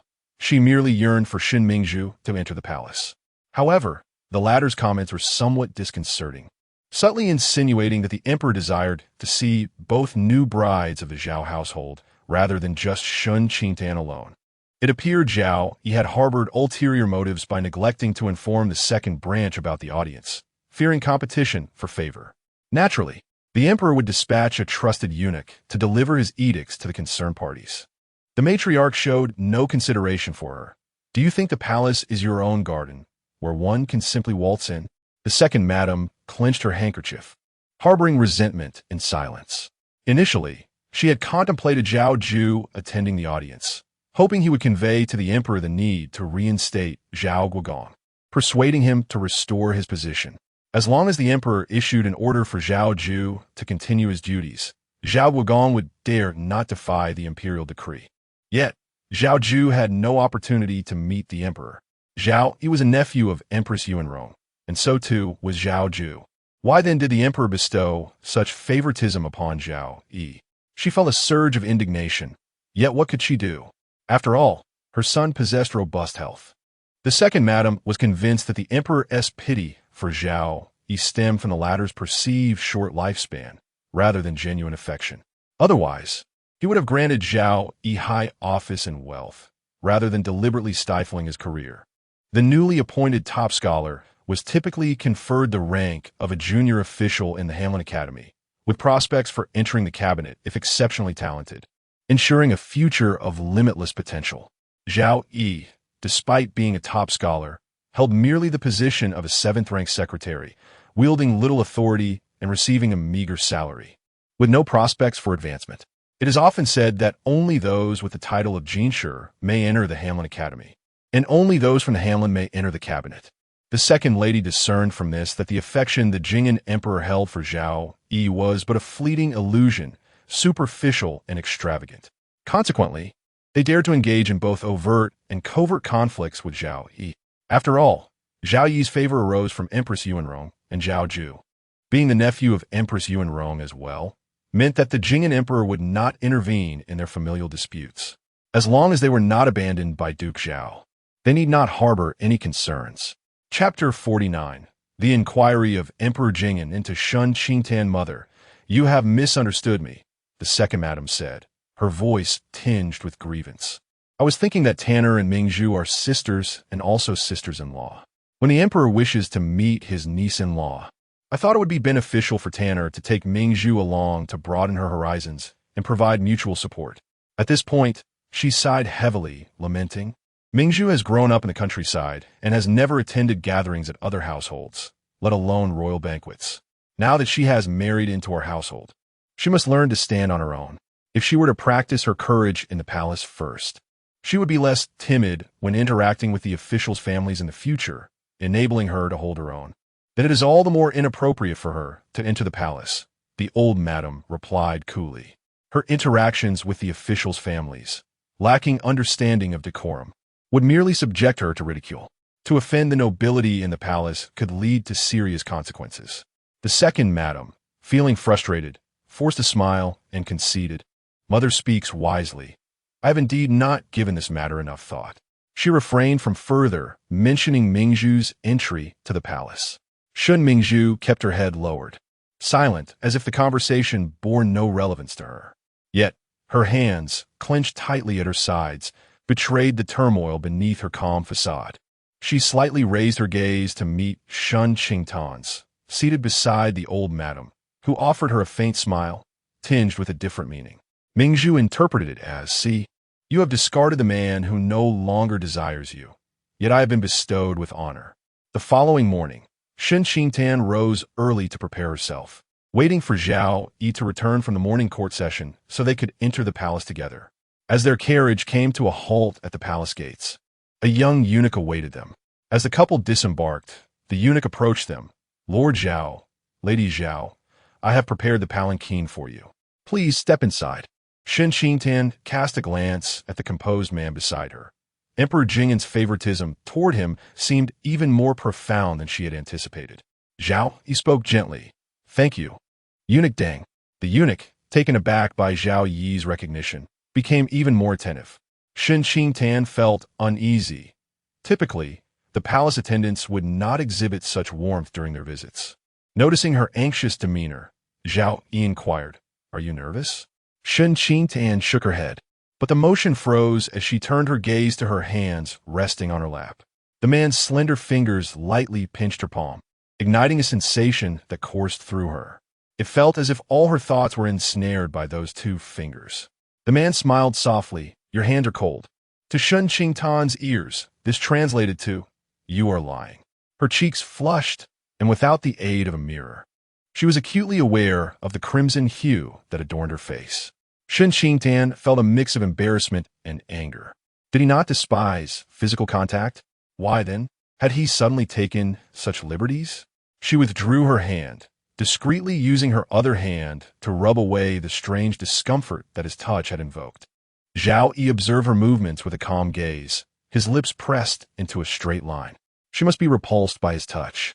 Lowering his gaze, he contemplated his own fingers, seemingly perplexed as to why he had dared to touch her hand. A natural gesture unfolded.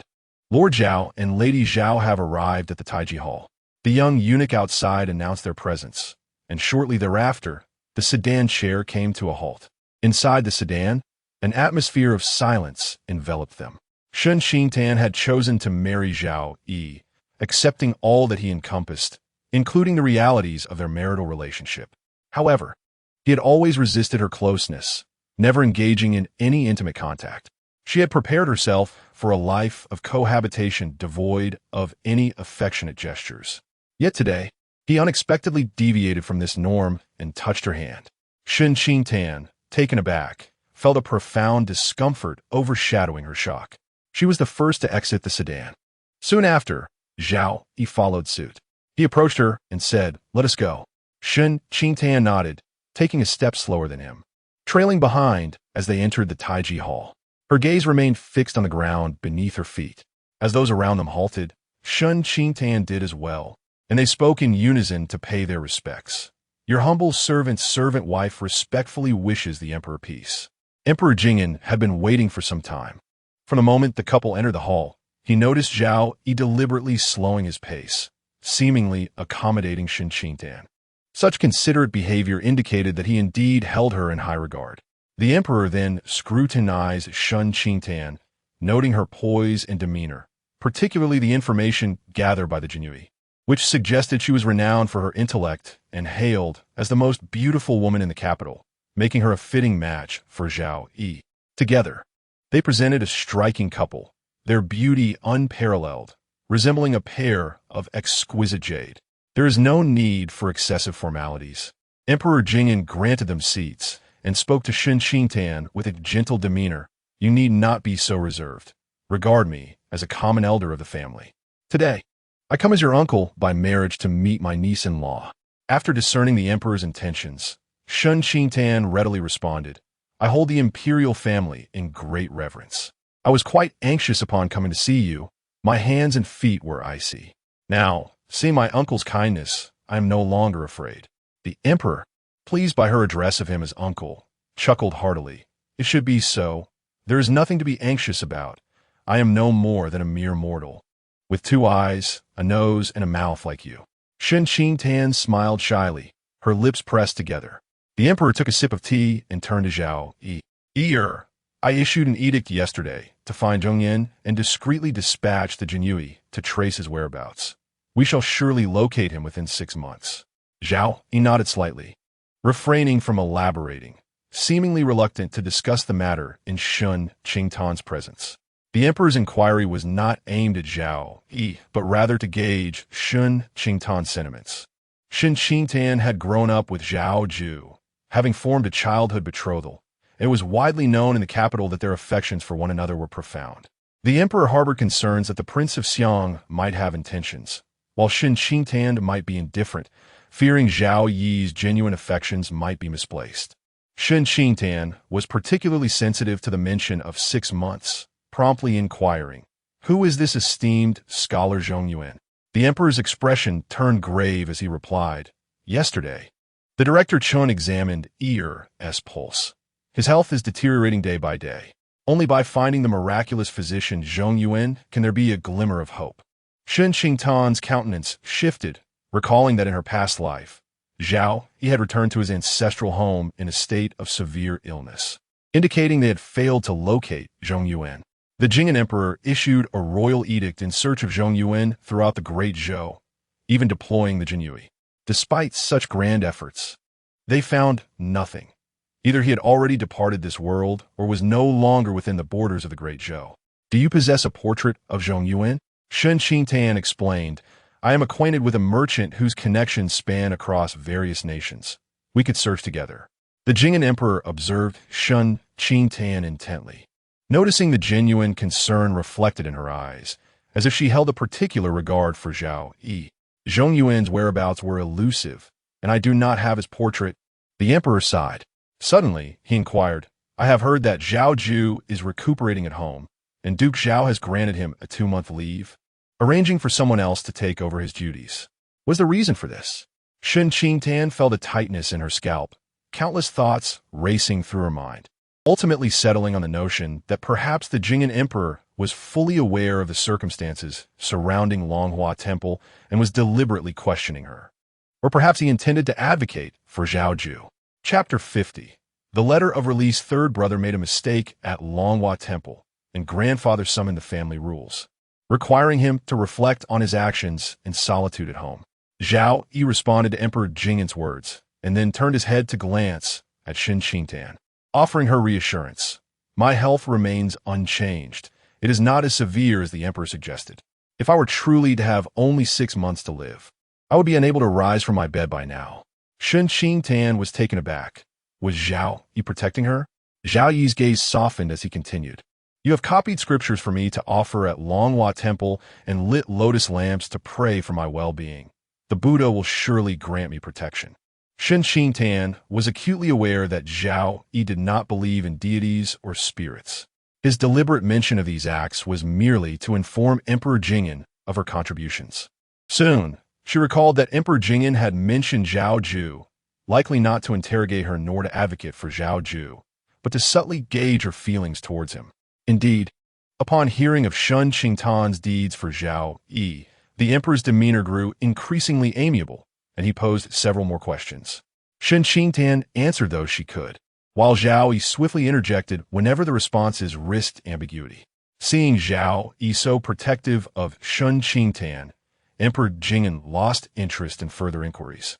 Satisfied that Shen Qingtan intended to lead a life with Zhao Yu, harboring no ulterior motives regarding Zhao Yu, he specifically invited the couple to share a meal before allowing them to leave the palace. When official matters required Zhao Yu's attention, he instructed Shen Qingtan to return to the residence first.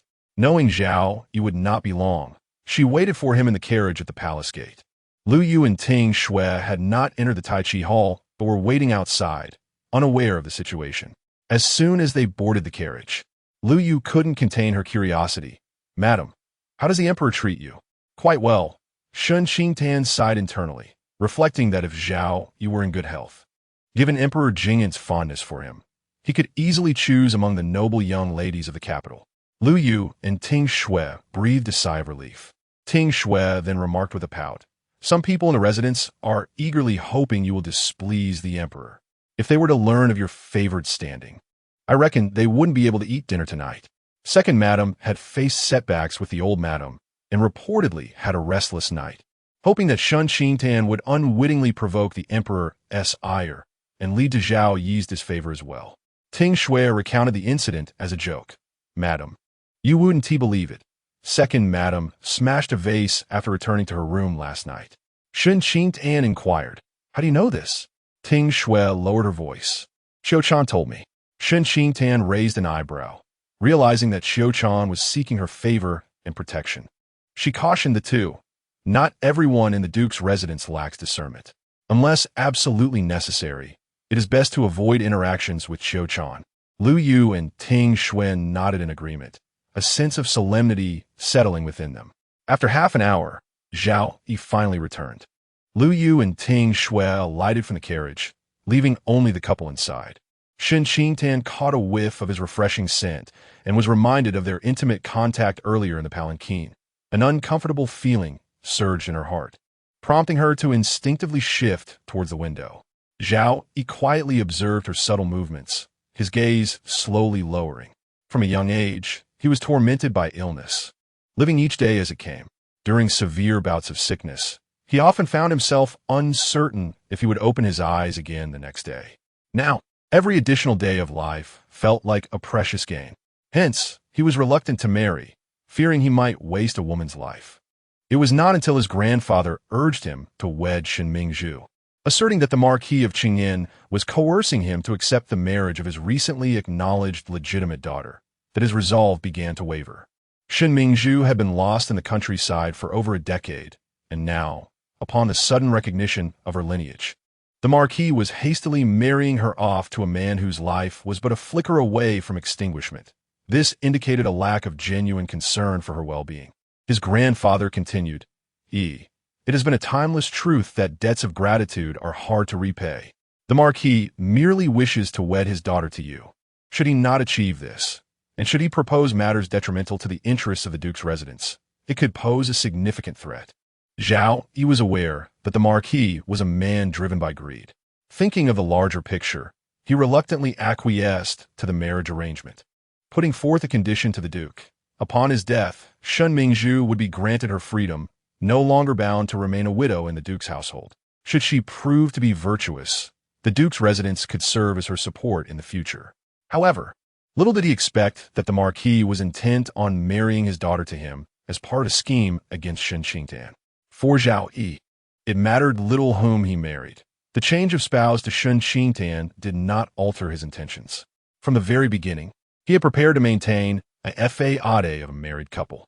Before the wedding, he had already penned a letter of release for his future wife, which he entrusted to his grandfather.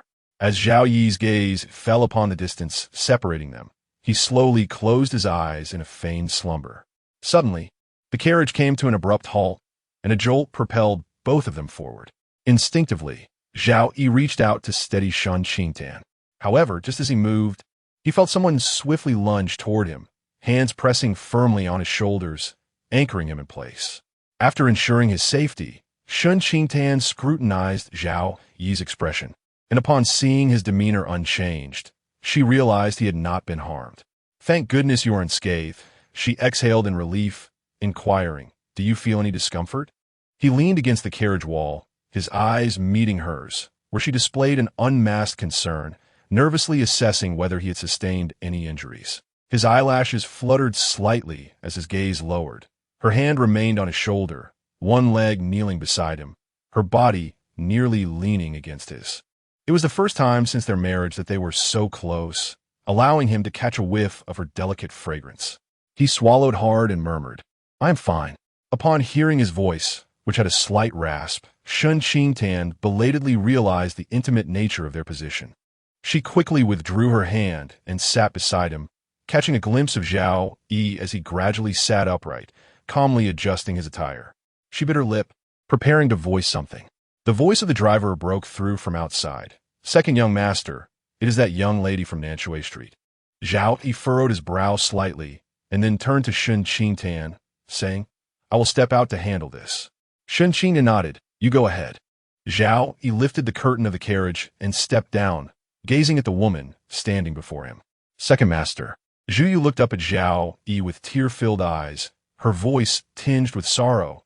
"My father has gone gambling again, incurring a significant debt. He intends to use me as collateral. But I have already been purchased by you. I belong to you."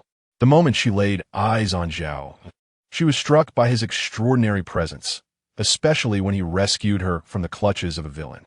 Yet, such a man was beyond her reach, particularly since he remained unmarried, and the noble lineage of the duke's household would never permit a concubine to enter first. She had initially planned to approach Zhao Yu for a formal acknowledgement once his legitimate wife was with child. A few days prior, someone had unexpectedly approached her, revealing that Zhao Yu held no affection for his legitimate wife, who harbored feelings for another man. The two had yet to consummate their marriage. This revelation stirred her heart for Zhao Yu, as that woman was entirely unworthy of him, prompting her to seek him out immediately. "Miss Zhu, I did not purchase you. That sum of money was borrowed by your brother, who left a promissory note," Zhao Yu stated, gesturing towards Jiangmu. Jiangmu promptly produced the note for Zhao Yu. "If you wish to repay the debt, there must be an order of precedence. Since you have come to me today, you should first return this sum of money." Zhao Yi's dark eyes were frigid, and his expression remained impassive as he spoke. Chapter 51. The bounty from the palace. Zhu Yu stood in a daze. Incredulity etched on her face as she gazed at Zhao Yu. After a prolonged silence, she finally managed to utter, "Second master, I have no silver." The debt was merely an excuse she devised, hoping to remain by Zhao Yi's side. Zhao Yu, however, averted his gaze and instructed Jiangmu, "Take this promissory note and escort Miss Zhu to the moneylender. Sell her to settle this debt." In a state of sheer terror, Zhu Yu exclaimed, "No, second master, you cannot do this. It is only right to repay one's debts. Why should I not act thus?" Zhao Yi's smile was cold and tinged with mockery. "Your father is a gambler. If he were to sell you to cover his debts, this debt of mine would become worthless." Zhu Yu's face turned ashen. "As second master, I can sell myself to you to offset the debt." "Very well." Zhao Yu acquiesced to her desperate plea. He then instructed Jiangmu, "Deliver her to Lord Jiang Wang Jiang's residence, and inform him that this is a carefully prepared gift for me." Initially, Zhu Yu was overjoyed by Zhao Yi's agreement, but before she could express her delight, she was struck by a harsh reality. Jiang Wang was a notorious commander of the Jinyue, known for his brutal penchant for youthful maidens. Many women had met their demise at his hands. Her complexion drained of color as she realized Zhao Yi's heartlessness in intending to bestow her upon Jiang Wang. Zhu Yu wished to protest further, but upon seeing Jiang Mu approach her, she was gripped by a primal fear and fled. At that moment, regret gnawed at her insides. She lamented her foolishness in seeking out Zhao Yi. Terrified that he might pursue her to her home and deliver her to Jiang Wang, she yearned to return home swiftly, gather her belongings, and escape the capital to seek refuge with her married aunt, hoping to evade the storm before strategizing her next move. As Zhao Yi watched Zhu Yu flee in despair, he withdrew his icy gaze. Jiang Mu inquired, "Second master, shall we pursue her?" Zhao Yi pondered for a moment before countering. "Have we identified the instigator behind her actions?" "We have," Jiang Mu replied in a hushed tone. "Originally, I intended to inform you upon my return to the manor. The day after the incident at Longhua Temple, Lady Qingyan sought out Zhu Yu." A glimmer of cold fury flickered in Zhao Yi's eyes as he replied tersely, "For now, do not act against her. I have other plans." Jiang Mu nodded in agreement. Zhao Yi climbed into the carriage, noticing Shen Qingtan lost in thought, gazing vacantly at the curtain. He slowly seated himself beside her, aware that she must have overheard Jiang Mu's earlier words. Shen's mother had contrived her marriage plans, and now sought to place another woman in her husband's quarters. It was no doubt a source of great distress for her. Zhao Yi found himself perplexed by Shen's mother's machinations. It seemed that since Shen Mingzhu had reclaimed her family status, all favor from the Chengyan Marquis had suddenly shifted to her. He opened a small cabinet within the carriage and gently said, "Extend your hand." Shen Qingtan snapped back to reality, looking at him with curiosity. Zhao Yi reiterated, "Your hand." She complied, and he placed a round, smooth object in her palm. Shen Qingtan gazed at the piece of milk candy nestled in her palm, momentarily taken aback. Her expression tinged with bewilderment as she turned to the man beside her. "Why have you given me this candy?" Shen Qingtan pondered, her thoughts swirling, her countenance revealing a hint of peculiarity. Could it be that another woman had sought his attention, prompting him to placate her with sweets? A complex wave of emotions washed over her as she silently popped the candy into her mouth. Zhao Yi observed her consuming the treat and softly remarked, "Your grandfather, grandmother, father, and mother all hold you dear. When you find yourself unoccupied, do take the time to bond with them. The Duke of Chengyan's residence has treated you poorly, but in the future, the Duke of Zhao's household shall serve as your stronghold." Zhao Yi refrained from voicing the final sentiment. In an instant, Shen Qingtan grasped his unspoken intention. He was clumsily attempting to comfort her due to the machinations of Madame Shen, concerned she might feel sorrowful. Although she required no consolation, the knowledge that someone cared for her feelings was undeniably gratifying. "Very well," Shen Qingtan replied, her lips curving into a smile as she remarked, "The candy is quite sweet." Zhao Yi regarded her intently, noticing that her smile was genuine rather than forced, and he unconsciously allowed the corners of his mouth to lift slightly in response. As the carriage halted before the Duke of Zhao's mansion, Zhao Yi disembarked first, extending his hand to assist Shen Qingtan down. Once she was steady on her feet, he withdrew his hand. The distance between the couple seemed to have subtly narrowed. Walking side by side into the estate, Zhao Yi informed her, "I must see my grandfather. There are matters to discuss with him." Shen Qingtan inquired, "Will you be returning to Longhua Garden for dinner tonight?" Zhao Yi replied uncertainly, "You need not wait for me." Nodding in acknowledgement, Shen Qingtan took Lu Yu and Ting Shui back to Longhua Garden. As she stepped into the rear courtyard, she unexpectedly encountered the second madam and Shen Mingzhu. "Ah, my dear niece-in-law, you have returned," the second madam said, her gaze subtly scanning Shen Qingtan and her two empty-handed maidservants. Noticing their lack of gifts, her tone turned cordial. "What splendid gifts did His Majesty bestow upon you upon your first meeting? Do not be shy. Reveal them for your sisters-in-law to admire." Shen Qingtan furrowed her brow in response. The emperor had only granted her a single gold hairpin. The second madam, playfully touching the hairpin in her own hair, smiled and said, "Among the younger generation in our Duke's household, the emperor dotes on my eldest nephew the most." Surely, the gifts bestowed upon you must be extraordinary. Listening to this, Shen Mingzhu quickly comprehended the second madam's intentions. She had come specifically to witness Shen Qingtan's embarrassment. Casting a glance at Shen Qingtan, she noted the absence of any bestowed gifts, which brought her a measure of comfort. Deep down, she harbored malicious speculations, wondering if Shen Qingtan had offended the emperor, thus receiving no rewards. Shen Qingtan retorted, "By your reasoning, aunt, if the emperor did not grant me a reward, it would mean he holds no affection for second master, and his fondness is but a fade." The second madam's expression shifted immediately. This accusation was a grave offense. "My dear niece-in-law, one may eat indiscriminately, but one must not speak carelessly. That was not my intention." The second lady vehemently denied it, casting a glance at Shen Qingtan and then donned a mask of concern. It is customary for elders to present a gift upon meeting their juniors for the first time, should they be greatly pleased. I observe that my niece-in-law possesses a delightful charm, leading me to believe that the emperor must surely hold her in high regard. Yet, to my surprise, she deliberately paused, feigning sincerity as she continued, "Niece-in-law, do not be disheartened. It is quite possible that the emperor is exceedingly pleased with you, perhaps bestowing an abundance of rewards, fearing it may prove burdensome for you. After you return home, he may send someone to deliver the gifts." No sooner had the second lady's words faded than the sound of hurried footsteps approached, and soon the steward appeared, his face alight with joy. "Second lady, rewards have arrived from the palace. You must go and receive them at once." Chapter 52. An unexpected windfall. Shen Qingtan nodded slightly. "Very well, I shall proceed at once." After exchanging pleasantries with the second madam and Shen Mingzhu, the steward hurried towards the entrance of the residence. The expressions of the second madam and Shen Mingzhu were stiff. "Second aunt, you truly possess remarkable foresight," Shen Qingtan remarked, turning her gaze toward them, a smile gracing her lips. "I too believe the emperor was displeased with me, hence the lack of a meeting gift. It turns out he is considerate and has sent the rewards directly to the residence." The corners of the second madam's mouth twitched, her countenance darkening.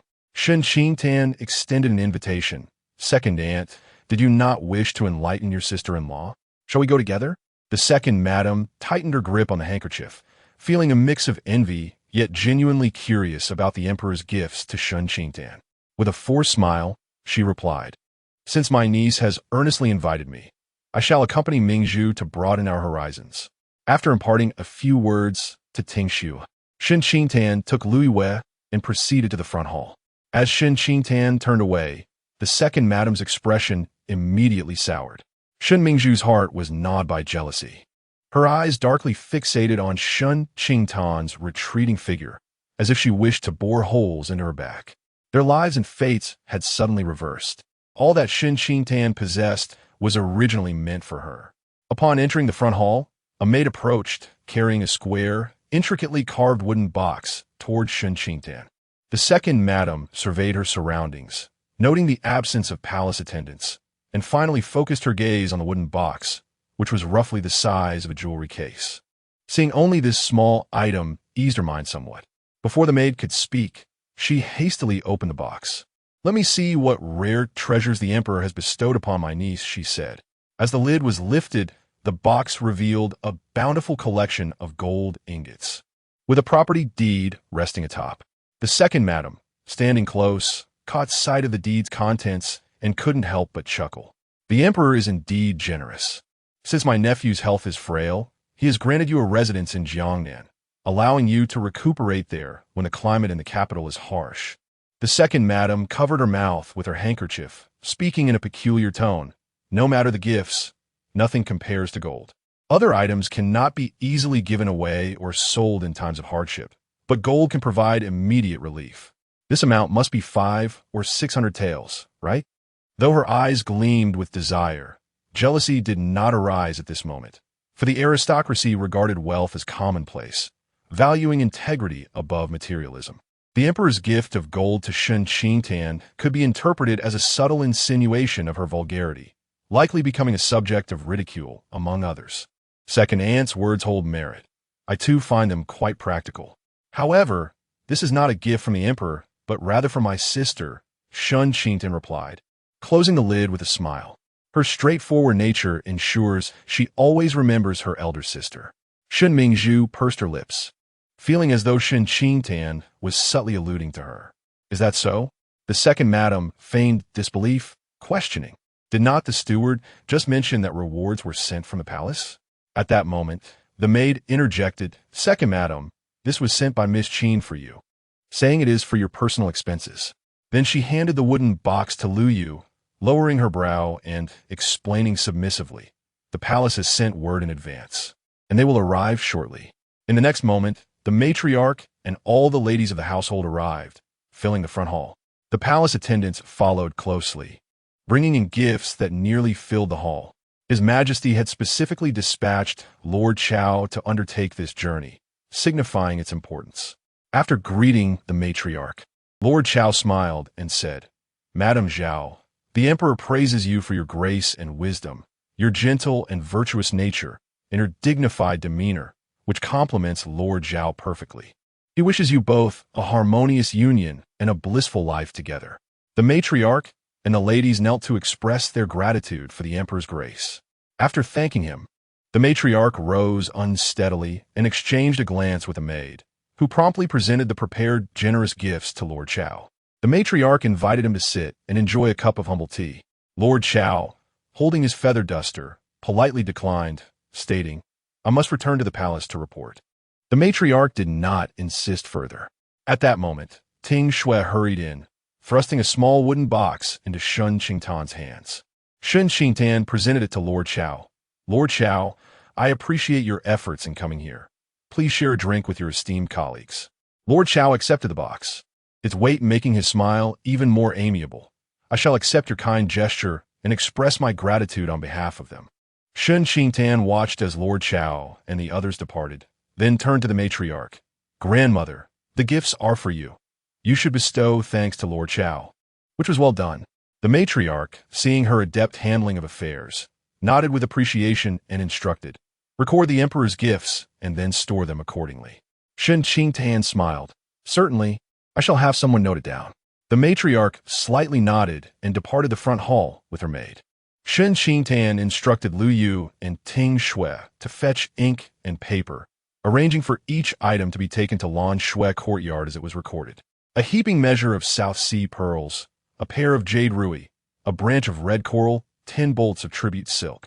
The second madam gazed at the lustrous pearls, intricately crafted jade ruby, vividly colored coral, crystal clear amber, smooth and soft tribute silk, and boxes filled with ivory and agate. Her eyes nearly dazzled. Such a substantial bounty clearly indicated the Emperor's high regard for Shen Qingtan. Henceforth, the official families in the capital would regard Shen Qingtan with greater esteem. The second madam felt a pang in her heart. Amidst all these treasures, not a single item was bestowed upon Shen Mingzhu. As a new bride herself, why had she not received even one gift? Truly, it was a case of drought leading to death and flood leading to death. Shen Mingzhu had never witnessed such grandeur, her eyes wide with disbelief. These items should have belonged to her, yet now they all fell into Shen Qingtan's lap. Regret filled her heart. Had she wed Zhao Yu, this bounty would have been hers, backed by the Emperor's support, and even in widowhood, her life would have been comfortable. Unlike now, Zhao Ju's title was slipping further from reach. He had lost his position, and there were other women in the household. The more she thought about it, the more sorrowful she felt, and the more she perceived Zhao Ju's ineffectiveness. He had fallen from grace at the Duke's residence, and it would be only sensible to curry favor with the Marquis of Qing'an. Why then should she fear him? The second lady leaned closer, whispering into her ear. In the past, Shen Qingtan would always share her treasures with you. Why not ask her for a measure of pearls and some jewels? Shen Mingzhu lowered her gaze, envisioning boxes upon boxes of precious gems passing before her eyes. Had it been in former times, she would have undoubtedly resorted to coaxing and feigned innocence to persuade Shen Qingtan to part with half. Yet now, their fade of civility concealed a deep-seated animosity. She would not part with them for me. Shen Mingzhu, valuing her pride, could not bring herself to utter such a request. Meanwhile, Shen Qingtan's other sister was busy bestowing gold and properties, while this sister only extended her hand to beg, oblivious to the scorn she would inevitably face. If you desire something, you must ask her yourself. With this realization, Shen Mingzhu cast aside her fear of the second lady and turned away, leaving the hall. The second lady, seething with rage, felt as if smoke would billow from her ears. How dare this wretched girl show her disdain? Suppressing her fury, she turned to meet Shen Qingtan's gaze, which sparkled with an unsettling mirth, her clear and bright eyes brimming with mockery. Chapter 53. Aspirations as high as the sky, yet life as fragile as paper. Shen Qingtan gazed at the irate figure of the second madam as she stormed away, her smile fading. The king of hell is amiable, but the little ghosts are troublesome. The fourth madam gently adjusted her wide sleeves, her gaze following the receding silhouette of the second madam. You are likely courting disaster. Shen Qingtan looked at the fourth madam in surprise, seemingly taken aback by her willingness to engage and offer a word of caution. She retorted, Auntie, aren't there already enough calamities surrounding me? The fourth madam paused momentarily, recalling the series of misfortunes that had befallen Shen Qingtan since her arrival. Her brows furrowed in annoyance. You are even more unfortunate than I. The fourth madam, appearing somewhat sympathetic, softened her demeanor towards Shen Qingtan. The plum blossom delicacies you gifted were quite delightful. From which shop did you procure them? Perhaps, on a day when you are free, you could accompany me there. Shen Qingtan comprehended that the fourth madam was inviting her for an outing. Just as she was about to respond, she caught sight of a deep crimson mark on the fourth madam's collarbone. The fourth madam's skin was porcelain-like, making the mark exceedingly conspicuous. Shen Qingtan couldn't help but gaze a moment longer. Noticing this, the fourth madam adjusted her neckline, her fair face flushing with indignation as she internally berated Zhao Yu for being a rough and uncouth man. Despite having been away from the capital for several days, the mark remained a source of embarrassment. She resolved that once that wretched man returned from the northern borders, she would retreat to the monastery for 6 months of seclusion. Reflecting on the austere life at the monastery, the fourth madam cast a sidelong glance at Shen Qingtan's rosy complexion. I truly envy you, as you are not subjected to the whims of the second nephew. Shen Qingtan's mind briefly conjured an image of Zhao Yuan's tall and robust figure, his cold gaze concealing a formidable aura. Indeed, he appeared a fierce and unapproachable man. It was unexpected that he would bully his own wife. No wonder the fourth madam had sent a basket of cherries as a token of gratitude after Zhao Yuan's departure from the capital. Uncertain of how to console the fourth madam, Shen Qingtan's gaze fell on her flushed face, and suddenly, enlightenment struck her. She understood the nature of the mark. Her expression shifted, her cheeks warming. She had not anticipated the fourth madam's candidness regarding such intimate matters. Seeing that Shen Qingtan had grasped the implication, the fourth madam covered her mouth with a handkerchief and giggled softly. With your beauty and grace, even I, a woman, am moved. Your second nephew is utterly squandering such a treasure. The fourth madam regarded Shen Qingtan's alluring eyes and blushing cheeks, which rivaled the brightness of begonia flowers, and couldn't help but exclaim, it's pitiful to even think about it. Shen Qingtan. She was genuinely astonished by the fourth madam's boldness in discussing the private affairs of a couple so openly. Enough of jesting. Let us return to the matter at hand. The fourth madam leaned closer to Shen Qingtan and whispered, Are you free tomorrow? I will take you to a splendid place to witness a play. Shen Qingtan inquired, Where is this place? The fourth madam teased, You shall find out tomorrow. After pondering for a moment, Shen Qingtan acquiesced. The fourth madam departed with her maid. Lu Yu had just finished tallying. Second madam, I have recorded everything. Please have a look. Shen Qingtan took the ledger, reviewed it carefully, and then handed it back to Lu Yu. Go to the storeroom and assist Sing Su. Verify the counts again. Understood. Lu Yu replied hastily before leaving. Shen Qingtan prepared to return to Lanshu garden and noticed the third madam standing in a corner, accompanied by a 15-year-old girl who kept her head bowed, obscuring her features. She politely greeted them. Aunt, elder sister, I shall take my leave now. The third madam managed a smile, her tone unconsciously ingratiating. Niece, do not mind us. You should attend to your business." Shen Qingtan nodded slightly and turned to depart. The third madam gazed longingly at Shen Qingtan's receding figure, envious of the fourth madam who had managed to draw close to her, conversing intimately with her. The content of their dialogue unknown. This reminded her of the recent days when Zhao Yu had entrusted Zhao Yu with the task of transporting grain. Such a splendid opportunity for merit was unexpectedly given to the fourth house. With a heavy heart, the third madam returned to the third house, surveying the modest dwelling, devoid of any noteworthy valuables. She recalled the treasures that flowed into the first house, causing her chest to warm with resentment. The third madam instructed a maid to guard the door and ensure it was securely closed, then pulled Zhao Wan to sit beside her on the calm. "Wanner, have you seen the riches of the first house?" Zhao Wan frowned. The third madam continued, "Your mother believes your second sister-in-law to be a good match. You should associate with her more. Perhaps she will lend you a hand in securing a favorable marriage." Zhao Wan, fiddling with her fingers and understanding her mother's intentions, replied, "Mother, my brother excels in his studies. Once he attains his degree, we shall prosper without the need to curry favor with others. Relying on others for our livelihood is far less reliable than depending on ourselves. Your brother can wait, but can you? You are already 15, and the matriarch has begun to consider matches for you." The third madam urged, "We should not oppose the first house or act with cunning. They are quite agreeable. I am the daughter of a duke's household. The matriarch will not take my marriage lightly. You need not worry," Zhao Wan retorted, unwilling to hear more from her mother.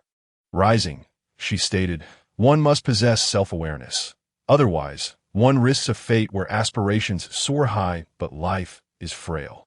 Not long after Shen Qingtan returned to Lanshu Garden, Zhao Yu returned from outside the estate.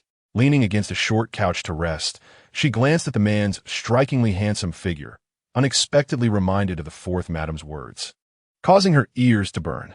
"Has the palace sent rewards? Did you not present yourself to grandfather, as you were occupied with errands outside?" Zhao Yu looked into her sparkling eyes and softly replied. Shen Qingtan rose from the couch and approached him, proposing, "Shall I handle the matters concerning the Duchess of Qingyan?" Zhao Yu paused in a motion of rolling up his sleeves, noticing her standing beside the basin, revealing half of her delicate face as she extracted a soap pellet for him to cleanse his hands. He replied coolly, "As you wish." Seeing his acquiescence, Shen Qingtan returned the soap pellet to the small porcelain jar and said, "I shall prepare then." After which, she walked briskly to the writing desk. Zhao Yu looked at his outstretched hand that had reached for the soap pellet, and then at the small ceramic jar containing it, inexplicably reminded of the sense that she was baiting him like a fisherman. Once the fish is hooked, there is no need for further bait. Shen Qingtan, unaware of Zhao Yi's thoughts, composed 2 letters and instructed a servant to deliver them. Subsequently, she asked Lu Yu to inform the fourth madam that they would depart together from the residence the following noon. The next morning, after paying her respects to the first madam, Shen Qingtan took her tokens and left the estate, heading towards Minjiula by Nanshui Street. Top, top. Just as Shen Qingtan was savoring her tea, a knock echoed at the door, and a smile graced her lips. They have arrived. Chapter 54. Each with their own schemes. He holds greater importance in Shen Qingtan's heart. Lu Yu opened the tightly closed door, revealing a young man standing outside. Shen Qingtan turned her head and beheld a figure with sharp brows and bright eyes, tall and handsome, clad in a flowing azure robe that accentuated his noble bearing. Upon recognizing the visitor, Lu Yu was taken aback to find that he was none other than the second son of the Qingyan Marquis, Shen Xiaohua, the legitimate eldest son of Madame Shen. Suppressing her astonishment, she performed a respectful bow, addressing him as second master. Shen Xiaohua inclined his head slightly and stepped into the room, positioning himself a few paces away from Shen Qingtan. His gaze, shrouded in shadows, scrutinized her delicate and charming visage, her clear and untainted eyes devoid of any impurity. Such a seemingly guileless woman had caused their mother to falter on multiple occasions. After a period of absence, did the second brother no longer recognize his sister? A smile graced Shen Qingtan's lips as she rose gracefully, saying, "I had intended to speak with you upon my return home, but regrettably, you and the third brother were not present at the residence." Shen Xiaohua, concealing his previous scrutiny, took a seat beside her, and, with a hint of regret, replied, "I was engaged in my studies at the Shuchong Pavilion and was unable to return home when you visited. I had originally planned to take a day off today to see you and the second sister, but I was pleasantly surprised to receive your letter first." As Shen Qingtan gazed at Shen Xiaohua, she perceived a warmth in his demeanor, as if he genuinely regarded her as a beloved sister. On the day of her wedding, it was Shen Xiaohua who should have carried her away. In the midst of the turmoil that ensued, she nearly stumbled, grasping his sleeve for support. Shen Xiaohua had released her hand to assist Shen Mingzhu, subsequently carrying her into the bridal sedan chair.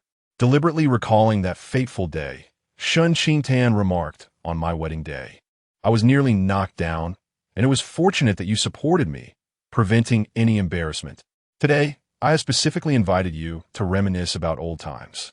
She continued, displaying her understanding. "Second brother, father and mother have high hopes for you. You ought to prioritize your studies. Should you rise to a position of great authority, you would become a pillar of support for me and the second sister." Shen Xiaohua was the apple of Madame Shen's eye, her every effort dedicated to him. The Chengyan Marquis equally valued him, nurturing him as a potential heir to the title. Shen Xiaohua did not disappoint, excelling in his studies, with both his tutor and peers acknowledging his exceptional talent. Unfortunately, during the imperial examination this year, he had fallen ill and could only secure the first place in the second class, subsequently entering the Shuchong Pavilion for further study. Hearing Shen Qingtan's words, he refrained from correcting her misconception regarding that day and gently affirmed, "Even though you are married, you remain my sister, and I shall always be your support. Second brother, you must strive to excel." Shen Qingtan's expression dimmed as she lamented, "The second sister's husband married only a few days ago and has already taken a concubine." Neglecting the second sister, Shen Xiaohua's countenance darkened at this news, which he had heard from their mother. It was all part of Shen Mingzhu's machinations against Shen Qingtan. The second master, frail in health, claimed he could not provide an heir, yet he had taken a mistress in the taverns of Nanshui Street. Shen Qingtan gently pressed a handkerchief to the corner of her eye, bitterly remarking, "That concubine dares to confront me only because she is favored." Shen Xiaohua felt a pang of surprise. Zhao Yu, frail and seemingly devoid of desires, turned out to be a man of carnal appetites. Observing the redness around Shen Qingtan's eyes, he sensed her genuine distress and heartache. With a slight stirring in his heart, he offered her superficial comfort. "Sister, do not be disheartened. I will investigate this matter. If it is as you say, I shall ensure you receive justice." "No, brother," Shen Qingtan implored. "If others learn of this, they will surely claim our household has failed in raising virtuous daughters, and the reputations of my unmarried sisters will be tarnished." She sobbed softly. "Father always prioritized the greater good and taught me to be gracious and magnanimous.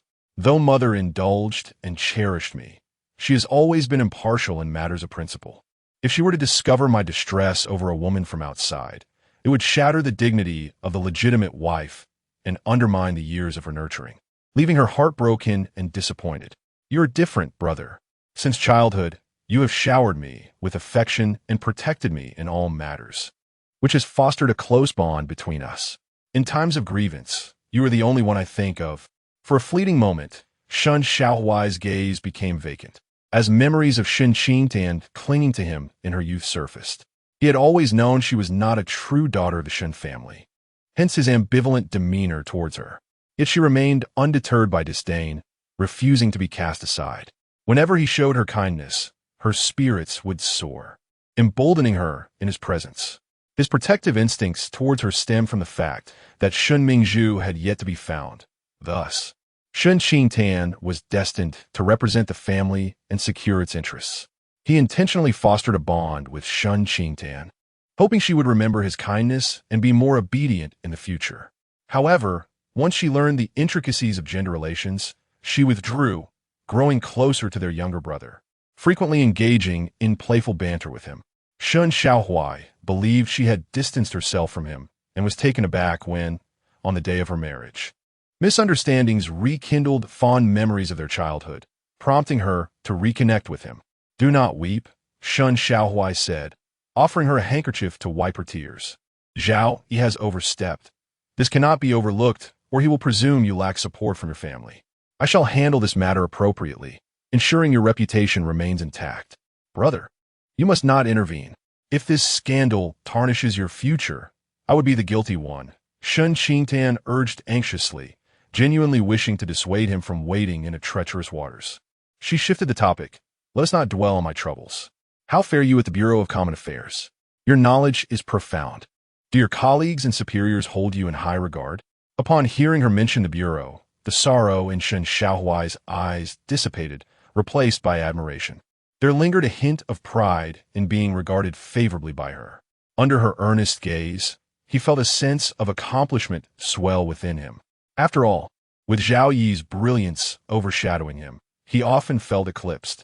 Yet, Shen Qingtan, Zhao Yu's wife, took pride in his talents and accomplishments, indicating that in her eyes, he surpassed Zhao Yu in merit.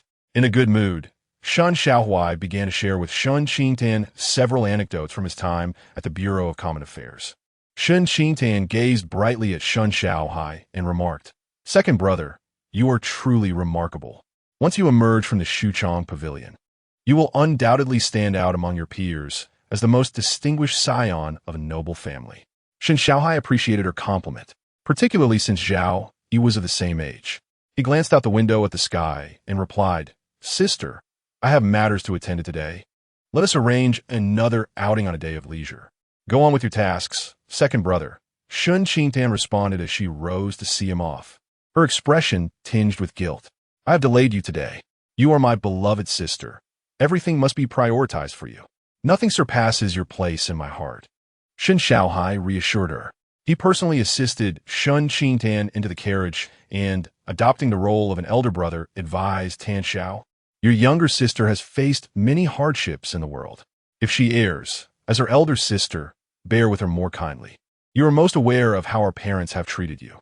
Although your marriage may not align with your desires, it is crucial to understand the burdens our parents bear. No parents are without fault. Once you become a mother yourself, you will grasp their struggles.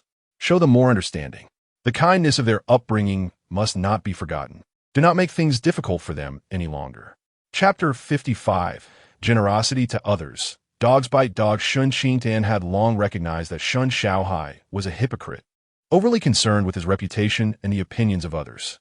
He maneuvered through situations with a certain smoothness, adept at muddling through conflicts.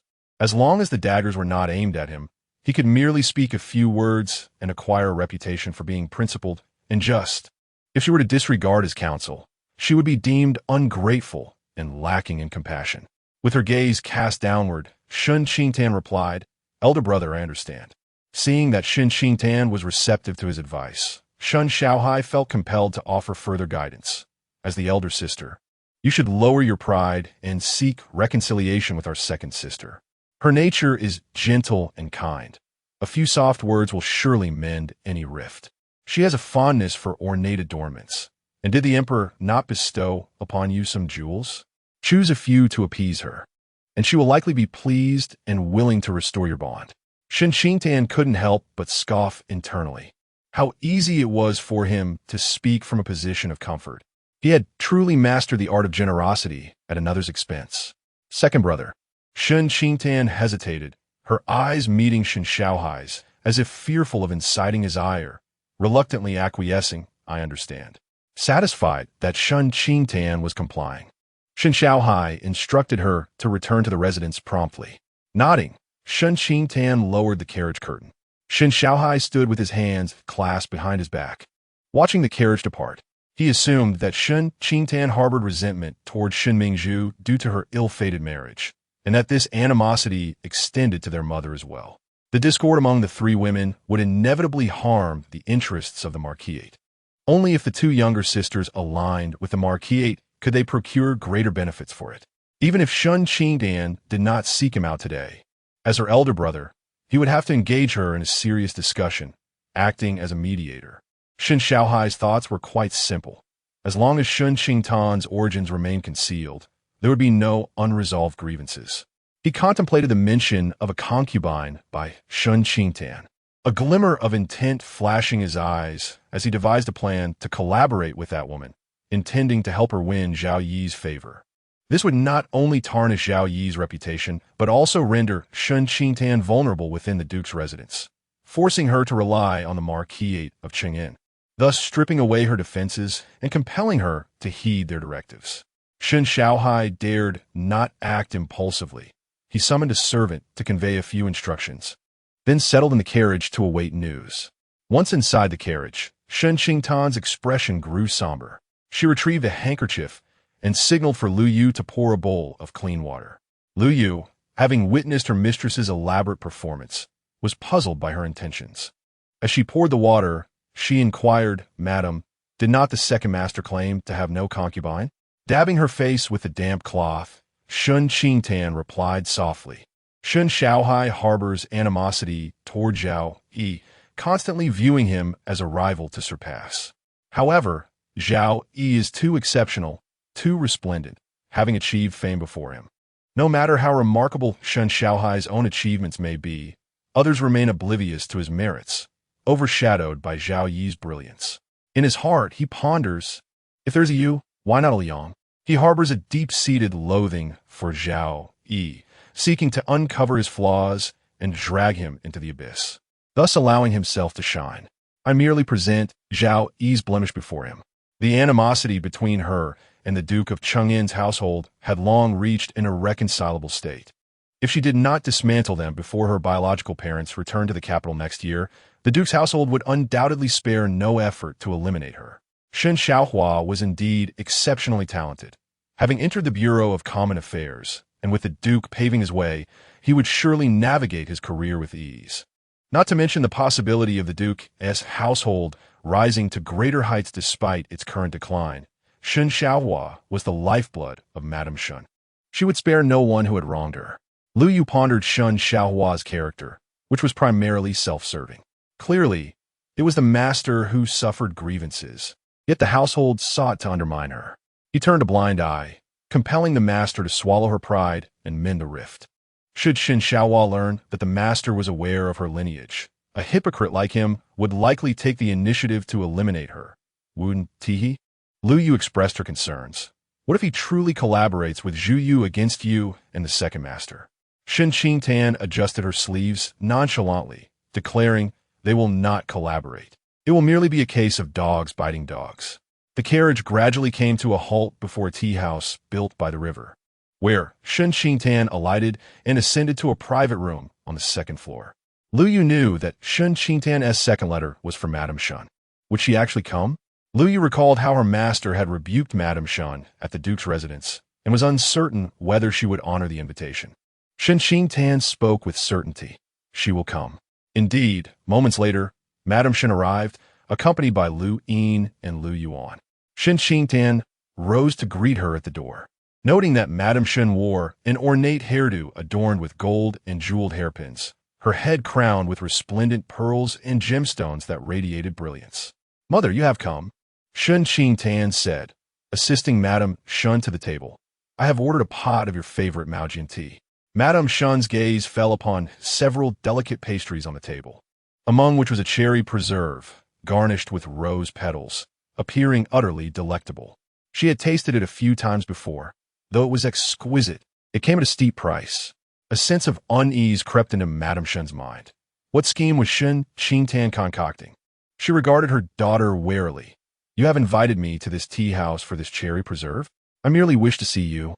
For if I were to visit you at home, others might speculate about my frequent returns to my maternal family," Shen Qingtan replied, delicately serving a piece of cherry preserve to Madame Shen, sighing as she added, "Yesterday, someone intercepted my carriage, and rumors have already begun to circulate."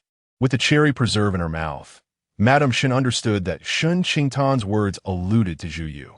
As she chewed slowly, her mind raced with thoughts. Could it be that Shen Qingtan had summoned her to test her? "I have indeed heard of this," Madame Shen remarked after swallowing, using her handkerchief to dab her lips. "What was the nature of the incident involving your carriage?" Perhaps it was a misunderstanding. Shen Qingtan hesitated, seemingly reluctant to elaborate. Madame Shen frowned and said, "What is there that we, as mother and daughter, cannot speak openly about? Because it is merely a rumor, I feared that discussing it might distress you," Shen Qingtan replied. Shen Qingtan paused momentarily before speaking vaguely. It is not only rumored that the young lady halted my carriage. There are whispers of her having interactions with my elder brother. Upon hearing this, Lady Shun's expression shifted dramatically. What did you say? Mother, please do not be anxious. It is likely that someone simply saw my brother entering the Shuchong pavilion and deliberately spread such idle gossip to tarnish his reputation. Shen Qingtan sighed. I initially dismissed it, but the power of rumor is formidable. I thought it best to inform you, for if the tales grow increasingly fervent, you should be prepared to respond. At first, Lady Shun suspected Shen Qingtan of intentionally stirring trouble, utilizing her to deal with Zhao Yu. However, such matters could be easily investigated, and Shen Qingtan had no need to resort to such clumsy tactics. Reflecting on it, she pondered whether Shen Qingtan might have been the source of the rumors. Meanwhile, the maid, Levian, seemed to have an epiphany and whispered into Lady Shun's ear. The second master left the residence early today. Typically, he would spend an hour in the old lady's courtyard after returning from the Shuchong pavilion. Lady Shun's heart sank, and she could no longer remain seated. Ignoring Shen Qingtan beside her, she hastily departed the tea house and boarded a carriage bound for Nanshui Street. Upon alighting from the carriage, the sight that met her eyes caused her complexion to turn ashen. Chapter 56. Madame Shun receives a slap. Zhao Yu twisted her right foot, losing her balance as she lunged towards Shen Xiaohua. He quickly stepped back, and as she stumbled, she instinctively grasped the jade-ornamented belt at his waist. Shen Xiaohua's expression changed abruptly. He bent down, protectively securing his belt while using one hand to grip Zhao Yu's arm, pulling her upright with a darkened visage. Zhao Yu staggered and fell into his embrace. Madame Shun rushed over, and the sight that met her eyes was that of Zhao Yu clinging to her son. Enraged, she charged forward, yanking Zhao Yu away and delivering a sharp slap to her face. The force of the blow turned Zhao Yu's head to the side, a fiery pain igniting on her cheek as tears welled up in her eyes, pleadingly directed at Madame Shun. Madame Shun glared fiercely. You wretched creature, entangled with Zhao Yi. How dare you attempt to seduce my son? She had devoted herself to ensuring Shen Xiaohua remained focused on his scholarly pursuits, surrounding him with young attendants. It was only in the past 2 years that she had arranged for a concubine to alleviate his burdens. Now that he had achieved academic success and entered the esteemed halls, she could finally arrange a suitable match for him. How could she allow such a lowly person to tarnish his reputation? Even the beggars outside possess more virtue and nobility than you. My son is not someone of your ilk can aspire to. Madame Shun declared vehemently. If you tarnish my son's reputation, you shall bear the consequences. Zhao Yu felt a surge of intense resentment at Madame Shun's scorn. Her animosity deepened when she recognized the maid, Ailing, who had previously approached her, urging her to seek a formal acknowledgement from Zhao Yi. Ailing had claimed to be associated with the Duke's residence, and even produced a token to substantiate her claims. Zhao Yu, gullible and trusting, had foolishly sought out Zhao Yi, only to find herself threatened by him. Intending to escape the capital, she was intercepted by Ailing, who warned, Miss Zhu, if you block the second master's carriage on the street while the second madam is inside, he will naturally respond harshly. If a scene ensues, it would affect the relations of both households. The second master must provide the second madam with an explanation, and it would be you who suffers the consequences. His threats are for your own good. If you doubt me, observe for a few days. If he does not relent, Our Lady will ensure your protection. Reluctantly, Zhao Yu chose to remain in the capital. Yesterday, she had hidden outside, observing the happenings on Nanshui Street, and upon seeing no visitors, she returned home this morning. To her surprise, a noble young man arrived, claiming to be the elder brother of Shen Qingtan, there to apologize regarding matters concerning her. Zhao Yu found his demeanor gentle and refined, far more approachable than Zhao Yi, which rekindled her hopes. She feigned a sprained ankle to fall into his arms.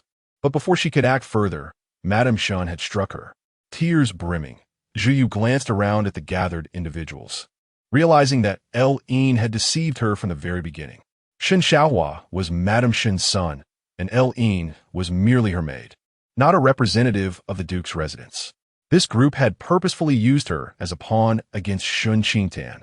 With a heart full of sorrow, Zhao Yu stammered, Madam, I Consider carefully what should and should not be said, lest you invite disaster with your words. Madame Shen cast a glance at her crimson palm and coldly remarked, "Your brother is in the military and seems to be achieving something." Zhao Yu's complexion turned ashen. Turning away, Madame Shen noticed a crowd gathering at the alley's entrance, her expression darkening. Suppressing her fury, she commanded Shen Xiaohua, return to the estate. Shen Xiaohua, visibly perturbed, climbed into the carriage with her, saying, "Mother, your commotion today has drawn attention. If this word spreads, my reputation will be ruined. You dare to blame me? Had it not been for your clandestine dealings with Zhao Yu, I would not have gone to such lengths to confront her," Madame Shen interrogated. Trusting his mother, Shen Xiaohua did not withhold the truth. "Zhao Yu has connections with Zhao Yi. I hope to help her win his favor, as he has brought a concubine into his residence, tarnishing his reputation. Zhao Yu remembers my kindness and can be of use to me. Dealing with Zhao, it would be a simple task for her. Shen Qingtan married into the Duke's residence, turning against you, merely relying on their support. Should she lose Zhao Yi's respect, she would be left vulnerable and would have to rely on us, fearing to oppose you." Regrettably, Shen Xiaohua's plans for collaboration were thwarted by Madame Shen's intervention. Madame Shen was taken aback. Could today's events truly be unrelated to Shen Qingtan? Was it merely the closeness of Shen Xiaohua and Zhao Yu that birthed these rumors? Shen Qingtan would be delighted to see Shen Xiaohua's reputation tarnished. Why would she ever warn him? Suddenly, a new possibility struck her. Shen Qingtan might have deliberately informed her, seeking to sabotage the collaboration between Shen Xiaohua and Zhao Yu. This woman harbors deceitful intentions. You must cease all interactions with her. Understanding the full extent of the situation only fueled Madame Shen's anger. She feigned cooperation while secretly attempting to seduce you. Shen Xiaohua was no fool. He discerned Zhao Yu's intentions when she approached him. He had indeed been careless today.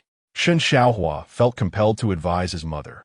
If Zhao Yu proves untrustworthy, it would be wise to retreat for the time being and avoid open conflict with Shen Qingtan. Otherwise, you risk pushing her further away, jeopardizing any benefits the whole residence might gain. Wouldn't that render your efforts in nurturing her futile? Madame Shen feigned agreement. Shen Xiaohua sighed in relief. Upon returning to the estate, they were intercepted by the steward. "Madam, second young master, the Marquis requests your presence in the study." The mother and son exchanged glances, each harboring their own thoughts as they proceeded to the study. The attendant waiting by the study door, upon seeing them, bowed and opened the door. Madame Shen entered to find Marquis Chen standing by the window with his hands clasped behind his back. She approached him with a smile. "My lord, you..." With a resounding slap, the Marquis struck Madame Shen across the face. A vivid handprint bloomed on her cheek.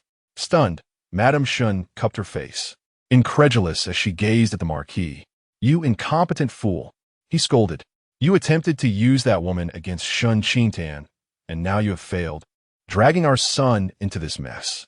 Upon returning home today, he was summoned to the old lady's quarters. The old lady, having caught wind of some gossip, reprimanded him upon their encounter. Even though Ailing has entered the Shuchong Hall, he must not indulge himself. The rumors of his involvement with another man's wife are disgraceful. Not only does it tarnish the reputation of the Ho residence, but should the censor take note, his future would be utterly ruined. After years of study, he is still less discerning than Hunger. As a father, you must discipline him properly to prevent him from bringing shame upon our family. The most favored son of the Duke of Qingyin, in the old lady's eyes, was deemed inferior to a wayward scoundrel, a direct affront to his dignity. Initially, the mother held Huai'er in high regard, but now she perceived him as nothing more than a lecher. The Duke of Qin, incensed, pointed at Madame Shen and exclaimed, "Look at the trouble you have caused." Chapter 57. Zhao Yi trails Shen Qingtan. Madame Shen's eyes were red and swollen. Having faced her husband's merciless reprimand for the first time in her life, along with a slap. "My lord," she implored, "I wish to avenge you." And in a moment of impulsiveness, my actions were not sufficiently prudent, allowing others to exploit my misstep. Madame Shen, fearful of the wrathful Duke Qingyin, dared not defend herself. The Duke spoke coldly.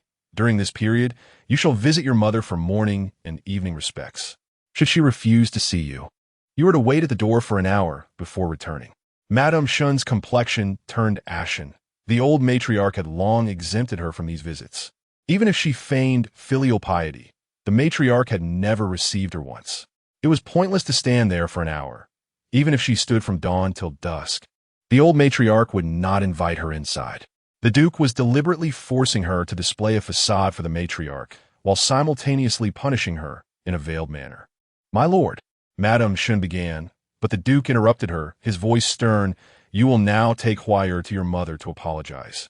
Resentful and oppressed, she could only swallow her indignation and turn to exit the study. Shen Xiaohai, typically reticent during disputes between Madame Shun and Duke Qingyan, remained silent, especially today, as he had indeed erred, and the Duke was in a foul mood. To intercede on behalf of Madame Shun would only exacerbate the situation and potentially draw the ire of the Duke upon himself. He exited the study, only to encounter Shen Xiaoheng sauntering towards him. "Oh, dear aunt, who has marred your visage?" Shen Xiaoheng inquired, peering closely at Madame Shun's swollen face, feigning surprise. "Could it be that uncle, upon hearing the gossip outside, blamed you for your poor parenting and struck you?" Madame Shun's face shifted between hues of green and white, while Shen Xiaohai furrowed his brow tightly. "Uncle, could there be a misunderstanding?" he said. "Though my aunt has raised a scoundrel like me, she cannot be solely blamed for my failings."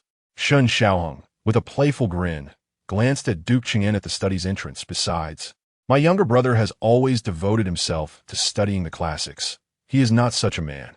He even requires my aunt to select the dates for his romantic encounters. If he were truly licentious, he would not heed my aunt's words and would have already indulged in secret affairs. Indeed, if Shen Xiaohai were a man of debauchery, he would have long engaged in clandestine liaisons, hence the rumors of his extramarital affairs." The onlookers at the entrance paled at such insinuations.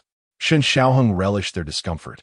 Feeling a surge of satisfaction, he had inadvertently caught wind of rumors regarding Shen Xiaohai's infidelities and promptly reported them to the matriarch.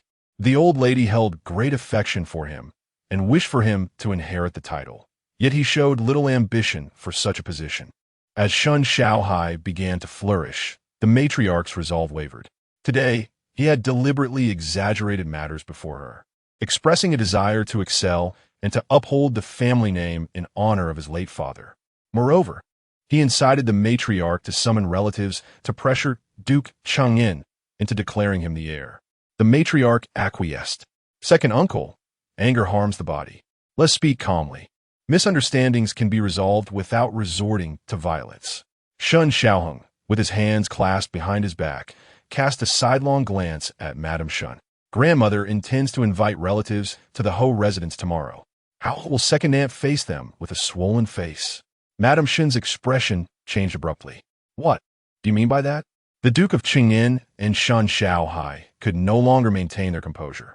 Just as Shen Xiaohai faced trouble, the matriarch wished to summon relatives, likely pressuring the Duke to bestow the title of heir upon Shen Xiaoheng.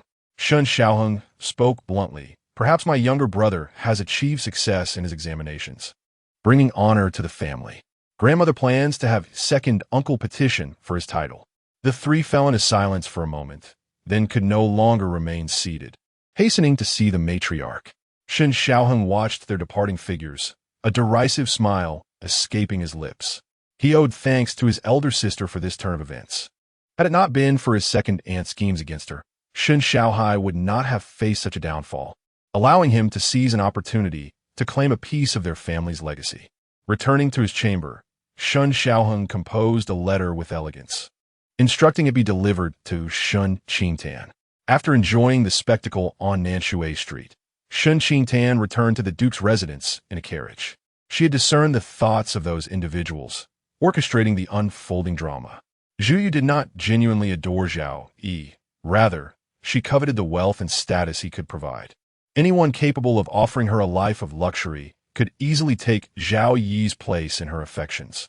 Yesterday, Zhao Yu had been intimidated by Zhao Yu, leaving her with a lingering fear of being handed over to Lord Jiang. Today, a refined gentleman, as gentle as jade, had arrived, stirring her heart. By aligning herself with Shen Xiaohai, she could evade Zhao Yi's grasp. Madame Shen was bound to witness a scene that would incite her ire. With her extreme desire for control over Shen Xiaohai, how could she tolerate Zhao Yu's attempts to seduce him? She sent further word to Shen Xiaohong, uncertain if he could seize this opportunity to reclaim the title of heir. She hoped her cousin would not disappoint her. Upon returning to Lanyue courtyard, Shen Qingtan refreshed herself and received the letter sent by Shen Xiaohong. Surprised, she sat before the bronze mirror, opened the thin envelope, and drew out a piece of stationery. The handwriting crooked and awkward, resembling the scrawl of a child, unpleasant to behold. Dear elder sister, the weather is splendid tomorrow. Elder brother invites you to the residence to witness the art of face changing. It is the troop's specialty. Shen Qingtan scoffed. How utterly ridiculous. She handed the letter to Lu Yue. Burn it. Understood. Lu Yue took the letter to incinerate it. Shuiting prepared a fresh makeup for Shen Qingtan, specifically a peach blossom look. As Shen Qingtan applied her brow with a delicate brush, she held the bronze mirror at a distance for a better view. Another figure emerged in the reflection. She paused, her watery gaze locking with the man's deep black eyes. Zhao Yu regarded Shen Qingtan's radiant and exquisite visage, enhanced by her meticulous makeup, rendering her even more striking. He spoke softly. Are you going out again? Indeed. Shen Qingtan felt uneasy under his gaze and lowered the mirror. Fourth aunt has invited me to venture outside. Zhao Yu was somewhat taken aback by the close relationship between Shen Qingtan and the fourth madam. He then considered the fourth madam's temperament and rubbed his temples in contemplation. Noticing his unusual demeanor, Shen Qingtan inquired, What is it? Are you reluctant for me to go out? Not at all, Zhao Yu replied, not wishing to restrict her freedom. But he cautioned, just exercise caution when you are out. Do not let your guard down. With a smile gracing her features, Shen Qingtan reassured him. I will be going out with fourth aunt, so you need not worry. Zhao Yu responded. It is precisely because of her that I am unable to relax. Before long, a maidservant of the fourth madam arrived to escort Shen Qingtan out of the residence. Zhao Yu, seated on the couch and flipping through a book, ultimately could not quell his unease. He decided to follow Shen Qingtan and the fourth madam's carriage, arriving at the entrance of a secluded courtyard. As he lifted the curtain of the carriage to glimpse the plaque hanging at the entrance, his eyelids twitched involuntarily. Chapter 58. Intoxication. Jiang Mu gazed at the elegantly inscribed characters Dream Pavilion on the plaque, his jaw nearly dropping in astonishment. This. He recalled his second grandmother's carriage, which had entered the residence under the guidance of attendants from the Dream Pavilion, and instinctively turned to Zhao Yu. Jiang Mu stammered air. Second master, second grandmother. Zhao Yu felt a twinge of headache. Indeed, one often fears what one encounters. Unlike the Qin Tower or the Chu Pavilion, the Dream Pavilion was a place for various theatrical performances. However, it was distinct from a conventional theater, as it showcased plays that were ostensibly banned from public performance. Although the fourth madam hailed from a prestigious family, her sheltered upbringing had rendered her somewhat unconventional. It was unexpected that she had actually brought Shen Qingtan to such a place. Receiving no response, Jiang Mu was startled to see his master alight from the carriage. Was the second master intending to confront someone? Second master, please do not be angry. If you fall ill, there will be no one to care for you. Jiang Mu racked his brain to defend Shen Qingtan. The fourth madam is an elder. Second grandmother dared not defy her command, which is why we have come to the Dream Pavilion. Zhao Yu, with a dispassionate expression, uttered a low sound of acknowledgement and stepped into the pavilion. Jiang Mu hastily followed, his mind in turmoil. He pondered how to manage the situation when his master apprehended someone, ensuring that second grandmother would not be too embarrassed. Furthermore, he contemplated how to persuade her to return home without offending the fourth madam, lest she refuse to cooperate and aggravate his master's condition. Within the brief walk from the entrance to the theater, Jiang Mu devised several plans, believing them to be foolproof, eagerly awaiting their execution. He noticed that his master had chosen a secluded private room and seemed to have no intention of confronting anyone. Just as Jiang Mu was about to speak, the window of a diagonally opposite room slid open, and he keenly spotted second grandmother seated within. Oh, so she was keeping watch. He could not restrain his gaze and glanced over several times. Shen Qingtan, perceptive as ever, sensed that someone was observing her and looked across, only to find the windows of the opposite room firmly shut. Tanger, close the window, otherwise you will be discovered, the fourth madam advised, inquiring, what would you like to eat? Shen Qingtan, feeling perplexed, thought to herself that they were merely here to watch a play. There was no reason to feel clandestine. Nevertheless, she complied and closed the window, replying, what you ordered is sufficient. The fourth madam acknowledged with a sound and added a few more fruits, requesting a pot of fragrant snow wine. The attendants soon departed, swiftly bringing the items. Shen Qingtan surveyed her surroundings. Directly opposite the grand hall was the stage, with rows of tables and chairs below, while the second floor housed several private rooms. The fourth madam had spoken in such mysterious tones yesterday. Shen Qingtan had assumed they were going to witness some family spectacle, not realizing they were genuinely visiting a theater. Turning her gaze back to the fourth madam, Shen Qingtan found her languidly reclining in a broad, six-sided armchair, her arms resting on the armrests, slender fingers seemingly tapping to a rhythm, exuding an air of delight. Auntie, do you enjoy the theater? She inquired.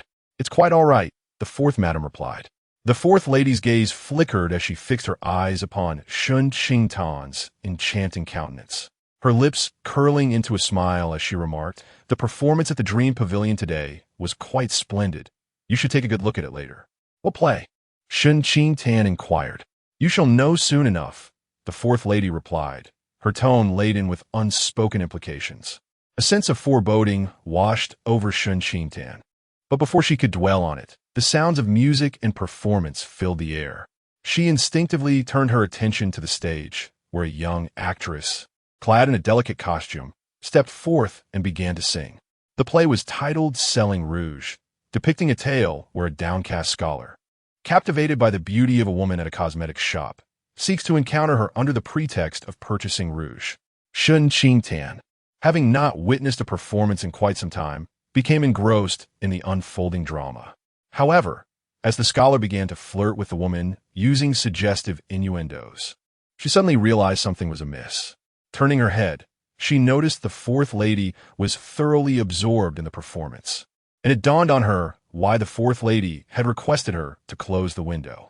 Fourth aunt, Shen Qingtan began. The fourth lady propped her chin on her hand, her expression radiant as she turned to Shen Qingtan and inquired, how do you find this performance? Is it not superior to the troops we invite to our residence? Shen Qingtan was momentarily speechless, observing the flush on her cheeks, which was more vivid and alluring than the blooming red peonies in the garden. The fourth lady laughed softly. You are far too reserved. It must be exhausting. Occasionally indulging in joy and pleasure makes this life worthwhile. She poured 2 glasses of wine, pushing one towards Shen Qingtan. Every woman is bound by the constraints imposed by societal expectations. To deviate from these norms is to be deemed unruly and undisciplined. The fourth lady savored a sip of her wine. Feeling invigorated, we may appear dignified and virtuous in public, but privately, we can cast aside the dogmas that bind us.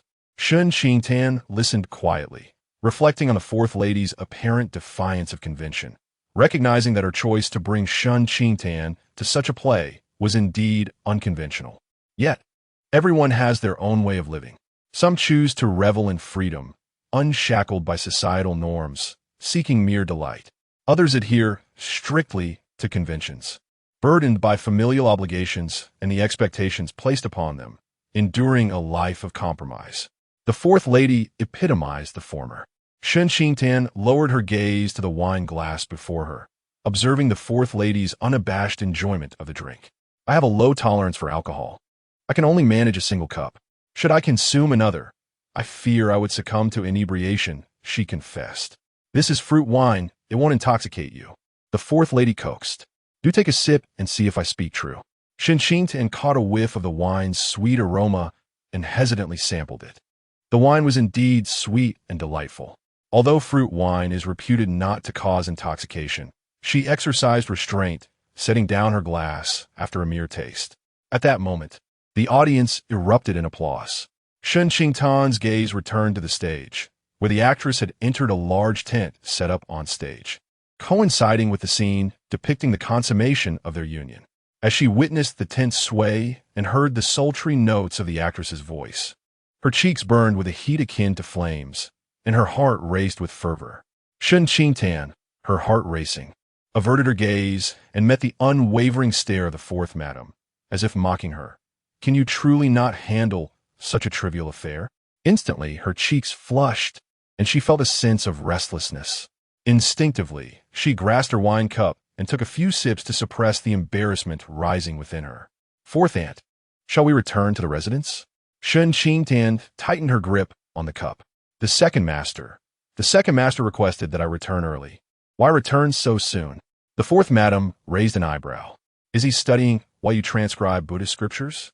Shen Qingtan remained silent. The fourth madam gestured towards the hall with a tilt of her chin. The performance is not yet complete. If we leave now, everyone in the dream pavilion will know we came to watch the show.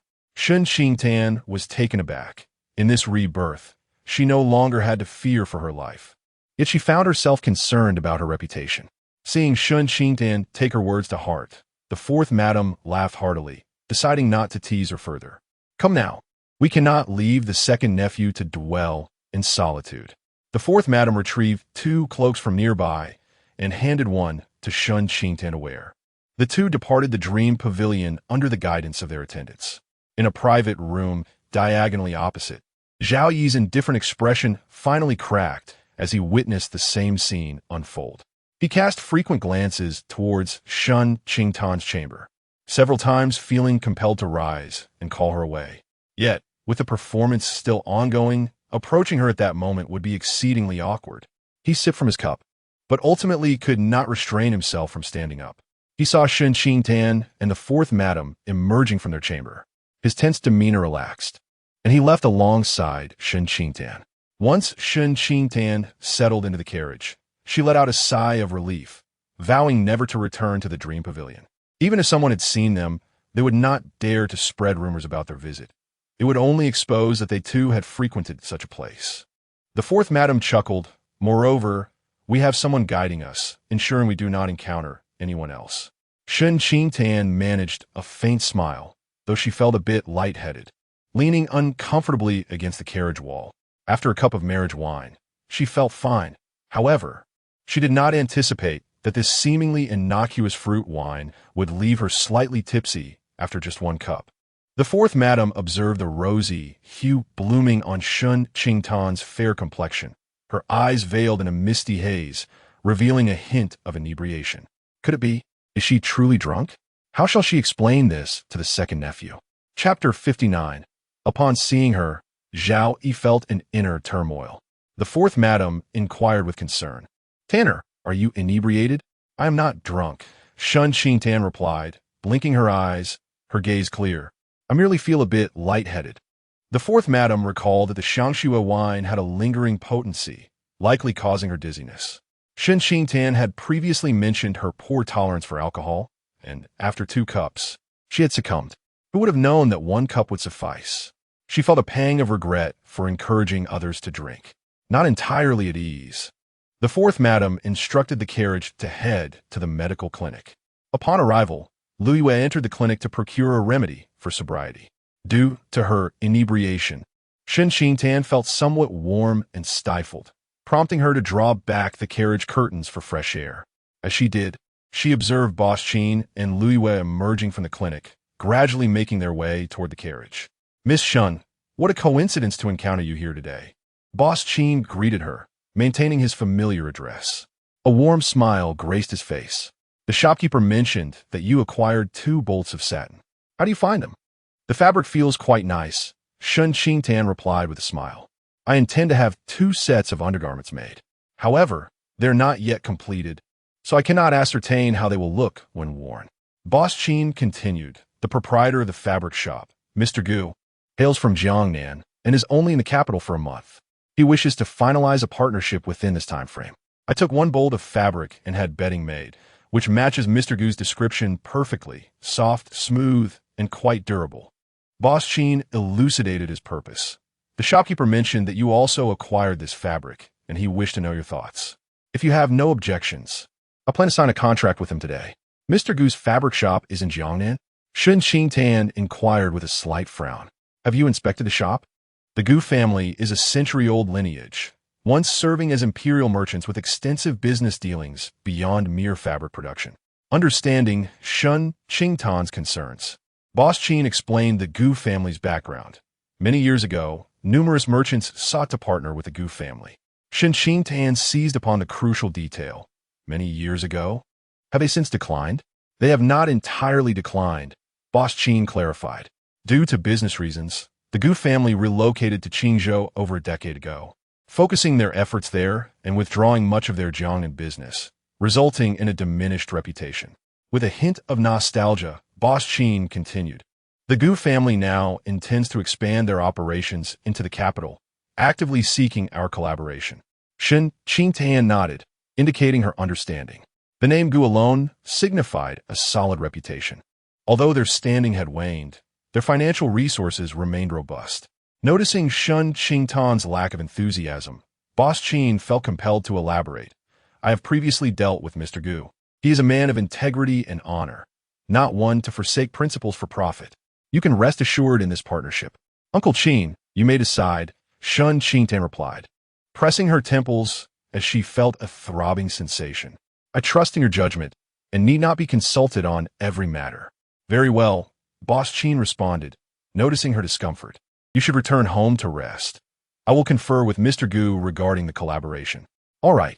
As Shen Qingtan bid farewell to Boss Qin and drew the window curtains, she noticed the fourth madam engrossed in the recipe for a hangover remedy, showing no curiosity about her relationship with Boss Qin.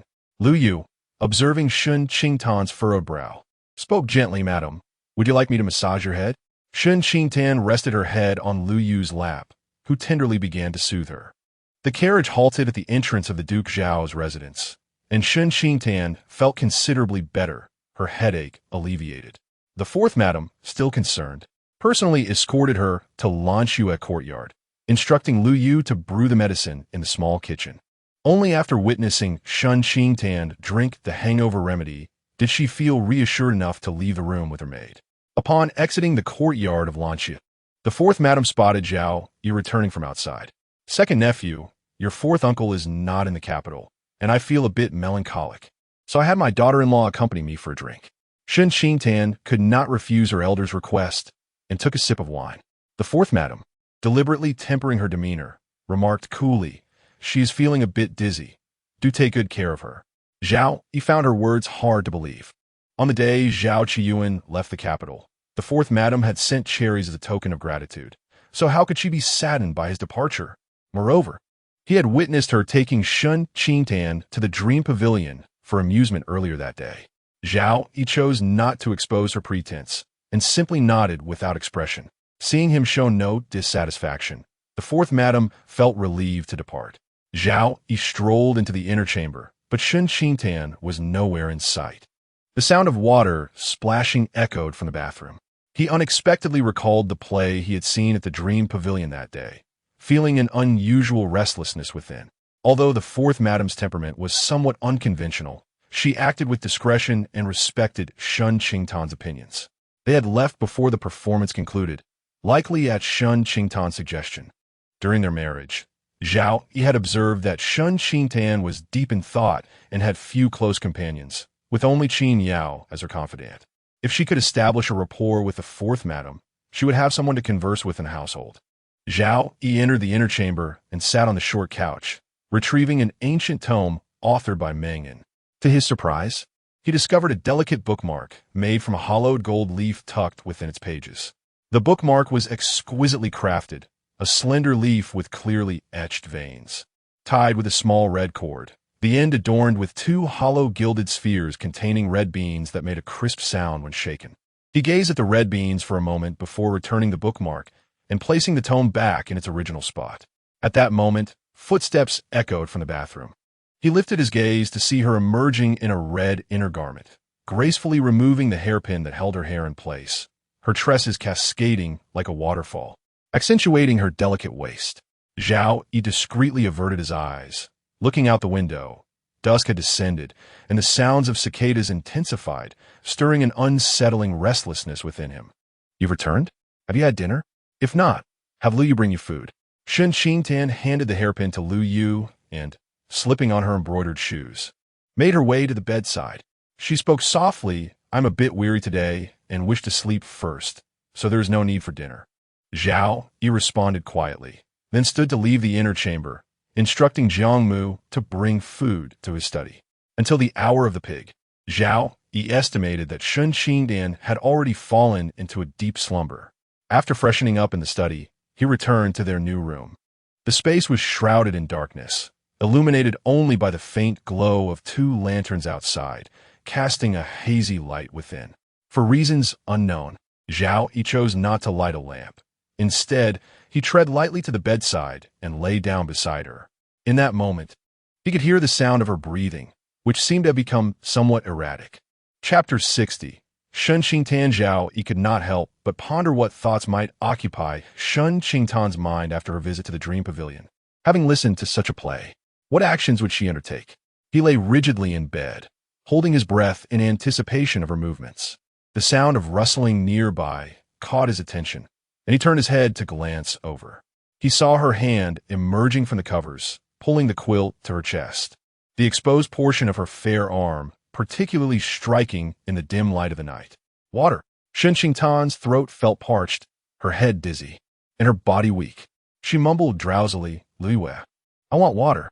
Noticing her eyes barely open and her voice slightly hoarse, Zhao Yu rose from the bed, lifted the quilt, and made his way to the table to light the oil lamp and pour a glass of warm water. Outside, Lu Yu was keeping watch and, upon sensing movement within, inquired from the window, "Second master, has the second madam awoken?" "Yes, she wants water." "Second master, the second madam has a low tolerance for alcohol. She is likely somewhat intoxicated. Once she falls asleep, the effects of a liquor can be quite distressing, and she may not be very conscious, behaving differently than when she is sober." Lu Yu's explanation was somewhat vague, and she suggested, "Why not you retire to the study? I shall stay this night to tend to the second madam." Zhao Yu declined. "No need, I will take care of her. The second madam typically abstains from alcohol, having only consumed 2 cups during her coming-of-age ceremony, and that once left her inebriated. She is unwell and feverish, disoriented as a result, and will certainly behave differently than when she is lucid." Lu Yu paused before clarifying, "It is likely a habit formed from her pampered upbringing. Please bear with her." "Very well." Zhao Yu speculated that Shen Qingtan might be more restless now, as she was usually so composed, unaffected by circumstances. "Lu Yu." Shen Qingtan propped herself up, her eyes hazy as she gazed in the direction of Lu Yu's voice. Upon noticing her wakefulness, Zhao Yu hurried to her side, offering her the glass of water. However, Shen Qingtan, her vision blurred, did not take the cup. Instead, she grasped his wrist and leaned in to drink from his hand. Zhao Yi's hand trembled uncontrollably for a moment, his gaze deep and contemplative as he watched the top of her head. After finishing the water, Shen Qingtan felt considerably more at ease and cleared her throat with a cough. Zhao Yi softly inquired, "Do you need more?" Hearing Zhao Yi's voice, Shen Qingtan, in confusion, asked, "Second master?" He replied with a low She lifted her gaze to meet his, her mind filled only with images of a scholar seeking rouge at a cosmetic shop. With a dazed look, she queried, "Are you here to buy rouge?" Zhao Yi nearly dropped the cup in his hand. No, I'm going to sleep."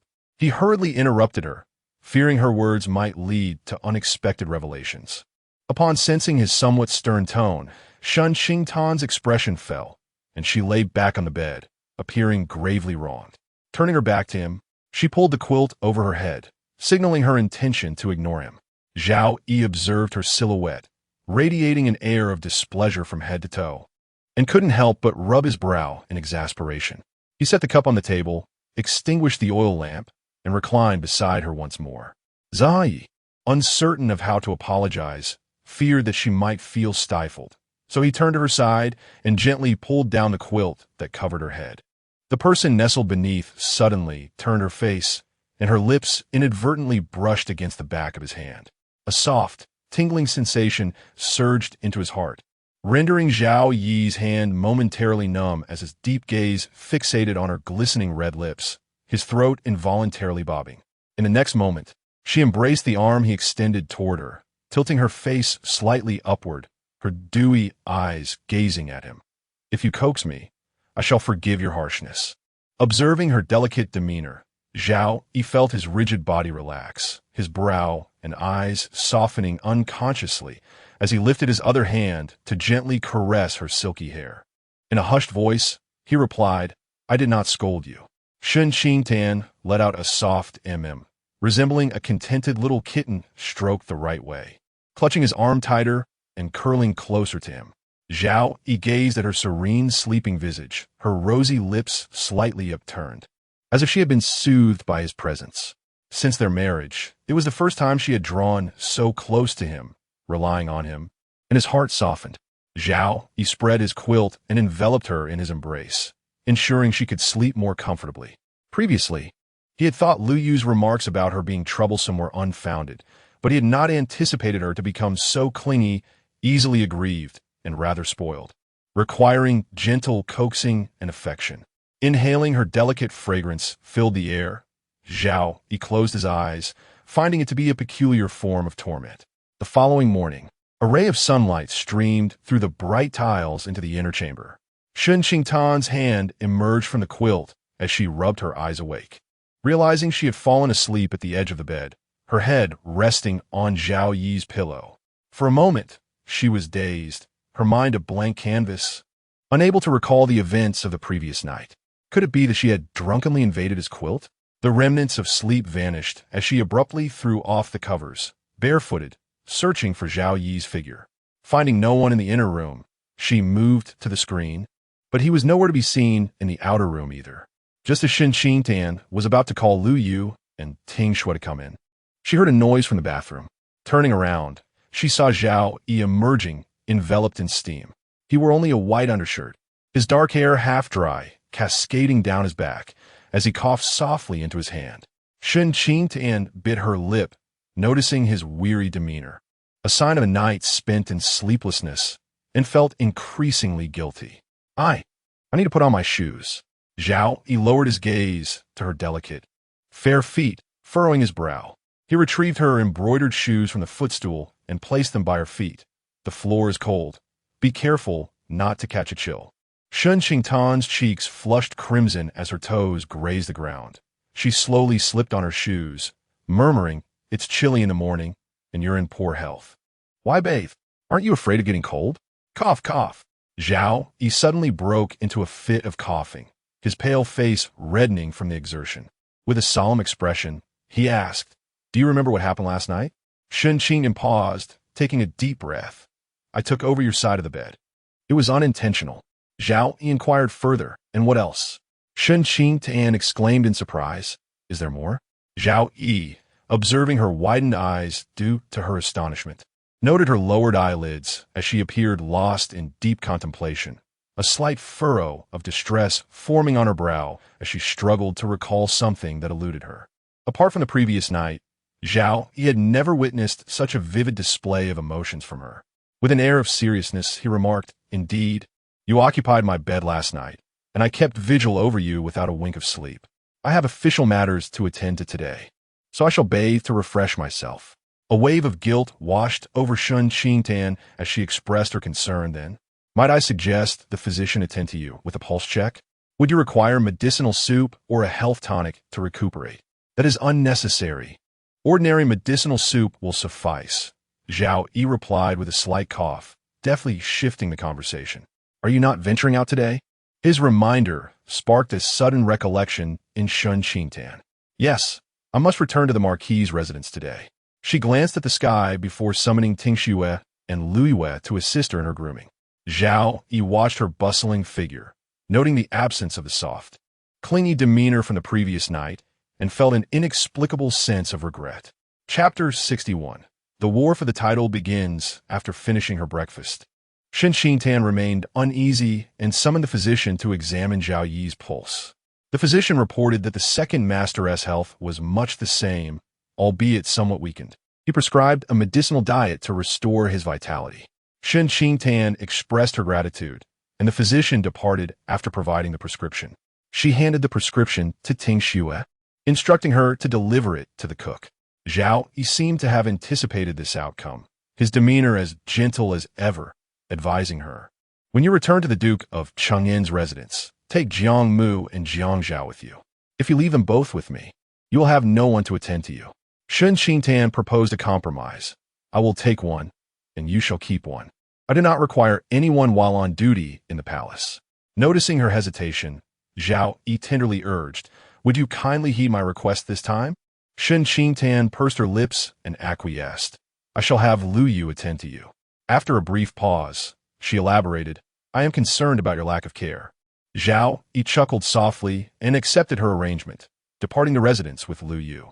Meanwhile, Shen Qingtan, accompanied by Ting Xue, Jiang Mu, and Jiang Zhao, made her way to the Duke of Chang'an's residence. On the way, Shen Qingtan inquired of Ting Xue, "Did I make a fool of myself last night due to intoxication?" It was Lu Yu who had kept watch, and she had retired to her quarters in the latter half of the night, stating that the second master was looking after Shen Qingtan. Seeing her mistress's anxious expression, Ting Xue could not help but laugh. "You were indeed drunk, but remained remarkably quiet. You did not cause a scene." Shen Qingtan breathed a sigh of relief. If her only transgression was occupying his bed, it could be worse, as long as she did not disgrace herself. From that point onward, regardless of the occasion or persuasion, she resolved to abstain from alcohol entirely. The carriage came to a gentle halt before the Duke of Chang'an's residence, where Jiang Mu set up a wooden ladder beside the carriage, and Ting Xue assisted Shen Qingtan in disembarking. As they prepared to enter the estate, another carriage pulled up alongside theirs, adorned with the insignia of the Duke's household, unmistakably belonging to Shen Mingzhu. Indeed, Shen Mingzhu emerged from the carriage, accompanied only by a maid named Zhongxia. Upon spotting Shen Qingtan, a bright smile graced her face. "Elder sister, why did you not invite me to join you on your visit home today?" Having faced defeat at Shen Qingtan's hands on several occasions, she had recently reflected on her shortcomings, realizing that her inability to disguise her intentions had led to her misfortunes. With Shen Qingtan's outward appearance of kindness juxtaposed against her covert schemes, Shen Mingzhu resolved to emulate her sister's cunning.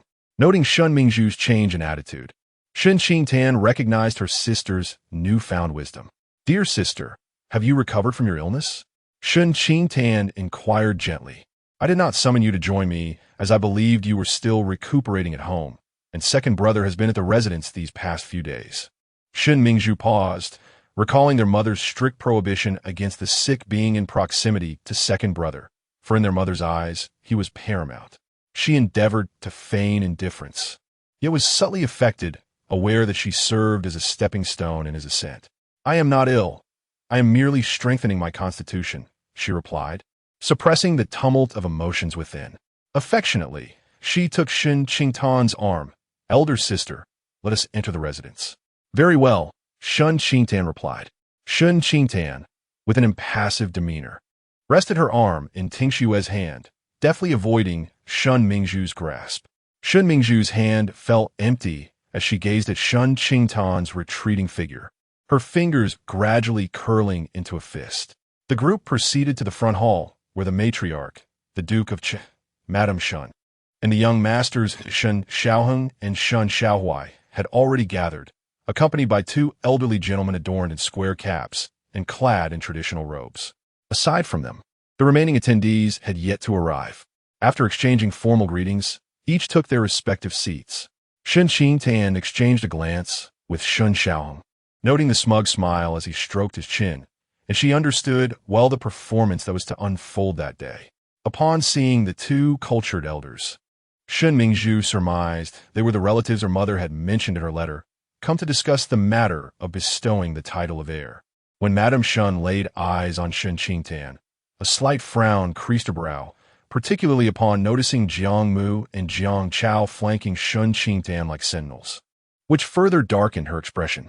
Madame Shen's gaze shifted to Shen Mingzhu, who was accompanied by only a single maid, rendering her somewhat solitary and revealing her neglect within the family. The corners of Madame Shun's lips tightened as a thought crossed her mind for the first time. Was this marriage truly worth the exchange? Should Shen Mingzhu wed Zhao Yu?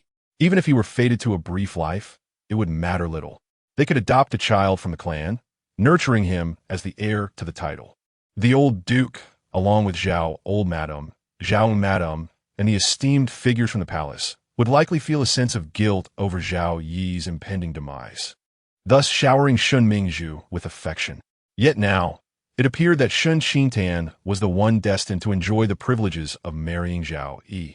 With everyone present, the matriarch finally spoke up, taking a wooden box from the maid and addressing the two elders. We have summoned you today to discuss an agreement made in years past. The two elders, their expressions somber, replied. When Xiang passed away, Xiaoheng was still too young to inherit the title of the duke. You have invited us here as witnesses to affirm that the title is currently held by the present duke. Once Xiaoheng reaches adulthood, we shall request for him to be named heir, becoming the next title holder. At that time, we established a written agreement, divided into 3 copies. Madame Shun opened the wooden box and placed the document on the nearby tea table. Speaking in a tranquil tone, I hold 1 copy, the clan retains another, and the duke possesses the last. One of the elders retrieved the document and placed it beside Madame Shun's. Indeed, there is such an agreement, and we, as the second branch, have no desire to contest the title, hence our willingness to formalize this document. Madame Shun replied unhurriedly. When my brother and sister-in-law passed, Xiaoheng was still in swaddling clothes. How could he inherit the title?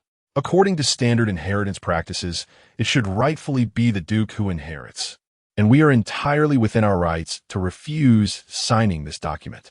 The matriarch's expression darkened. Are you intending to renege on your word? Mother, your words truly wound us. My elder brother is your son, and the duke is also your son. Both are dear to you. Yet, you seem excessively partial to my elder brother's branch. Overlooking the contributions of the duke, Madame Shun, overwhelmed with sorrow, wept softly, saying, Do you not understand the circumstances surrounding the marquisate when the marquis inherited his title? It was through his diligent efforts that he established this vast estate. Her voice choked with emotion. She continued, If only Xiaoheng could achieve success like his elder brother, we would willingly relinquish the title to him without hesitation. Yet he indulges in frivolity, associating with the dissolute youths of the capital.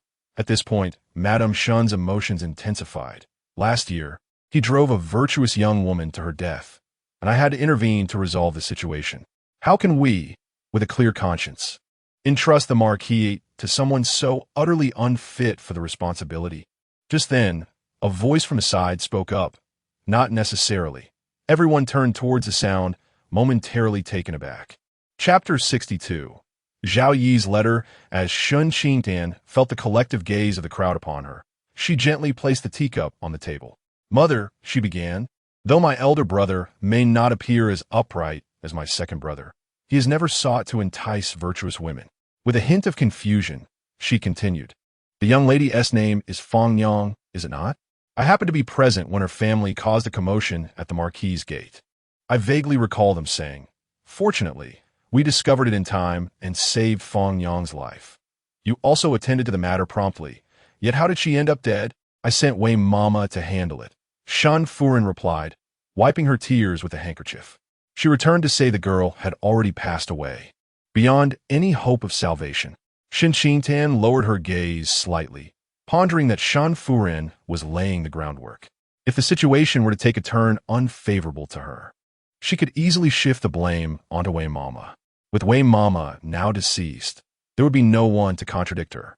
Shen Furen had meticulously cleared her hands, leaving only a semblance of mismanagement. Before Shen Qingtan could speak, Shen Xiaoheng interjected, Second aunt, even if that young lady has perished, it bears no relevance to me. It can only be said that it was her fate. The expressions of the clan elder and the matriarch of the Shen family shifted. Shen Xiaoheng recounted the events. During last year's lantern festival, I rented a flower boat to watch the lanterns float. By chance, I witnessed a beautiful young woman fall into the water, and no one dared to rescue her. Everyone in the capital knows of my fondness for beauty. How could I stand idly by and watch her drown? I jumped in to save her. To my surprise, she clung to me, demanding I grant her a title. His expression turned weary as he continued. I saved her out of goodwill, yet she expects me to support her for life. How unreasonable. Her life is her own. If she chooses to demean herself and seek death to coerce me, I shall not indulge her. At this juncture, Shen Xiaoheng raised his hands in exasperation. If everyone were to adopt her tactics and cling to me, second aunt, you would need to construct several more houses to accommodate the women in my courtyard. Shen Furin's demeanor softened slightly as she adopted the tone of a mentor addressing a heedless youth. Women regard their honor as paramount. By rescuing her in public, you have tarnished her purity and thus owe her a title.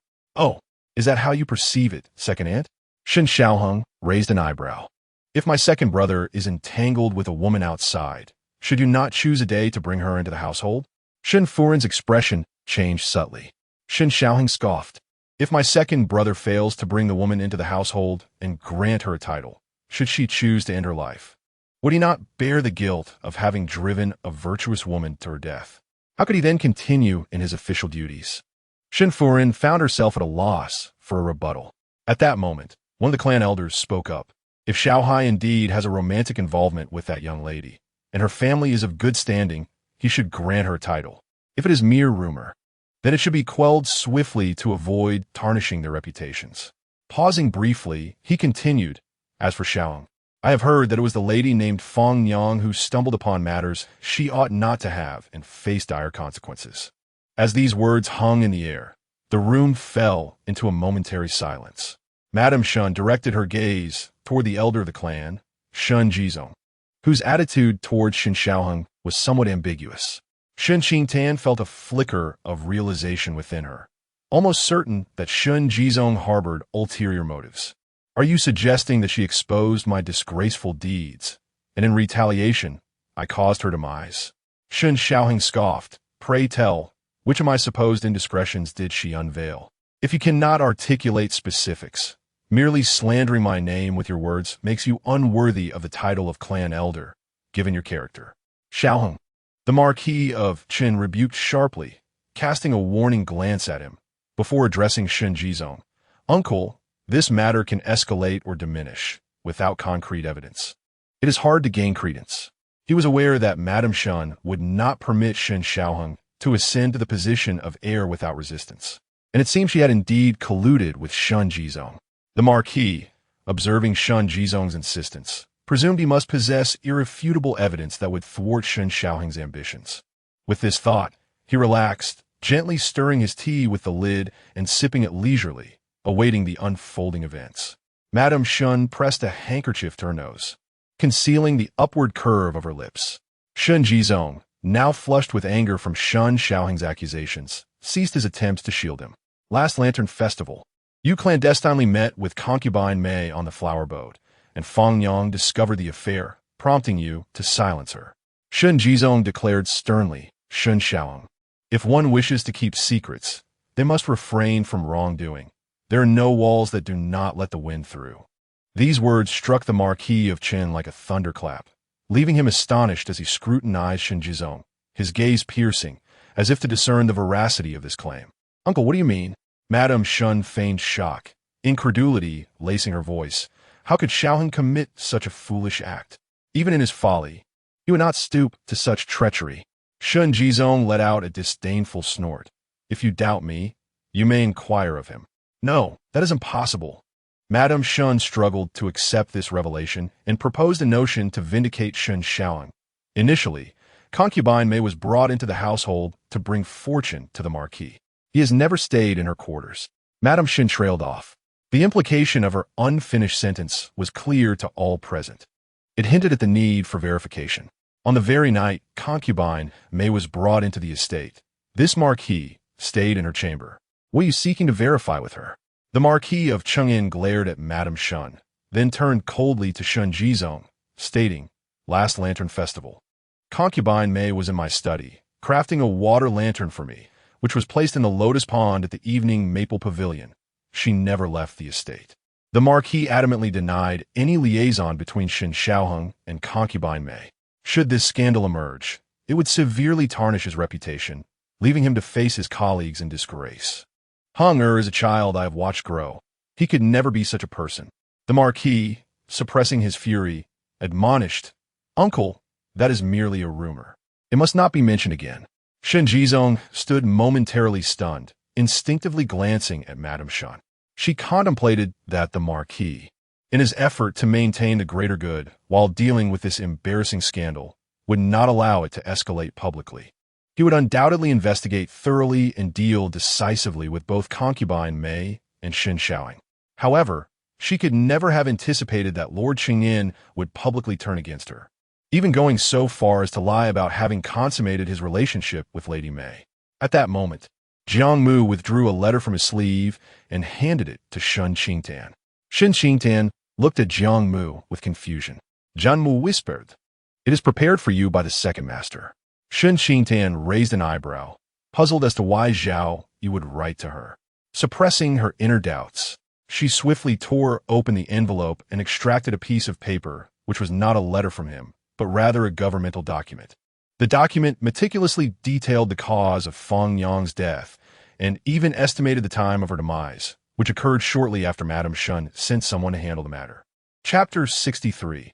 Establishing the heir, verifying the body. Shen Qingtan tightened her grip on the scroll in her hands.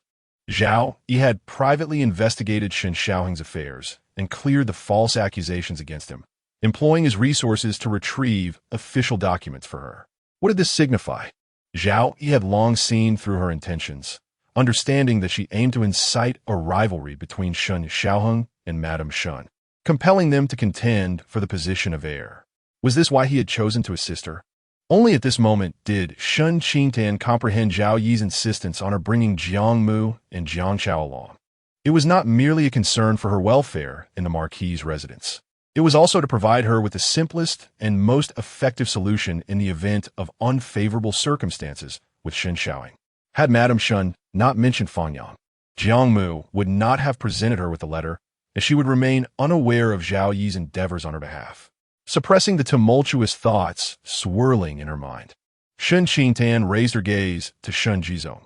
"Uncle, your esteemed position as a clan elder speaks volumes of your noble character and high moral standing. Every word you utter carries great authority and weight." Shen Qingtan had accepted Madame Shen's silver to expose the liaison between Shen Xiaoheng and Mei Yinyang. Prior to this, Madame Shen had been confident in the success of her scheme, provided it was confirmed that Mei Yinyang was not of impeccable virtue. Ultimately, she had asserted that this was at the behest of the Marquis of Cheng'an, promising him substantial benefits upon success.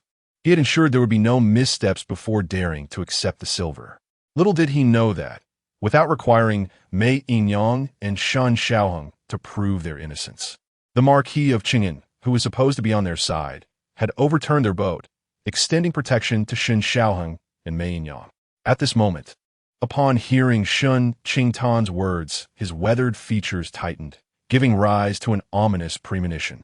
However, what followed from Shen Qingtan took him by surprise. "You accuse my elder brother of having an affair with Mei Yinyang, fearing that the secret would be revealed, hence he silenced Fang Yang. Was Fang Yang killed on the day of the Lantern Festival?" Shen Qingtan inquired. Shen Qingtan, fearing that today might lead to his own downfall and loss of reputation, contemplated his precarious position as a mere clan uncle, powerless to meddle in the affairs of the Marquis's household. Yet Shen Qingtan's words illuminated a glimmer of hope for him. She was the daughter of Madame Shen. She ought to be aligned with her mother's faction. Shen Qingtan swiftly scanned Madame Shen's expression, noting her evident reluctance, and weighed his words carefully. "Niece, you should be aware that on the day Fang Yang died, her relatives caused a disturbance at the Marquis's residence." With a heavy sigh, Shen Qingtan continued, "It is what it is. The Marquis has chosen not to pursue the matter. I am but a clan uncle, not one to meddle in your household affairs." Shen Qingtan nodded, turning to Madame Shen. "Mother, did I mishear? When Fang Yang's relatives caused a ruckus, had she already passed away?" Madame Shen, perceiving the Marquis of Cheng'an's pale countenance, speculated on his thoughts. Regardless of the truth behind Shen Xiaoheng and Mei Yinyang's affair, he would only conduct a private investigation. She was uncertain of Shen Qingtan's true intentions, but recognized the need to refrain from self-incrimination. A year had elapsed since the incident, and she found it difficult to recall the precise details, only remembering that Mama Wei had informed her that when she visited Feng Yang with her relatives, Feng Yang had already drawn her last breath. Madame Shen continued to employ her usual rhetoric, her expression somber as she remarked, "That family seeks silver, which is why they have come to cause trouble at the Ho residence." Understanding dawned upon Shen Qingtan, who nodded in acknowledgement. She then raised the document in her hand. Shifting the focus of the conversation, the relatives caused a disturbance this morning, yet the official records state that Feng Yang passed away in the afternoon. Both Madame Shen and Shen Jizong's countenance changed simultaneously. Shen Qingtan furrowed her brow and declared, "Mother, you have been deceived by the treacherous servant. Feng Yang was not forced to death by elder brother." Madame Shen's face turned pale, her eyes fixed intently on the document held by Shen Qingtan, cold sweat nearly breaking out on her back. Seemingly oblivious to Madame Shen's troubled expression, Shen Qingtan turned her attention to the perspiring Shen Jizong. "Uncle, it appears you have fallen prey to rumors." Shen Qingtan spoke with a grave tone. "You publicly accused elder brother of moral failings without verifying the truth of the matter. Were it not for father's trust in elder brother and this document as evidence, he would forever bear the shame of being unable to hold his head high. And Aunt May would die unjustly. As an elder of the clan, you ought to maintain your dignity and act with caution, deserving of the respect from your kin." This lengthy admonition bore down upon him, nearly condemning him for deliberately slandering Shen Xiaoying. Shen Jizong, aware that he had offended the Ho residents, could foresee his grim fate. Cold sweat surged in his palms as he slumped in his chair, rendered speechless. Shen Qingtan was purposefully reiterating her point.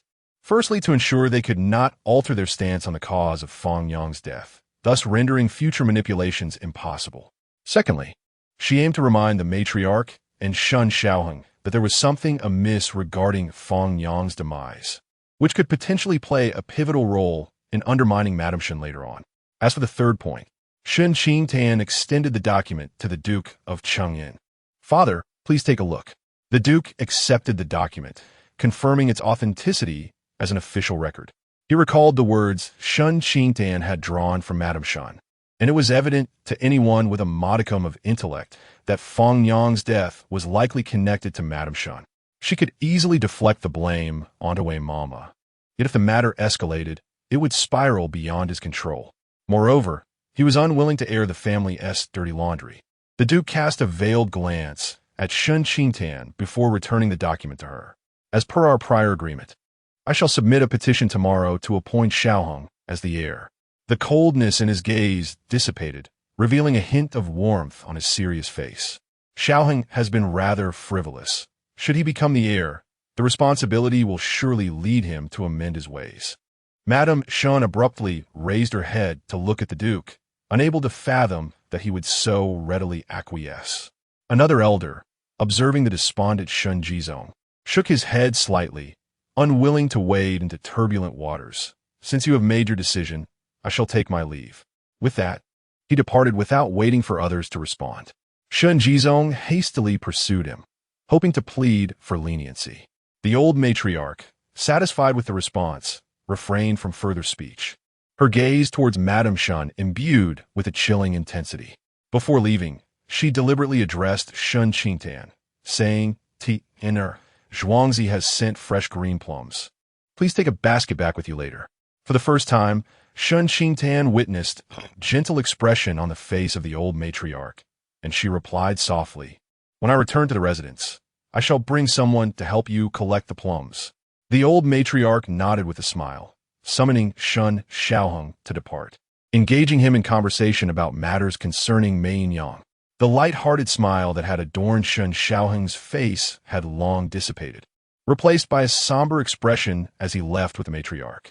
Qing Yanho had become accustomed to his mother's indifference. Once the old matriarch had departed, he darkly summoned a maid and made his way to Mei Ying's quarters. He strode into the inner chamber and, upon seeing Mei Yang lying on the bed, commanded, "Have her examined." Mei Yang, startled by the imposing figure before her, stammered, Ho yi ah." The maid roughly dragged her into the bath for inspection. When Madame Shen hurried over, she was met with the sound of Mei Yinyang's cries echoing from the bathroom. Shortly thereafter, the maid emerged, her face ashen. Chapter 64. Selling out in the brothel. Fate no longer in her control, Madame Shen's heart raced as she cast a wary glance towards the now silent bathroom, inquiring, "Have any findings emerged?" The old maid's heart quivered, and with utmost caution, she replied, in response to the Lord's inquiry, "It appears that concubine Mei is indeed untouched." Lord Qingyin's gaze sharpened as he scrutinized the old maid. Under his penetrating stare, she felt the tension rise, her legs trembling as she stammered, "My lord, I would not dare to deceive you. Concubine Mei is truly innocent." Instinctively, Madame Shen retorted, "How can that be? She has clearly orchestrated plans with Shen Xiaohong.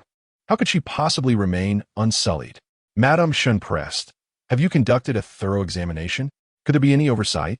The old maid hastened to assure her, "Madam, I have experience as a midwife and am quite adept in these matters. There is no chance of error." Madame Shen's expression darkened. Shen Xiaohong's change in demeanor towards her was evidently due to his knowledge of a connection with concubine Mei, a situation entirely facilitated by her own machinations. Thus, he harbored resentment and intentionally vied with Shen Xiaohuai for the title of the Marquise. If that were the case, he would undoubtedly seek retribution.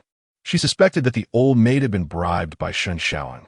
Resolutely, Madame Shen addressed Lord Qin, "My lord, this matter is of utmost importance. We must appoint another individual to verify her purity."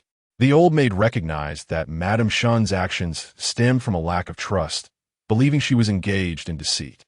Clearly, Madame Shen did not wish for concubine Mei to be innocent. Should someone loyal to Madame Shen conduct the examination, it could very well tarnish concubine Mei's reputation, accusing her falsely of impurity. It was almost certain that the Lord would suspect her of being compromised. "My lord, I am an elder servant in this household, unwaveringly loyal to you, with no ulterior motives," the old maid implored, collapsing to her knees in fear. "Whenever there is a birth in the household, it is always I who am called upon. This is merely a simple verification of concubine Mei's innocence. Such a trivial matter could not possibly go awry." Madame Shen's gaze hardened. Before she could speak, a noise emerged from the bathroom, prompting her to instinctively turn her head. There stood concubine Mei at the bathroom door, revealing only the slightly wrinkled hem of her gown. In a delicate voice, concubine Mei spoke, "Madam, though I am a woman of the world, I was once a lady of a respectable family, well aware of propriety and the virtues of womanhood." Madame Shen's eyes flickered momentarily. Upon learning of Shen Xiaohong's affections for concubine Mei, she had begun to scheme. However, prior to setting her plans in motion, she had inquired with the brothel keeper about concubine Mei's background. It was indeed true that she hailed from an affluent family, steeped in the traditions of poetry and propriety. With an ancestor who had served as a court musician, she was highly skilled in music, particularly the guqin, and had aspired to study under a revered master at the tender age of 10. Alas, her family's fortunes waned, forcing her into a life of compromise. The brothel keeper recognized her talent and endeavored to cultivate her, intending to elevate her to the status of a celebrated courtesan, a mere means of profit. "You, a courtesan raised in a brothel, what do you know of womanly virtue?" Madame Shen scoffed, gesturing to her attendant Lu Ying. "You go and verify her purity." Lord Qingyin's face darkened, ready to interject. Suddenly, a voice thundered, "I dare anyone to make such a move." Madame Shen's expression suddenly shifted as she turned to see the old matriarch being supported by Shen Qingtan. Following closely behind was Shen Xiaohong. The old matriarch stood before Madame Shen and spoke coldly. "If you are convinced that she is an ignorant harlot, why then do you take it upon yourself to present her to the Marquis for inclusion in his household?" "Mother," Shen Xiaohong interjected, when the Marquis fell gravely ill and showed no signs of recovery, "I sought the counsel of a master who foretold the need for a match with auspicious compatibility to bring fortune. My daughter-in-law dispatched someone to select a suitable candidate, and only her birth chart aligned with the Marquis." Madame Shen tightened her grip on her handkerchief and explained, "My daughter-in-law was solely concerned for the Marquis' health and did not consider the origins of Mei Yinyang. The Marquis of Qing, in defense, added mother. The lady specifically mentioned Mei Yinyang's background to me. I met her personally and gave my consent before she was brought into the household. The old matriarch's stern visage bore deep, sharp wrinkles, and she reprimanded, "You bring her into the household, and thus you can treat her with such disdain? She has lost her dignity. And how can the Marquis's residence maintain its honor?" With a piercing gaze directed at Madame Shen, she continued with a severe tone. "Even if Mei Yinyang is not pure, the household must find ways to suppress this matter. Yet you, with your malicious intent, seem determined to have the Marquis wear this green cap. What is your true motive?" The weight of the accusation struck Madame Shen, causing her complexion to pale. "Mother, You seem intent on disturbing the peace of this household," the old matriarch declared, unwilling to engage further with Madame Shen. She turned her attention to Mei Yinyang in the bathhouse, commanding, "Prepare yourself. I have matters to discuss with you." With that, the old matriarch signaled for Shen Qingtan to assist her to the outer room's couch. The Marquis of Qing, his expression darkened, cast a glance at the ashen-faced Madame Shen, then turned towards the slender silhouette of Mei Yinyang in the bathhouse, striding toward the old matriarch. The matron tasked with examining Mei Yinyang was a trusted elder, not easily swayed by bribery, as both the head of the household and his son were vested in the affairs at hand. Thus, he placed his faith in her words. However, Madame Shen's demeanor left him in a state of uncertainty. Though reluctant, Madame Shen dared not act too boldly before the old matriarch. She shot a cold glance at Mei Yinyang's retreating figure before returning to stand beside the old matriarch. Noticing the presence of an outsider, Mei Yinyang's maid set up several layers of curtains to shield her, allowing her to change into a fresh garment. The atmosphere in the outer room grew tense, dominated by the old matriarch's presence. With her silence, none dared to speak. After a quarter of an hour, the curtains were drawn back, and Mei Yinyang gracefully approached, performing her salutations and standing quietly before the old matriarch.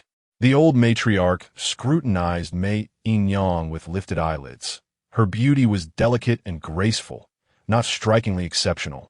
Yet she possessed a unique scholarly aura, untouched by the vulgarity of worldly allure. For the first time meeting the old matriarch, Mei Yinyang's heart raced under the meticulous scrutiny. From a young age, she exhibited remarkable talent in music, earning her grandfather's favor, who personally imparted his knowledge to her, hoping she would carry on his legacy. Enraptured by music, she yearned to study under a renowned master to refine her skills, striving to fulfill her grandfather's wishes and forge a new path in the art form. Regrettably, when she secured the opportunity to become an apprentice, a calamity befell her family. Her grandfather discreetly sent her and her twin sister to live with a distant uncle. Initially, for the first 6 months, the uncle treated her and her sister with a semblance of kindness. However, upon learning that her family had been confiscated, his demeanor shifted dramatically. The uncle compelled her to perform at tea houses, playing the piano and singing to earn money. Eventually, during one of her performances, she caught the eye of a brothel madam, leading the uncle to sell her and her sister at a high price. From that moment on, her fate was no longer in her hands. Chapter 65. Tomorrow you will bring her into the mansion. The younger sister was not well versed in the art of music, and the madam intended to have her entertain clients. To safeguard her sister's virtue, she obediently complied with the madam's wishes, striving to showcase her own worth, all the while devising a plan to accumulate enough silver to redeem both herself and her sister. Her fate took a turn when she encountered Shen Qiang, who wished to take her as his concubine. Her sole request was to secure her sister's freedom, to which he readily consented. However, what awaited her was a sedan chair from the Duke of Cheng'an, ushering her into the Duke's courtyard. She thought that under the Duke's protection, she could expedite her sister's rescue. Yet, her hopes were dashed when she fell victim to Lady Shen's schemes, losing her purity. In that moment, the world seemed to crumble around her, as if fate were playing cruel tricks upon her. Each time she glimpsed a ray of hope, destiny would plunge her deeper into despair. She refused to accept her fate and clung to Shen Qiang, seizing any opportunity for survival. Only in this way could she hope to save her sister. For when she departed from the brothel, her sister had grasped her hand and said, "Sister, I am waiting for you to come for me. Fortunately, Shen Xiaoheng still harbored a modicum of genuine affection for her. He secured her sister's release and even arranged for them to meet. She felt a sense of relief, believing she had no further entanglements. However, Madame May slowly lowered her head, gazing out at the radiant sunlight reflecting at her feet. She was consumed by greed. She yearned to live. Her life had been tumultuous, and all she wished for was to live peacefully with her sister. It was so difficult, so very difficult. Madame May clenched her damp hands, awaiting the old matriarch's inquiry. Yet, the matriarch withdrew her gaze and did not question her. Such a commotion today, if not handled properly, will leave lingering animosities in your hearts. And peace shall elude this household, the matriarch began, lifting her eyelids to regard Lady Shen. Shen Qingtan has taken to heart some baseless gossip and has slandered Madame May as being involved with her. The Duke sent someone to verify Madame May's purity, confirming her innocence. Why do you persist in your disbelief? Lady Shen's heart was tumultuous. She could not fathom the matriarch's intent and pondered how to respond.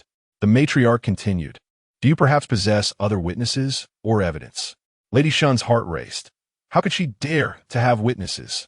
If she did, it would clearly indicate collusion with Shen Qingtan to unveil the sordid affairs of the Duke's courtyard, thereby exposing herself to the Duke's wrath and creating a rift between them. Do you not understand the principle of catching both the adulterers? The matriarch scoffed. Your heart is too wicked. Should someone one day accuse you of impropriety, how would you feel?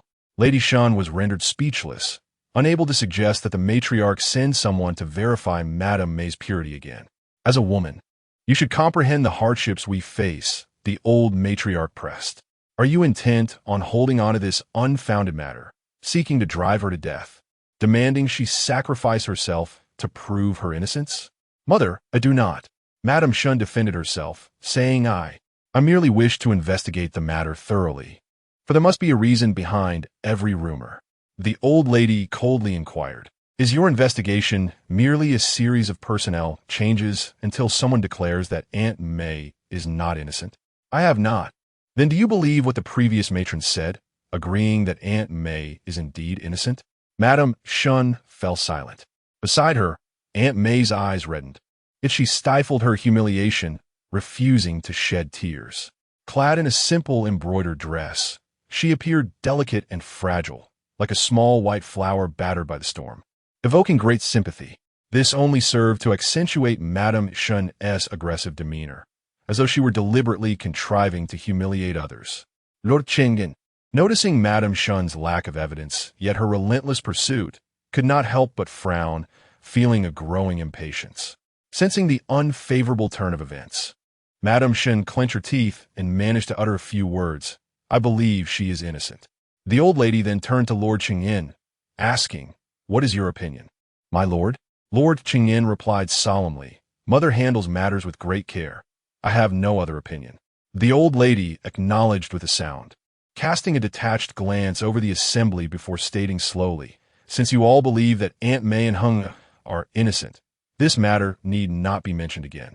Madame Shen felt a surge of frustration, but soon regained her composure, knowing that Shen Xiaoheng would not easily sever ties with Aunt May. Next time, she would catch them in the act.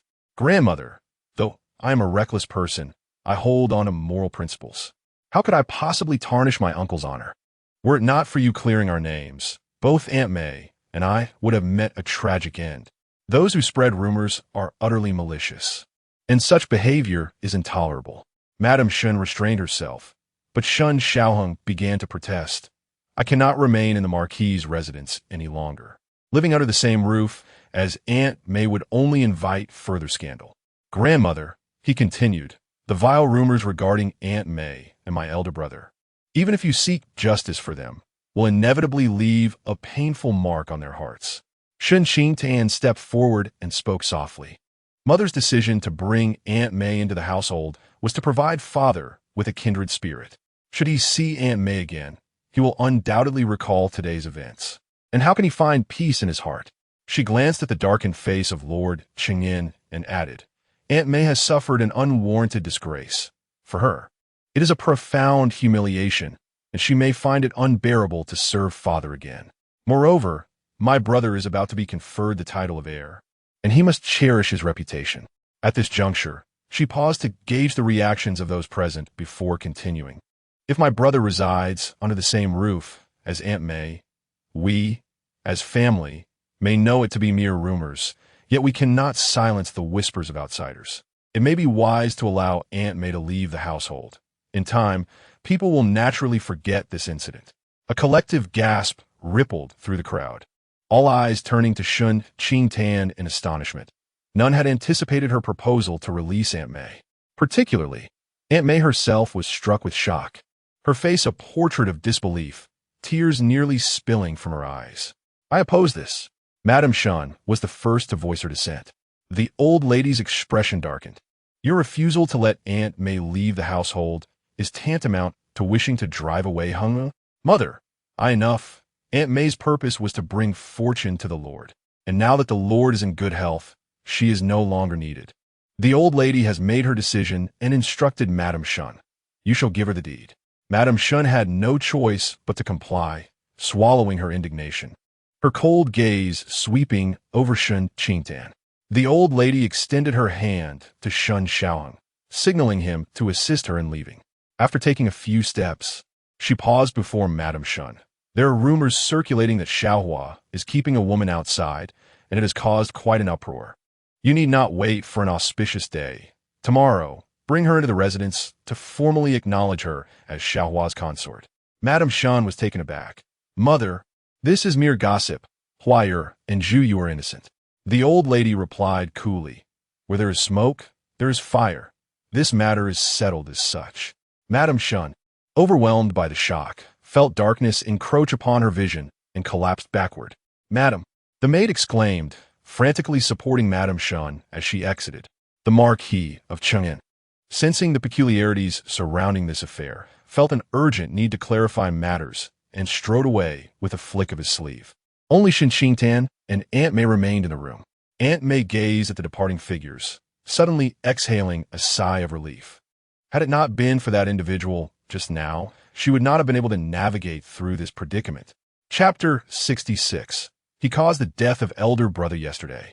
Shen Xiaoheng sought her out, informing her that a discussion would take place today regarding his request to appoint Feng as the heir. Madame Shen would undoubtedly not relent and would expose their illicit affair.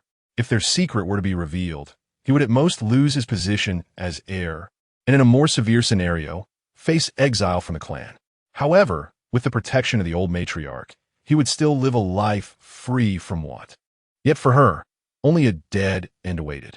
Shen Xiaoheng proposed that his sister enter the residence to take her place in confronting Madame Shen's wrath, and his sister had already acquiesced, instructing her to hide in the inner chamber after finishing dinner. She refused to comply, insisting that matters of examination should be conducted by a midwife, and suggested that Shen Xiaoheng bribe a midwife trusted by the Marquis of Cheng'an.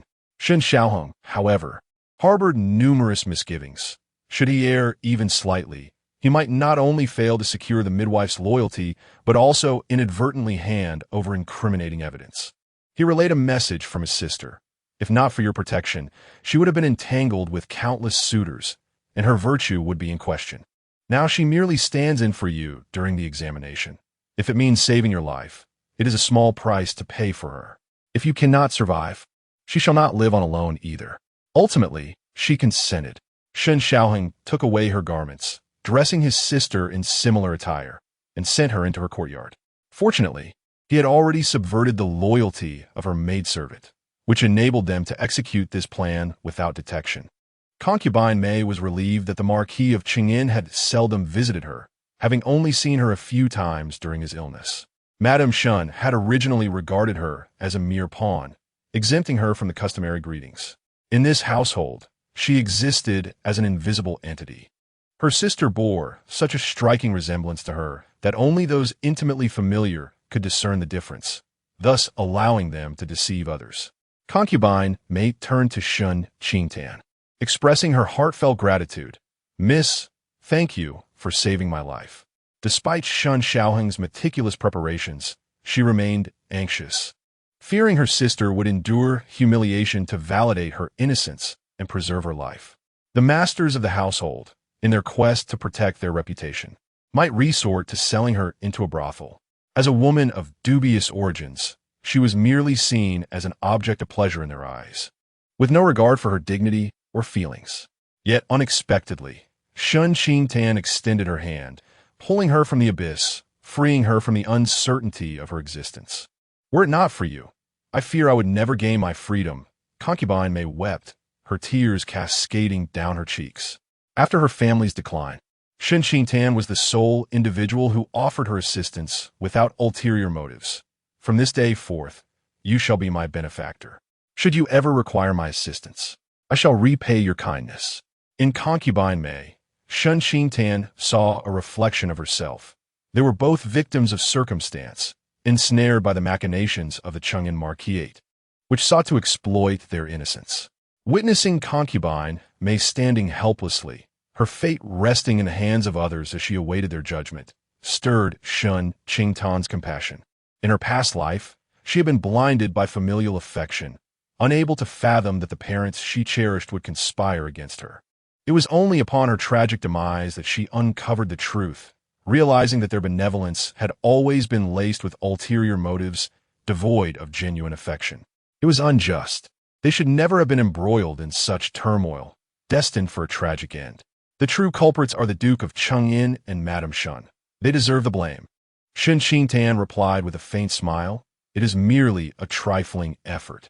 Yet, even such a trivial act does not guarantee that everyone is willing to extend a hand of kindness. Madame Mei cherished this favor in her heart and gently remarked, "Once I have settled my affairs, I shall come to express my gratitude." Shen Qingtan agreed and, accompanied by her maid, departed for the residence of the old lady Shen. Upon their return to the gathering of Fortune Hall, old lady Shen dismissed the attending maidservants with a wave of her hand, instructing her trusted maid to stand guard at the door. As they had left the front hall earlier, Shen Xiaoheng recounted everything to old lady Shen upon their return. He detailed the plan to substitute Madame Mei's sister in her stead, thereby undermining Madame Shen's intentions. Upon hearing of the troubles that befell Madame Mei, they hurried back to ensure that old lady Shen could maintain order and prevent the situation from spiraling beyond control. Old lady Shen's heart ignited with fury as she recalled the malicious deeds orchestrated by Madame Shen. That venomous Lu, concocting such a scheme to harm you, left you no avenue for escape. Her face burned with anger, and her eyes were filled with disdain. Madame Shen, whose given name was Lu Dayan, hailed from the now diminished Yongyi Marquis residence, a shadow of its former glory. As old lady Shen quelled her inner rage, she inquired about pressing matters. "Is the situation regarding you and Madame Mei truthful? Are you not concerned that releasing her could lead to further calamity?" Her intention was to send Madame Mei to a remote village for her protection. "No, had she not enlightened me, I would still be in the dark," Shen Xiaoheng replied. Yet, despite narrowly escaping disaster, he felt no triumph, only a sense of emptiness. In his youth, Madame Shen selected 4 beautiful maids to attend to him, and chose another 4 charming young girls as his companions, ensuring he grew up surrounded by women. When he was around 13 or 14, those lovely maids, under Madame Shen's instigation, attempted to seduce him. However, being young at the time, he merely thought they aspired to climb the social ladder. It was only after the upheaval caused by Shen Qingtan's return that he realized the truth. Reflecting upon the past and understanding that Madame Shen had deliberately sought to mold him into a debauched libertine, enamored with women and vice. Indeed, he had become the very wastrel Madame Shen had intended, finding solace in the brothel as his second home. Amidst the throng of flowers, he found himself uniquely drawn to Madame Mei, sensing a genuine connection with her that set her apart from other women of the establishment. Feeling responsible for her entanglement in a sinister plot, he was inevitably plagued by guilt. If she desired freedom, he would grant her that. They would then owe each other nothing. Should she remain associated with the Duke of Chang'an's household, who knows what schemes my dear second aunt might devise against her? Shen Xiaoheng shrugged dismissively, adopting an indifferent demeanor. Once she departs from the Duke's residence, whatever befalls her will not implicate me. Old lady Shen, lost in thought, lamented. This is her karmic destiny. Had she not been so sentimental, safeguarding her sister's honor, no one could have saved her today. Madame May's sister was no ungrateful soul. Her willingness to endure humiliation for her sister was a rare bond indeed. Reflecting on her deceased eldest son and daughter-in-law, her countenance turned sorrowful. "Be diligent. Your grandmother will safeguard your title," declared the resolute old matriarch. "What rightfully belongs to you shall not be usurped by anyone." In his quest to cultivate their eldest son, the old man had appointed him to an official position away from home, with the intention of recalling him to the capital after his term and bestowing upon him the title of heir. Over the course of 3 years, the eldest son distinguished himself, achieving notable accomplishments. However, upon his return to report on his tenure, the younger son voluntarily left the capital to escort his brother's family back. Tragically, they were ambushed by bandits en route, resulting in the death of the eldest son and his wife, while the younger son sustained grave injuries. The matriarch was profoundly affected by this calamity, falling ill and unable to recover. During that time, Mrs. Shen exhibited utmost diligence, attending to her with unwavering devotion and managing the funeral arrangements for her eldest son and daughter-in-law.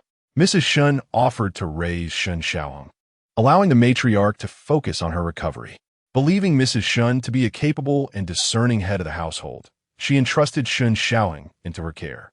However, she later overheard whispers suggesting that the eldest son and his wife had been betrayed by the younger son. Suspicion arose within her, and to test the younger son, she proposed that the title be returned to Shen Xiaoheng upon his coming of age. The younger son readily agreed, alleviating some of her doubts. She observed Mrs. Shen's treatment of Shen Xiaoheng closely. Mrs. Shen lavished affection upon him, claiming to cherish the boy for the loss of his parents, treating him as if he were her own. Even after the birth of Shen Xiaohui, Mrs. Shen continued to care for Shen Xiaoheng without neglect. It was only after uncovering the truth 9 years ago that the younger son had orchestrated the ambush, willing to sacrifice even his own brother for the title, that she realized the gravity of her mistake. By then, Shen Xiaoheng had already been rendered ineffectual by Mrs. Shen's indulgence. Despite this, she remained adamant that he should inherit the title. For the sake of the greater good, she refrained from informing Shen Xiaoheng, knowing that his lack of capability would lead him to harbor resentment if he discovered that his uncle and aunt were his enemies. "Grandmother, I never wished to contend for this," Shen Xiaoheng confessed, aware of his own shortcomings, seeking pleasure rather than a career in service. "They have forced my hand. Even if it means destroying the honored earl's residence, I shall not relinquish it to the second branch." Chapter 67. The grand gesture of gratitude from old Madame Shen. After a brief exchange between the two, Shen Qingtan arrived with her maid. After a notification from Hongxing, she was invited into the room. Shen Qingtan respectfully greeted old Madame Shen. "May you live long, grandmother. Come sit beside me," old Madame Shen beckoned. Then, turning to the languid Shen Xiaoheng, she remarked, "You may return to your room. Your presence is giving me a headache." Shen Xiaoheng lazily rose, casting a sidelong glance at Shen Qingtan. "Elder sister, it appears that brother originally invited you to witness the entertainer's face-changing act. Yet he ended up performing the act himself for you. I shall remember this kindness, and in the future, if I see your husband in the brothel, I shall deal with him on your behalf." Shen Qingtan remained silent. Shen Xiaoheng sauntered away, his spirits evidently unperturbed, as if nothing of note had transpired that day. "That rascal," old Madame Shen chided with a smile. Shen Qingtan chuckled softly, fully aware that old Madame Shen's amiable demeanor towards her was merely a result of her assistance to Shen Xiaoheng today. "Since your uncle's passing, grandmother's health has deteriorated, and she rarely entertains guests." Old Madame Shen gazed kindly at Shen Qingtan, scrutinizing her carefully. "In the blink of an eye, you have grown from a little girl into a married woman. In her childhood, her mother had cautioned her to avoid disturbing her grandmother, fearing it would disrupt her peace." Shen Qingtan raised her gaze to old Madame Shen's wrinkled face, noting that, despite being of similar age to old Madame Zhao, she appeared significantly older. With a sigh, she remarked, "Now that grandmother's health is improving, I have married and cannot regularly fulfill my filial duties. As long as you are happy, grandmother shall find solace." Old Madame Shen replied, a look of concern clouding her features. Your mother raised children of great promise, yet only hunger seems to lack any capability, always causing trouble and worrying this old body of mine. You're the only one in this household who shows him any kindness. If not for your intervention, he would be embroiled in a legal dispute today. Grandmother, siblings ought to support one another. Shen Qingtan discerned old Madame Shen's intent to win her over and replied gently. Each generation has its own blessings. You should prioritize your health. You are a compassionate and sensible child. In the future, should your brother act foolishly, lend him a hand when possible. Do not allow him to tread a path of darkness alone, old Madame Shen said, placing a small wooden box from the rattan bed into Shen Qingtan's palm. On the day of your return, I was so distressed by your ungrateful brother that I fell ill and could not present you with the gift I had prepared. Today, I can finally give it to you. Shen Qingtan hesitated. Grandmother. Old Madame Shen interrupted her. Child, this is something you shall desire. Then, with a hint of significance, she added, consider it a token of gratitude from your grandmother for your support of hunger today. With those words, Shen Qingtan accepted the box. Meanwhile, Madame Shen lay on a short couch, silently shedding tears. Madame Shen commanded her to bring Zhao Yu into the residence, intending for her to become the concubine of Shen Xiaohua, clearly signaling her intent to admonish and warn against any further advances toward Shen Xiaoing. Madame Shen's heart simmered with resentment, for she felt that old Madame Shen's sole focus rested on Shen Xiaoing, disregarding the well-being of Shen Xiaohua entirely. Should Shen Xiaohua accept Zhao Yu as his concubine, future matrimonial negotiations would undoubtedly face numerous complications. Regret consumed her. She should never have encouraged Zhao Yu to seek out Zhao Yu, ultimately complicating matters for Shen Qingtan. Now, she found herself in a predicament of her own making. Huaya, what shall we do? What can be done? Madame Shen's heart ached profoundly, yet she hesitated to chastise Shen Xiaohua, instead directing her ire towards the servant who attended him. Had you informed me beforehand about Zhao Yu's visit, I could have intervened, and we would not be facing this situation today. Shen Xiaohua felt a surge of frustration. He held Zhao Yu and her vain aspirations in contempt. Particularly troubling was the fact that this woman was deemed unworthy by Zhao Yu, should he bring her into the household. It would seem as if he were claiming what Zhao Yu had cast aside. He even harbored suspicions that all of this chaos was orchestrated by Shen Qingtan. Yet, he soon dismissed the thought. After all, on that fateful day, Shen Qingtan had merely sought his ear to share her grievances and had actively discouraged him from pursuing Zhao Yu. Still, an unsettling notion lingered, just out of reach. Shen Xiaohua inquired, Mother, what prompted your sudden visit to the wine alley that day? Shen Qingtan invited me to meet at the tea house and mentioned the rumors circulating about you and Zhao Yu. So, I went to investigate, only to find that scoundrel Zhao Yu attempting to seduce you. Madame Shen spat with venom.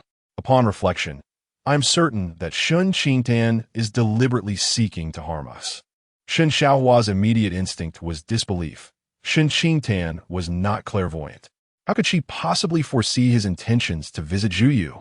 If she had truly wished to manipulate him, she would not have attempted to dissuade him from confronting Zhao Yu when he sought to provide her with justice. Perhaps his mother's profound disdain for Shen Qingtan led her to attribute all misfortunes to her. While he thought this, a seed of doubt took root in his mind, prompting him to consider investigating Shen Qingtan further. Mother, we have suffered a defeat. We ought to temper our ambitions and cease our rivalry with eldest sister. Let us first quell the internal strife within the household, Shen Xiaohua suggested, regaining his composure. He then inquired about another matter. Was today's accusation against eldest brother orchestrated by you? Madame Shen fell silent. Shen Xiaohua understood immediately, exhaling a heavy sigh. Father has left the residence. He must be conducting his own inquiries. Madame Shen's complexion paled as her mind raced through potential strategies. Shen Xiaohua continued, I did not visit Aunt May's courtyard with second sister. Please tell me in detail what transpired there. Without reservation, Madame Shen recounted the events to Shen Xiaohua, her teeth clenched in anger. Aunt May is no longer innocent. It is certain that Shen Xiaohong bribed the midwife who conducted the examination. Observing the completely irrational state of Madame Shen, Shen Xiaohua contemplated for a long while before arriving at a decision. You shall bring Zhao Yu into the residence tomorrow. Leave the rest to me. Regarding the matter of his mother bribing the clan elder to accuse Shen Xiaoheng of having an illicit affair with Aunt Mei, he intends to personally approach his father to discuss and alleviate the rift between his parents. Otherwise, should a civil strife arise, it would only serve to delight their adversaries.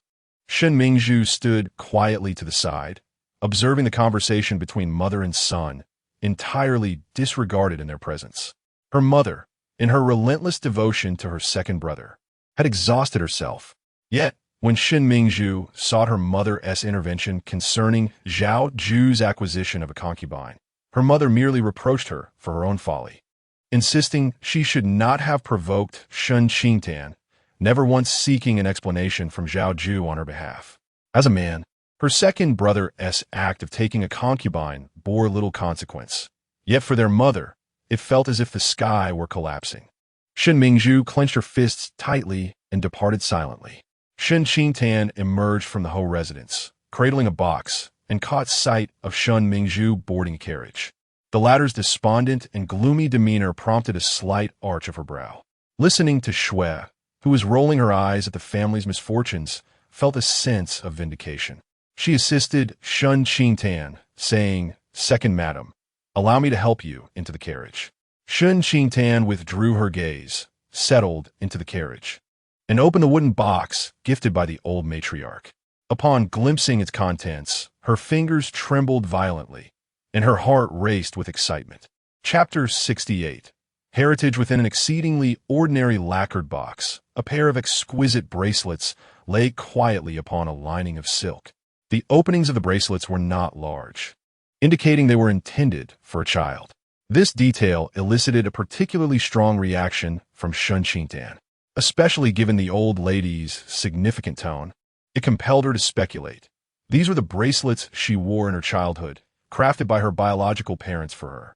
Had they merely been ordinary bracelets devoid of deeper significance, the matriarch would not have spoken in such an evocative manner. The old lady offered no explicit revelation of the truth regarding her lineage, only the bracelets, perhaps as a means to prompt her to discern their meaning. Shen Qingtan felt a stirring within her heart, leading to another conjecture. Perhaps the old lady awaited her inquiry about the bracelet's origin, intending to reveal her true heritage as a form of exchange, thereby enlisting her support for Shen Xiaoheng. As she unwrapped the golden bracelet, she observed its intricate craftsmanship, akin to that of the royal court's floral filigree inlay technique. The peony motif appeared to be uniquely designed, embellished with an array of gemstones and pearls, indicating considerable thought and effort had been invested. A pang of emotion struck Shen Qingtan, leaving her feeling both bittersweet and nostalgic. Her biological parents must have cherished her dearly, perhaps even more than she had ever imagined. "Second madam, what troubles you?"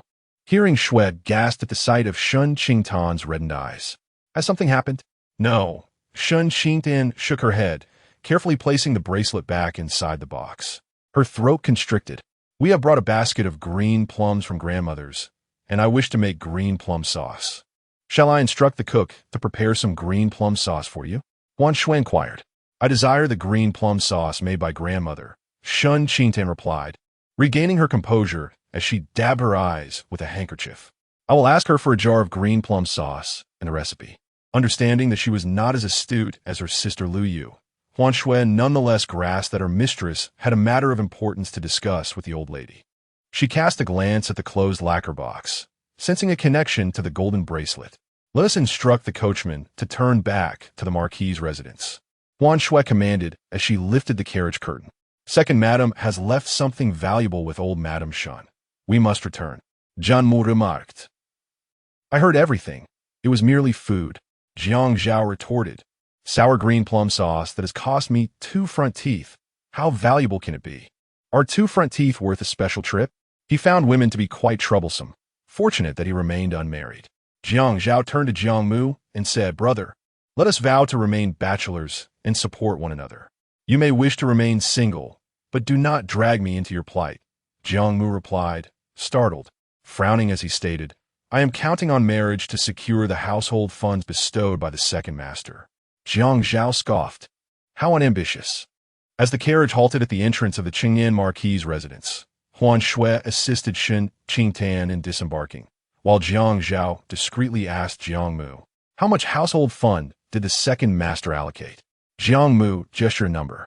Jiang Chao widened his eyes, a look of deep conflict crossing his face. Ahem. It is not impossible to marry, as long as one avoids marrying a delicate woman. A robust and spirited partner would likely be more manageable. Jiang Mu was oblivious to Jiang Chao's internal drama and hurriedly followed Shen Qingtan to the Jufu Hall. Upon arriving at the entrance, Shen Qingtan instructed Jiang Mu and Jiang Chao, you two stand guard at the door. Allow no one to approach the house. Jiang Mu and Jiang Chao, noting Shen Qingtan's serious demeanor, nearly exclaimed, are you planning to steal the plum sauce? They quickly realized that Shen Qingtan's visit under the pretense of retrieving the sauce was merely a facade. With solemn expressions, they affirmed, yes. Shen Qingtan contemplated for a moment and decided to leave both Jiang Mu and Ting Shui outside before entering the room. Inside, they found old Madame Shen seated on a Luohan bed, a pot of hot tea, and 2 cups laid out on a small table, seemingly anticipating her arrival. Indeed, old Madame Shen greeted her with a beaming smile. Child, you have returned. Shen Qingtan observed the red apricot leave the room, the door closing behind her, leaving only the 2 of them inside. Taking a deep breath, she asked, Grandmother, the pair of bangles you gifted me, were they the ones I wore as a child? Why do I remember nothing of them?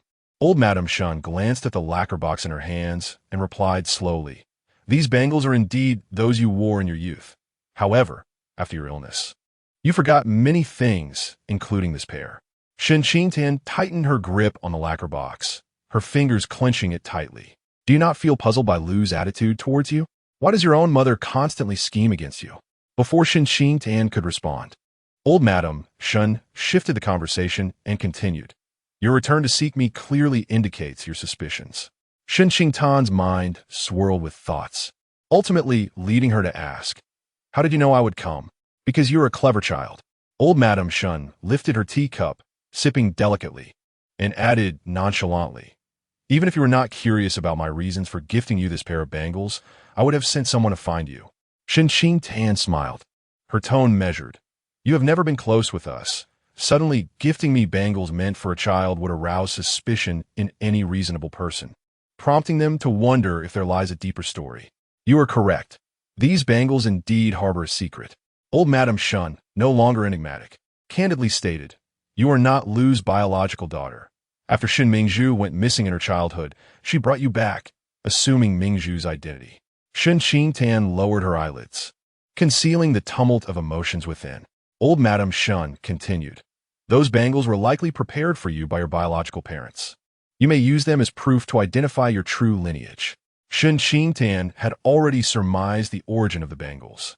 Yet hearing the truth from old Madame Shen's lips still sent a profound shock through her. The predominant feeling was one of excitement, for she was now one step closer to uncovering her true identity. Suppressing the surging emotions within, she asked softly, Grandmother, do you know who my biological parents are? Madame Shen lifted her gaze towards Shen Qingtan. Typically composed and unruffled, her expression, in this moment, revealed a subtle shift, tinged with tension, anticipation, and a hint of trepidation. A wave of compassion washed over Madame Shen as she reflected on the words of Lu. They were mere hearsay, devoid of clarity regarding your true parentage. However, my inquiries have led me to discover that you were brought back from Nanling Prefecture by her. Shen Qingtan softly echoed, Nanling Prefecture. Madame Shen gently reminded her, my dear, from the appearance of this bracelet, it is evident that you hail from a prominent family, likely residing within the city of Nanling. Chapter 69. The confession between husband and wife at this moment. Lady Shen's expression grew somewhat complex. The craftsmanship of the filigree inlay was exquisitely intricate, a testament to the exceptional artisans of the great Zhou, designed specifically to cater to the desires of the noble women in the palace. The pair of bracelets that Shen Qingtan wore in her childhood bore craftsmanship nearly as remarkable, indicating that her biological parents were no ordinary individuals and had cherished her as their most prized possession. With a sense of certainty, Shen Qingtan realized that her visit was not in vain. She had acquired a pair of bracelets and a general direction to seek out the people she needed to find. "Grandmother, I understand now," Shen Qingtan murmured, "although my elder brother may appear rather careless at times. He possesses clarity of mind and will no longer allow petty individuals to scheme against him." Lady Shun frowned slightly, listening as Shen Qingtan continued. "You are aware of my current situation. The second master's health is poor, and as a newlywed, I hold no authority in the Duke's residence. I lack the ability to offer substantial assistance to my brother. I can only promise you that when he encounters difficulties, I will do my utmost to support him." Lady Shun smiled. "Do not underestimate yourself." The exchanges between Lady Shun and Shen Qingtan had consistently resulted in Lady Shun's defeat, revealing Shen Qingtan's adeptness. Lady Shun did not expect Shen Qingtan to protect Shen Xiaoheng solely for the sake of the gold bracelets. Receiving a promise from Shen Qingtan was already a source of contentment, as it provided at least some assurance for Shen Xiaoheng. As Shen Qingtan departed from the Gathering Fortune Hall and made her way to the front courtyard, she caught sight of Duke Qingyin hurrying back to the residence. His face was clouded with stormy emotions, seemingly suppressing a wrath akin to thunder, as he made his way toward the rear courtyard. Sensing something, Duke Qingyin glanced back, only to see Shen Qingtan's departing figure. His countenance darkened further as he strode purposefully toward Lady Shun's quarters, but was intercepted midway by Shen Xiaohuai. "Father, the physician has attended to Mother. She cannot be disturbed at present and has already taken her medicine and fallen asleep," Shen Xiaohuai said, bowing respectfully. "I have something to discuss with you." Duke Qingyin, valuing Shen Xiaohuai, did not make things difficult for him and turned to the study in the front courtyard. Once inside, Duke Qingyin spoke first. "There is no need for you to plead on your mother's behalf. Her recent actions have indeed crossed the line." He had hastily pursued Shen Jizong and, after thorough inquiry, discovered that Lady Shun had instructed Shen Jizong to expose the scandal between Shen Xiaoheng and concubine Mei. If concubine Mei had truly been involved with Shen Xiaoheng, resulting in his ruin, it would have been a loss worth incurring. However, concubine Mei was innocent. It seemed likely that both concubine Mei and Shen Xiaoheng had already discerned Lady Shen's tactics and had skillfully ensnared her in her own trap, delivering a heavy blow in return. "You know that Mother can be rather impulsive at times, but her intentions are to safeguard our title, albeit with misguided methods," Shen Xiaohuai advised. "If you allow this to drive a wedge between you and Mother, you will be falling into the schemes of our enemies. Compared to the challenges we face, her mistakes are relatively trivial." Duke Qingyin furrowed his brow, remaining silent. It was unwise for Mother and Mingzhu to openly confront Shen Qingtan. Yet Shen Qingtan had deftly exploited this weakness, leading to their repeated failures. Shen Xiaohuai elucidated that his son intended to advise his mother to reconcile with Mingzhu, urging her to cease the hostilities with Shen Qingtan so as not to entangle their affairs and jeopardize their grand ambitions. Upon hearing this, the frown on Duke Qingyin's forehead began to ease. The pressing matter at hand was to fulfill the agreement made with Zhao Yu, ensuring he became the heir of the Duke's estate. Shen Xiaohuai's gaze turned steely. Zhao Yu had taken a concubine merely days after his marriage, spending each night in her quarters, which was a blatant affront to the Duke's household. It was imperative to use this situation to admonish him. Duke Qingyin regained his composure, recognizing that the internal strife of the residents was trivial compared to the larger picture. Zhao Yu had failed to secure the logistics of the grain transport, disappointing Prince Yu. The Duke stated gravely, "I shall meet with Prince Yu tomorrow. Let the Empress Dowager invite Lady Zhao into the palace to discuss the matter of the Duke's request for the title of heir." Empress Ling, the biological mother of Prince Yu, currently presided over the harem in the absence of a designated empress. She had enjoyed a close camaraderie with Empress Yuanrong and had even risked her life to save her. This bond had earned her special favor from Emperor Jing'an, and the Duke's household remembered her kindness. With Prince Yu poised to be named Crown Prince and numerous officials rallying behind him, Duke Qingyin was among them. Observing that his father had taken his counsel to heart, Shen Xiaohuai felt a measure of relief. Despite his father's dissatisfaction with his mother, it seemed unlikely that matters would escalate to a breaking point. Shen Xiaohui contemplated that once Zhao Yu became the heir, should Shen Qingtan show remorse and be willing to serve their interests, he might grant her another opportunity. After all, she was the daughter-in-law of the duke's main family and had the backing of the general's household, thus retaining some value. If she remained resentful over her misalliance, he would resort to tactics to expose her true lineage. At that juncture, a trap could be laid to publicly declare that Shen Qingtan had betrayed the duke's household, leading to her disgrace. Consequently, any actions taken against her by Duke Qingyin would be seen as just, for she would have been the one to betray the nurturing kindness of the duke's estate first. Duke Qingyin acquiesced, murmuring, "She has changed considerably." Shen Xiaohuai's gaze flickered, suspecting that the old matriarch had divulged Shen Qingtan's origins. Otherwise, why would she oppose them solely due to a misalliance? If her resentment stemmed from her lineage, she would prove to be a treacherous and ungrateful individual. He resolved to investigate Shen Qingtan's actions since her marriage into the Zhao household. Upon returning to Lanxue courtyard, Shen Qingtan found Zhao Yu still on duty in the palace. She personally stowed away a gold bracelet and then sat at her writing desk, instructing Tingxue to prepare the ink. Dipping her brush into the ink, she composed a letter and handed it to Tingxue. "You must deliver this letter directly into the hands of Boss Qin," Shen Qingtan said solemnly. "Remember, do not entrust it to anyone else." "Rest assured, second madam. I will see to it," Tingxue replied, her demeanor serious in response to her mistress's gravity. Carefully, she tucked the letter into her sleeve and promptly departed the estate to find Boss Qin. Having managed her crucial affairs, Shen Qingtan leaned back in her chair, her gaze drifting to the beams of the room, lost in contemplation. Suddenly, she recalled the official documents, her thoughts spiraling uncontrollably. What was Zhao Yi's initial motive for investigating Shen Xiaohan? Did he begin his inquiry only because an incident occurred at the Qingyin Marquis's residence during her return? Shen Qingtan slowly blinked her eyes. This possibility seemed exceedingly plausible, for he had been wholly devoted to her. Memories of Zhao Yi's actions during their marriage flooded her mind, momentarily drawing her into a reverie. It was not until she heard the maid's respectful greeting from outside that she instinctively turned her gaze towards the window, their eyes meeting across a bough laden with spring blossoms. A sudden thought arose within Shen Qingtan's heart. They, as husband and wife, ought to engage in an open and honest conversation. Chapter 70, Second Master. Allow me to assist you. As Shen Qingtan contemplated this, her body instinctively moved to greet Zhao Yu at the door.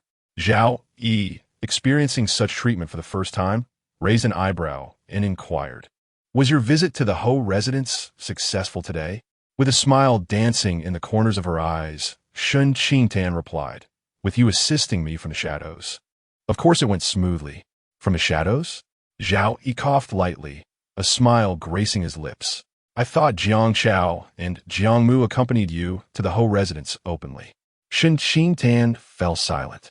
Lu Yu stifled a giggle from behind.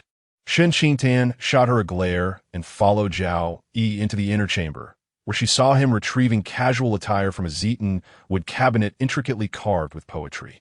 After a brief hesitation, she stepped closer to him. "Second Master, allow me to assist you with your clothing." Her delicate fingers reached for the leather belt at his waist. Zhao Yu stiffened, placing his hand over hers. "I can manage it myself."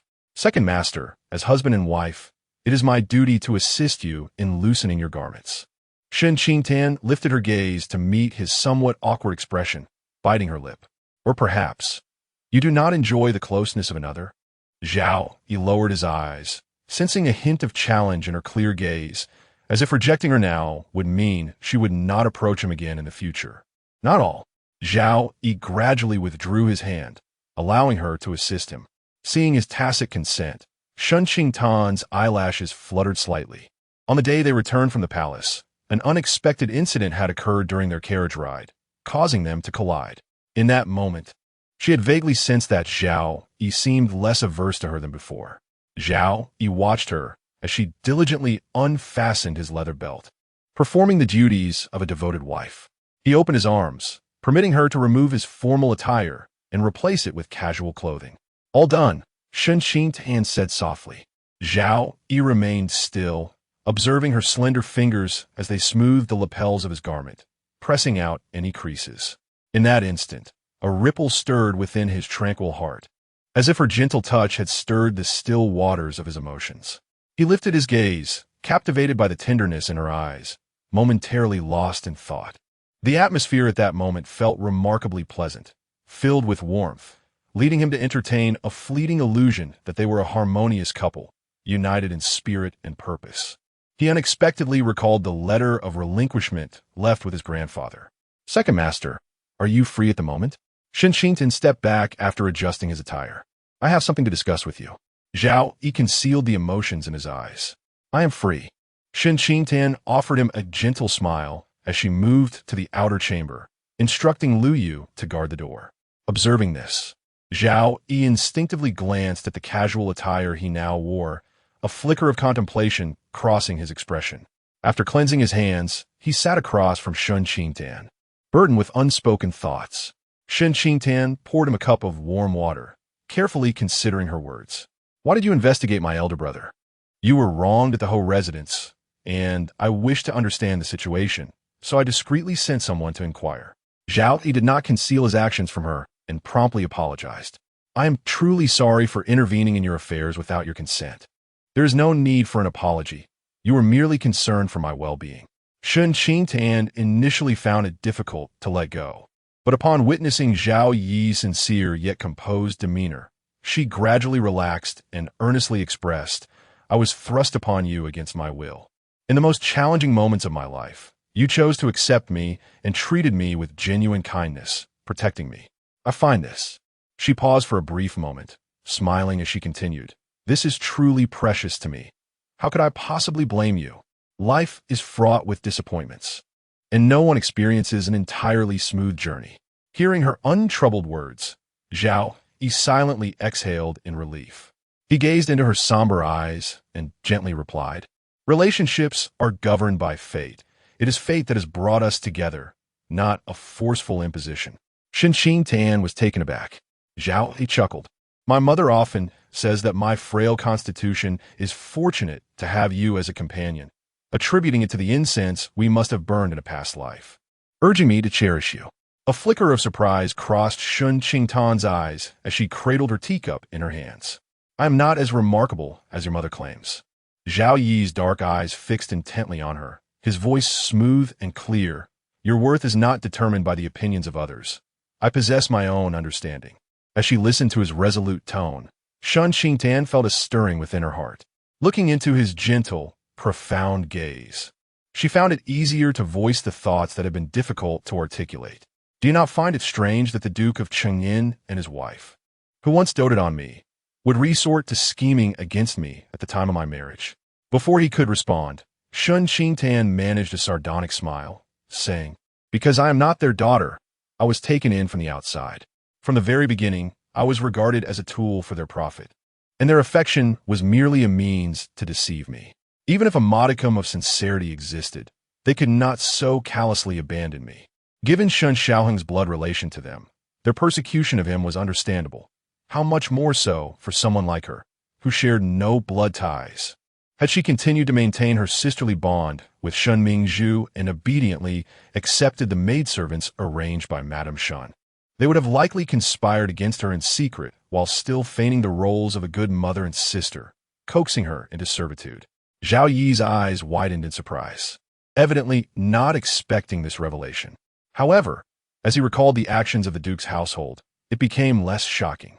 Given his limited lifespan and Shen Qingtan's status as the family's carefully nurtured daughter, her marriage to Zhao Ju would indeed be more advantageous for the Duke's household. It was no wonder they had gone to such lengths to arrange the marriage. If the truth were that Shen Qingtan was not of their blood, everything fell into place. Today, I visited the courtyard of Old Lady Shen, who gifted me a pair of bracelets that I wore when I was taken in by the Duke's wife. Shen Qingtan rose to retrieve the bracelets from the inner chamber, then handed them to Zhao Yu. "The Duke's wife abducted me in Nanling Prefecture. Your connections are broader than mine. If it is not too much trouble, could you keep an eye out for me?" "Certainly." Zhao Yu took the golden bracelet, examining it closely. His brow furrowed slightly as he noted, The patterns and inscriptions on the bracelet are rather unique. Each family possesses their own symbols and scripts. We could indeed start our inquiry from this angle.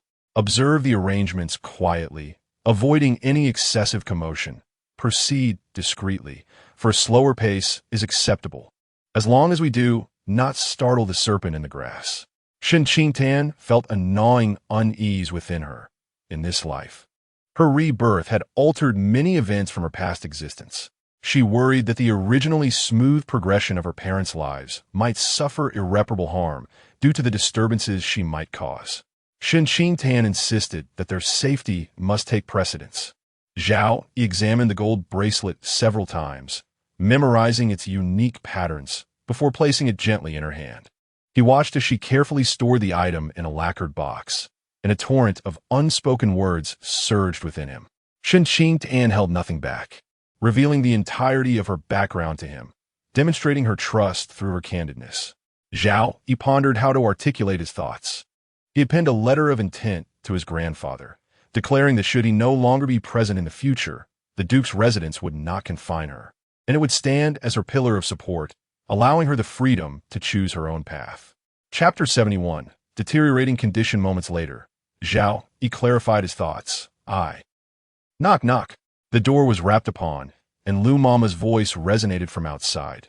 Second, madam, the medicinal dish for second master is ready. Shen Qingtan did not respond immediately, instead glancing at Zhao Yu. She observed his thin lips pressed into a line, his brow furrowed, the usually gentle expression marred by a hint of displeasure. She inquired, "What were you about to say?" Zhao Yu seeked helplessly. "Let Lu Mama bring in the medicinal dish first." Those words cannot be expressed in mere phrases. With someone waiting outside, it is not convenient for prolonged discussion. Shen Qingtan scrutinized him further. The man's handsome and bright countenance was subtly shadowed by melancholy, evidently indicating that Lu Mama's arrival was indeed ill-timed. A peculiar urge to laugh stirred within her, and turning her head, she called out, "Lu Mama, please bring in the medicinal dish." "Yes," Lu Mama responded, pushing the door open. Upon seeing her masters seated upon the Wangwali Luohan couch, with a small table placed before them, she promptly set the medicinal dish on the table. The table was modest, adorned with a tea set, which Shen Qingtan casually lifted away. Lu Mama arranged the bowls and spoons. Just as she was about to invite Zhao Yu to dine, she noticed him fixated on the spot where Shen Qingtan had just been seated. In the corner lay a sewing basket, containing a piece of cut fabric. With a beaming smile, she remarked, "Second master. Second madam specially went to the fabric shop to purchase material to make you a garment." Zhao Yu's gaze flickered slightly, turning towards the approaching figure whose eyes sparkled with a joy surpassing the spring flowers outside. The words that had been poised on his lips could no longer find their way out. In her earlier honesty, her usually clear and bright eyes had dimmed, clouded with sorrow. He had comforted her, only to reveal in an instant that his time was limited. Although it was the truth, it was a painful revelation for her. Zhao Yu cast his eyes upon the lacquered box on the couch, silently sighing within. He resolved to tell her this matter only after she had found her biological parents and had genuine kin of her own. At that time, with others to safeguard her, she might more easily accept the outcome. Cough, cough, cough. Zhao Yu pressed his lips together as he coughed, the pain resonating in his chest before he managed to calm himself. This time, the coughing seemed more severe. Had he caught a chill? Shen Qingtan's expression turned tense as she brought over a cup of warm water, saying, "Drink a little water to ease it." "It's nothing." Zhao Yu's voice was hoarse as he accepted the cup and took a few sips, softly assuring, "Do not worry. It is just an occasional severe cough." Shen Qingtan noticed the pallor of his face, a hint of crimson emerging from his cough, emphasizing his frail condition. Today, while entrusting Boss Qin to find her parents, she had also urged him to seek out the renowned physician, Zhong Yuan. Shen Qingtan fervently hoped they could locate Zhong Yuan swiftly.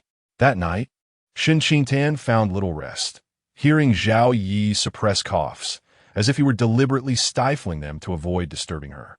In the latter half of the night, he rose to the study, returning just before dawn. Shen Qingtan felt as though a heavy stone weighed upon her heart, and rising early, she resolved to pay a visit to the Qin residence herself. Having just finished her breakfast, Lu Yu entered to convey a message. Second, Madam, Lady May. Lady May has arrived. Shen Qingtan was taken aback, seemingly surprised that Lady May had settled so swiftly. She pondered thoughtfully and instructed, "Please invite her in." Yes. Lu Yu hurriedly departed, escorting Lady May to Lanxue courtyard. Seated on the Luohan couch, Shen Qingtan noticed the two figures entering side by side, both adorned with veiled hats. Just as she was about to invite them to sit, she observed Lady May and the woman beside her remove their veils, revealing two identical faces. Shen Qingtan was astonished. "What is this?" "Esteemed Miss, I am Mei Ruoxue, and this is my twin sister, Mei Rulin." Lady May presented a prepared token of gratitude to Lu Yu. "We sisters have come today to express our heartfelt thanks for your assistance." Lu Yu accepted the gift and placed it upon the table. With caution, Shen Qingtan dismissed the attendants, commanding her maid to close the door. She scrutinized the sisters closely.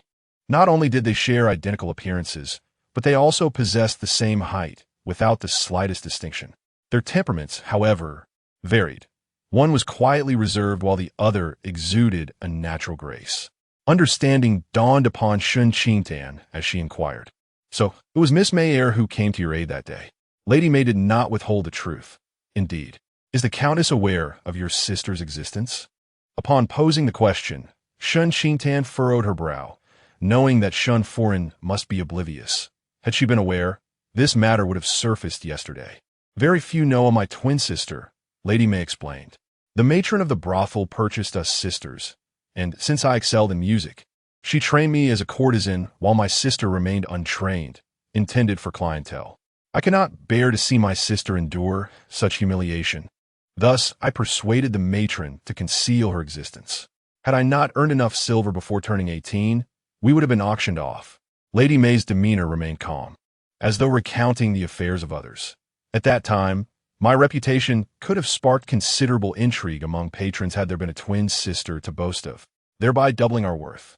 Prior to my entrance into the Count's residence, I entrusted all my savings to the matron, imploring her to keep my sister for another year.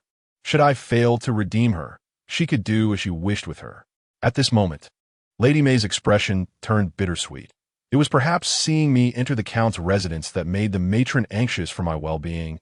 Thus, she consented to my plea. After my incident with young Master Shen, he vowed to redeem my sister. Shen Qingtan frowned. "You must visit the brothel to speak with that old matron, ensuring she keeps this matter to herself. If the Countess discovers it, she will not spare either of you." Upon hearing Shen Qingtan's words of concern, Lady May felt a warmth in her heart. "When I left the Count's residence yesterday, I specifically sought out the matron. She is even more fearful of repercussions than I, and dare not speak of it." Shen Qingtan sighed in relief and asked, "What are your plans for the future?" "The two sisters have no intentions of remaining in the capital. After expressing their gratitude to you today, they shall embark on their journey back to Jiangnan." A faint smile graced Mei Nyangzi's face as she expressed her desire to further hone her skills on the guqin. Observing her unwavering determination despite the tribulations she had faced, Shen Qingtan could not help but illuminate a path for her. There exists a secluded Qin master at Shuiyue Monastery, several hundred miles from the capital. Should you capture her favor and become her cherished disciple, the world shall bestow upon you the respect you seek. Mei Nyangzi seemed to grasp the identity of this master, her heart brimming with unspoken words, and at last she exclaimed with great fervor, "Miss, your kindness is akin to a second life. I shall never forget your grace." "I understand your sentiments. There is no need for further expressions of gratitude. Please sit and enjoy a cup of tea," Shen Qingtan urged, inviting the sisters to take a seat. Blushing, Mei Nyangzi replied, "Then I shall forego my thanks for such kindness." Shen Qingtan smiled gently, and after some light conversation, Mei Nyangzi rose to take her leave. She procured some travel expenses for the sisters as they were about to depart. Once again, the sisters expressed their gratitude, donned their veils, and exited. After bidding them farewell, Shen Qingtan proceeded towards the Qin residence. Upon arriving at the corner gate, she beheld a magnificent and opulent carriage come to a halt. The visage she spotted within the carriage caused her countenance to change in an instant, filled with shock. Chapter 72. Domestic Violence. Shen Qingtan quickly regained her composure as she observed the man emerging from the carriage. He was adorned in a splendid robe embellished with golden threads and intricate patterns, cradling a soft-furred red fox in his arms, which accentuated his regal demeanor and extraordinary presence. Shen Qingtan's gaze lingered on the fox momentarily. It lay obediently and gently in the man's embrace, its eyelids half closed. She discreetly withdrew her gaze and calmly performed a courteous bow, addressing him. Wang Yi, may you be at peace. Jiang Chao and Lu Yu followed suit, bowing in unison. There is no need for excessive formalities, the prince replied as he gracefully descended the wooden steps, pausing a few paces from Shen Qingtan. A subtle smile graced his lips as he inquired, "Are you off to meet friends?" Shen Qingtan was momentarily taken aback, lifting her eyes to meet his. His smile radiated warmth, both cultured and approachable, as he tenderly cradled the red fox, devoid of any trace of princely arrogance.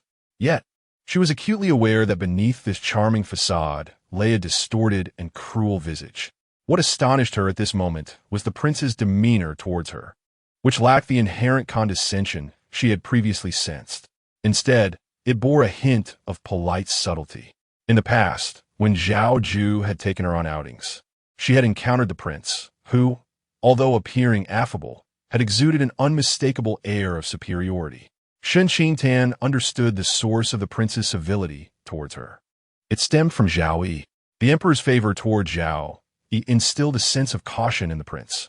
With poise, she replied, "Indeed, that is the case. I presumed you were concerned for Lord Zhao and intended to visit him in the palace," the prince remarked, lightly pinching the nape of the red fox as he casually mentioned. Upon his arrival at the palace today, father summoned the chief physician to attend to him, causing quite a stir in the imperial medical institution. A heaviness settled in Shen Qingtan's heart, yet she maintained her composure as she responded. "The eminent physicians of the Great Zhou have gathered at the imperial hospital. With their expertise and the emperor's watchful eye, I am naturally at ease." She pressed her lips together, a hint of worry etched across her brow, adding, "As a mere woman, my presence there would only serve to complicate matters." "Ah, I see." The prince waved his hand dismissively, his tone nonchalant. "Go meet your friends. I shall not hinder you any longer." Shen Qingtan bowed respectfully and stepped back into the adjacent carriage. As she lifted the curtains slightly, she caught sight of the prince nuzzling the fox's head against his cheek, his smile growing ever more gentle and radiant. Within her, fear did not take root. Rather, an intense wave of nausea surged within her stomach. During last autumn's outing, the prince had also attended. The young gentlemen and ladies of various households had instructed their servants to prepare ingredients for a communal feast. The prince had procured a tender piece of meat, commanding it to be sliced and skewered, with 2 thin slices of meat on each skewer for everyone to sample.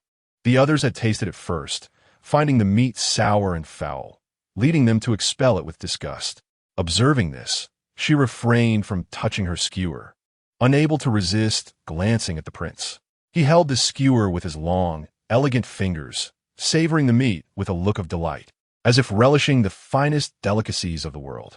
She overheard whispers speculating about the nature of the meat the prince had provided. Some conjectured it to be horse meat, known for its sourness and unpalatable taste. She harbored little suspicion, for she had lost an earring and, accompanied by her maid, had delayed her descent while searching for it. When she finally found the earring and was ready to descend, she unexpectedly encountered the guard presenting a red fox to Prince Yu. With keen eyes, she noticed the fox had a wound on its abdomen. It lay languidly in the prince's embrace, emitting sounds akin to an infant's cries, as if it were coaxing affection from its master. Her heart softened, and she found the creature utterly charming. It was said that this particular fox was the first prey caught by Prince Yu during his inaugural winter hunt, thus holding profound significance for him. Its exquisite beauty compelled him to keep it close, and he never entrusted its care to others, tending to it personally. They shared meals and slumber, and he carried it wherever he went, a testament to his fondness. Now that the fox was injured, one could only imagine the prince's sorrow. As she contemplated this, She witnessed Prince Yu tenderly applying medicine to the fox's wounds, meticulously bandaging it afterward. The vividness of this scene lingered in her mind, and upon encountering him again, her attention remained fixated on the fox. Gradually, she discerned something amiss. The fox's wound seemed perpetually unhealed.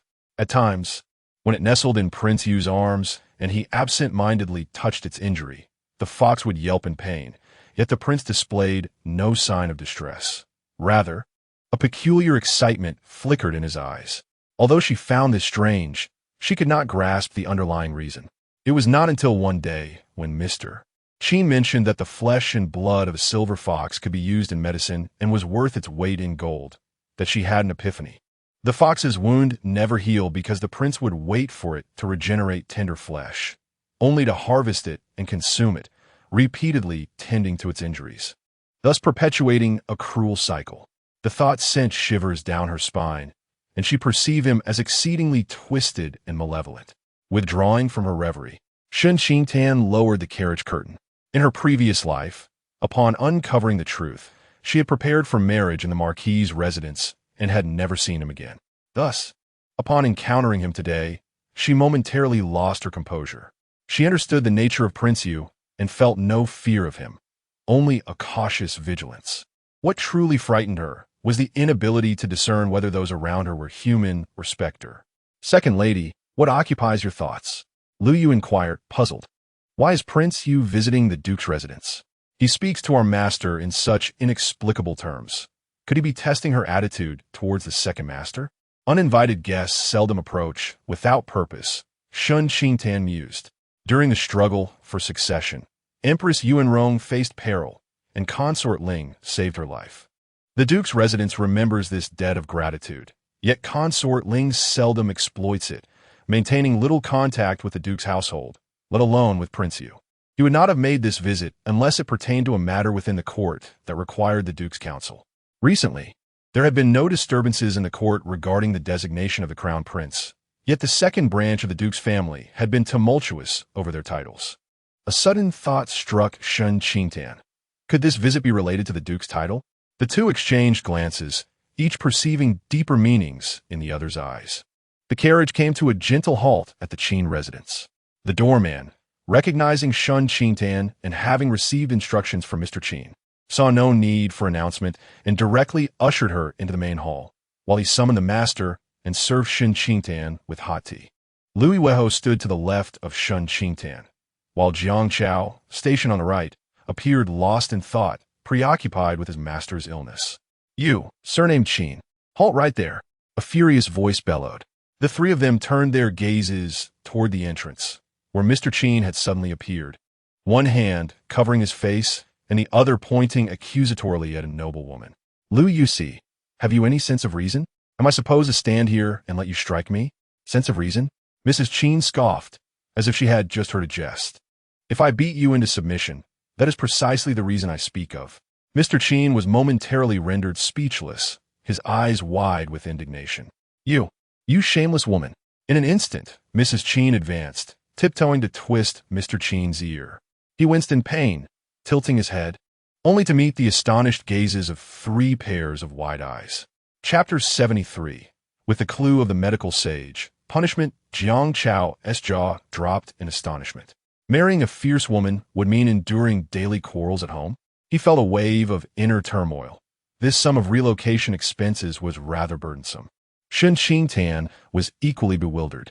She was aware that Madame Qin's family ran a security agency and had a rather bold temperament. Yet she had never anticipated her to resort to violence. "Master, madam, please cease this altercation." The maid who delivered the message finally caught up, breathless, and implored. "We have esteemed guests arriving. Let's not provide them with a spectacle." Mr. Qin, Mrs. Qin, the three of them. Once the maid regained her breath, she realized that the master and mistress had already chased each other into the front hall. They had run so swiftly that she could hardly keep up. How amusing it was! Previously, the master had lost face before the servants in the household, and now his embarrassment had extended beyond the estate. "Mr. Qin wore an expression of discomfort, lowering his voice as he gritted his teeth. "You ought to release your grip. Consider my dignity for a moment. If I grant you face, who will grant me mine. Mrs. Qin shot him a fierce glare. Should you dare to increase the monthly allowance for that little hussy in the backyard without my consent, see how I will deal with you. Pausing, she added menacingly, if you have the courage, then divorce me. Mr. Qin felt aggrieved. How could he have produced such a fierce and tempestuous woman? Which of her relatives was not formidable? He dared not even contemplate divorce. Mrs. Qin snorted coldly, releasing her hold. When she turned to Shen Qingtan, her face transformed into a warm smile as she straightened her attire, as if nothing had transpired. Ah, why did you not send word before coming today? I could have instructed the cook to prepare your favorite almond pudding. Aunt, this was a spontaneous decision, Shen Qingtan replied, casting a sidelong glance at Mr. Qin, who was doing his utmost to maintain his authority as the head of the family. However, the visible red scratches on his face rendered him somewhat comical. Shen Qingtan turned her head away, fearing she might burst into laughter. She spoke earnestly. I wish to entrust Uncle Qin with the task of locating Zhong Yuan. Zhong Yuan? Mrs. Qin found the name vaguely familiar, but could not immediately recall where she had heard it, as if it were shrouded in a haze. Shen Qingtan explained. He was once the medical sage of the great Zhou. Medical sage Zhong Yuan, Mrs. Qin repeated, and suddenly her eyes lit up. I remember now. My nephew, while escorting a convoy, encountered bandits and injured his arm. He suffers from bone pain whenever it rains, and despite our extensive search for renowned doctors, none were able to help. A year ago, he received a task to escort a physician to the northern Qi with a generous reward, and he accepted the assignment. During the journey, that physician healed his arm. He even wrote to us to share the joyous news, mentioning the medical sage. Shen Qingtan's heart leapt with joy. Could you inquire for me which city in northern Qi he was escorting Zhong Yuan to? I shall write to my nephew immediately.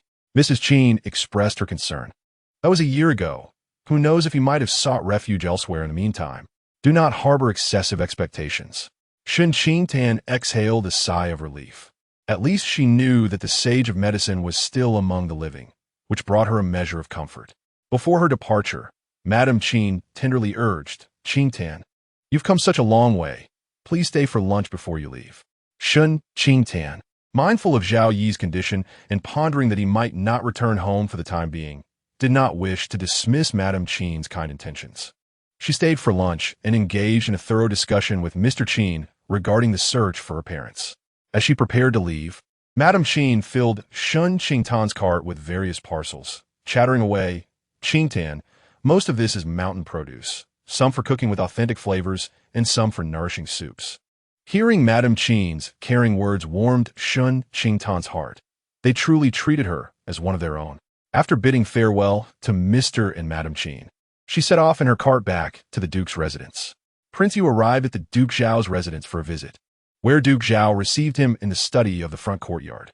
I come today at the behest of my mother, Prince Yu stated, gazing at the silver-haired Duke Zhao, who, though nearing 70, still appeared vigorous. He continued earnestly, Mother has recently dreamt of the late Empress, and with her memorial approaching in a month, she wishes to invite the Duchess to the palace to discuss the memorial rites. Upon hearing the mention of his deceased daughter, Duke Zhao's expression grew increasingly solemn. The memorial for the late Empress has always been managed by the noble consort. My wife and I have no other opinions. It shall proceed as usual this year. Prince Yu lowered his voice. Mother says this year marks the 20th anniversary of the Empress's passing. We cannot manage it as in years past. The Emperor places great importance on the memorial rites, Prince Yu added with a note of concern. Mother feels uneasy, fearing any potential mistakes. Hence she wishes to consult the Duchess. Duke Zhao furrowed his brow, contemplating. The late Empress's memorial had traditionally been organized by the imperial edict to the Ministry of Rites. However, noble consort Ling insisted on inviting the Duchess to the palace, likely with ulterior motives concerning titles. After a moment of deliberation, he acquiesced. I shall inform my wife. Not wishing to miss the opportunity, Prince Yu remarked, today, upon leaving the palace, I heard that young Lord Zhao's condition has worsened somewhat. Duke Zhao's brow furrowed further. Prince Yu spoke gravely. Duke Zhao, although you are in good health, you are advancing in years. It is time to determine the heir to your title and secure the future of your descendants. ensuring peace within the household. A slight change crossed Duke Zhao's serious demeanor as he smiled gently. I have a candidate in mind. Prince Yu's eyes gleamed with understanding. Perhaps I have been overly concerned. In the second household, after Zhao Ju had left for the day with injuries, Shen Mingzhu sent Mama Chao to summon Qiu-chan, establishing rules before her. Being the legitimate wife, Shen Mingzhu commanded respect, and Qiu-chan, dressed simply yet elegantly, entered Shen Mingzhu's chamber. Shen Mingzhu scrutinized Qiu-chan from head to toe. She was a delicate beauty, possessing a certain charm. After a few days apart, Qiu-chan's complexion appeared rosy, her figure a bit more ample, indicating that she was living quite comfortably. A flicker of jealousy surged within Shen Mingzhu as she raised her chin slightly and commanded, "Serve me a cup of tea." Autumn Cicada felt a pang of apprehension in her heart, recognizing the malice of Shen Mingzhu. Yet she was compelled to comply, bringing forth a cup of tea to present to Shen Mingzhu. "Sister, please enjoy this tea." As Shen Mingzhu reached for the cup, she abruptly overturned it, exclaiming, "Wretched maid, do you wish to scald me? With no one to hold you accountable, you think you can act with impunity?" Autumn Cicada's face blanched in fear, and she immediately knelt upon the ground, stammering, "This lowly servant dares not." Shen Mingzhu gestured towards the door, commanding, "Go outside and kneel." With her eyes reddened and filled with tears, Autumn Cicada dared not disobey. She rose and stepped outside, kneeling in submission. Finally seizing the opportunity to punish Autumn Cicada, Shen Mingzhu felt a portion of her pin-up frustration dissipate, her brow relaxing as she ordered, "You shall instruct the kitchen. I desire bamboo shoots with chicken breast and ginger vinegar fish for tonight." Observing the visible improvement in Shen Mingzhu's mood, Zhongxia stepped lightly out of the room. However, as she crossed the threshold, her pupils dilated in shock, and she let out a startled cry. Chapter 74. Grasping the weakness of the Marquis, Qiu-chan knelt in the courtyard, her pallid complexion stark against the blood that stained her simple dress, seeping relentlessly from her wounds. She appeared fragile and on the brink of collapse. Zhao Ju hurried through the yard to her side, noticing two bloodied shards of porcelain lying where she knelt. The fabric of her skirt was torn at the knees, saturated with dark, crimson blood, a sight both shocking and heart-wrenching. Zhao Ju's face was taut with tension as he disregarded decorum and lifted Qiu-chan's skirt, rolling up the trousers that concealed her calves. Her fair knees bore an open gash, flesh parted and blood flowing profusely. Inside the house, Shen Mingzhu was drawn by the sound of Zhongxia's shrill scream. Upon witnessing Qiu-chan's dire state, her face blanched in horror. Instinctively, Shen Mingzhu glanced at Zhao Ju, only to find his countenance darkened with fury. She hastily explained, "Third master, she clumsily failed to serve properly, lacking her usual efficiency. It was only because she assumed the role of a mistress that when I instructed her to maintain decorum, she felt aggrieved and attempted to scald me with hot tea, which led me to punish her by making her kneel." As she spoke, indignation surged within her, and she gritted her teeth, declaring, "Which concubine does not serve the main wife in the main chamber?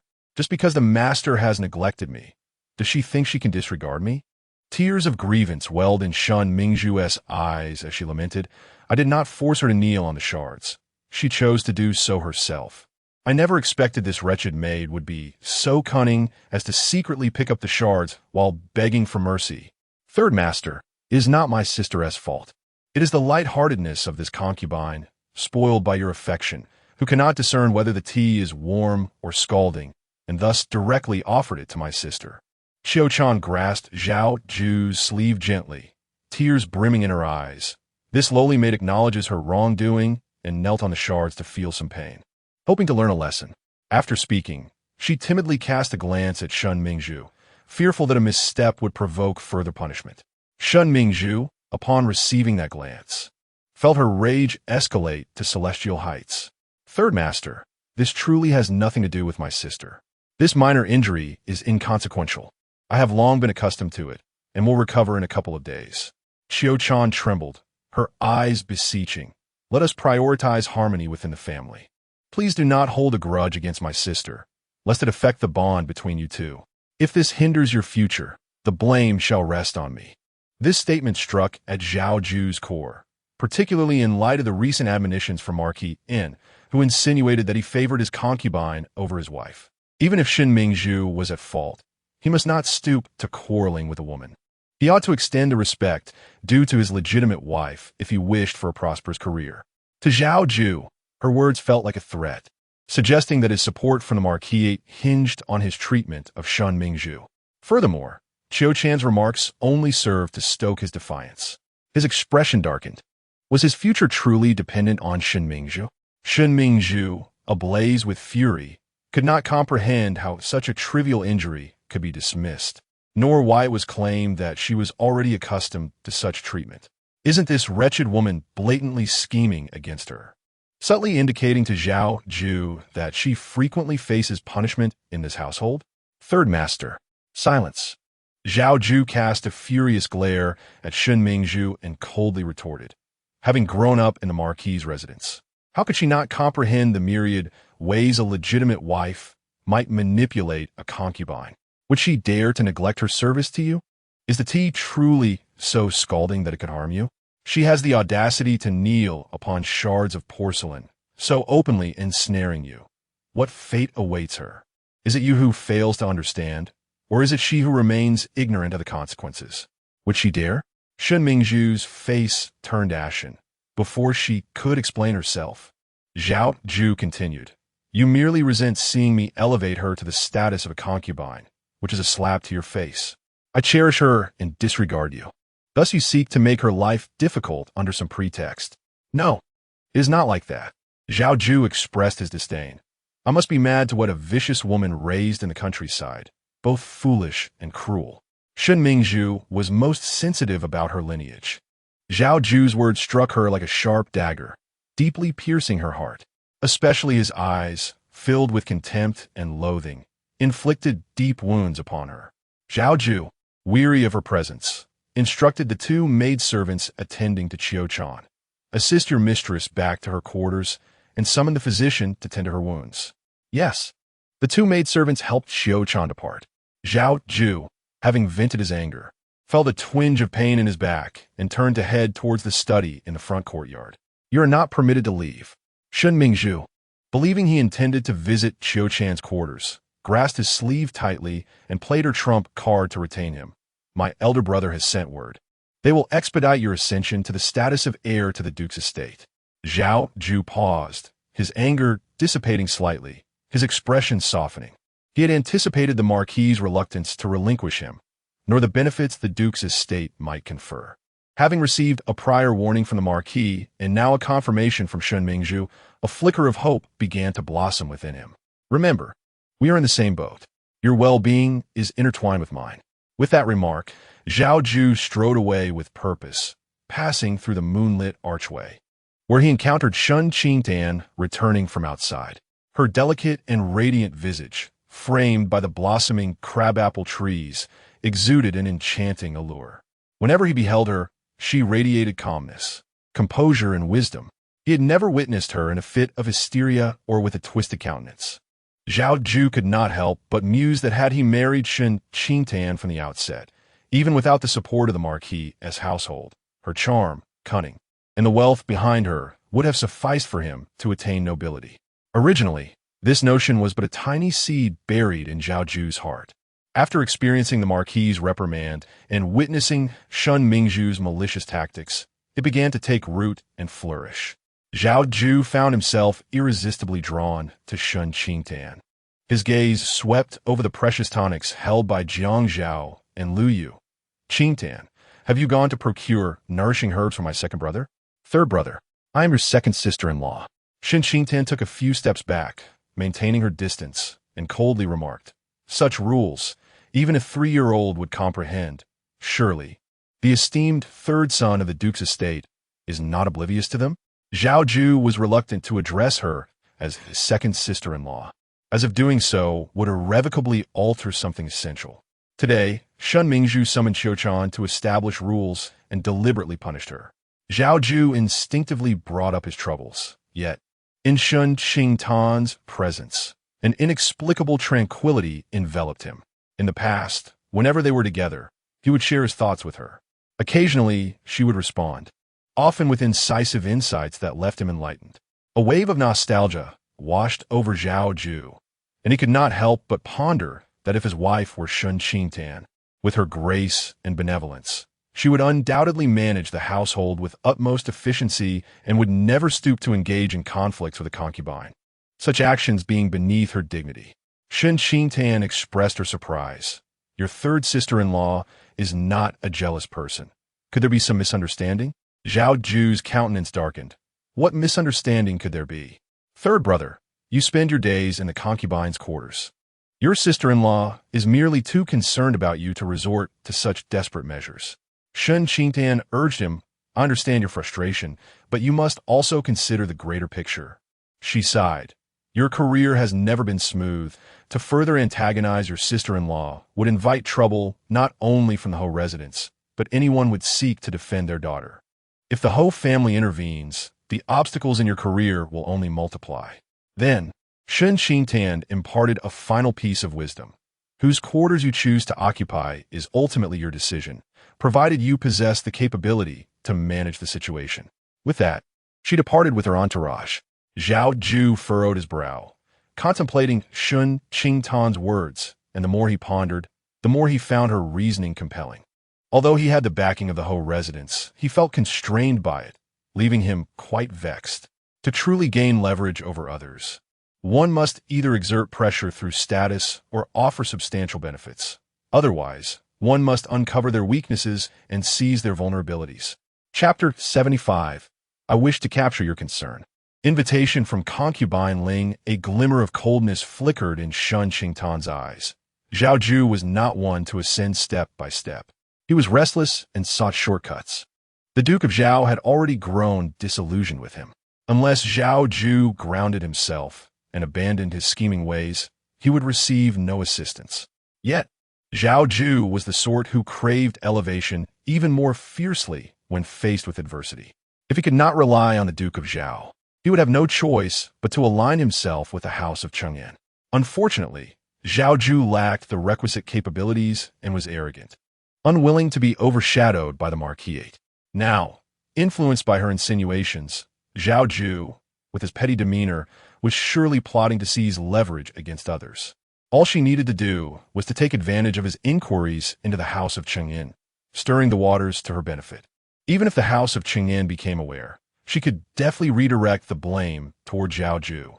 Shen Qingtan's objective was crystal clear. Once she toppled the House of Chengyan, Zhao Yu and Xin Mingzhu would lose their support and pose no threat. Second madam, you have returned. Chun Jiao greeted as she spotted Jiang Zhao and Lu Yu laden with items, rushing over from the corner. Shen Qingtan cast a glance at Chun Jiao, who had been thrust into her chamber by Shen Mingzhu during the wedding. On their wedding night, she had brandished their contracts to assert her authority, but soon sent them back to Shen Mingzhu, who adamantly refused to accept them yet again. Neither in their new mistress's residence nor in their old one were they welcomed. In a bid for survival in the courtyard, they sought to pledge their loyalty to her. Ever since Qiu Chan became Zhao Yu's concubine, Chun Jiao had become more subdued, merely hoping for an opportunity to impress her. Shen Qingtan replied as she entered the room, casually inquiring, has anything occurred in the estate? As Chun Jiao assisted her in washing her hands, she quietly relayed the happenings in the second house. I grew up in the Marquisate alongside Qiu Chan. Her cunning surpasses that of the third madam. Shen Qingtan found herself in agreement. Qiu Chan's wits were sharper than Shen Mingzhu's, and she was sufficiently ruthless towards herself. Presently, Shen Mingzhu's relationship with Zhao Yu was at an impasse, while Qiu Chan basked in favor. At most, Shen Mingzhu would impose a minor punishment to vent her frustrations while simultaneously probing Zhao Yu's sentiments. Should Zhao Yu remain indifferent, Shen Mingzhu would only escalate her actions, never allowing Qiu Chan to be hurt from the outset. It seemed Qiu Chan had surmised Shen Mingzhu's intentions and was unwilling to submit meekly to punishment. Hence her deliberate choice to kneel on shards of porcelain. This served a dual purpose. First, to provoke Zhao Yu into stumbling upon the scene, sowing discord between the couple. Second, by injuring herself, she could avoid adhering to Shen Mingzhu's rules for a time, thus evading further torment. Contemplating this, Shen Qingtan wiped her hands with a handkerchief. The more tumultuous the second house became, the better. Each of Shen Mingzhu's disturbances would etch another mark against the marquisate in Zhao Yu's mind. For in Zhao Yu's eyes, Shen Mingzhu's arrogance stemmed solely from the support of the marquisate. Chen Jiao brought up another matter. Second madam, Prince Yu visited the Duke today. After his departure, the Duke went to see the matriarch. Shen Qingtan pondered for a moment, growing increasingly certain that concubine Ling had come seeking a title. Previously, she was utterly perplexed about how the Marquis of Chengyin managed to convince Zhao Yu of their capability to elevate him to the position of heir. It was only from the moment the Prince of Yu appeared that she unraveled the intricate connections. Duke Zhao owed a favor to concubine Ling. Should she voice a preference for the heir, Duke Zhao would likely acquiesce. Furthermore, the Marquis of Qin was aligned with the Prince of Yu, and Zhao Yu was the Marquis's son-in-law. If the Marquis requested the Prince's assistance, the Prince would undoubtedly comply. Should Zhao Yu ascend to the Duke's estate, it would significantly bolster the Duke's support for the Prince of Yu, thereby enhancing his prospects in the succession struggle. Concubine Ling, aware that Duke Zhao remained loyal solely to the Emperor and refrained from engaging in the contest for the throne, had never fostered relations with him, thus wisely applying her favor where it mattered most. Contemplating matters of nobility, Shen Qingtan could not help but think of Zhao Yu, wondering about his health. She sat restlessly on the wrought-tan couch, picking up a sewing basket to distract herself. As the clock neared the hour of Zhao Yu's usual return, she tidied her appearance and asked Lu Yu to accompany her to the corner gate to await his arrival. 2/4 of an hour passed, and the sky gradually darkened. Lu Yu peeked out the door and, seeing no carriage approach, asked, "Second madam, will second master return today?" Suddenly, she exclaimed, "A carriage is coming." Shen Qingtan quickly supported herself against the doorframe and stepped outside, spotting a carriage coming to a halt as the master emerged. She stood momentarily in surprise, then bowed respectfully. "Father, may you have peace." The master smiled warmly and inquired, "Daughter-in-law, are you waiting for a year?" Shen Qingtan replied, "I heard that second master is unwell. He usually stays in the palace until he recovers before returning home." The master reflected on the fact that his son had not even left a word of communication, leaving his daughter-in-law anxiously waiting at the door. Had he dared to do so, she would have long since wielded a spear against him. Considering his son's frail physique, he felt compelled to offer an explanation. He should send someone to inform you. He resolved to dispatch a messenger to the palace to remind Zhao Yu to convey a message to Shen Qingtan. Shen Qingtan nodded slightly. "I understand. You should return and rest." The master departed with his attendants. Shen Qingtan cast a glance at the empty street and contemplated inquiring with the matriarch about a way to visit Zhao Yu in the palace. Noticing her mistress's low spirits, Lu Yu prudently refrained from mentioning Zhao Yu as Shen Qingtan turned to re-enter the estate. She had only taken a few steps when she heard the sound of hooves behind her. Pausing briefly, she considered turning back to look, but recalled the master's words, ultimately suppressing her urge to avoid disappointment. After advancing a few more steps, she could no longer resist the temptation and turned to gaze outside. A strikingly handsome man stood by the carriage, the moonlight and lanterns casting a soft glow around him, capturing her gaze. In that instant, she was rooted to the spot. Zhao Yu approached her, covering his mouth with a handkerchief to cough lightly before stopping in front of her, his eyes sparkling with a gentle smile. "Have you just returned home?" Shen Qingtan remained silent, her gaze fixed upon his pallid countenance, noting the faint bluish hue of his lips. Zhao Yu, sensing the unease in her expression and realizing that she was accompanied only by Lu Yu, without Jiang Chao, inferred that she had not left the residence. Suddenly, a thought flashed through his mind. Zhao Yi's eyes deepened with contemplation as he gently inquired, "Are you waiting for my return to the residence?" Shen Qingtan replied, "I heard that you have caused quite a stir in the Imperial Medical Institute, so I came to verify the rumors." After all, the second master showed no signs of worsening health when he entered the palace this morning. It was evident that she did not wish to cause him worry. Zhao Yu discerned the underlying meaning in her words and sighed softly. "In the end, it seems I have caused you concern." Shen Qingtan glared at him, retorting, "Who said I was worried about you?" "Ah, You merely wish to dispel the rumors. It is I who desires your concern. Zhao Yu observed her speechless demeanor and cleared his throat lightly, a smile gracing his lips. I disregarded the emperor's objections to leave the palace simply to return and see you. Has my wish been fulfilled? Shen Qingtan realized that this man found amusement in teasing her. Nonetheless, as she watched his slender figure retreat, she murmured softly, just a little. Zhao Yu halted, turning partially to face her, his eyes sparkling with mirth as he gestured with his thumb and little finger. Then my wish has indeed been granted. After a brief pause, he composed his expression and stated, I have something to inform you. Shen Qingtan also came to a stop, her heart fluttering at his sudden seriousness. He continued, Imperial concubine Ling has invited you to enter the palace tomorrow. Shen Qingtan? Chapter 76. Shen Mingzhu seizes the limelight from Shen Qingtan, having learned from Zhao Yu of her audience with the esteemed Ling Guifei. Shen Qingtan promptly conferred with the matriarch regarding her forthcoming palace visit that very night. At the break of dawn the following day, she arose to prepare herself and subsequently made her way to Shan Hall. Upon entering the main chamber, Shen Qingtan's eyes sparkled with delight at the sight of the matriarch. As the lady of Zhao, the matriarch donned a more elaborate attire for the palace visit. At that moment, she adorned a zhai crown atop her head, complemented by a pearl-encrusted hairpin, and wore a round-collared ceremonial robe embellished with colorful auspicious cloud patterns, as well as intricately embroidered sleeves and a hem featuring auspicious motifs. Shen Qingtan carefully scrutinized her grandmother. Clad in her ceremonial attire, the matriarch exuded an even greater sense of authority. She performed a respectful bow. Greeting, may you enjoy longevity. Grandmother, have you partaken of breakfast yet, my dear? The matriarch, holding a royal staff, regarded her with warmth. It is still early, if you have not yet dined. You are welcome to share a light meal with me. I have already eaten, grandmother.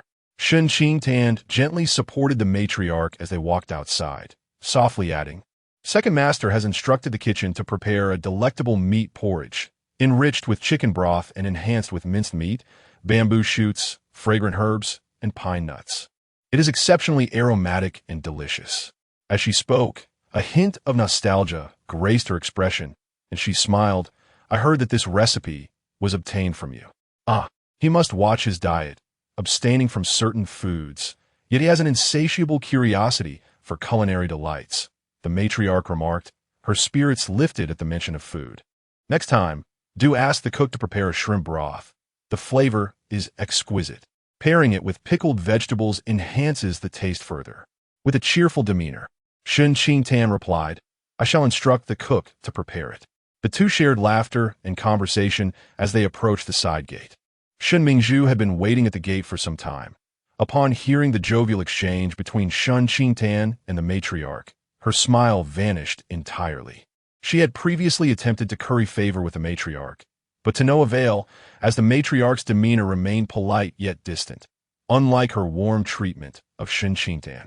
Grandmother, second sister, Shen Mingzhu composed herself and bowed. Yesterday, the esteemed Guifei invited me to the palace, and I have been waiting here for you to enter together. Earlier, when Emperor Jingyan summoned Shen Qingtan to the palace, Shen Mingzhu had wished to accompany her, but was rebuffed by the matriarch. Thus, upon receiving the invitation from Ling Guifei, she refrained from approaching the matriarch, fearing it would jeopardize her own chance to experience the palace. Hence, she had chosen to wait at the gate early this morning. Moreover, she harbored a tinge of pride, wishing to showcase that she, too, could gain entry to meet the nobility, even if they did not include her. The matriarch furrowed her brow, fully aware of Shen Mingzhu's ulterior motives. Choosing not to elaborate further, she simply instructed, let us board the carriage. Noticing the matriarch's cool demeanor, Shen Mingzhu bit her lip in a semblance of grievance and followed Shen Qingtan into the carriage. Once inside, the matriarch closed her eyes to rest, while Shen Qingtan became lost in thought, contemplating Ling Guifei's intentions. Meanwhile, Shen Mingzhu sat beside them, covertly observing the matriarch and Shen Qingtan, noting their indifferent reaction to her presence in the palace, devoid of any astonishment. Like a meticulously planned surprise, intended to astonish the crowd, only to meet with lukewarm reactions, leaving her with a profound sense of disappointment. She secretly resolved to compete for the favor of the beloved concubine, aiming to overshadow Shen Qingtan. The group remained silent until the carriage halted outside the imperial city, where they exchanged it for a palanquin to arrive at the Yangxiang Palace of concubine Ling. Shen Qingtan supported the elderly matriarch with her right hand as they entered the hall together. Shen Mingzhu hurried to assist with the left, cautiously observing Shen Qingtan. Upon entering the palace walls, she was awestruck by the grandeur of the palace, her nerves taut, daring not to cast her gaze elsewhere. Mirroring Shen Qingtan's demeanor in her actions. "Esteemed concubine, I pay my respects," Shen Qingtan declared, maintaining her composure and dignity while bowing alongside the elderly lady. Shen Mingzhu, filled with anxiety, felt her palms sweat and her body stiffen as she bowed. "Madame Zhao, there is no need for such formalities," concubine Ling stated from her position of authority, instructing a palace maid to assist the elder lady to her seat. "I have summoned you to the palace today out of necessity." The elder lady smiled gently, responding, "Your Highness is concerned for the late Empress, wishing to prepare grand memorial rites for her. As the late Empress's birth mother, it is only natural for me to lend my efforts." Seeing the elder lady's lack of discontent, concubine Ling seemed to relax. "My sister has been visiting me in dreams these past few nights, and I often find myself reminiscing about her life, especially during my brief stay at the Duke's residence, where we shared a sisterly bond, eating the same meals, wearing the same clothes, and playing on the same bed. At that time, you treated me almost like a daughter, but since entering the palace, I have been unable to visit you as I once did." As concubine Ling spoke, her eyes glistened, and she dabbed at the corners with a handkerchief. "I long for my sister, and yearn to see you, which is why I seized upon the occasion of the memorial rites to invite you to the palace." The elder lady's expression turned wistful, her eyes misting. "I have lost my composure and have caused you distress." Concubine Ling gradually composed herself, turning her gaze to Shen Qingtan and Shen Mingzhu, her tone warm and inviting. "It seems I have provided a spectacle for the younger generation." She then ordered refreshments to be served, delicacies prepared with great care, all favored by Empress Yuanrong. The elder lady, overwhelmed with emotion, found it difficult to detach herself from her sorrow. Noticing this, Shen Qingtan swiftly remarked, "Your Highness's profound affection for my aunt is truly touching. How can we dare to mock?" Shen Mingzhu quickly added, "Your Highness's bond with my aunt surpasses that of flesh and blood, akin to the legendary friendship of Guan and Bao. How could we ever mock?" At these words, concubine Ling cast a sidelong glance at Shen Mingzhu. Upon receiving the concubine's attention, Shen Mingzhu's heart raced with excitement, feeling a subtle sense of triumph over Shen Qingtan. Shen Qingtan felt a flicker of annoyance and shot a sidelong glance at Shen Mingzhu. Shen Mingzhu, catching the expressionless visage of Shen Qingtan, felt an even greater sense of elation. Surely, Shen Qingtan must be envious of her for stealing the limelight. In the next moment, concubine Ling furrowed her brow slightly, pondering, is this woman the daughter of the Marquis Qingyan, lost in the countryside? The bond between Guan and Bao is surprisingly misinterpreted as Bao's affection for Guan. Even those who struggle to articulate their thoughts dare to vie for attention. Ling Guifei, with her discerning gaze, shifted her attention to Shen Qingtan. Clad in a gown of xiangfei hue, intricately woven with gold threads and adorned with flowing sleeves, it elegantly concealed the waist of her golden skirt, accentuating her tall and graceful figure. Particularly striking was her countenance, with almond-shaped eyes and a delicate complexion, captivating all who beheld her. It is no wonder that Zhao Yu was ensnared by her charm. Despite the emperor's efforts to retain him, he insisted on returning to the duke's residence, evidently unwilling to part from the enchanting beauty within. Before their marriage, had Zhao Yi's condition worsened, he would have remained in the palace to recuperate before returning home. It was precisely due to Zhao Yi's regard for Shen Qingtan that she contemplated summoning her. Observing Shen Qingtan, who displayed a serene composure, neither flustered nor ostentatious, Ling Guifei's previously furrowed brow gradually relaxed. Zhao Yi had previously brought his wife to meet the emperor, Yet he had not introduced her to Ling Guifei, which piqued her curiosity even further. Today, she resolved to summon them both into the palace for an introduction. With a smile illuminating her features, Ling Guifei remarked, "Upon this first encounter, she is indeed strikingly beautiful, regardless of whether she is Zhao Yu's wife or not. Any gentleman fortunate enough to marry her must cherish her dearly." Shen Qingtan's cheeks flushed with embarrassment at the jest, while Shen Mingzhu, taken aback, clenched the fabric of her sleeve in confusion. It was clear that her words had drawn Ling Guifei's attention. Yet curiously, it was Shen Qingtan who received the praise. Chapter 77. She slaps Consort Ling in the face. Consort Ling continued, "If you have no other matters, do come to the palace frequently to alleviate my boredom. Coincidentally, is on duty in the palace, and you two can return home together." Shen Qingtan felt a subtle stirring in her heart. Consort Ling's demeanor towards her was excessively warm, seemingly intent on fostering a closer bond.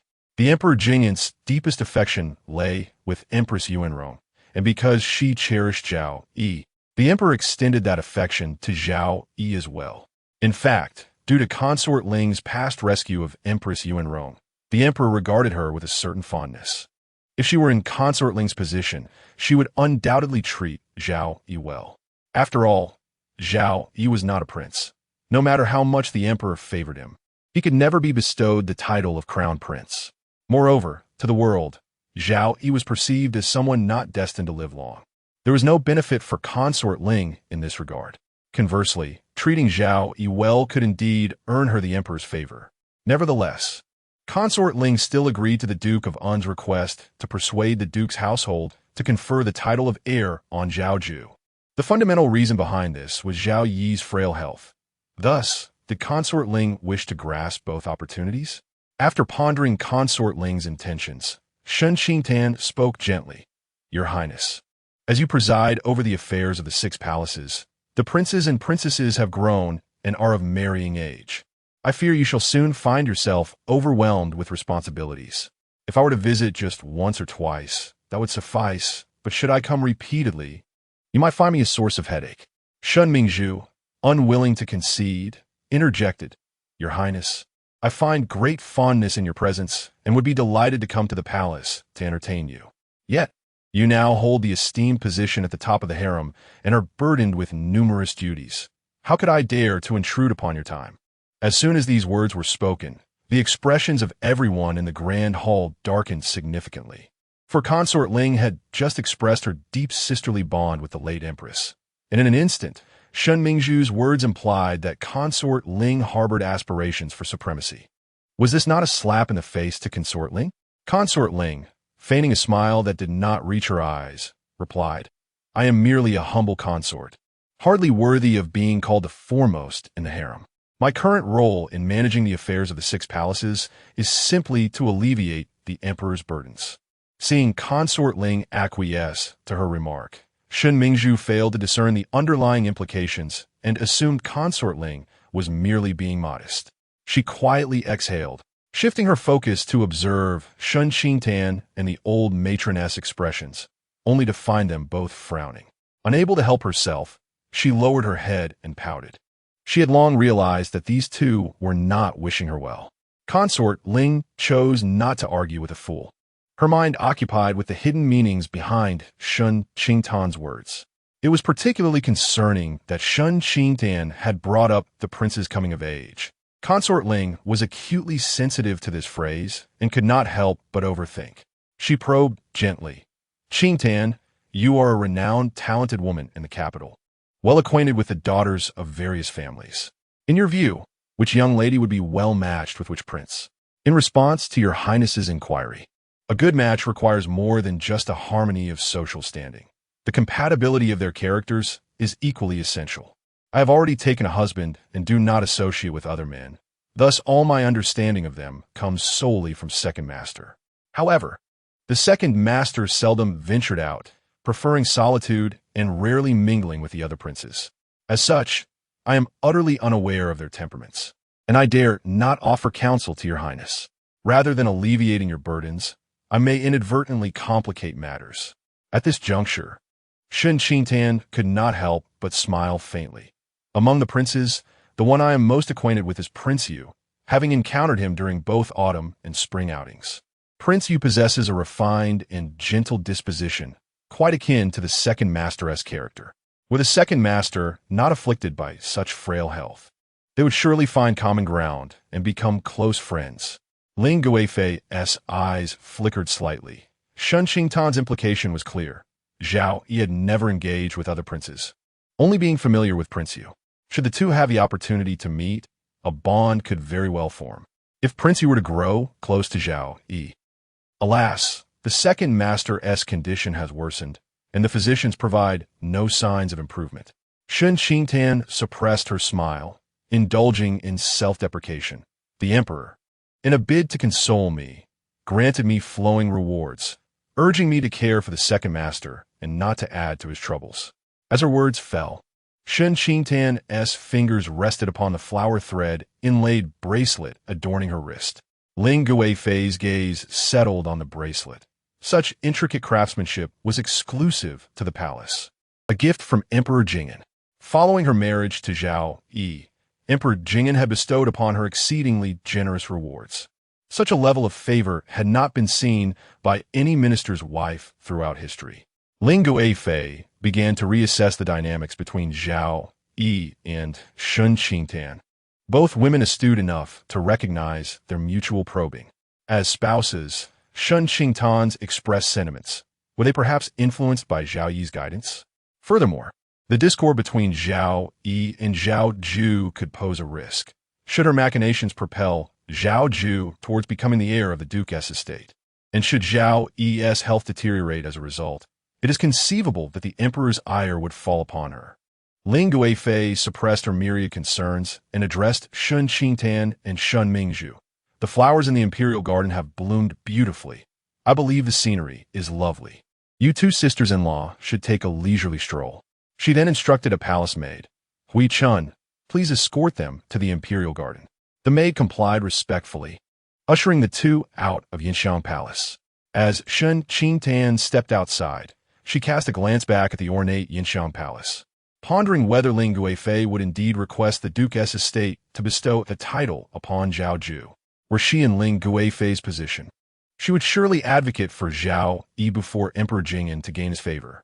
After Zhao Yu's passing, she could leverage that goodwill to ensure Zhao Ju's position as the heir of the duke's estate, securing both paths. Shen Mingzhu, equally preoccupied, felt discontented. For no matter her words, Ling Guifei had never regarded her with favor, instead choosing to elevate Shen Qingtan. This left her feeling stifled and anxious. Their thoughts wandered far from the beauty of the garden, and even when the matriarch emerged from Yinxiang Palace, they found no inclination to admire their surroundings. Once seated in the carriage, Shen Qingtan discreetly scrutinized the matriarch's expression, but the matriarch remained inscrutable, revealing not a hint of her thoughts. However, she remained unhurried. She would soon discover the choice made by the esteemed consort Ling. The Duke's residence would undoubtedly take action within the day. Chapter 78. Words can bring calamity. Seeking a favor, the carriage halted before the Duke Zhao's residence, and the matriarch spoke. After such a long day of turmoil, you may all return to your chambers and rest. There is no need to escort me to the Hall of Peace. Shen Mingzhu interjected promptly, Grandmother, my second brother is recuperating in the manor, and my second sister-in-law should return to attend to him. She said gently, as I have no pressing matters, allow me to accompany you back to the Hall of Peace. The matriarch had initially intended to summon the second mistress to the hall and instruct her to guide Shen Mingzhu properly. Now, seeing Shen Mingzhu's eagerness to escort her, she did not refuse. The matriarch, with a soft demeanor, instructed Tanner, go and keep ear company. Shen Qingtan replied dutifully, yes. The matriarch, leaning on her cane, proceeded to the Hall of Peace, with Shen Mingzhu attentively assisting her.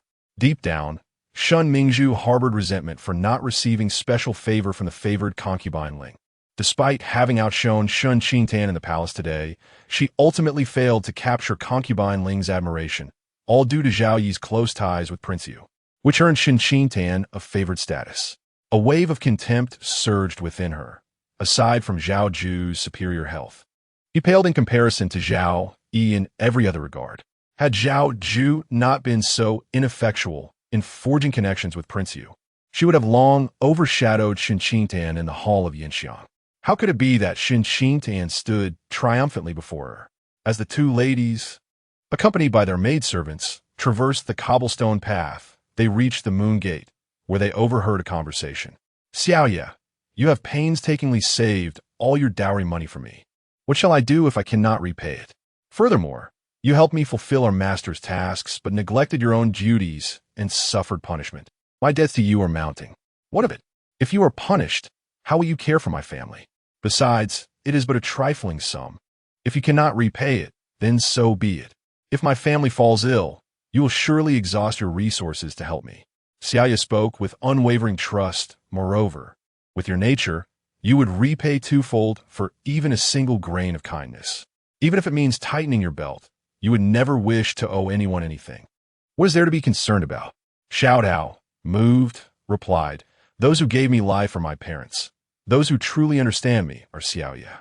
Seeing Xiao Dao's teasing remark, Xiaoye chuckled. "What can I say? We are like the bond between Guanzhong and Baoshuya." Upon hearing this, Shen Mingzhu could not help but scoff internally. A maidservant, illiterate and merely echoing her master's elegant words, was laughable. The critical point was that, while attempting to mimic her master's speech, she had utterly failed, leading to a comical misrepresentation. The phrase Guanbao's friendship was misquoted as Guanbao's affection, clearly referring to the bond between Guanzhong and Baoshuya. Suddenly, a thought struck Shen Mingzhu, and her expression changed dramatically. Guanbaoshi fetino. Yet she inaccurately stated it as Guanbao's affection. Realizing the gravity of the situation, Shen Mingzhu recalled her earlier praises of the bond between concubine Ling and Empress Yuanrong in the hall of Yinxiang, and the look on concubine Ling's face. It must have resembled the way she had just regarded the maidservant. As Shen Qingtan cast a glance at her, it was not out of jealousy, but rather due to her utterance of an inappropriate remark. The irony lay in her belief that it was the maid who had made a fool of herself, when in reality, she was the one who had embarrassed herself. She found herself inferior even to a mere servant. This realization struck a severe blow to Shen Mingzhu, particularly after she discerned the attitude of concubine Ling.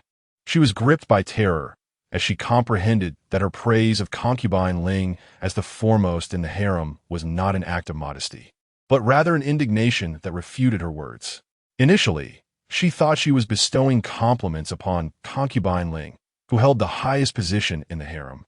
But the more she pondered, the more she felt as if struck by a thunderbolt, wishing desperately for divine retribution to end her misery. With a pallid complexion, she turned to the matriarch, who regarded her with a stoic demeanor and cast a cold glance in her direction. That single look rendered her limbs cold and her heart chilled to the core. The matriarch, without uttering a word, returned to the Shan Hall and took her seat in the principal position, subsequently instructing Mama Wei to summon the second madam. "Grandmother," Shen Mingzhu fell to her knees at the matriarch's feet, confessing her misdeeds. "I, the granddaughter-in-law, acknowledge my error. I should not have acted foolishly before Her Majesty." The matriarch's expression darkened as she swiftly dismissed the maids present in the room. Shen Mingzhu recounted her tragic past, having been separated from her family since childhood and sold for a few pieces of silver to a simpleton as a child bride. That family treated her like a beast of burden, assigning her all household chores, both inside and out. Shen Mingzhu sobbed, her voice trembling. "If I failed to meet their expectations, I would be punished by starvation for an entire day. I often went hungry, weak, and faint-headed, let alone receiving any education in reading or writing. Whenever they were displeased, they would hurl vicious insults at me and vent their frustration by striking me with a firewood stick. That simpleton would imitate them, beating me daily with the same stick. When Third Master found me, my body was covered in bruises, with not a single part unscathed. Tears streamed down her face as she continued. After recognizing my ancestry, I was exposed to the opulence of the marquisate and the excellence of my elder sister. I feared that my parents would disown me, refusing to accept me as their daughter and sending me back. I exerted myself to learn characters, etiquette, and decorum. terrified of bringing shame to the marquise. Over the past 6 months, I have truly endeavored to do my utmost, aspiring to possess talents akin to my elder sister, hoping my parents would take pride in me. At this point, Shen Mingzhu was nearly inconsolable. This is my first visit to the palace, and I wish to present myself well, but my lack of experience led to my careless boasting that angered Her Majesty. The matriarch, witnessing her pitiable weeping, recalled her lineage and considered how she had attempted to mimic Shen Qingtan's manner of speaking, striving to overshadow her. The matriarch softened somewhat, yet her resolve returned. Has not the governess appointed by the marquis instructed you on the importance of cautious speech and prudent conduct in the presence of nobility? Shen Mingzhu stifled her sobs. Ignorance is not inherently dreadful, but the true peril lies in being unaware of one's own ignorance. The matriarch, with a stern countenance, declared, "Many calamities arise from the desire to excel and compete. Today, you have indeed spoken words that have brought forth misfortune. The granddaughter-in-law has already acknowledged her fault." Shen Mingzhu knelt on the ground, humbly beseeching for a favor. "Please assign a governess to instruct my granddaughter in her conduct and manners." The old matriarch genuinely feared that Shen Mingzhu would continue to cause trouble outside, potentially implicating the Zhao family. "You shall return home for now. I shall arrange for a governess to teach you the proper decorum by tomorrow," she replied. Upon hearing that the old matriarch would not punish her, Shen Mingzhu breathed a sigh of relief.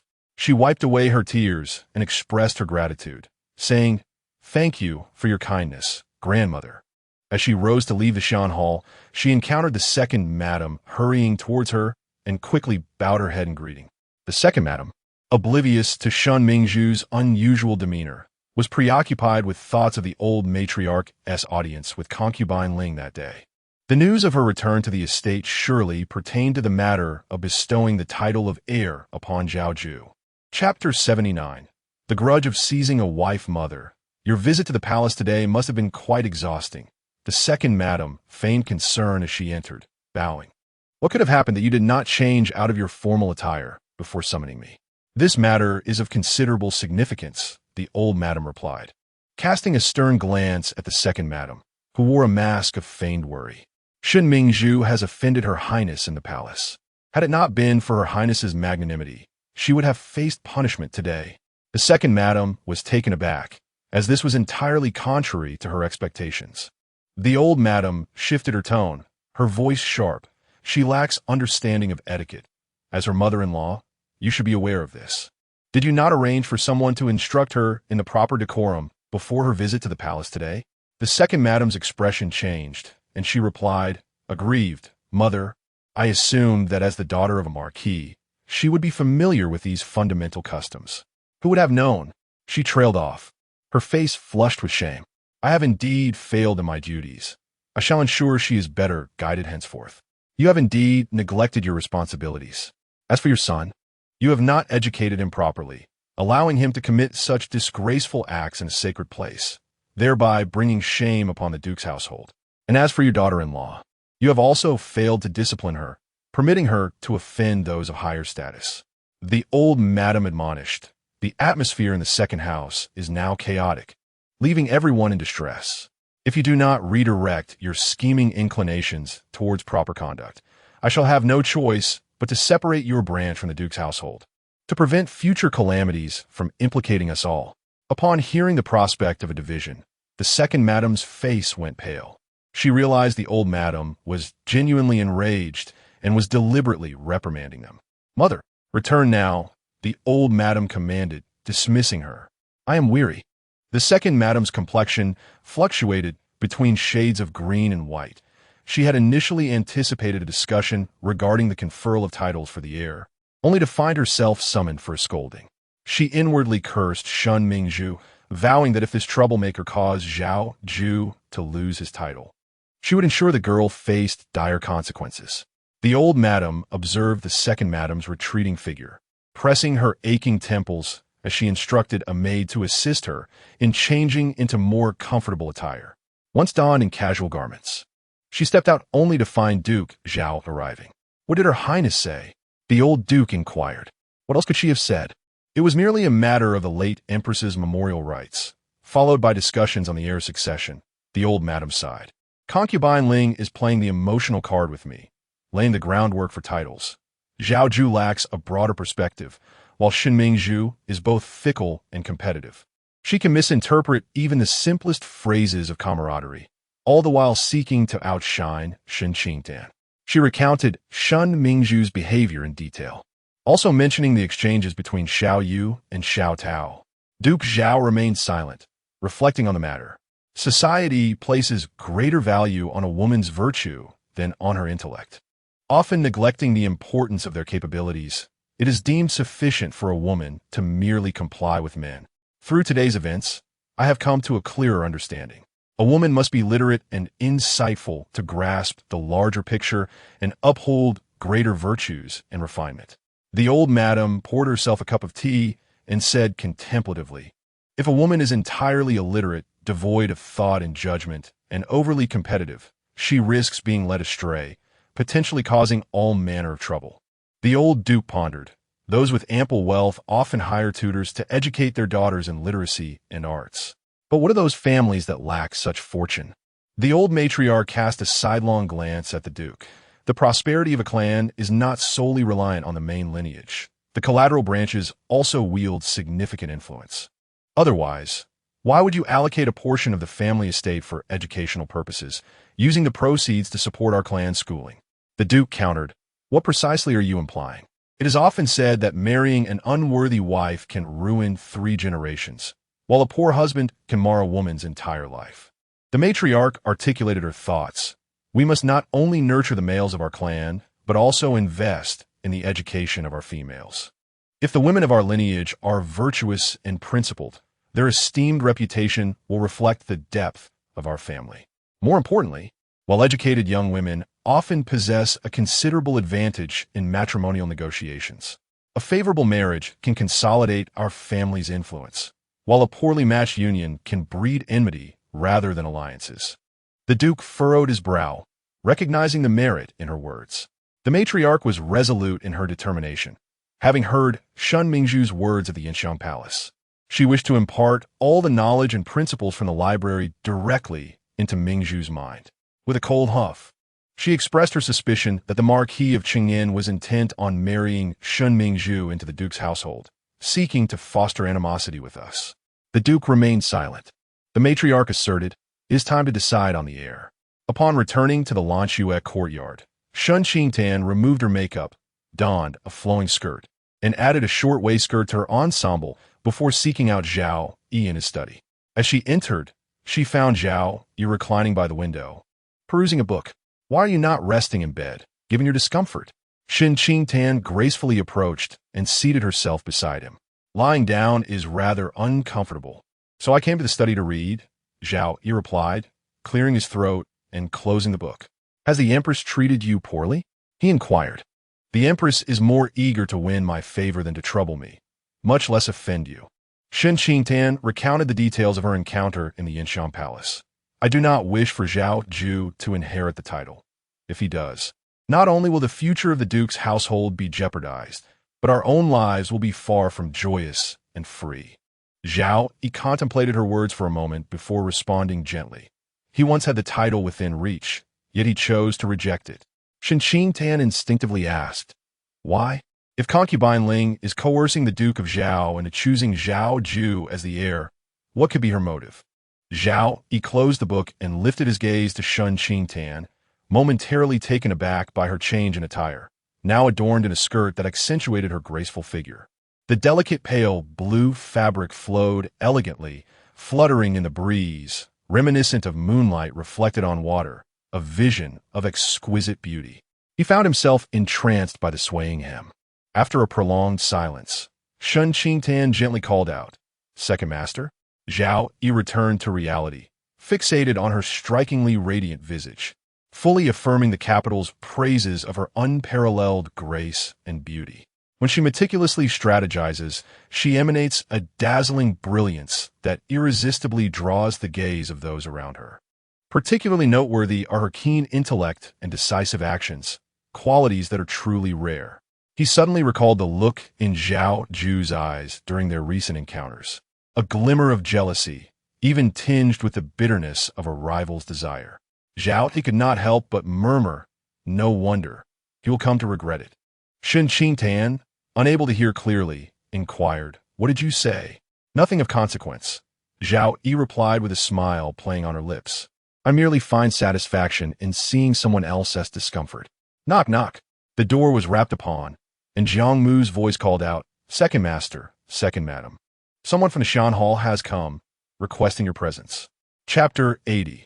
The inquiry of the Duke of Zhao. Shen Qingtan exchanged a glance with Zhao Yu, and in their eyes, an understanding was silently acknowledged. The Duke of Zhao intended to establish an heir. The grandfather had his own considerations. He would not choose an heir merely out of sentiment.